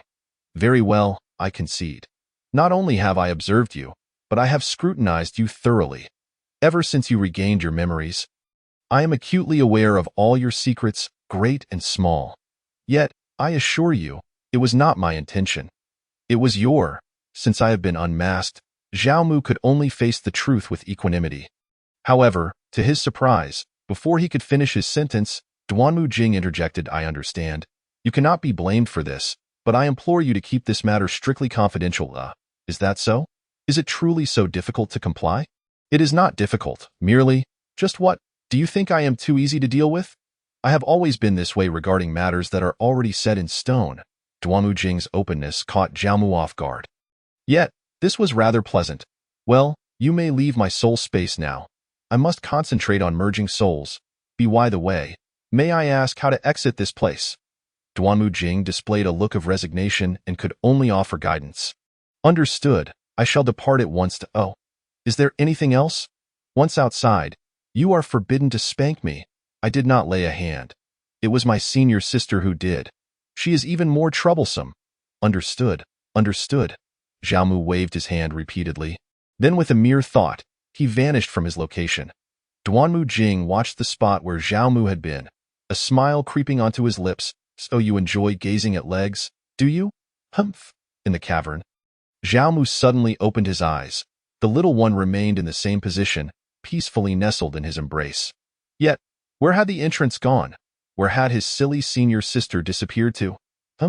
Just as he was about to rise and search, he caught a familiar scent. Turning his head, he saw Yin Bingqing had appeared behind him without his notice. You are awake? What transpired just now? I sensed your soul's essence seemed to vanish suddenly. I made a deal with her. Everything is fine now. Zhao Mu gestured toward the little one in his arms. Oh, aren't you going to inquire about what happened? Noticing Yin Bingqing rising to leave, Zhao Mu curiously asked, as long as you are well, that is all that matters to me. Under the scattered moonlight, a faint smile graced Yin Bingqing's face, leaving Zhao Mu momentarily speechless. Of course, it was not her beauty that captivated him this time, but rather her words. In the early morning, as the sun began to rise, a night of rest rejuvenated Zhao Mu once more. The little one still clung to him. Evidently, Duanmu Jing's soul merging was yet to conclude, and he estimated that this position would need to be maintained for some time longer. The trio set forth again, heading toward their predetermined destination. Along the way, Zhao Mu distinctly noted that the little girl in red was far more lively than before, rubbing her little face against him and occasionally planting kisses on his cheek. Clearly, under Duanmu Jing's intense soul merging, the instincts of the transformed body held sway. Yin Bingqing's cold, clear eyes remained fixed on the girl in red. Zhao Mu Dada, you have been carrying her for several days. You must be weary. Allow me to take her from you? Seeing Yin Bingqing sheath her dark sword and extend her hand to take the red-clad girl without waiting for his response, Zhao Mu was momentarily taken aback. Is my silly senior sister feeling jealous? Zhao Mu suspected that was indeed the case. Throughout the journey, he sensed her gaze keenly focused on him, especially when the little one nuzzled against his cheek. Her scrutiny intensified. With Duanmu Jing's consciousness absent, this transformed body appeared as an ordinary little girl, her limbs no longer rigidly affixed to him as before, allowing Yin Bingqing to easily carry her away. Wipe that off, it's all drool. How unsightly! One hand cradling the red-clad girl, Yin Bingqing used the other to gently wipe away the moisture from Zhao Mu's face. Zhao Mu stared in astonishment at this scene. Is my silly senior sister staking her claim? Just then, the red-clad girl, cradled in Yin Bingqing's arms, suddenly erupted into a blaze of orange-red flames. Chapter 54. A Battlefield? Intent to kill rising. The orange-red flames emitted an extraordinary heat, causing the surrounding underbrush to wither and ignite instantaneously. Zhao Mu did not flinch. Not even a trace of fear coursed through him, for he knew that Duanmu Jing would never harm him. And indeed, that was the case. Even as the orange-red flames danced perilously close, he felt no heat whatsoever. In contrast, Yin Bingqing remained remarkably composed. Even as the little girl transformed into a mass of orange flames and fell from her embrace, she did not spare a glance. Her cold eyes remained locked on Zhao Mu's face, her delicate hand clutching her sleeve, gently wiping away the remnants of drool from his visage. As the orange-red flames gradually receded, revealing a tall, stunning figure, it was none other than Duanmu Jing in her true form, exactly as Zhao Mu had seen her within the soul space. As their eyes met, Zhao Mu found himself perfectly aligned with her fiery red gaze. Her expression bore a hint of mockery, her demeanor a blend of amusement and inscrutability. Her fiery red eyes occasionally drifted down to behold her own unparalleled legs before sweeping back to Zhao Mu. Zhao Mu was at a loss. This fixation on legs was an unshakable trope, was it not? How could such a dignified young lady indulge in such trivialities? How absurd! Wait. As Yin Bingqing's delicate fingers brushed against his cheek, Zhao Mu suddenly realized something. The merging of Duanmu Jing's soul must have been completed long before. She was fully aware of everything that had just transpired, including Yin Bingqing's declaration of dominance and her comment, "Wipe that off? It's all drool. How unsightly." Was she deliberately playing this game as a retort to Yin Bingqing? A battlefield? Zhao Mu felt a bit dazed. He questioned whether he was overthinking things, perhaps being a tad too narcissistic. The little princess of the Fire God Hall, would she truly contend with another woman over him? How fantastical! Yet, if it were not so, how could he explain the current situation? All right, all clean. just as Zhao Mu was lost in thought. Yin Bingqing's voice rang in his ears. She withdrew her sleeve and quietly resumed her place beside him. Her cold gaze swept toward Duanmu Jing, devoid of any sorrow or joy, completely devoid of emotional fluctuation. Certainly not revealing any hostility, as if she were merely observing a wisp of air. Duanmu Jing glanced at her own legs, then raised an eyebrow at Zhao Mu, and finally cast a significant look toward Yin Bingqing. The implication of provocation thick in the air. Yet, Yin Bingqing showed no reaction, simply remaining quietly beside Zhao Mu. However, at that moment, an unexpected turn of events unfolded. The previously calm Duanmu Jing's eyes flickered, and a wave of intense killing intent emanated from her. Zhao Mu immediately sensed the change, and Yin Bingqing also began to scan their surroundings with vigilance. They did not believe that Duanmu Jing's murderous intent was directed at them. It was clear that enemies had emerged nearby. Close to 100 feet away from Zhao Mu and the others, a man with shifty eyes was hiding among the bushes, secretly observing them. He was none other than Ji Xiang, who had disregarded Yin Zheng's earnest warnings, stealthily departing from the group, eager to achieve merit, and had come to track Zhao Mu and Yin Bingqing. Yin Zheng? Once I achieve great deeds and am commended by the sect, I shall be most curious to see your expression. Having successfully followed them for several days without detection only bolstered Ji Xiang's confidence. Just as he was daydreaming about the future, the scene before him suddenly shifted, and a burst of orange-red light nearly blinded him. How could this little one? As the flames gradually dissipated and Duanmu Jing's true form was fully revealed, Ji Xiang's eyes widened in shock. In an instant, the little one had transformed into an unparalleled beauty. So it was a cunning old witch masquerading as a child. No wonder it was so difficult to pursue. And she could even steal the ice jade Bodhi right from under our noses. Ji Xiang finally understood why they had been toyed with by such a small child on that day. Wait, have I been discovered? How could this be possible? In just a fleeting glance, Ji Xiang's eyes widened in terror, for he saw an orange-red figure rapidly approaching his position. Despite the concealment offered by the ascending heaven pavilion, how could he still be detected? He could not fathom it, but he knew he had to flee immediately. Not to mention that red-clad woman, even Yin Bingqing, the female demon, was beyond his capability to contend with. Damn it, Yin Zheng knew full well how overly ambitious I am. Why did he not assign 2 fellow disciples to keep an eye on me? In his heart, Ji Xiang cursed silently before immediately turning to flee. However, scarcely had he covered 10 paces when a fiery, orange-red blaze forcefully slammed him to the ground. The stark disparity in strength between the two sides was painfully evident. This outcome left Ji Xiang's face ashen. Struggling to rise, he suddenly found an enchanting woman descending before him. I am a disciple of the inner sect of the Xintian Dao sect. You? Although the sight of the woman sparked a glimmer of hope in his eyes. Ji Xiang was acutely aware that preserving his life was of utmost importance. Lacking the strength to defend himself, he had no choice but to invoke his connections. Within this jurisdiction of Daozhou, the Xintian Dao sect still wielded a degree of intimidation. Even the few first-rate powers would grant the Xintian Dao sect some semblance of respect. Yet, the result left him in a state of shock. Duanmu Jing, disinterested in his ramblings, simply waved her hand upon landing, conjuring an orange-red fiery hand that materialized from thin air, seizing his neck and dragging him back with a terrifying ease, all while he gazed on in sheer terror. Moments later, he was brought before Zhao Mu and Yin Bingqing. With a heavy thud, Ji Xiang was slammed to the ground, eliciting a cry of pain amid a cloud of dust, quickly followed by a fit of coughing. A member of the Xintian Dao sect? Zhao Mu lifted his gaze and instantly recognized the man before him as one of the disciples who had pursued Duanmu Jing that fateful day. His distinctly shifty eyes were too memorable for Zhao Mu to forget. However, he was taken aback that Yin Bingqing had not noticed they were being followed. This unsightly fellow possessed a modicum of skill. Senior sister, With a hum, Yin Bingqing unsheathed her inky black sword in an instant, not allowing Ji Xiang a chance to speak, and swiftly slashed his throat. With a swift motion, blood gushed forth. In mere moments, Ji Xiang collapsed lifelessly, his beady eyes wide open until the end, staring in disbelief, as if unable to comprehend why the woman in red had captured him alive. Clearly with questions to ask. Yet, Why had he been brought back only to have his throat slit without a chance to plead for mercy? Duanmu Jing's fiery crimson eyes flickered with a hint of confusion as she glanced at Zhao Mu.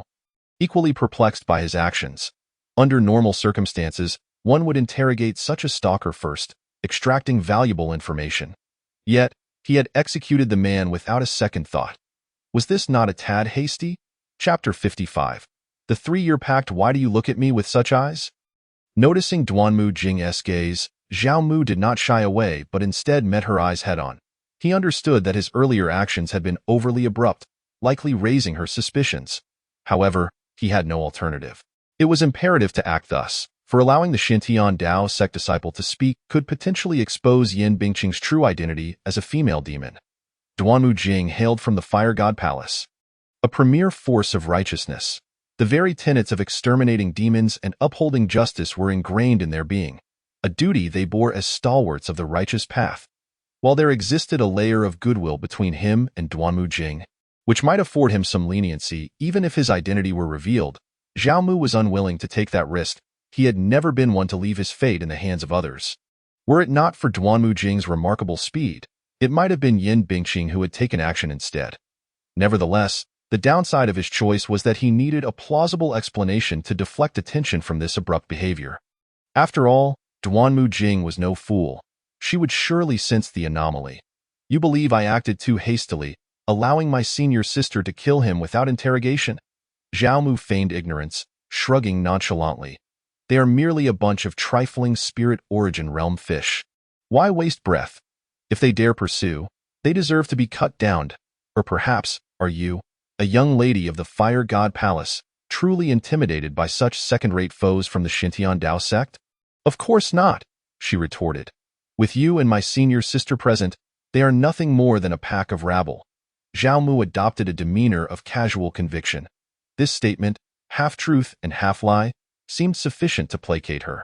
After all, he, who had seen through Duanmu Jing in ways no one else could, knew precisely how to handle her. As expected, upon hearing his words, Duanmu Jing nodded in agreement without hesitation. Indeed, just a pack of rabble. But what? Noticing her shift in tone, Zhao Mu inquired, raising his gaze. But I fear we must part ways here. What do you mean? Zhao Mu's face contorted with anxiety, yet inwardly he rejoiced. He had feared that this young lady from the Fire God Palace might linger, which would not bode well for him and Yin Bingqing. Setting aside the fact that the two of them needed to venture into the ancestral lands of the barbarian tribe to retrieve 9 medicinal formulas, their identities were ill-suited for prolonged association with her. Given the current circumstances, it was certain that the Xintian Dao sect would send pursuers, and they might even spread rumors about Yin Bingqing being a female demon. Once that news spread, associating with Duanmu Jing could be a double-edged sword, uncertain as to whether she would be friend or foe. Now that my issues have been resolved, I must head to the Xian Emperor Palace. The Xian Emperor Palace was fraught with peril, and the Qingyo mountain range was now more treacherous than ever. If you were to accompany me, you would only be putting yourselves in greater danger. Your senior sister may be fine, but you? Zhao Mu, momentarily speechless, rolled his eyes and retorted, Lady Duanmu, I am at least your savior. Is this how you speak to me? But it is the truth, is it not? Furthermore, you should know what kind of person I am better than anyone else. Zhao Mu was rendered speechless, especially by her last statement, which left him utterly baffled. It was she who had insisted he keep her identity a secret. What was she implying now, subtly revealing information? Surely, she could not be doing this on purpose for her dim-witted senior sister to hear. All right, I should now fulfill my promise and establish the heavenly Dao oath you requested. Today, I, Duanmu Jing, hereby swear. In Zhao Mu's presence, Duanmu Jing brought her 4 fingers together, pointing skyward, her expression solemn as she began to establish the heavenly Dao oath. Everything transpired precisely as Zhao Mu had requested. She would never reveal their secrets, nor would she take him back to the Fire God Palace as a tool for cultivating the Fire Goddess 3 transformations. Just as Duanmu Jing had stated, she was indeed a woman of her word. However, the Crimson Fire Earth Heart Lotus may require you to wait a while longer, as this item cannot be preserved. And thus there are no reserves within the Fire God Palace. The one I promised you must wait until it matures. You can't mean I have to wait 1,000 or 800 years? Can you? Not that long. The Crimson Fire Earth Heart Lotus will mature in approximately 3 years. I will send you a message 3 months in advance, and you can come to the Fire God Palace then. Zhao Mu fell silent. He was indeed quite drawn to the Crimson Fire Earth Heart Lotus, yet he hesitated about going to the Fire God Palace. The future was unpredictable, and who knew if he would become the target of the Righteous Path's pursuit in 3 years? You are quite peculiar. At times, you are audacious beyond measure, yet at others, excessively cautious. Noticing Zhao Mu's silence, Duanmu Jing understood his concern about the safety of visiting the Fire God Palace, and she chuckled softly. I understand.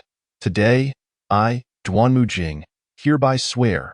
With a rumble, the sound of thunder echoed as yet another heavenly Dao oath was established. Gazing at the man before her, Duanmu Jing could not help but muse. In my lifetime, I have sworn fewer oaths than the ones I have made in this brief moment. How about it? Are you reassured now? Duanmu Jing's fiery crimson eyes glimmered with a smile as she regarded Zhao Mu. Zhao Mu nodded. Although the misunderstanding regarding Duanmu Jing was significant, he felt it was ultimately beneficial, as it at least permitted him to pursue the Crimson Fire Earth Heart Lotus. After all, Duanmu Jing had sworn an oath that bound her life to his. Well, I have said all I needed to say, and it's time for me to leave. Additionally, the Qingyo mountain range will not be tranquil for the time being, particularly around the Xian Emperor Palace. Unless there is a pressing matter, it is wise for you to depart the Qingyo mountain range early, and it would be best to refrain from further risks until the situation has settled. The Qingyo mountain range will not be peaceful. Duanmu Jing's words piqued Zhao Mu's interest, prompting him to ask, why will the Qingyo mountain range be tumultuous? The Xian Emperor Palace is not only being monitored by the Righteous Path, but also by the Demonic Path. The Demonic Path. Upon hearing these 2 words, Zhao Mu understood that the waters of the Qingyo mountain range were about to be thoroughly stirred. He also realized why the 3-eyed spirit cat, which should have been in the heart of the Qingyo mountain range, had appeared on the outskirts. It was likely connected to the Xian Emperor Palace and the Demonic Path. This so-called Xian Emperor Palace was far more formidable than he had initially anticipated. However, none of this concerned him, as he had never intended to venture into the Xian Emperor Palace to take chances. Thank you for the warning. Zhao Mu slightly cupped his hands in gratitude, sincerely expressing his thanks. Immediately, he recalled another matter and spoke up. By the way, there's one more thing. You want to admire my legs, don't you? I haven't forgotten, but at this moment, I lack the time to fulfill that promise. In 3 years, when you come to the Fire God Temple, I shall grant you everything. Stop. Zhao Mu repeatedly interrupted the eloquent Duanmu Jing, deftly shifting the topic. It's not about the legs, Dao. It's not about the legs? Duanmu Jing looked at Zhao Mu with a knowing smile. Then what is it? Chapter 56. I am completely yours.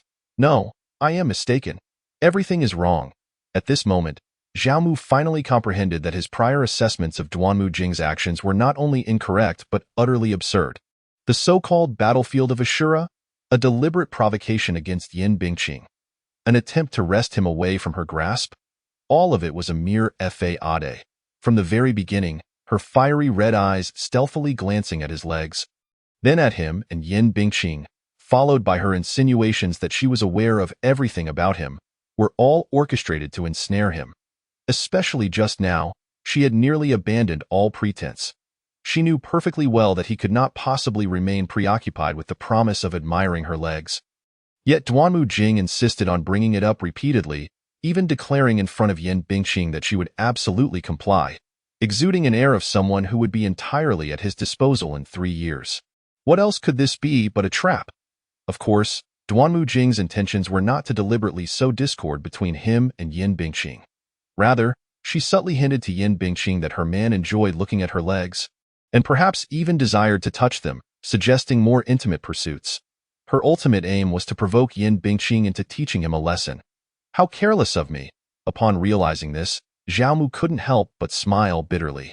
He had thought that after seeing Duanmu Jing in her entirety, he would understand her sufficiently. Furthermore, during their time in the soul space, she had generously expressed that she did not mind him seeing her completely. Zhao Mu instinctively believed she was genuinely unbothered.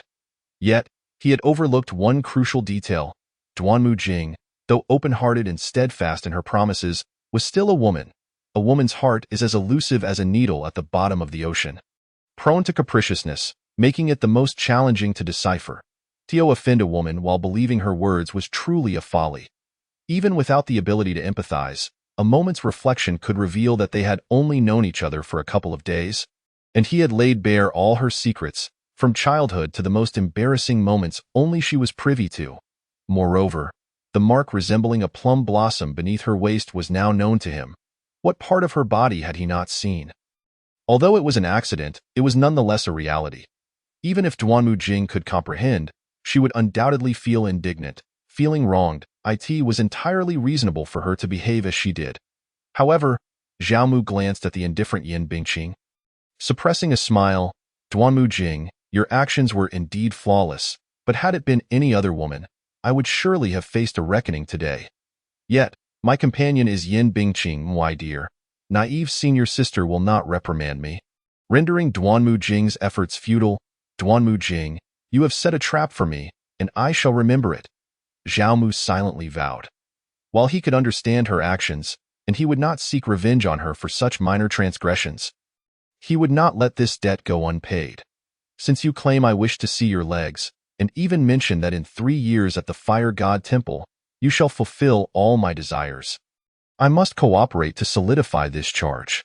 After pondering for a moment, Zhao Mu raised his gaze and met Duanmu Jing's eyes.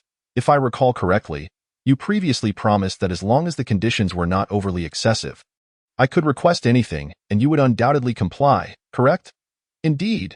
Duanmu Jing nodded slightly, not denying it, her expression becoming earnest, for she could see that Zhao Mu seemed to regard the forthcoming request with great importance. Well then, I desire a Xinhua Ding Shandan certainly.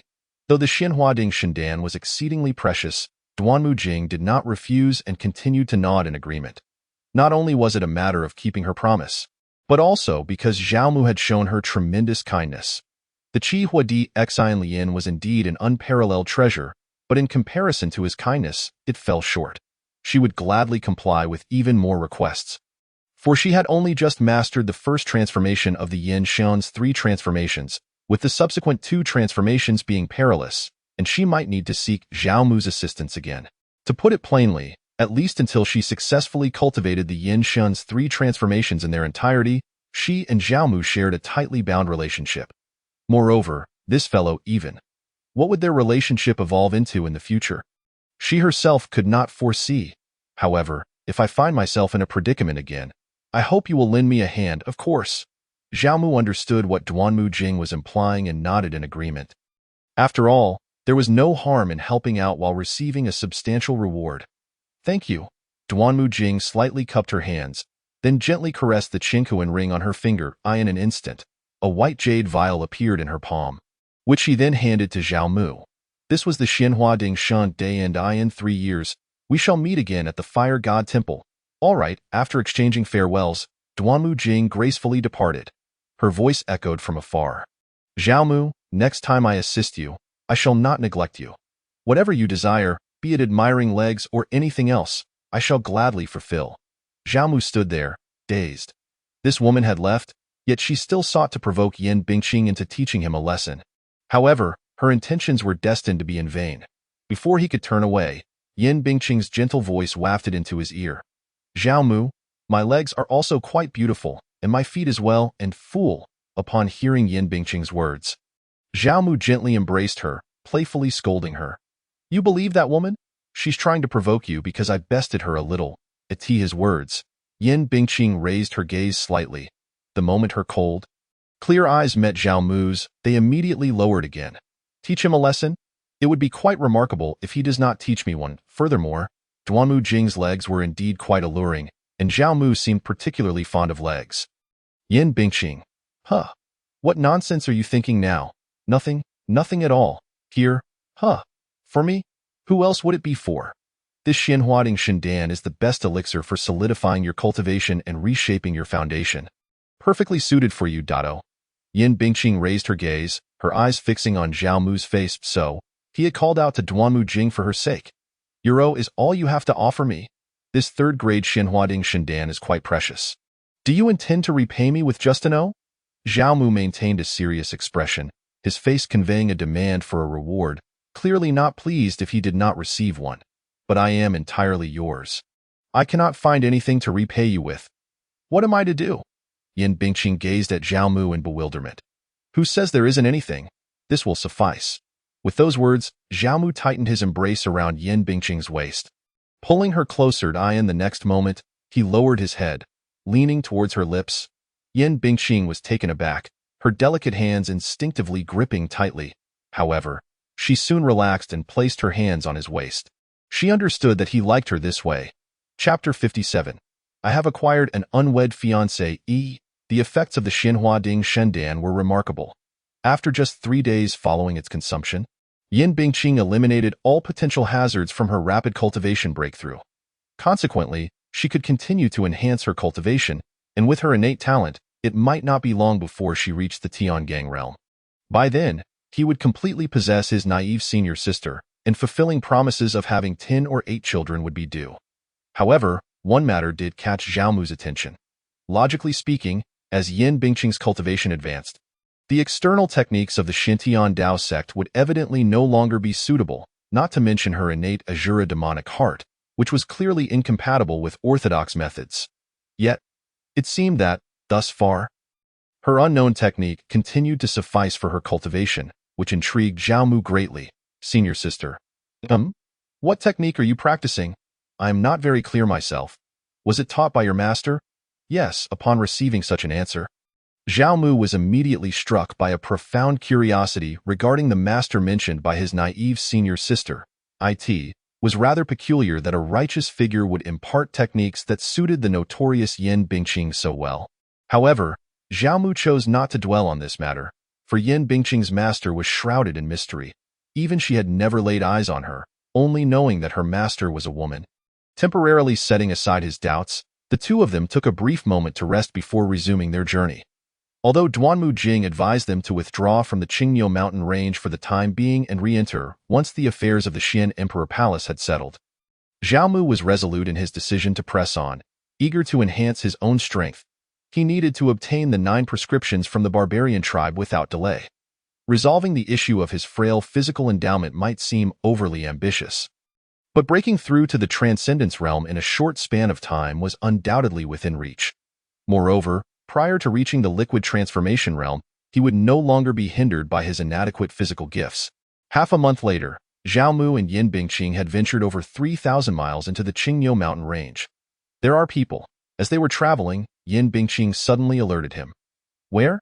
Just ahead, less than 30 paces away.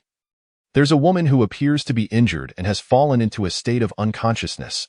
Zhao Mu lifted his gaze, casting a peculiar look at Yin Bingqing. In his mind, he pondered, Senior sister, what do you mean by this? Do I look so eager for a woman's company that you urgently prompt me to perform an act of heroism? Or are you perhaps attempting to bait me into a trap? This is none of our business. We could easily circumvent it. Zhao Mu had no intention of inviting trouble. However, to his astonishment, Yin Bingqing displayed an unexpected tenacity. Not only did she refuse to walk past, but she also tugged at his arm. It seems to be Wu Yao. Who? Wu Yao. Zhao Mu initially thought he had misheard, but upon receiving confirmation from Yin Bingqing once more, he realized he had not. Wu Yao, the little princess of Wu Emperor City, who was accompanied by several guardians at the liquid transformation realm and at least one at the celestial phenomenon realm. How could she possibly be injured and alone in such desolate wilderness? Wait! Zhao Mu suddenly recalled Duanmu Jing's encounter and the words he had spoken before departing. The Qingniu mountain range was perilous, and as the demonic forces mingled, it would only become more chaotic. Should they rescue her or not? If they were not planning to linger in the Qingniu mountain range and were merely confronting a stranger, the obvious answer was to refrain from intervening. After all, should they choose to act, they might attract endless trouble. Yet, the fact that Wu Yao lay unconscious merely 30 paces away indicated that the situation within the Qingniu mountain range was far more dire than he had imagined. Zhao Mu concluded that if he wished to delve deeper into the Qingniu mountain range, he needed to clarify the current circumstances. Wu Yao would serve as an excellent source of information. After all, leveraging his status as her betrothed coupled with the act of saving her should make it easy to extract the information he sought. Having weighed the pros and cons, Zhao Mu nodded. Let us go and take a look. All right. Moments later, the two of them arrived beside Wu Yao. The little princess of Wu Emperor City looked exceedingly disheveled. Her ornate garments were slashed in multiple places, and a faint dark red hue, clearly dried blood, could be discerned as the breeze stirred. Her delicate face was pallid, smeared with dirt, her hair in disarray, and blood trickled from the corner of her mouth. One of her earrings was missing. The most severe injury was located on her abdomen, a gaping 5-inch wound that nearly split her open, surrounded by a faint aura of demonic energy that hindered her body's natural healing process. Consequently, the wound continued to bleed profusely, staining the fabric below her abdomen a deep crimson. Zhao Mu suspected that had they discovered Wu Yao even a moment later, she would likely have succumbed to excessive blood loss. Senior sister, with a glance from Zhao Mu, Yan Bingqing understood immediately. She activated her Shura demon heart, her dark purple pupils reappearing, along with the spiritual energy enveloping her, transforming into a deep violet hue. She formed a hand seal, directing a stream of dark purple energy toward Wu Yao's wound. The dark demonic aura clinging to the injury offered no resistance and was swiftly vanquished, dissipating entirely in an instant. Zhao Mu watched in awe. The Shura demon heart truly lived up to its reputation as a demonic body. Even the energy cultivated from it was akin to royalty when faced with other demonic forces. Zhao Mu speculated that had Yan Bingqing not remained by his side but followed the original storyline, she would have surely thrived within the demonic realm, rapidly ascending in power. Should he consider sending his naive senior sister to the heart of the demonic domain? This thought flickered through his mind. Enough! Yan Bingqing's voice shattered Zhao Mu's reverie, and simultaneously, her dark purple pupils quietly receded. Here, you handle her injuries. Zhao Mu retrieved an ice-blue ice jade bodhi from his bag, a gift from Duanmu Jing upon his departure. Although the primary function of the ice jade bodhi was to calm the mind and stabilize the soul, it also served as an exceptional healing material. Given the severity of Wu Yao's injuries, ordinary healing potions would be ineffective. Only the ice jade bodhi would suffice. Yet, Zhao Mu was puzzled when Yan Bingqing did not take the ice jade bodhi but instead gazed at him innocently with her cool eyes. Get to it. But I don't know how. What do you mean? Have you never treated injuries before? Well, I've only been injured once. Zhao Mu was utterly flabbergasted. If she had only been injured once, did that not imply that throughout her life, she had never lost a fight? That was simply extraordinary. Far beyond even the grand heroine Xiao Ruoxi's experiences. As for her previous injury, naive senior sister had been completely incapacitated. With Zhao Mu handling everything, which explained why she lacked experience in treating wounds. Oh, what do we do? Yan Bingqing remained silent, merely blinking at him twice. You mean I should do it? Zhao Mu glanced at Wu Yao's injuries, musing that this seemed inappropriate. Zhao Mu, what's wrong? If you don't act soon, she's going to die. Zhao Mu silently cursed himself for being so gentlemanly at such a moment. It was merely a matter of healing. What was there to feel embarrassed about?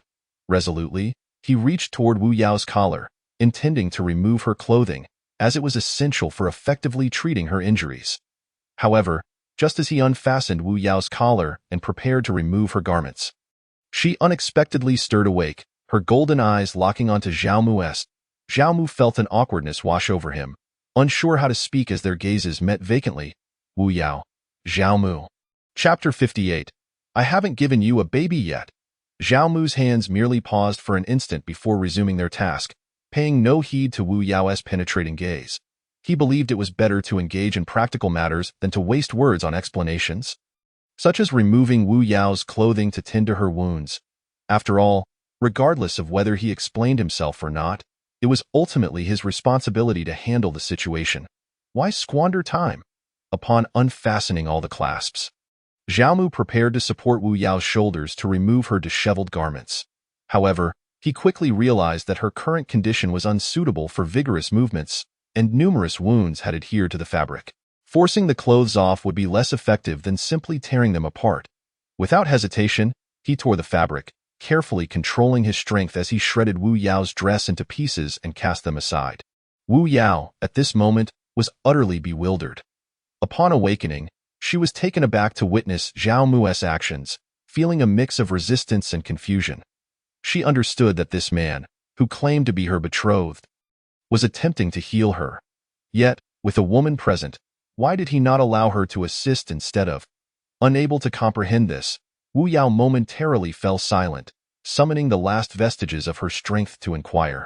You, however, to her utter astonishment, as soon as she spoke, her betrothed brusquely interrupted her. Be quiet. If it weren't for Aunt Mu, I wouldn't bother saving you. Wu Yao felt an overwhelming sense of grievance. She merely harbored some doubts and sought answers. Never believing that her fiancé was unworthy of touching her body, nor did she ever think of reproaching him. However, to her astonishment, after mustering every ounce of strength to utter a single syllable, she was met with a torrent of scorn, leaving her utterly drained of energy, unable to articulate another word. She could only watch helplessly as her fiancé roughly tore apart her dress. Yet, she soon realized that although this man was fierce in his rebuke and aggressive in his actions, he was surprisingly gentle, ensuring not to harm her. Even when treating her wounds, his gaze was focused and devoid of any distraction. Despite her attire being reduced to mere scraps, Wu Yao was acutely aware of her allure. He did not cast a single inappropriate glance, which genuinely took her by surprise. Just how strikingly beautiful was she? Wu Yao's golden eyes shifted from Zhao Mu's face to Yin Bingqing. She was genuinely curious about the woman who could compel her fiancé to forsake his family. Upon noticing Wu Yao's gaze, Yin Bingqing blinked her cool eyes twice but refrained from speaking. Zhao Mu had mentioned that too many words could lead to misfortune. She had to obey him and not jeopardize his plans. While somewhat daft, Yin Bingqing was far from foolish. She understood Zhao Mu well, recognizing that his change of heart to save Wu Yao was driven by ulterior motives.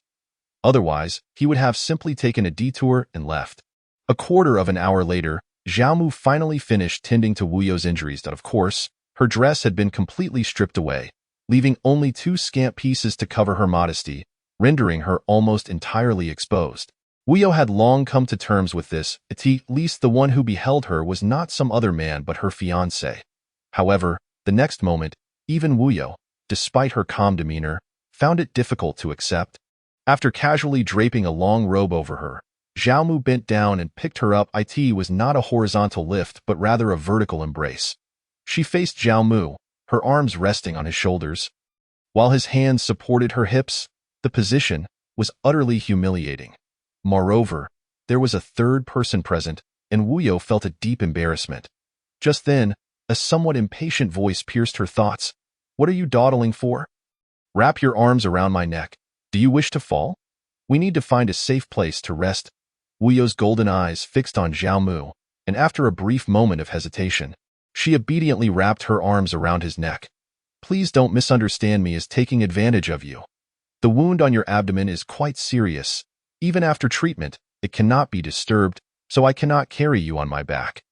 Additionally, you have 2 severe wounds on your shoulder blades, and if I were to carry you horizontally, it would exacerbate the injuries. I truly do not know what you have endured.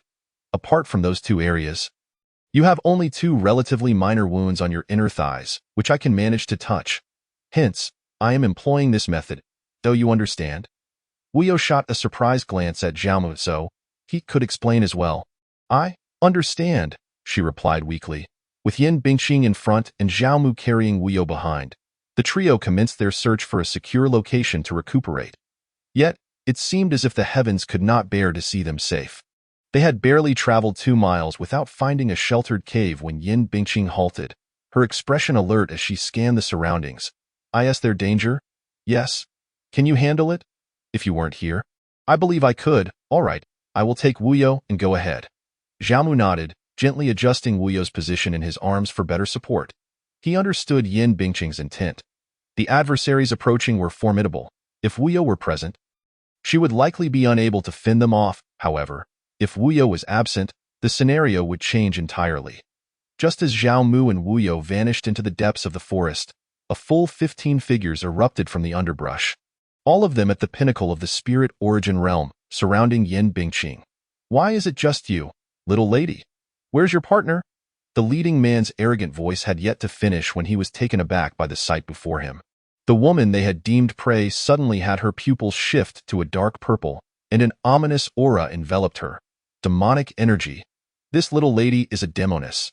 We stumbled upon an unexpected boon aside from the materials from the 3-eyed spirit cat. The other's eyes gleamed with greed. Presenting the head of a demonic figure to the Righteous Alliance could yield significant cultivation resources. Eye in their eyes, Yan Bingqing had become their quarry. With a hum, Yan Bingqing's dark purple gaze sharpened. And the moment her ink-black sword was unsheathed, she wasted no words and leaped into action. Only by unleashing her Azura demonic heart could she maximize her power. This was precisely why Yan Bingqing had instructed Zhao Mu to take Wu You away first. Meanwhile, after feeling they had run far enough, Zhao Mu finally came to a halt. Wu You remained weak, forced to lean against him. The atmosphere was somewhat awkward, both of them silently waiting for Yan Bingqing's return. Moments later, a dark figure descended from the sky. It was the returning Yan Bingqing. Zhao Mu's gaze flickered, and he immediately approached with Wu You in his arms. He noticed a glaring patch of crimson on Yan Bingqing's shoulder. "Did you not say you could handle it? How did you get injured?" "It's nothing." Yan Bingqing shook her head. "Just a minor injury. How can you boast without absolute certainty? What if something goes awry?" Zhao Mu's face hardened, feigning anger. "There won't be any accidents. I know what I'm doing." Yan Bingqing gently tugged at Zhao Mu's sleeve and whispered, "Besides, I haven't given you a baby yet. I will take care of myself." Wu You. Chapter 59. Wu You's initiative. Within a secluded cave, Wu You was carelessly laid upon a cold stone slab. Her golden eyes fixated on a point 3 yards ahead, lost in thought. There, Zhao Mu was tending to Yan Bingqing's wounds. Yet, despite the fact that she had merely sustained a shallow cut from a blade, a trivial injury for a practitioner at the spirit origin realm, it required no urgent attention and would heal completely within 2 to 3 days. However, Zhao Mu approached the task with utmost diligence, concerned that he might have overlooked something, speaking softly and gently. Even if Wu You was not prone to jealousy, she couldn't help but feel a twinge of indignation at the disparity in treatment. "Mother, what kind of husband did you arrange for me back then?" Watching Zhao Mu's attentive demeanor towards Yan Bingqing, Wu You silently wondered. Thanks to her golden eyes, she had never encountered anyone like Zhao Mu since birth. He was like a mist, utterly elusive and inscrutable. However, one thing she was certain of was that if one truly entered his heart, he would be wholeheartedly devoted. For reasons unknown, observing Zhao Mu's gentle inquiries and admonitions directed at Yan Bingqing filled her with an inexplicable envy, an emotion she had never felt before. Yet, all of this had nothing to do with her, neither now nor in the future. She could clearly sense that her fiancé harbored a strong dislike for her. Wu You let out a self-deprecating smile. Realizing that for the first time in her life, she was experiencing the bitterness of being scorned by another. After a full quarter of an hour, Zhao Mu finally returned to Wu You's side with Yan Bingqing. "Now, tell me, what exactly happened that caused the little princess of Wudi City to be in such dire straits?" Zhao Mu inquired, sitting down across from Wu You. While tending to Yan Bingqing's injuries, he had learned from her that the group of Spirit Origin Realm practitioners who had ambushed them were among those recruited by Wu You in Qingshan Town. Zhao Mu found it difficult to comprehend why Wu You, their leader, had been so severely injured while those recruits remained unscathed, even having the strength to pursue them. Of course, despite his confusion, he was not particularly invested in Wu You's plight or fate. He simply wished to steer the conversation towards the current situation in the Qingyo mountain range. "The news from the Xuanti Palace reached the demonic faction before we did, and they arrived at the Qingyo mountain range ahead of us. They had already set up ambushes along essential routes, and this disparity in information caught us off guard. Tio helped me escape. Granny Bai sacrificed herself to block the purple extreme old demon from the demonic Heart Valley, while the other liquid transformation realm guardians were slaughtered by the demonic faction during our flight to protect me. Although I ultimately escaped using a secret method, I fell into a near-fatal coma due to severe injuries and exhaustion. When I opened my eyes again, I found you. All of you." Seemingly recalling the scene upon awakening, Wu You forced her pronoun from you to you all, lowering her golden eyes, unable to meet Zhao Mu's gaze. "Demonic Heart Valley?" Upon hearing the term purple extremity old demon, Zhao Mu's eyes instantly brightened. Wasn't this an old acquaintance he had never met? Back at the Shintian Square, when he and his foolish senior sister found themselves in dire straits. His greatest hope was for the purple extremity old demon to make an appearance. However, to his dismay, the plot took an unexpected turn, and the old fellow never showed his face. Little did he expect that the demon would reappear in the Qingyo mountain range. Would the purple extremity old demon take Yan Bingqing back to the demonic path upon seeing her? Zhao Mu couldn't help but feel a sense of worry. Although he understood that Yin Bingqing's journey to the demonic realm might be beneficial for her growth, he couldn't bear the thought of her departure. Moreover, the strength of the purple extremity old demon was indeed formidable. The old woman beside Wu Yao was at least at the celestial gang realm. Yet in the face of the purple extremity old demon, she could only sacrifice her life to provide Wu Yao with a chance at survival. No wonder in the original storyline, the purple extremity old demon dared to invade the Xintian Dao sect alone, effortlessly taking Yin Bingqing away in a flamboyant manner. Soon after, Zhao Mu gleaned substantial information from Wu Yao, gaining a clearer understanding of the current situation in the Qinyo mountain range. It was chaotic. An extraordinary kind of chaos. The affairs of the Xian Emperor Palace involved not only the forces of righteousness and evil, but even the demons from the core region of the Qinyo Mountains had intervened. With malevolent entities seizing the opportunity to sow discord, the area had descended into utter turmoil. The unexpected event that Duanmu Jing mentioned was likely an ambush by the demonic faction as well. Just as Zhao Mu's thoughts wandered, a weak voice called out to him. "Hey, I'm not called Hey, but I don't know your name either." Zhao Mu suddenly realized that this predicament seemed to be of his own making. With a resigned wave of his hand, he replied, "If you want to call me Hey, then so be it. Now, what is it? I'm gravely injured. Could you protect me for a while?" Noticing Zhao Mu's sudden change in expression, Wu Yao feared he might refuse and hurriedly added, "Rest assured, I will not treat you unfairly. Whatever I can offer, I will not deny you. I hope you can help me this time, considering my mother's reputation. I understand you oppose our engagement, and I can assist with that. Once we return to the Wu Emperor City, I will take the initiative to discuss the annulment of the engagement with my father, ensuring it won't be difficult for you." Yin Bingqing watched Wu Yao, who was in a humble posture, feeling a pang of pity for her. A baseless engagement had ensnared her so thoroughly. However, this also reflected Zhao Mu's prowess, as he could deceive the little princess of Wu Emperor City with just a few words. "An annulment? You are too naive. If resolving this engagement were as simple as you imagine, I would not have fled from my family. I warn you, neither our engagement nor any matters pertaining to our acquaintance should be mentioned to others." Wu Yao, being astute, immediately grasped Zhao Mu's intent. For ordinary people, marriage might be straightforward, but for a colossal power like Wu Emperor City, engagements were intricate affairs where personal willingness often bore little significance. This was precisely why her fiancé had distanced himself from his family. As for not disclosing their past encounters, it was clear that he feared his whereabouts would be leaked and he would be captured by his family. "All right, I don't believe you. Let's make a vow to the heavens." Wu Yao gazed at the man before her with incredulity in her golden eyes, contemplating for a good while before responding. "Wu Yao, hereby vow, I will never disclose that I have met Zhao Mu, nor will I reveal to others that I am aware of our engagement. Should I violate this, I willingly accept divine retribution." With a thunderous sound, the vow was established. "I can protect you for a while, but regarding compensation, I hope you will fulfill your earlier promise." Now that they were close to the ancestral land of the barbarian tribe, once they entered, safety would not be a concern, as even the tribe's own members would find it impossible to locate the entrance, let alone others. Keeping Wu Yao in the ancestral land of the barbarian tribe until her injuries healed, he would then decisively send her away. This was a completely risk-free venture. Why would Zhao Mu pass up such an opportunity? "I will certainly keep my promise." Wu Yao nodded earnestly, feeling a sigh of relief in her heart. She was genuinely afraid Zhao Mu would abandon her. "What are you dawdling about?" "Huh?" Zhao Mu's voice snapped Wu Yao out of her reverie. "Isn't it enough to just keep your promise? Make the vow to the heavens." Chapter 60. What is this? My wife is lost. Wu Yao stared blankly at Zhao Mu, wanting to ask, "Do I look like a deceitful woman? Why are you so unwilling to trust me?" However, she only dared to think it, not voice it. She understood that if she said such a thing, Zhao Mu would likely leave her behind and take his senior sister away, disregarding her fate. One must bow their head under the eaves. For the first time in her life, Wu Yao felt the truth of this saying.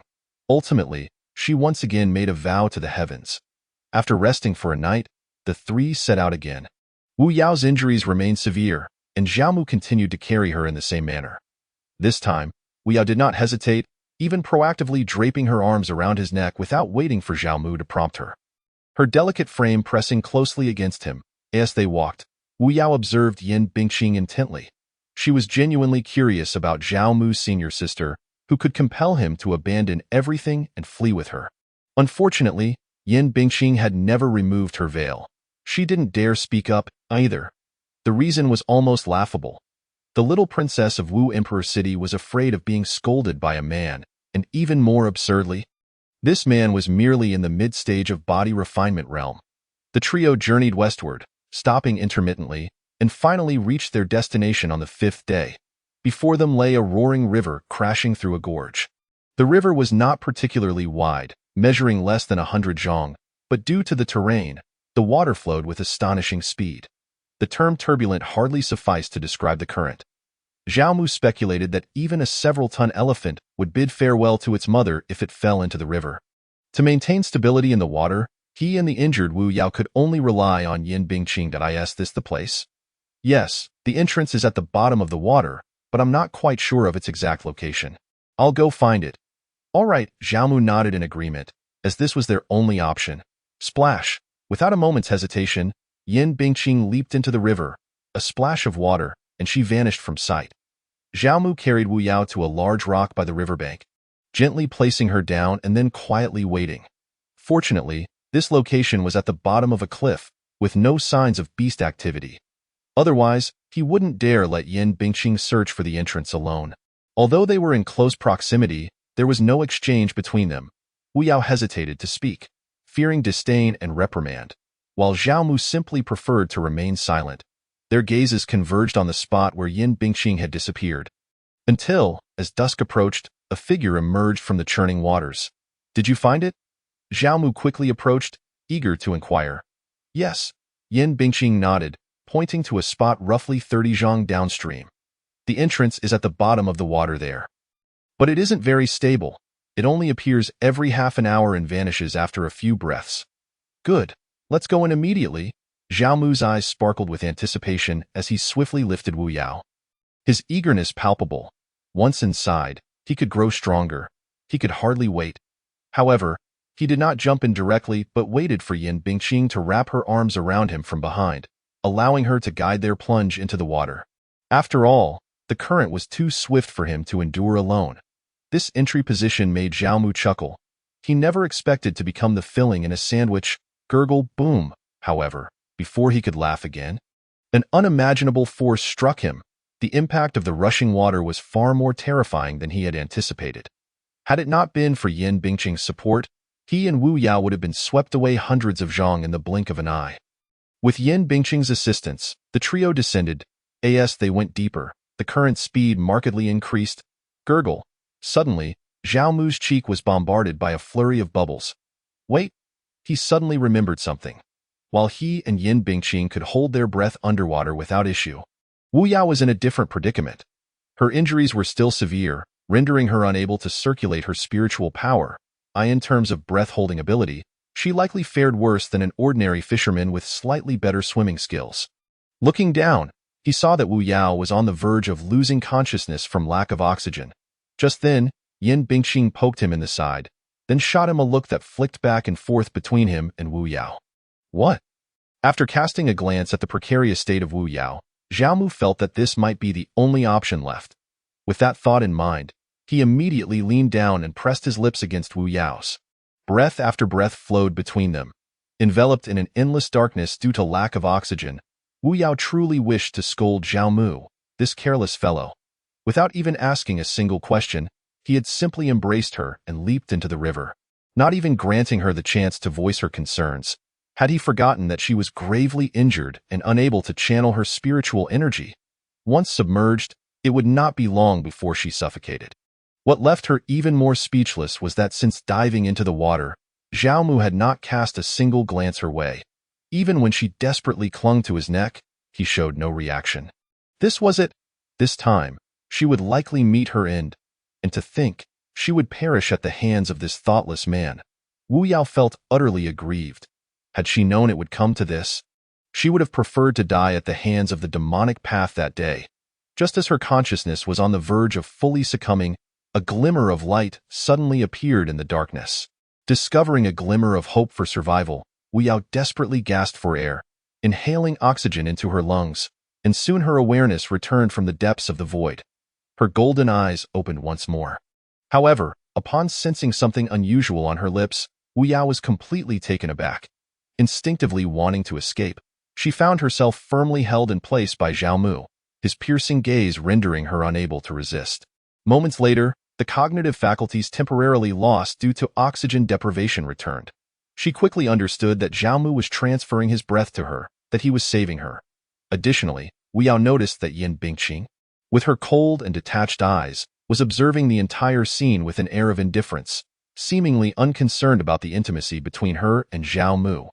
Reflecting on how Yin Bingqing had previously shown no regard for Zhao Mu treating her wounds, Wu Yao seriously suspected that Zhao Mu's senior sister had already preordained her as Zhao Mu's concubine.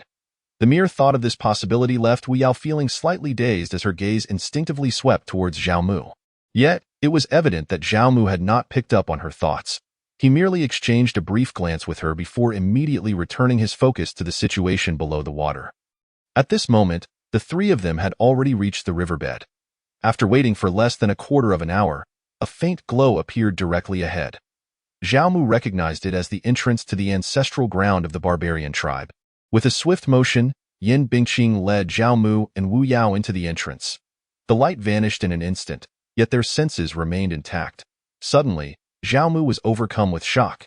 He realized that the two small hands that had been resting on his waist were now absent, and the familiar soft sensation on his back had disappeared. This was bad. It seemed his wife had gone missing, however. The one in his arms seemed to still be there. To confirm his perception, Zhao Mu instinctively squeezed Wu Yao's hand a couple of times. Wu Yao. Chapter 61. A Candid Encounter. Buzz. With a flash of light, Zhao Mu and Wu Yao burst forth from the endless darkness. Both did not succumb to dizziness from traversing the spatial portal, nor did they fall clumsily upon landing. Zhao Mu's stance was steady, and his grip on Wu Yao was unwavering, as they landed securely. Wu Yao maintained the posture she had before entering the water. However, the atmosphere was somewhat awkward. Wu Yao's golden eyes stared fixedly at Zhao Mu. She could not comprehend why he had squeezed her during the passage through the spatial portal. "Why are you looking at me like that?" Zhao Mu met Wu Yao's gaze, puzzled by her expression. Wait. Something clicked in his mind. He suddenly recalled that to confirm his senses during their passage, he had indeed squeezed her. Wu Yao's gaze upon him must be due to that. Is it because I just squeezed you? Wu Yao felt speechless. Knowing was one thing, but saying it out loud was unnecessary.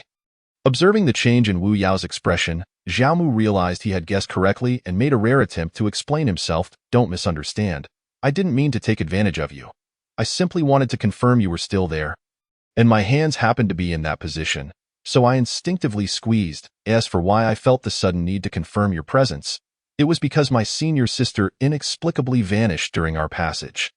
I am not particularly worried about her, but if you were to go missing, the likelihood of encountering the King of Hell would be quite high. Zhao Mu spoke with sincerity.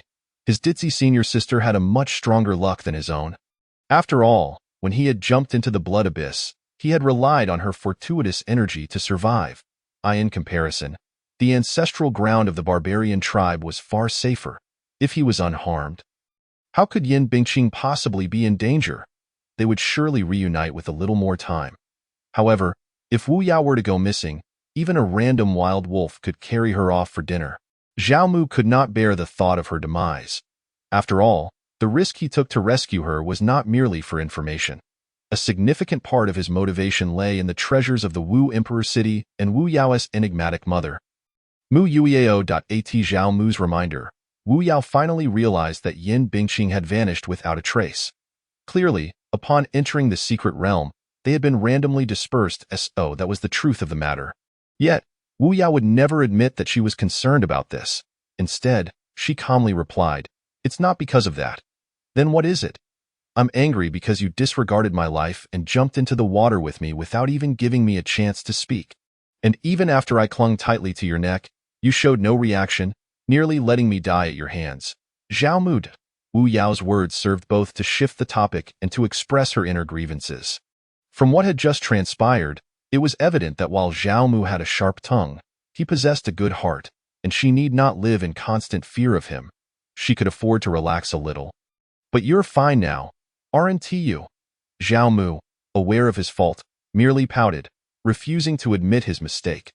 Observing his stubborn demeanor, Wu Yao's earlier frustration dissipated entirely. This guy, with his stubbornness, was rather amusing, a chew. Just as Wu Yao was secretly chuckling to herself, an itch in her nose prompted an unexpected sneeze, which landed squarely on Zhao Mu's face. What is this? A form of revenge? Biffed. Seeing Zhao Mu's woeful expression, Wu Yao couldn't help but laugh, causing Zhao Mu to be splattered with her sneeze. Enough already. How can the little princess of Wu Emperor City be so unrefined, spraying saliva all over someone's face? Zhao Mu feigned a stern expression as he chastised her. Yet, it was not because her saliva was unpleasant. On the contrary, it carried a faintly sweet fragrance, entirely different from that of his ditzy senior sister.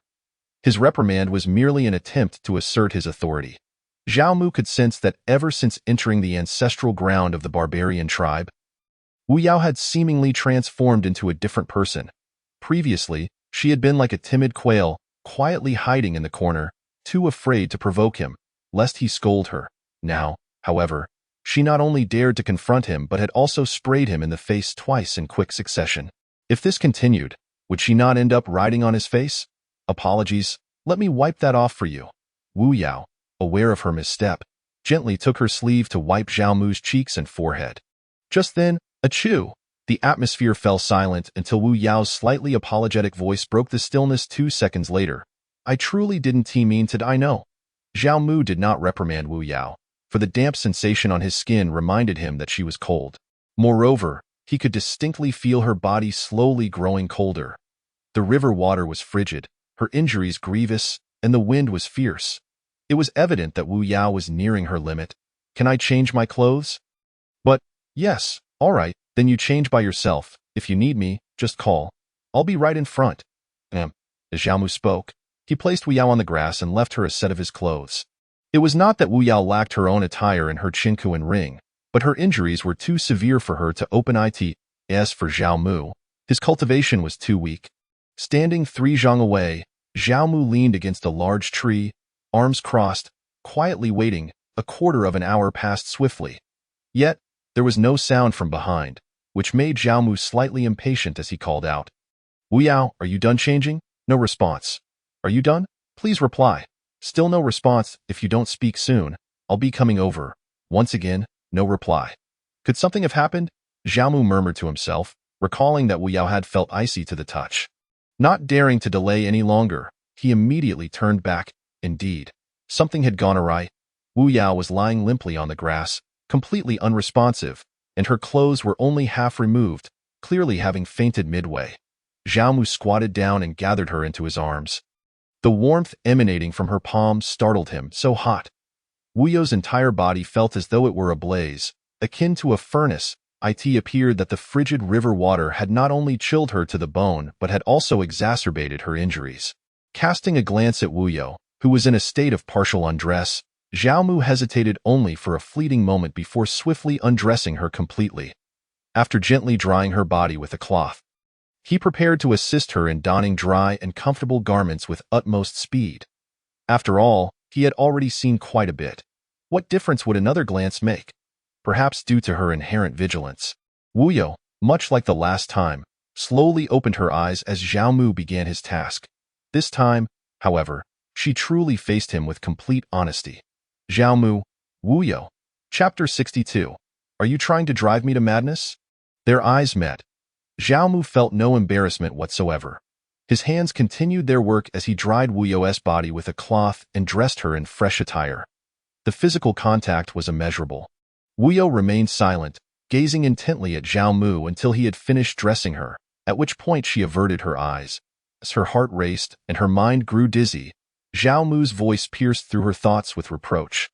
Are you truly unaware of your own condition? Clearly incapable of dressing yourself, yet you still put on a fade. What are you afraid of, being seen by me? In the end, what difference does it make? Your pride is leading you to suffer. What's the harm in a glance? It won't cost you a piece of flesh, and besides, this isn't the first time I've seen you. Listening to these words, Wu Yao felt an even greater heat wash over her. What was he babbling about? What did he mean by pride leading to suffering? Did he not understand what it meant for a woman to be seen naked by a man? In their previous encounter, she had managed to convince herself to accept it, as her most intimate areas had remained unexposed. But this time, drenched from head to toe, a complete change was necessary. How could she allow him to assist her? Just as Wu Yo was mentally berating herself, Zhao Mu's voice resonated once more. "Open your mouth, are you daft?" After 2 urgent calls, Wu Yo finally snapped back to reality, her gaze falling upon an ice-blue fruit. She immediately recognized it as ice jade Bodhi, evidently meant for her healing.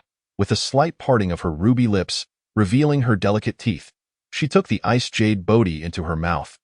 Instantly, a wave of icy yet profoundly soothing energy spread throughout her limbs, and the disorienting sensation dissipated in no time. "How do you feel now? You should be all right. Since I'm fine, then we should leave." "All right," Wu Yo nodded, naturally extending her arm to gently drape it around Zhao Mu's neck. Before long, she found herself once again clinging to him, her exquisite chin resting lightly on his shoulder, her mind replaying the earlier scenes. This fiancé of hers, always grumbling, yet inwardly quite caring.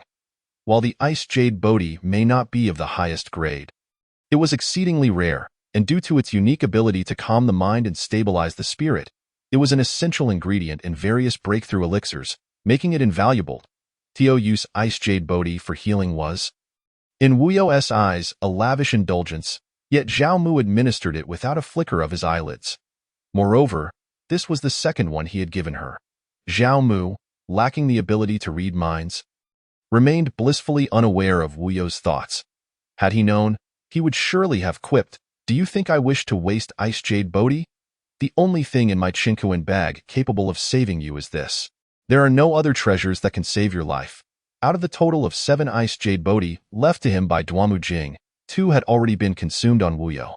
Half a day later, as evening approached, Zhao Mu finally emerged from the forest, cradling Wu Yo in his arms. The world opened up before them. Quite the stroke of luck. Huh. Wu Yo turned her head in confusion, uncertain of Zhao Mu's meaning, until she caught sight of wisps of smoke rising in the distance. Soon after, a number of massive beasts came barreling towards them, startling Wu Yo. With Zhao Mu's senior sister absent, neither he, at mid-stage of body refining, nor Wu Yo, who struggled with dressing, could possibly fend off the approaching beasts. "Why aren't you running? What is there to run from? We're not endangered, can't you see that those beasts have riders?" Although the barbarian tribe was known for their combativeness, it was primarily directed towards enemies. They were generally amicable and hospitable towards non-adversaries. Zhao Mu knew that the secret realm where the barbarian tribe resided was not insignificant. He had previously worried that without Yin Bingqing, their luck would be insufficient to locate the tribe in a short time. Little did he expect it would be so fortuitous. Merely passing through a forest had led them to the gathering place of the barbarians. It seemed that the little princess of Martial Emperor City in his arms was indeed blessed with great fortune. Barbarian beasts? Barbarian tribe? Hearing these terms, Wu Yo paused momentarily, then observed more closely. Sure enough, the colossal beasts bore distinctive single horns adorned with unique patterns, marking them as barbarian beasts. In a moment of clarity, Wu Yo suddenly recalled something, drawing her gaze back from the distance and staring at Zhao Mu in shock. Could it be the ancestral land of the barbarian tribe? Indeed, it is. Wu Yo's golden eyes brimmed with disbelief. She could hardly fathom that Zhao Mu had actually discovered the ancestral land of the barbarian tribe. For thousands of years, countless individuals had sought this land, and numerous rumors had circulated regarding its existence, yet in the end, all had returned empty-handed. The barbarian tribe? A mere mid-stage body refiner? Suddenly, Wu Yo realized something. Zhao Mu likely aspired to follow the path of body cultivation, coming to the ancestral land of the barbarian tribe in pursuit of their secrets to physical strength. In the entire world, few could rival the barbarian tribe in terms of sheer physical prowess. Zhao Mu, come back with me to Martial Emperor City. What? You must wish to pursue the path of body cultivation. I can have my father support you. I'm not going. Before Wu Yo could finish, Zhao Mu promptly dismissed her invitation.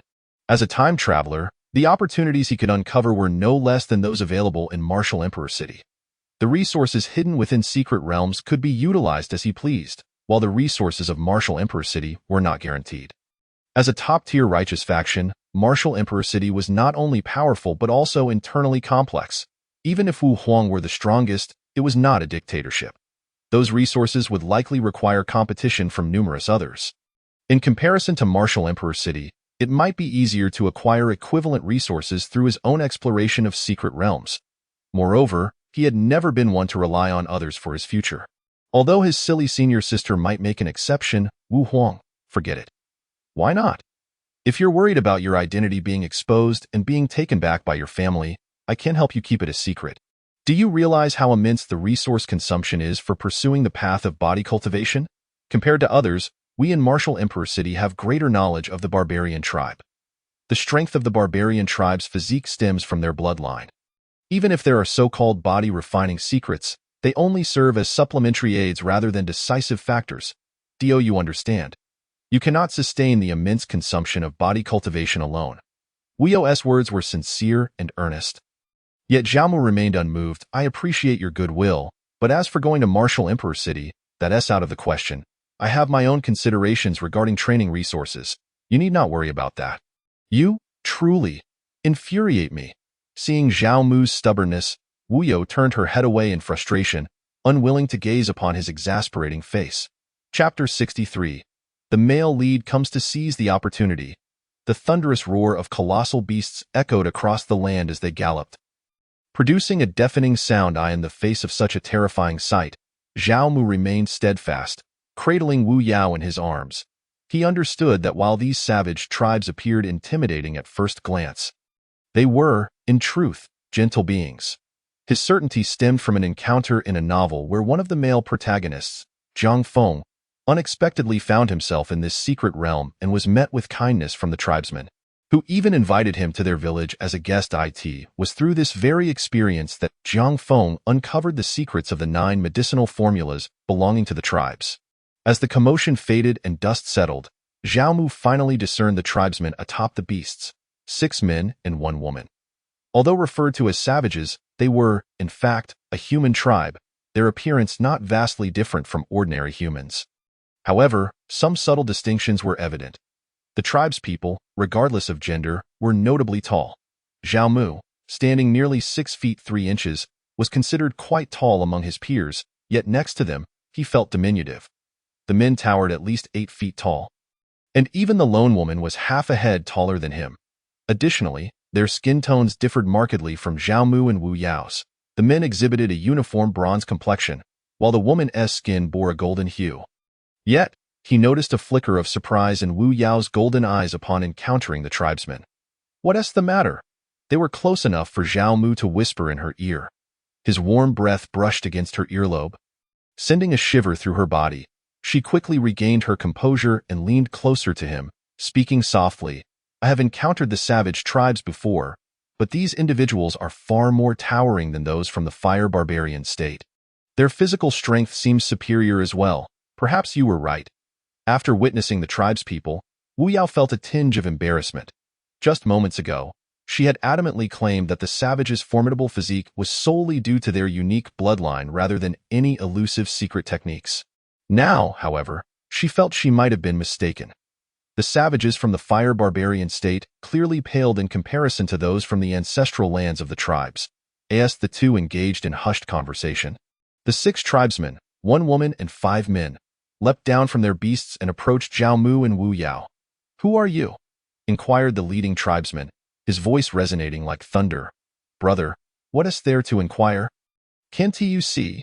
They are obviously a distressed couple, interjected the sole woman among the group. The girl appears weak and injured, and the boy is holding her in such a manner. Who else could they be but a beleaguered pair?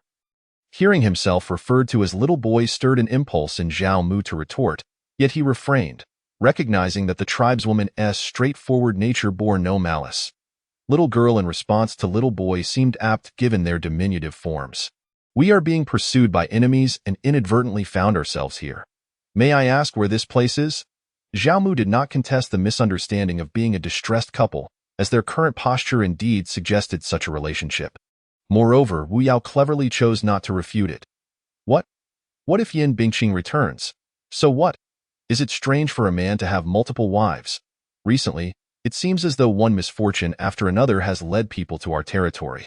The previous one nearly became a snack for a wild wolf, remarked the second most robust tribesman, his tone laced with curiosity. Zhao Mu and Wu Yao exchanged glances, each perceiving a shift in the other's emotions. Though their thoughts diverged, "May I inquire about that individual's condition?" Wu Yao posed the question, her voice steady. "Are you all together?" The tribesman pressed. "To be candid, we are not the only ones in distress. My sister is also with us but got separated. My husband and I are deeply worried about her," Wu Yao explained. "Sister? Another partner for your husband?" The tribeswoman's interest peaked as she regarded Zhao Mu. "Little boy, can you handle 2 wives?" "Shao Qi, watch your words," the leading tribesman admonished his sister before addressing Zhao Mu and Wu Yao. "My apologies for her bluntness. She is our only daughter and has grown spoiled. Please disregard her lack of decorum. However, the person rescued from the wolf's jaws a few days ago is not likely your companion. He is a boy." Zhao Mu was not surprised by this revelation.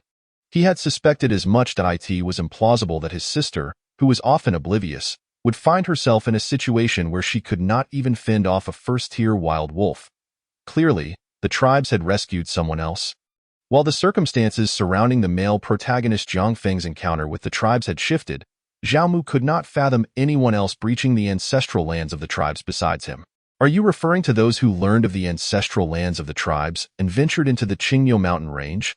Nonsense. Even if they searched for a century or a millennium, it would be in vain. Some things depend on luck and opportunity. Of course, I am an exception, as a traveler from another world. I have long observed this realm's significant secret places from the perspective of the heavenly path." Cough, cough. Wu Yao lightly coughed twice, casting Zhao Mu a knowing glance. Zhao Mu immediately understood, silently acknowledging her as a skilled partner in their endeavor. "Might I request a shelter to shield us from the wind and rain? Wu Yao's injuries are severe, and she recently fell into the water, risking a chill. Nightfall is approaching, and I fear the cold winds may exacerbate her condition. If you would not mind, please allow us to return to your village.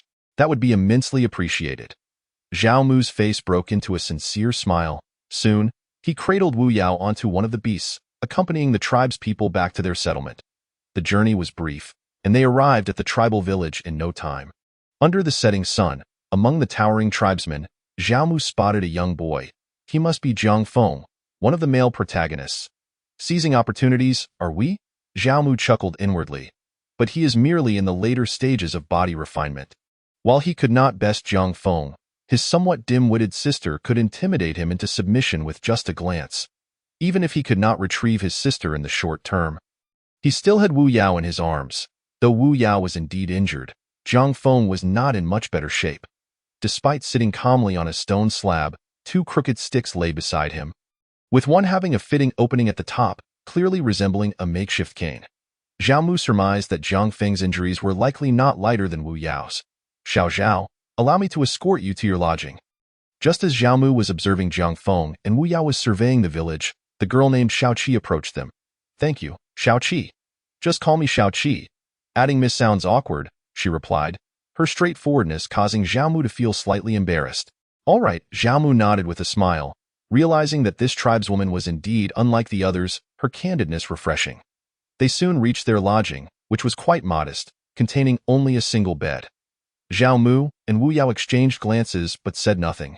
"By the way, Xiao Zhao, tomorrow my father will conduct the first body refinement ceremony for the children turning 7 in the village. It should be quite lively. If you and your wife are interested, you may join us at the square in the center of the village." The tribeswoman's parting words sent a thrill through Zhao Mu.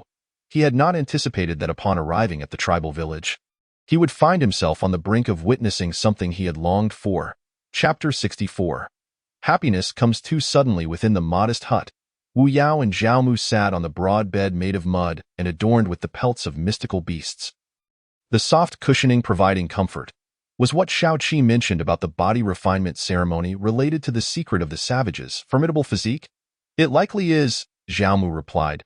"I noticed you gazing at the boy on the stone slab several times as we entered the village. Do you think he will influence your acquisition of the secret behind the savage's strength? There is a possibility, but it should not pose a significant issue." Zhao Mu wore a confident expression. A half-damaged male protagonist could hardly threaten him. After a brief pause, Wu Yao's golden eyes met Zhao Mu's once more, her tone earnest. In 10 days, my injuries will have healed considerably. At that time, I will assist you, agreed. Zhao Mu smiled faintly. Once we succeed, our reward shall be shared. The secret of the savage's physique is far more formidable than you can imagine. I estimate that under unchanged cultivation levels, it could easily enhance your strength by over 30%. What? 30%? Wu Yao instinctively widened her golden eyes, not due to a lack of emotional restraint, but rather because Zhao Mu's words had utterly stunned her. Born in the martial emperor city and personally guided in cultivation by the current martial emperor since childhood, she had traversed each realm with remarkable solidity, nearly reaching its zenith. Within the same realm, even a mere 1% increase was exceedingly challenging. Yet now, Zhao Mu boldly claimed that he could enhance her strength by at least 30% based on her current foundation. Are you certain you are not jesting? Wu Yao subconsciously leaned closer to Zhao Mu, her eyes brimming with urgency. It was her first moment of genuine loss of composure before him, of course. Zhao Mu replied with a casual smile, and as Wu Yao gazed at him in astonishment, he continued, however, do not regard this barbarian secret technique as too extraordinary. It is merely suitable for the body refinement, transcendence, and spiritual origin realms. For cultivators above the liquid transformation realm, any effects might be negligible. If you had not yet broken through to the liquid transformation realm, even if I were to bestow this secret technique upon you, it would be of little use, as the benefits it provides pale in comparison to the enhancements gained from breaking through to the liquid transformation realm from the spiritual origin realm. Only applicable to the first 3 realms? A child's awakening. Wu Yao's gaze flickered, instantly comprehending. What you imply is that the so-called barbarian secret technique is fundamentally a foundational enhancement technique. Based on what I have gathered, it seems to be just that. Zhao Mu nodded. In truth, Wu Yao's earlier statements were not erroneous. The formidable physique of the barbarians stemmed primarily from their unique bloodlines. The so-called secret technique can only serve an auxiliary role. To expect to attain a physique as robust as that of the barbarians through this technique would be nothing short of a fool's dream. Let us not mention that this secret technique is limited solely to the body refinement, transcendence, and spiritual origin realms.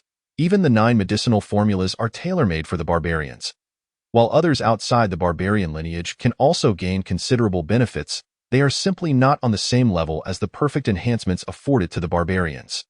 For instance, Wu Yao speculated that her strength could increase by approximately 30% after utilizing those 9 formulas, but for a barbarian, it would likely double, achieving an enhancement of at least 60% or more.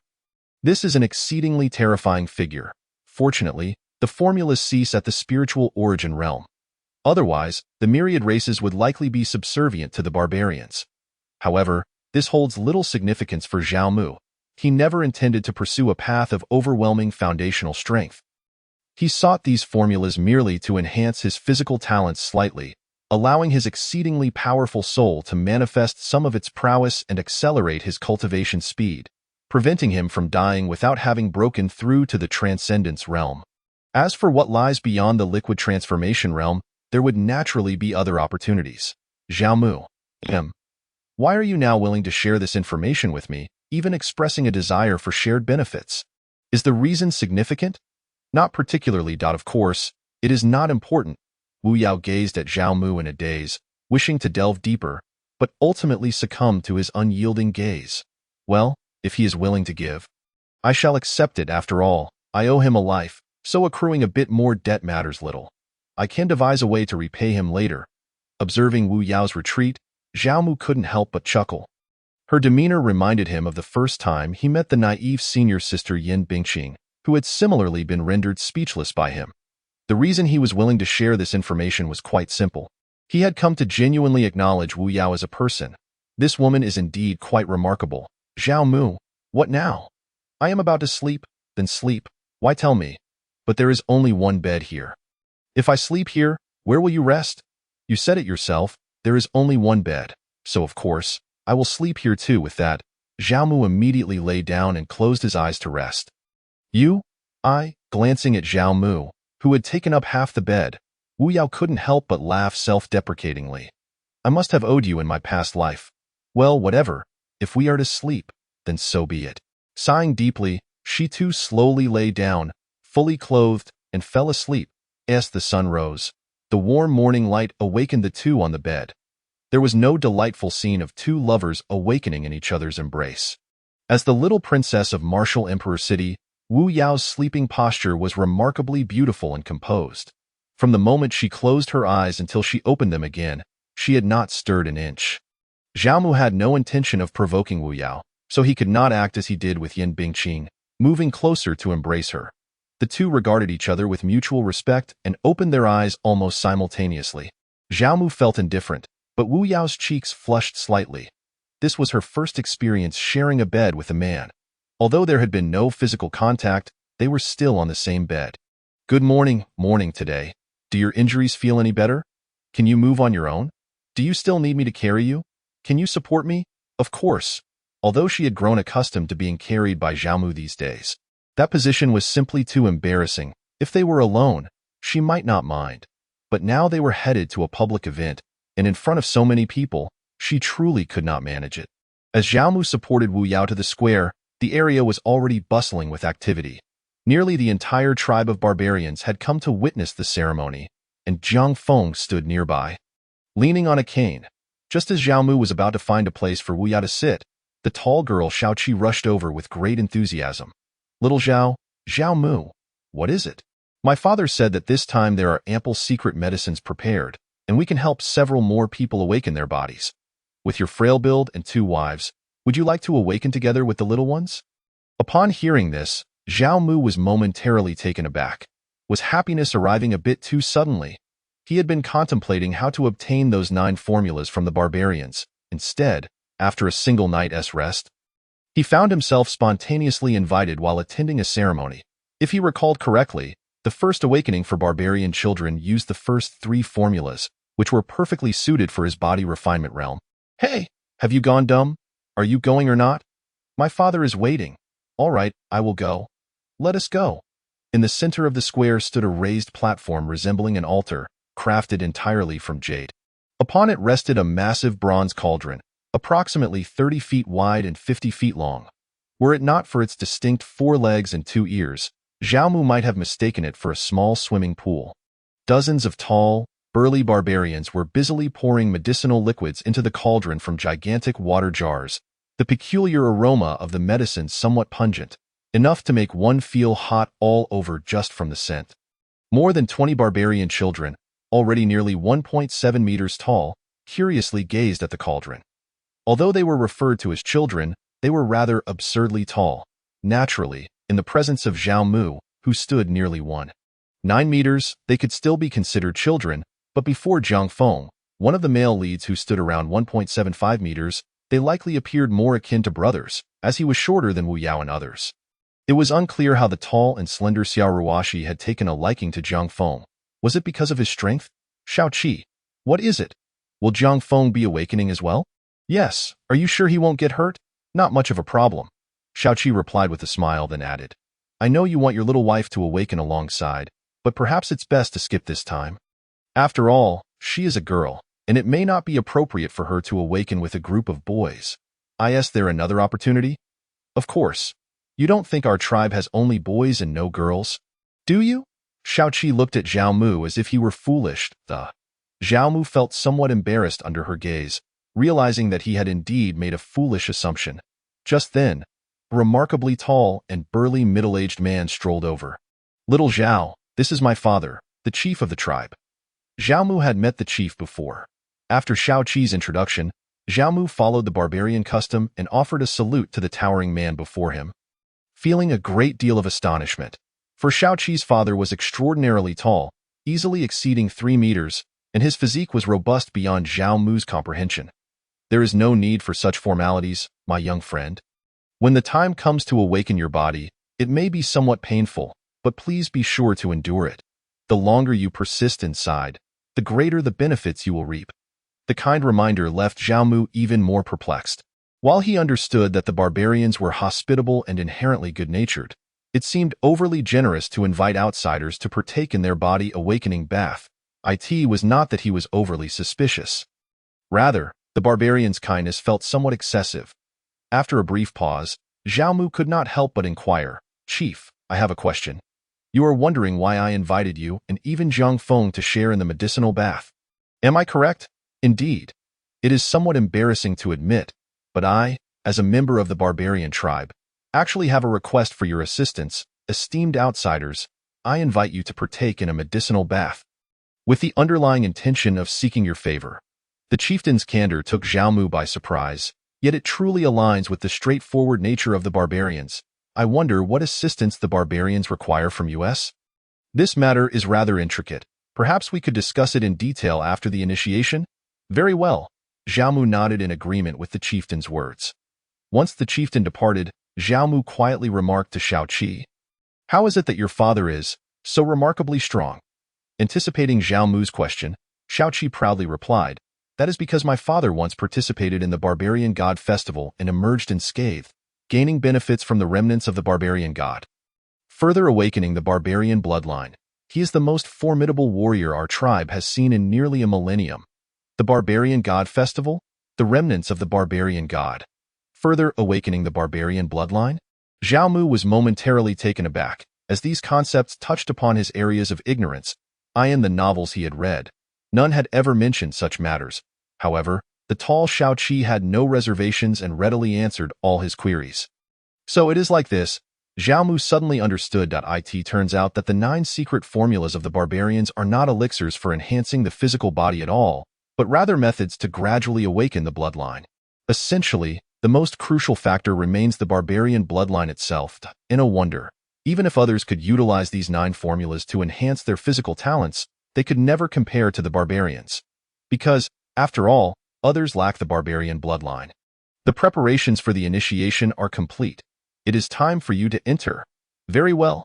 Regaining his focus, Zhao Mu stepped onto the altar, ultimately leaping into the cauldron alongside the young barbarians with a splash. As for Zhang Feng, he was assisted by others. Hiss! The moment he entered, Zhao Mu inhaled sharply. He truly wished to ask the chieftain if he considered this mere discomfort. Zhao Mu had always been fairly tolerant of pain. After all, back at the Xintian Square, when Su Shenghao pierced him with the sword, he gritted his teeth without uttering a sound. Yet the stimulation from this secret elixir sent shivers throughout his entire body, akin to countless steel needles forcefully piercing various parts of him. Oh, hiss, mother, it hurts terribly. Father, save me, it hurts so much. I don't want to undergo the initiation anymore. I want to get out. Zhao Mu managed to endure. But the young barbarians were wailing, baring their teeth, crying out in anguish, desperately trying to climb to the edge of the cauldron in an attempt to escape. Alas, standing around the cauldron were a dozen or so barbarian tribesmen, whose purpose was to prevent these young ones from fleeing. The few who dared to peek out were promptly slapped back into the elixir by a tribesman. You young ones, if you cannot endure this little pain, how can you bear the responsibility of protecting the tribe in the future? Endure it. Take a good look at Zhao Mu and Zhang Feng. Their physical bodies are not even as strong as yours, yet they bear it in silence, though not bring shame upon the barbarians. The young ones promptly settled down in the secret elixir, no longer daring to entertain thoughts of escape, though their cries of pain did not cease, and indeed grew louder. However, it was not long before those surrounding noticed something amiss. Less than 15 minutes into the initiation, these young barbarians had fallen silent, and even Zhang Feng, who had originally kept his eyes tightly shut, suddenly opened them. Huh? It doesn't hurt anymore. Father, have I successfully undergone the initiation? Why does it feel like nothing has changed? It really doesn't hurt anymore. The initiation is so easy. Just moments ago, the young ones who had been crying out in agony were now cheering and splashing the water. Yet, the barbarian tribesmen who had been closely watching the cauldron simultaneously turned their gazes towards Zhao Mu. Chieftain, what is happening? Why is the potency of the elixir flowing solely into young Zhao? Some looked puzzled at the chieftain. The previously clear sky was suddenly shrouded in dark clouds, and the world dimmed in an instant. Moreover, amidst the pitch-black clouds, flashes of light occasionally appeared, heralding thunder. Chieftain, what is this? The barbarian tribesmen were left in a state of shock, as this situation exceeded their comprehension. Quickly, retrieve the young ones, and do not forget Zhang Feng. What about young Zhao? This phenomenon may be caused by him. Perhaps this is his opportunity, and we must not interrupt it. All right, The barbarian tribesmen surrounding the cauldron immediately sprang into action, hastily retrieving the individuals. Just as they managed to pull everyone out, having just left the altar, boom! A deafening clap of thunder erupted, and a brilliant bolt of lightning descended from the clouds, striking the altar. This spectacle left everyone dumbfounded. Wu Yao sprang to her feet, her golden eyes filled with concern. However, due to her injuries, she could not maintain her balance and nearly fell, luckily being caught by Xiao Qi just in time. Be careful, Xiao Qi. Zhao Mu, my father is here. You need not worry. But that is lightning. Chapter 66 Wu Yao. I am merely fulfilling the responsibilities of a wife. The sky was now completely obscured by dark clouds, resembling the depths of night. Supported by Xiao Qi, Wu Yao fixed her golden gaze upon the cauldron. Her heart laden with anxiety. She could not fathom why she felt this way. Perhaps it was the fear of Zhao Mu encountering misfortune, leading Yin Bingqing to seek retribution upon her, or even the dread of Yin Bingqing directly severing her throat with the sword. Or perhaps it was simply because Zhao Mu had saved her life, and worrying for his safety was only natural. It could also be due to some other reason that she had yet to fully comprehend. Xiao Qi, has this situation ever occurred before? Ultimately, with her background from the martial emperor city, although Wu Yao remained concerned for Zhao Mu, her initial panic subsided almost immediately as she sought a way to help him. Lightning is the most savage force in this world. Even an elder like Granny Bai would be reduced to ashes upon encountering it. How could Zhao Mu, a mid-stage body-tempering practitioner, withstand it? Moreover, it was evident that the lightning above was targeting Zhao Mu within the cauldron. The first strike that hit the altar was merely a misfire. No, I have never encountered anything like this. Xiao Qi shook her head in confusion. The terrifying lightning made her begin to worry for Zhao Mu as well. If he were to be struck dead, she feared she would not be able to sleep at night. Especially since it was she who had invited Zhao Mu. This truly spells trouble. Wu Yao furrowed her brows, realizing that at present, aside from sitting idly by in anxiety, there was nothing she could do. Suddenly, as if struck by inspiration, she felt a flicker in her heart. This fellow is meticulous. Could he have anticipated such a situation? I hope my thoughts are correct. Within the spacious confines of the cauldron, Zhao Mu remained oblivious to the events unfolding outside. The cacophony of the young barbarian's cries was simply too overwhelming, and he had long since sealed off his hearing. Furthermore, due to a certain discovery, he had entered a frenzied state of cultivation, and even as the barbarians pulled others out, he had already sunk to the bottom of the cauldron. Duanmu Jing, when we meet again, I must express my gratitude. Had it not been for that soul secret technique, even if he could rely on his extraordinarily keen soul perception to detect some mysterious substance drifting within the elixir, he would have been left helpless. Just like the young barbarians and Jiang Feng, passively absorbing those enigmatic substances through their bodies. However, with the soul secret technique, Zhao Mu discovered that he could employ soul manipulation to directly envelop and absorb the mysterious substance contained within the elixir. Although the excruciating pain that followed was multiplied several times over, through internal observation, he could ascertain that the benefits gained were exponentially greater. The once frail meridians were gradually becoming resilient under the influence of these mysterious substances. And the meridians soon experienced successive expansions. In addition, his bones and flesh also saw significant improvements. Such advantages are, of course, better the more abundant they are, and Zhao Mu naturally exerted himself to the utmost to utilize soul manipulation to absorb those mysterious substances. This was why the barbarian tribesmen noticed that the potency of the elixir was all flowing into Zhao Mu alone. However, as time passed, Zhao Mu gradually realized that the effectiveness of the mysterious substances was beginning to wane. And at this moment, there was hardly any enhancement left. It seems the bottleneck of the first three formulas has been reached. Zhao Mu understood that this time, the enhancement of his physical talent would likely come to an end. He could not help but wonder how much faster his cultivation speed would increase after this enhancement. While secretly anticipating this, he immediately set about attempting to regulate his breathing. Yet at that moment, he suddenly felt a prickling sensation, prompting him to instinctively look up. What is this? As soon as he lifted his gaze, a blinding flash of light descended, imbued with an overwhelming aura of destruction. Zhao Mu instantly recognized that this was no ordinary flash, but rather a bolt of lightning. The heavens above were intent on striking him. Yet, in that fleeting moment, he was completely unprepared to react. Rendered passive to the impending strike, unable even to utter a curse against the merciless sky. With a resounding crash, a bolt of lightning, not particularly thick, struck directly upon the Fong Ding. Witnessing this scene, Wu Yao felt her heart constrict, her hands clenched tightly, so much so that her nails embedded into her palms without her even realizing it. The ominous clouds had dissipated after the lightning struck the Fong Ding. It seemed to have completed its purpose and retreated, taking with it the dark, shrouding clouds that vanished in an instant. The vast expanse of clear sky returned, and the towering figure of Shao Qi shouted in relief as if he had survived a calamity.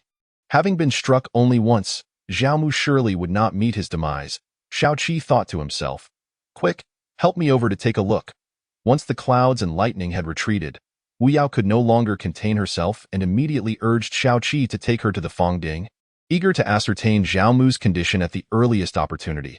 Although the previous lightning strike appeared terrifying, Wu Yao could sense that the destructive energy contained within was not excessively potent, and that peculiar Fong Ding seemed to have subtly aided in bearing some of the brunt. The probability of Zhao Mu still being alive was exceedingly high. In contrast to the two of them, the tribesmen of the barbarian clan moved with greater haste, quickly approaching the Fong Ding to retrieve Zhao Mu from within. Yes, it was indeed a retrieval, chieftain. This, observing the charred remains of what was once Zhao Mu. The surrounding tribesmen were filled with concern and collectively cast their worried gazes towards the chieftain. His heartbeat was steady and strong. Not only had Xiao Zhao survived, but his physical form seemed to have undergone a remarkable transformation. Truly, it was his fortuitous encounter. Chieftain, is Zhao Mu truly unharmed? Although Wu Yao could clearly hear Zhao Mu's powerful heartbeat, his appearance, akin to that of charred remains, still caused her some trepidation, prompting her to ask once more. Of course he is fine. He will awaken in due time. With a sigh of relief upon receiving confirmation, Wu Yao finally felt a weight lift from her chest. That scoundrel had truly given her quite a scare. Chieftain, could you find someone to help carry him back to his residence? Certainly.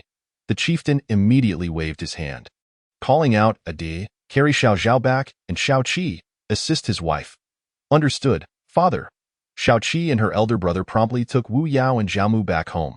Once the dust had settled, a tribesman suddenly spoke up. Chieftain, it seems that all the potency of the secret medicine has been absorbed by Xiao Zhao. The novice's first awakening may require us to prepare the materials anew. In a small, dimly lit room, Wu Yao did not allow Shao Qi's elder brother to place Zhao Mu upon the bed. Instead, she found a wooden board to lay him on the floor. In such a sooty state, lying on the bed would surely dirty the pristine furs. Beside the board was a basin of water. Wu Yao, who could barely move, gently used a damp cloth to clean Zhao Mu so filthy. Zhao Mu, you ought to open your eyes and see just how dirty you are. This is already the third basin of water before I can barely get you clean. Wu Yao covered Zhao Mu with a cloth. Preparing to call for assistance to move him to the bed for recovery, she suddenly noticed that Zhao Mu, who had been unconscious, abruptly opened his eyes. Wu Yao, Zhao Mu. Chapter 67. The young man is quite fearless. Rather than emitting the expected shrieks, Zhao Mu merely glanced at Wu Yao before quickly redirecting his attention to assess his own condition. Then, he felt an urge to curse. His entire body was exposed. Still wet, and he was not lying on a bed but rather on a wooden board. If Wu Yao's brush and cloth were to be replaced with a scraping tool. No, was Wu Yao treating him like a pig? Laying him on the board to pluck his bristles, however, when his gaze fell upon the basin filled with inky black water, it was as if a trigger had been pulled in his mind. And suddenly everything came flooding back to him. He had indeed been struck by lightning. Thus, Wu Yao was not plucking bristles but rather cleansing him. I must have been struck senseless by that wretched sky. My mind was so muddled earlier, thinking about plucking bristles. Zhao Mu silently berated himself. Since he was awake, he should take charge.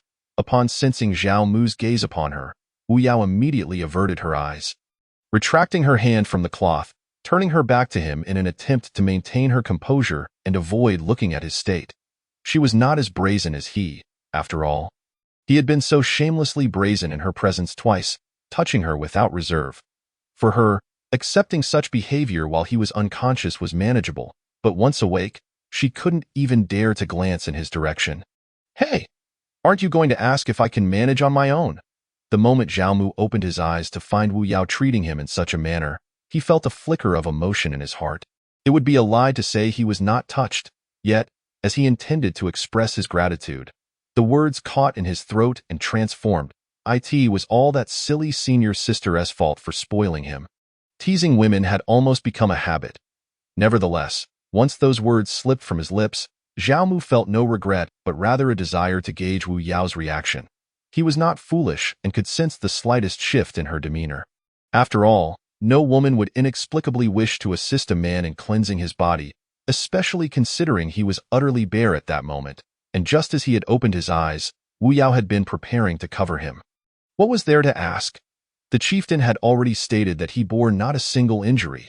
Instead, he had gained extraordinary benefits. As long as he awoke, there would be no problems, no need to dwell on trivialities. You said you dislike the engagement, so please be mindful of your words. Not only was Zhao Mu vigilant, but Wu Yao was equally astute and perceptive, easily picking up on subtle nuances. Wu Yao's straightforwardness left Zhao Mu somewhat taken aback.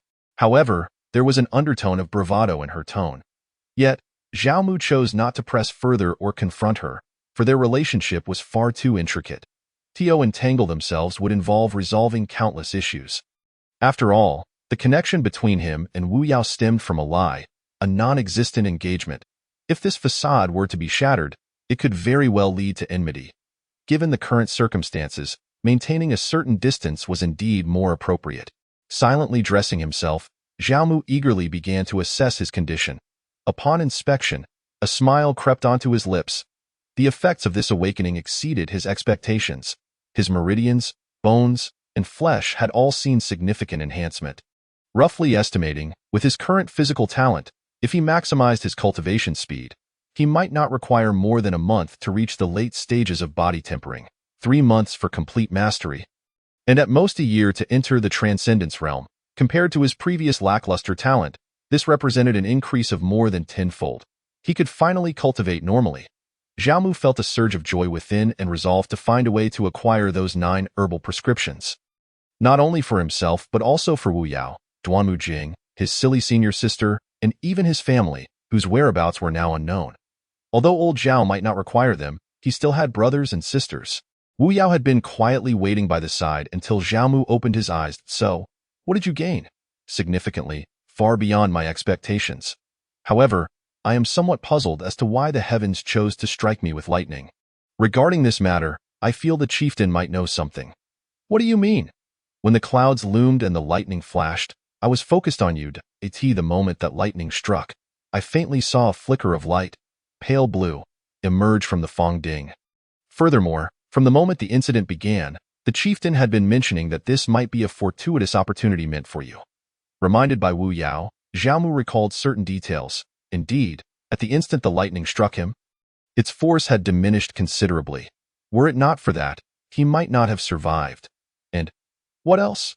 I heard Shao-Chi mention that during this awakening, you absorbed the potency of dozens of secret medicines all on your own, leaving the barbarian tribe's novices and that Zhang Feng with hardly any benefits at all.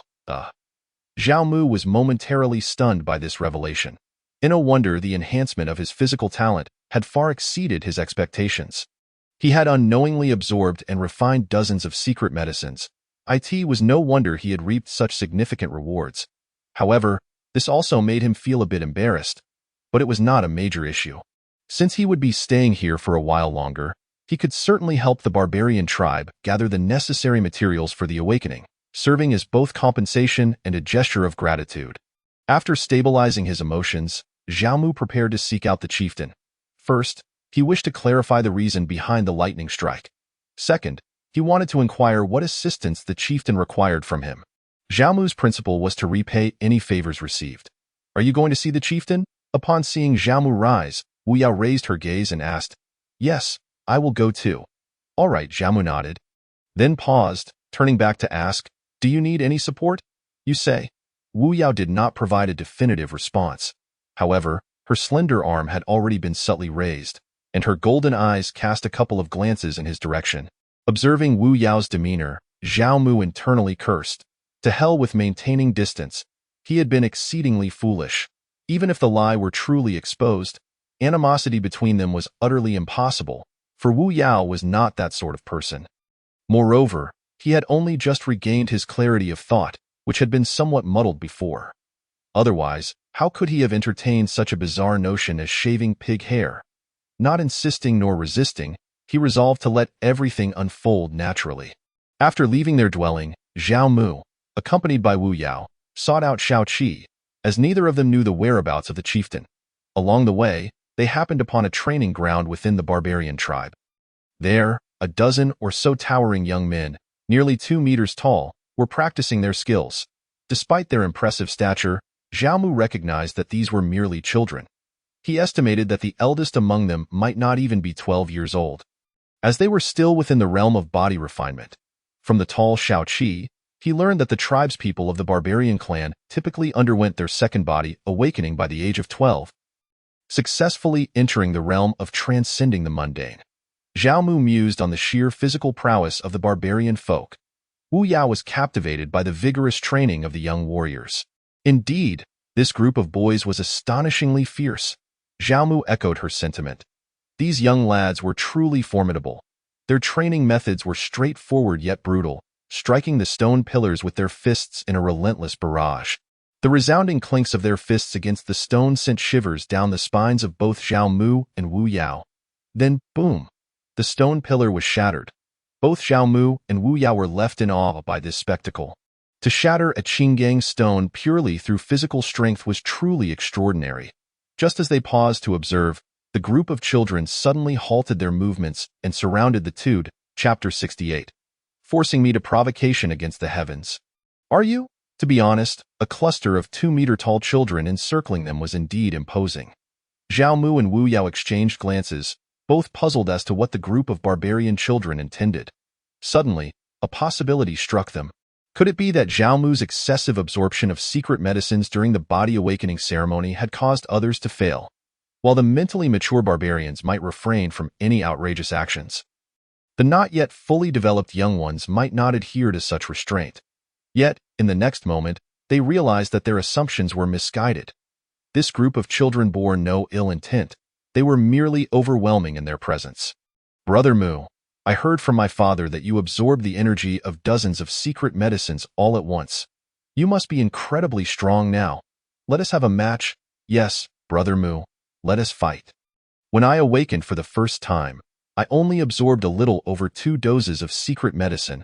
Listening to the cacophony of voices from the barbarian children, Zhao Mu finally grasped their purpose for encircling him. Their intention was simple. They wished to spar with him to eye in their understanding. The more secret medicine one absorbed during awakening, the stronger one became.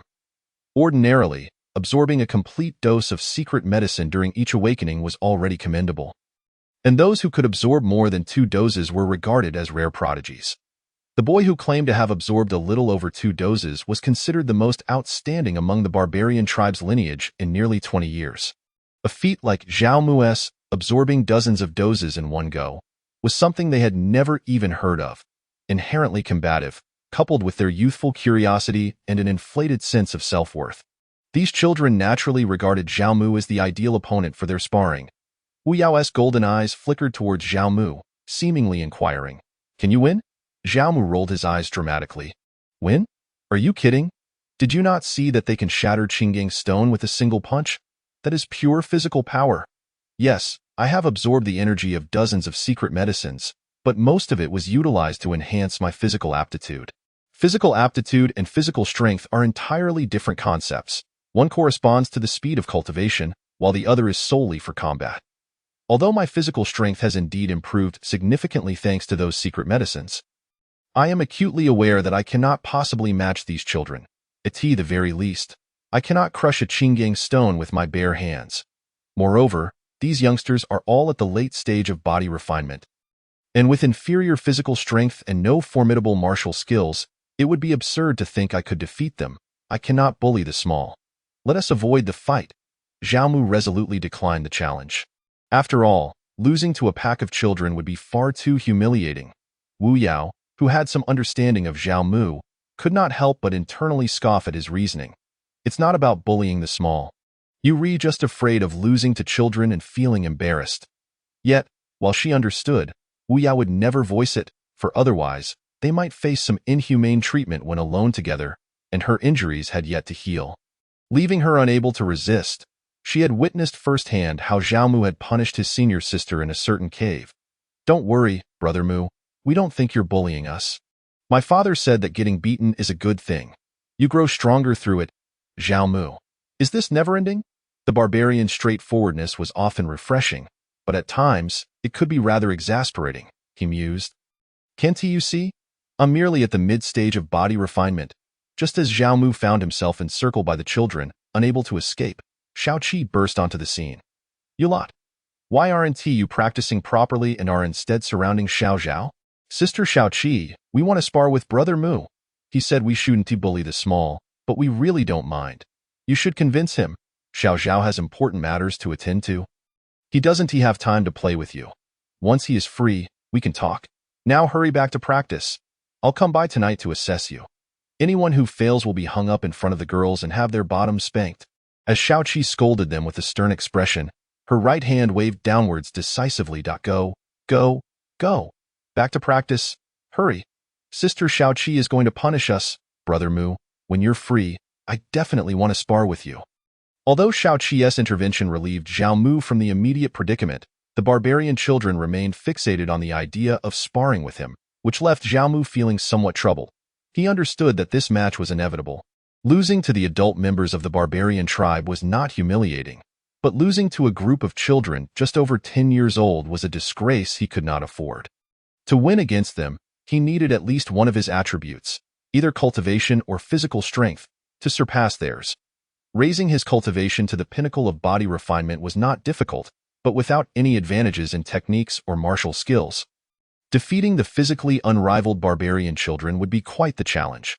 Unless he could also enhance his physical strength, not necessarily to surpass theirs, but at least to narrow the gap. However, improving physical strength was exceedingly difficult, requiring specialized body refining techniques or some fortuitous encounters.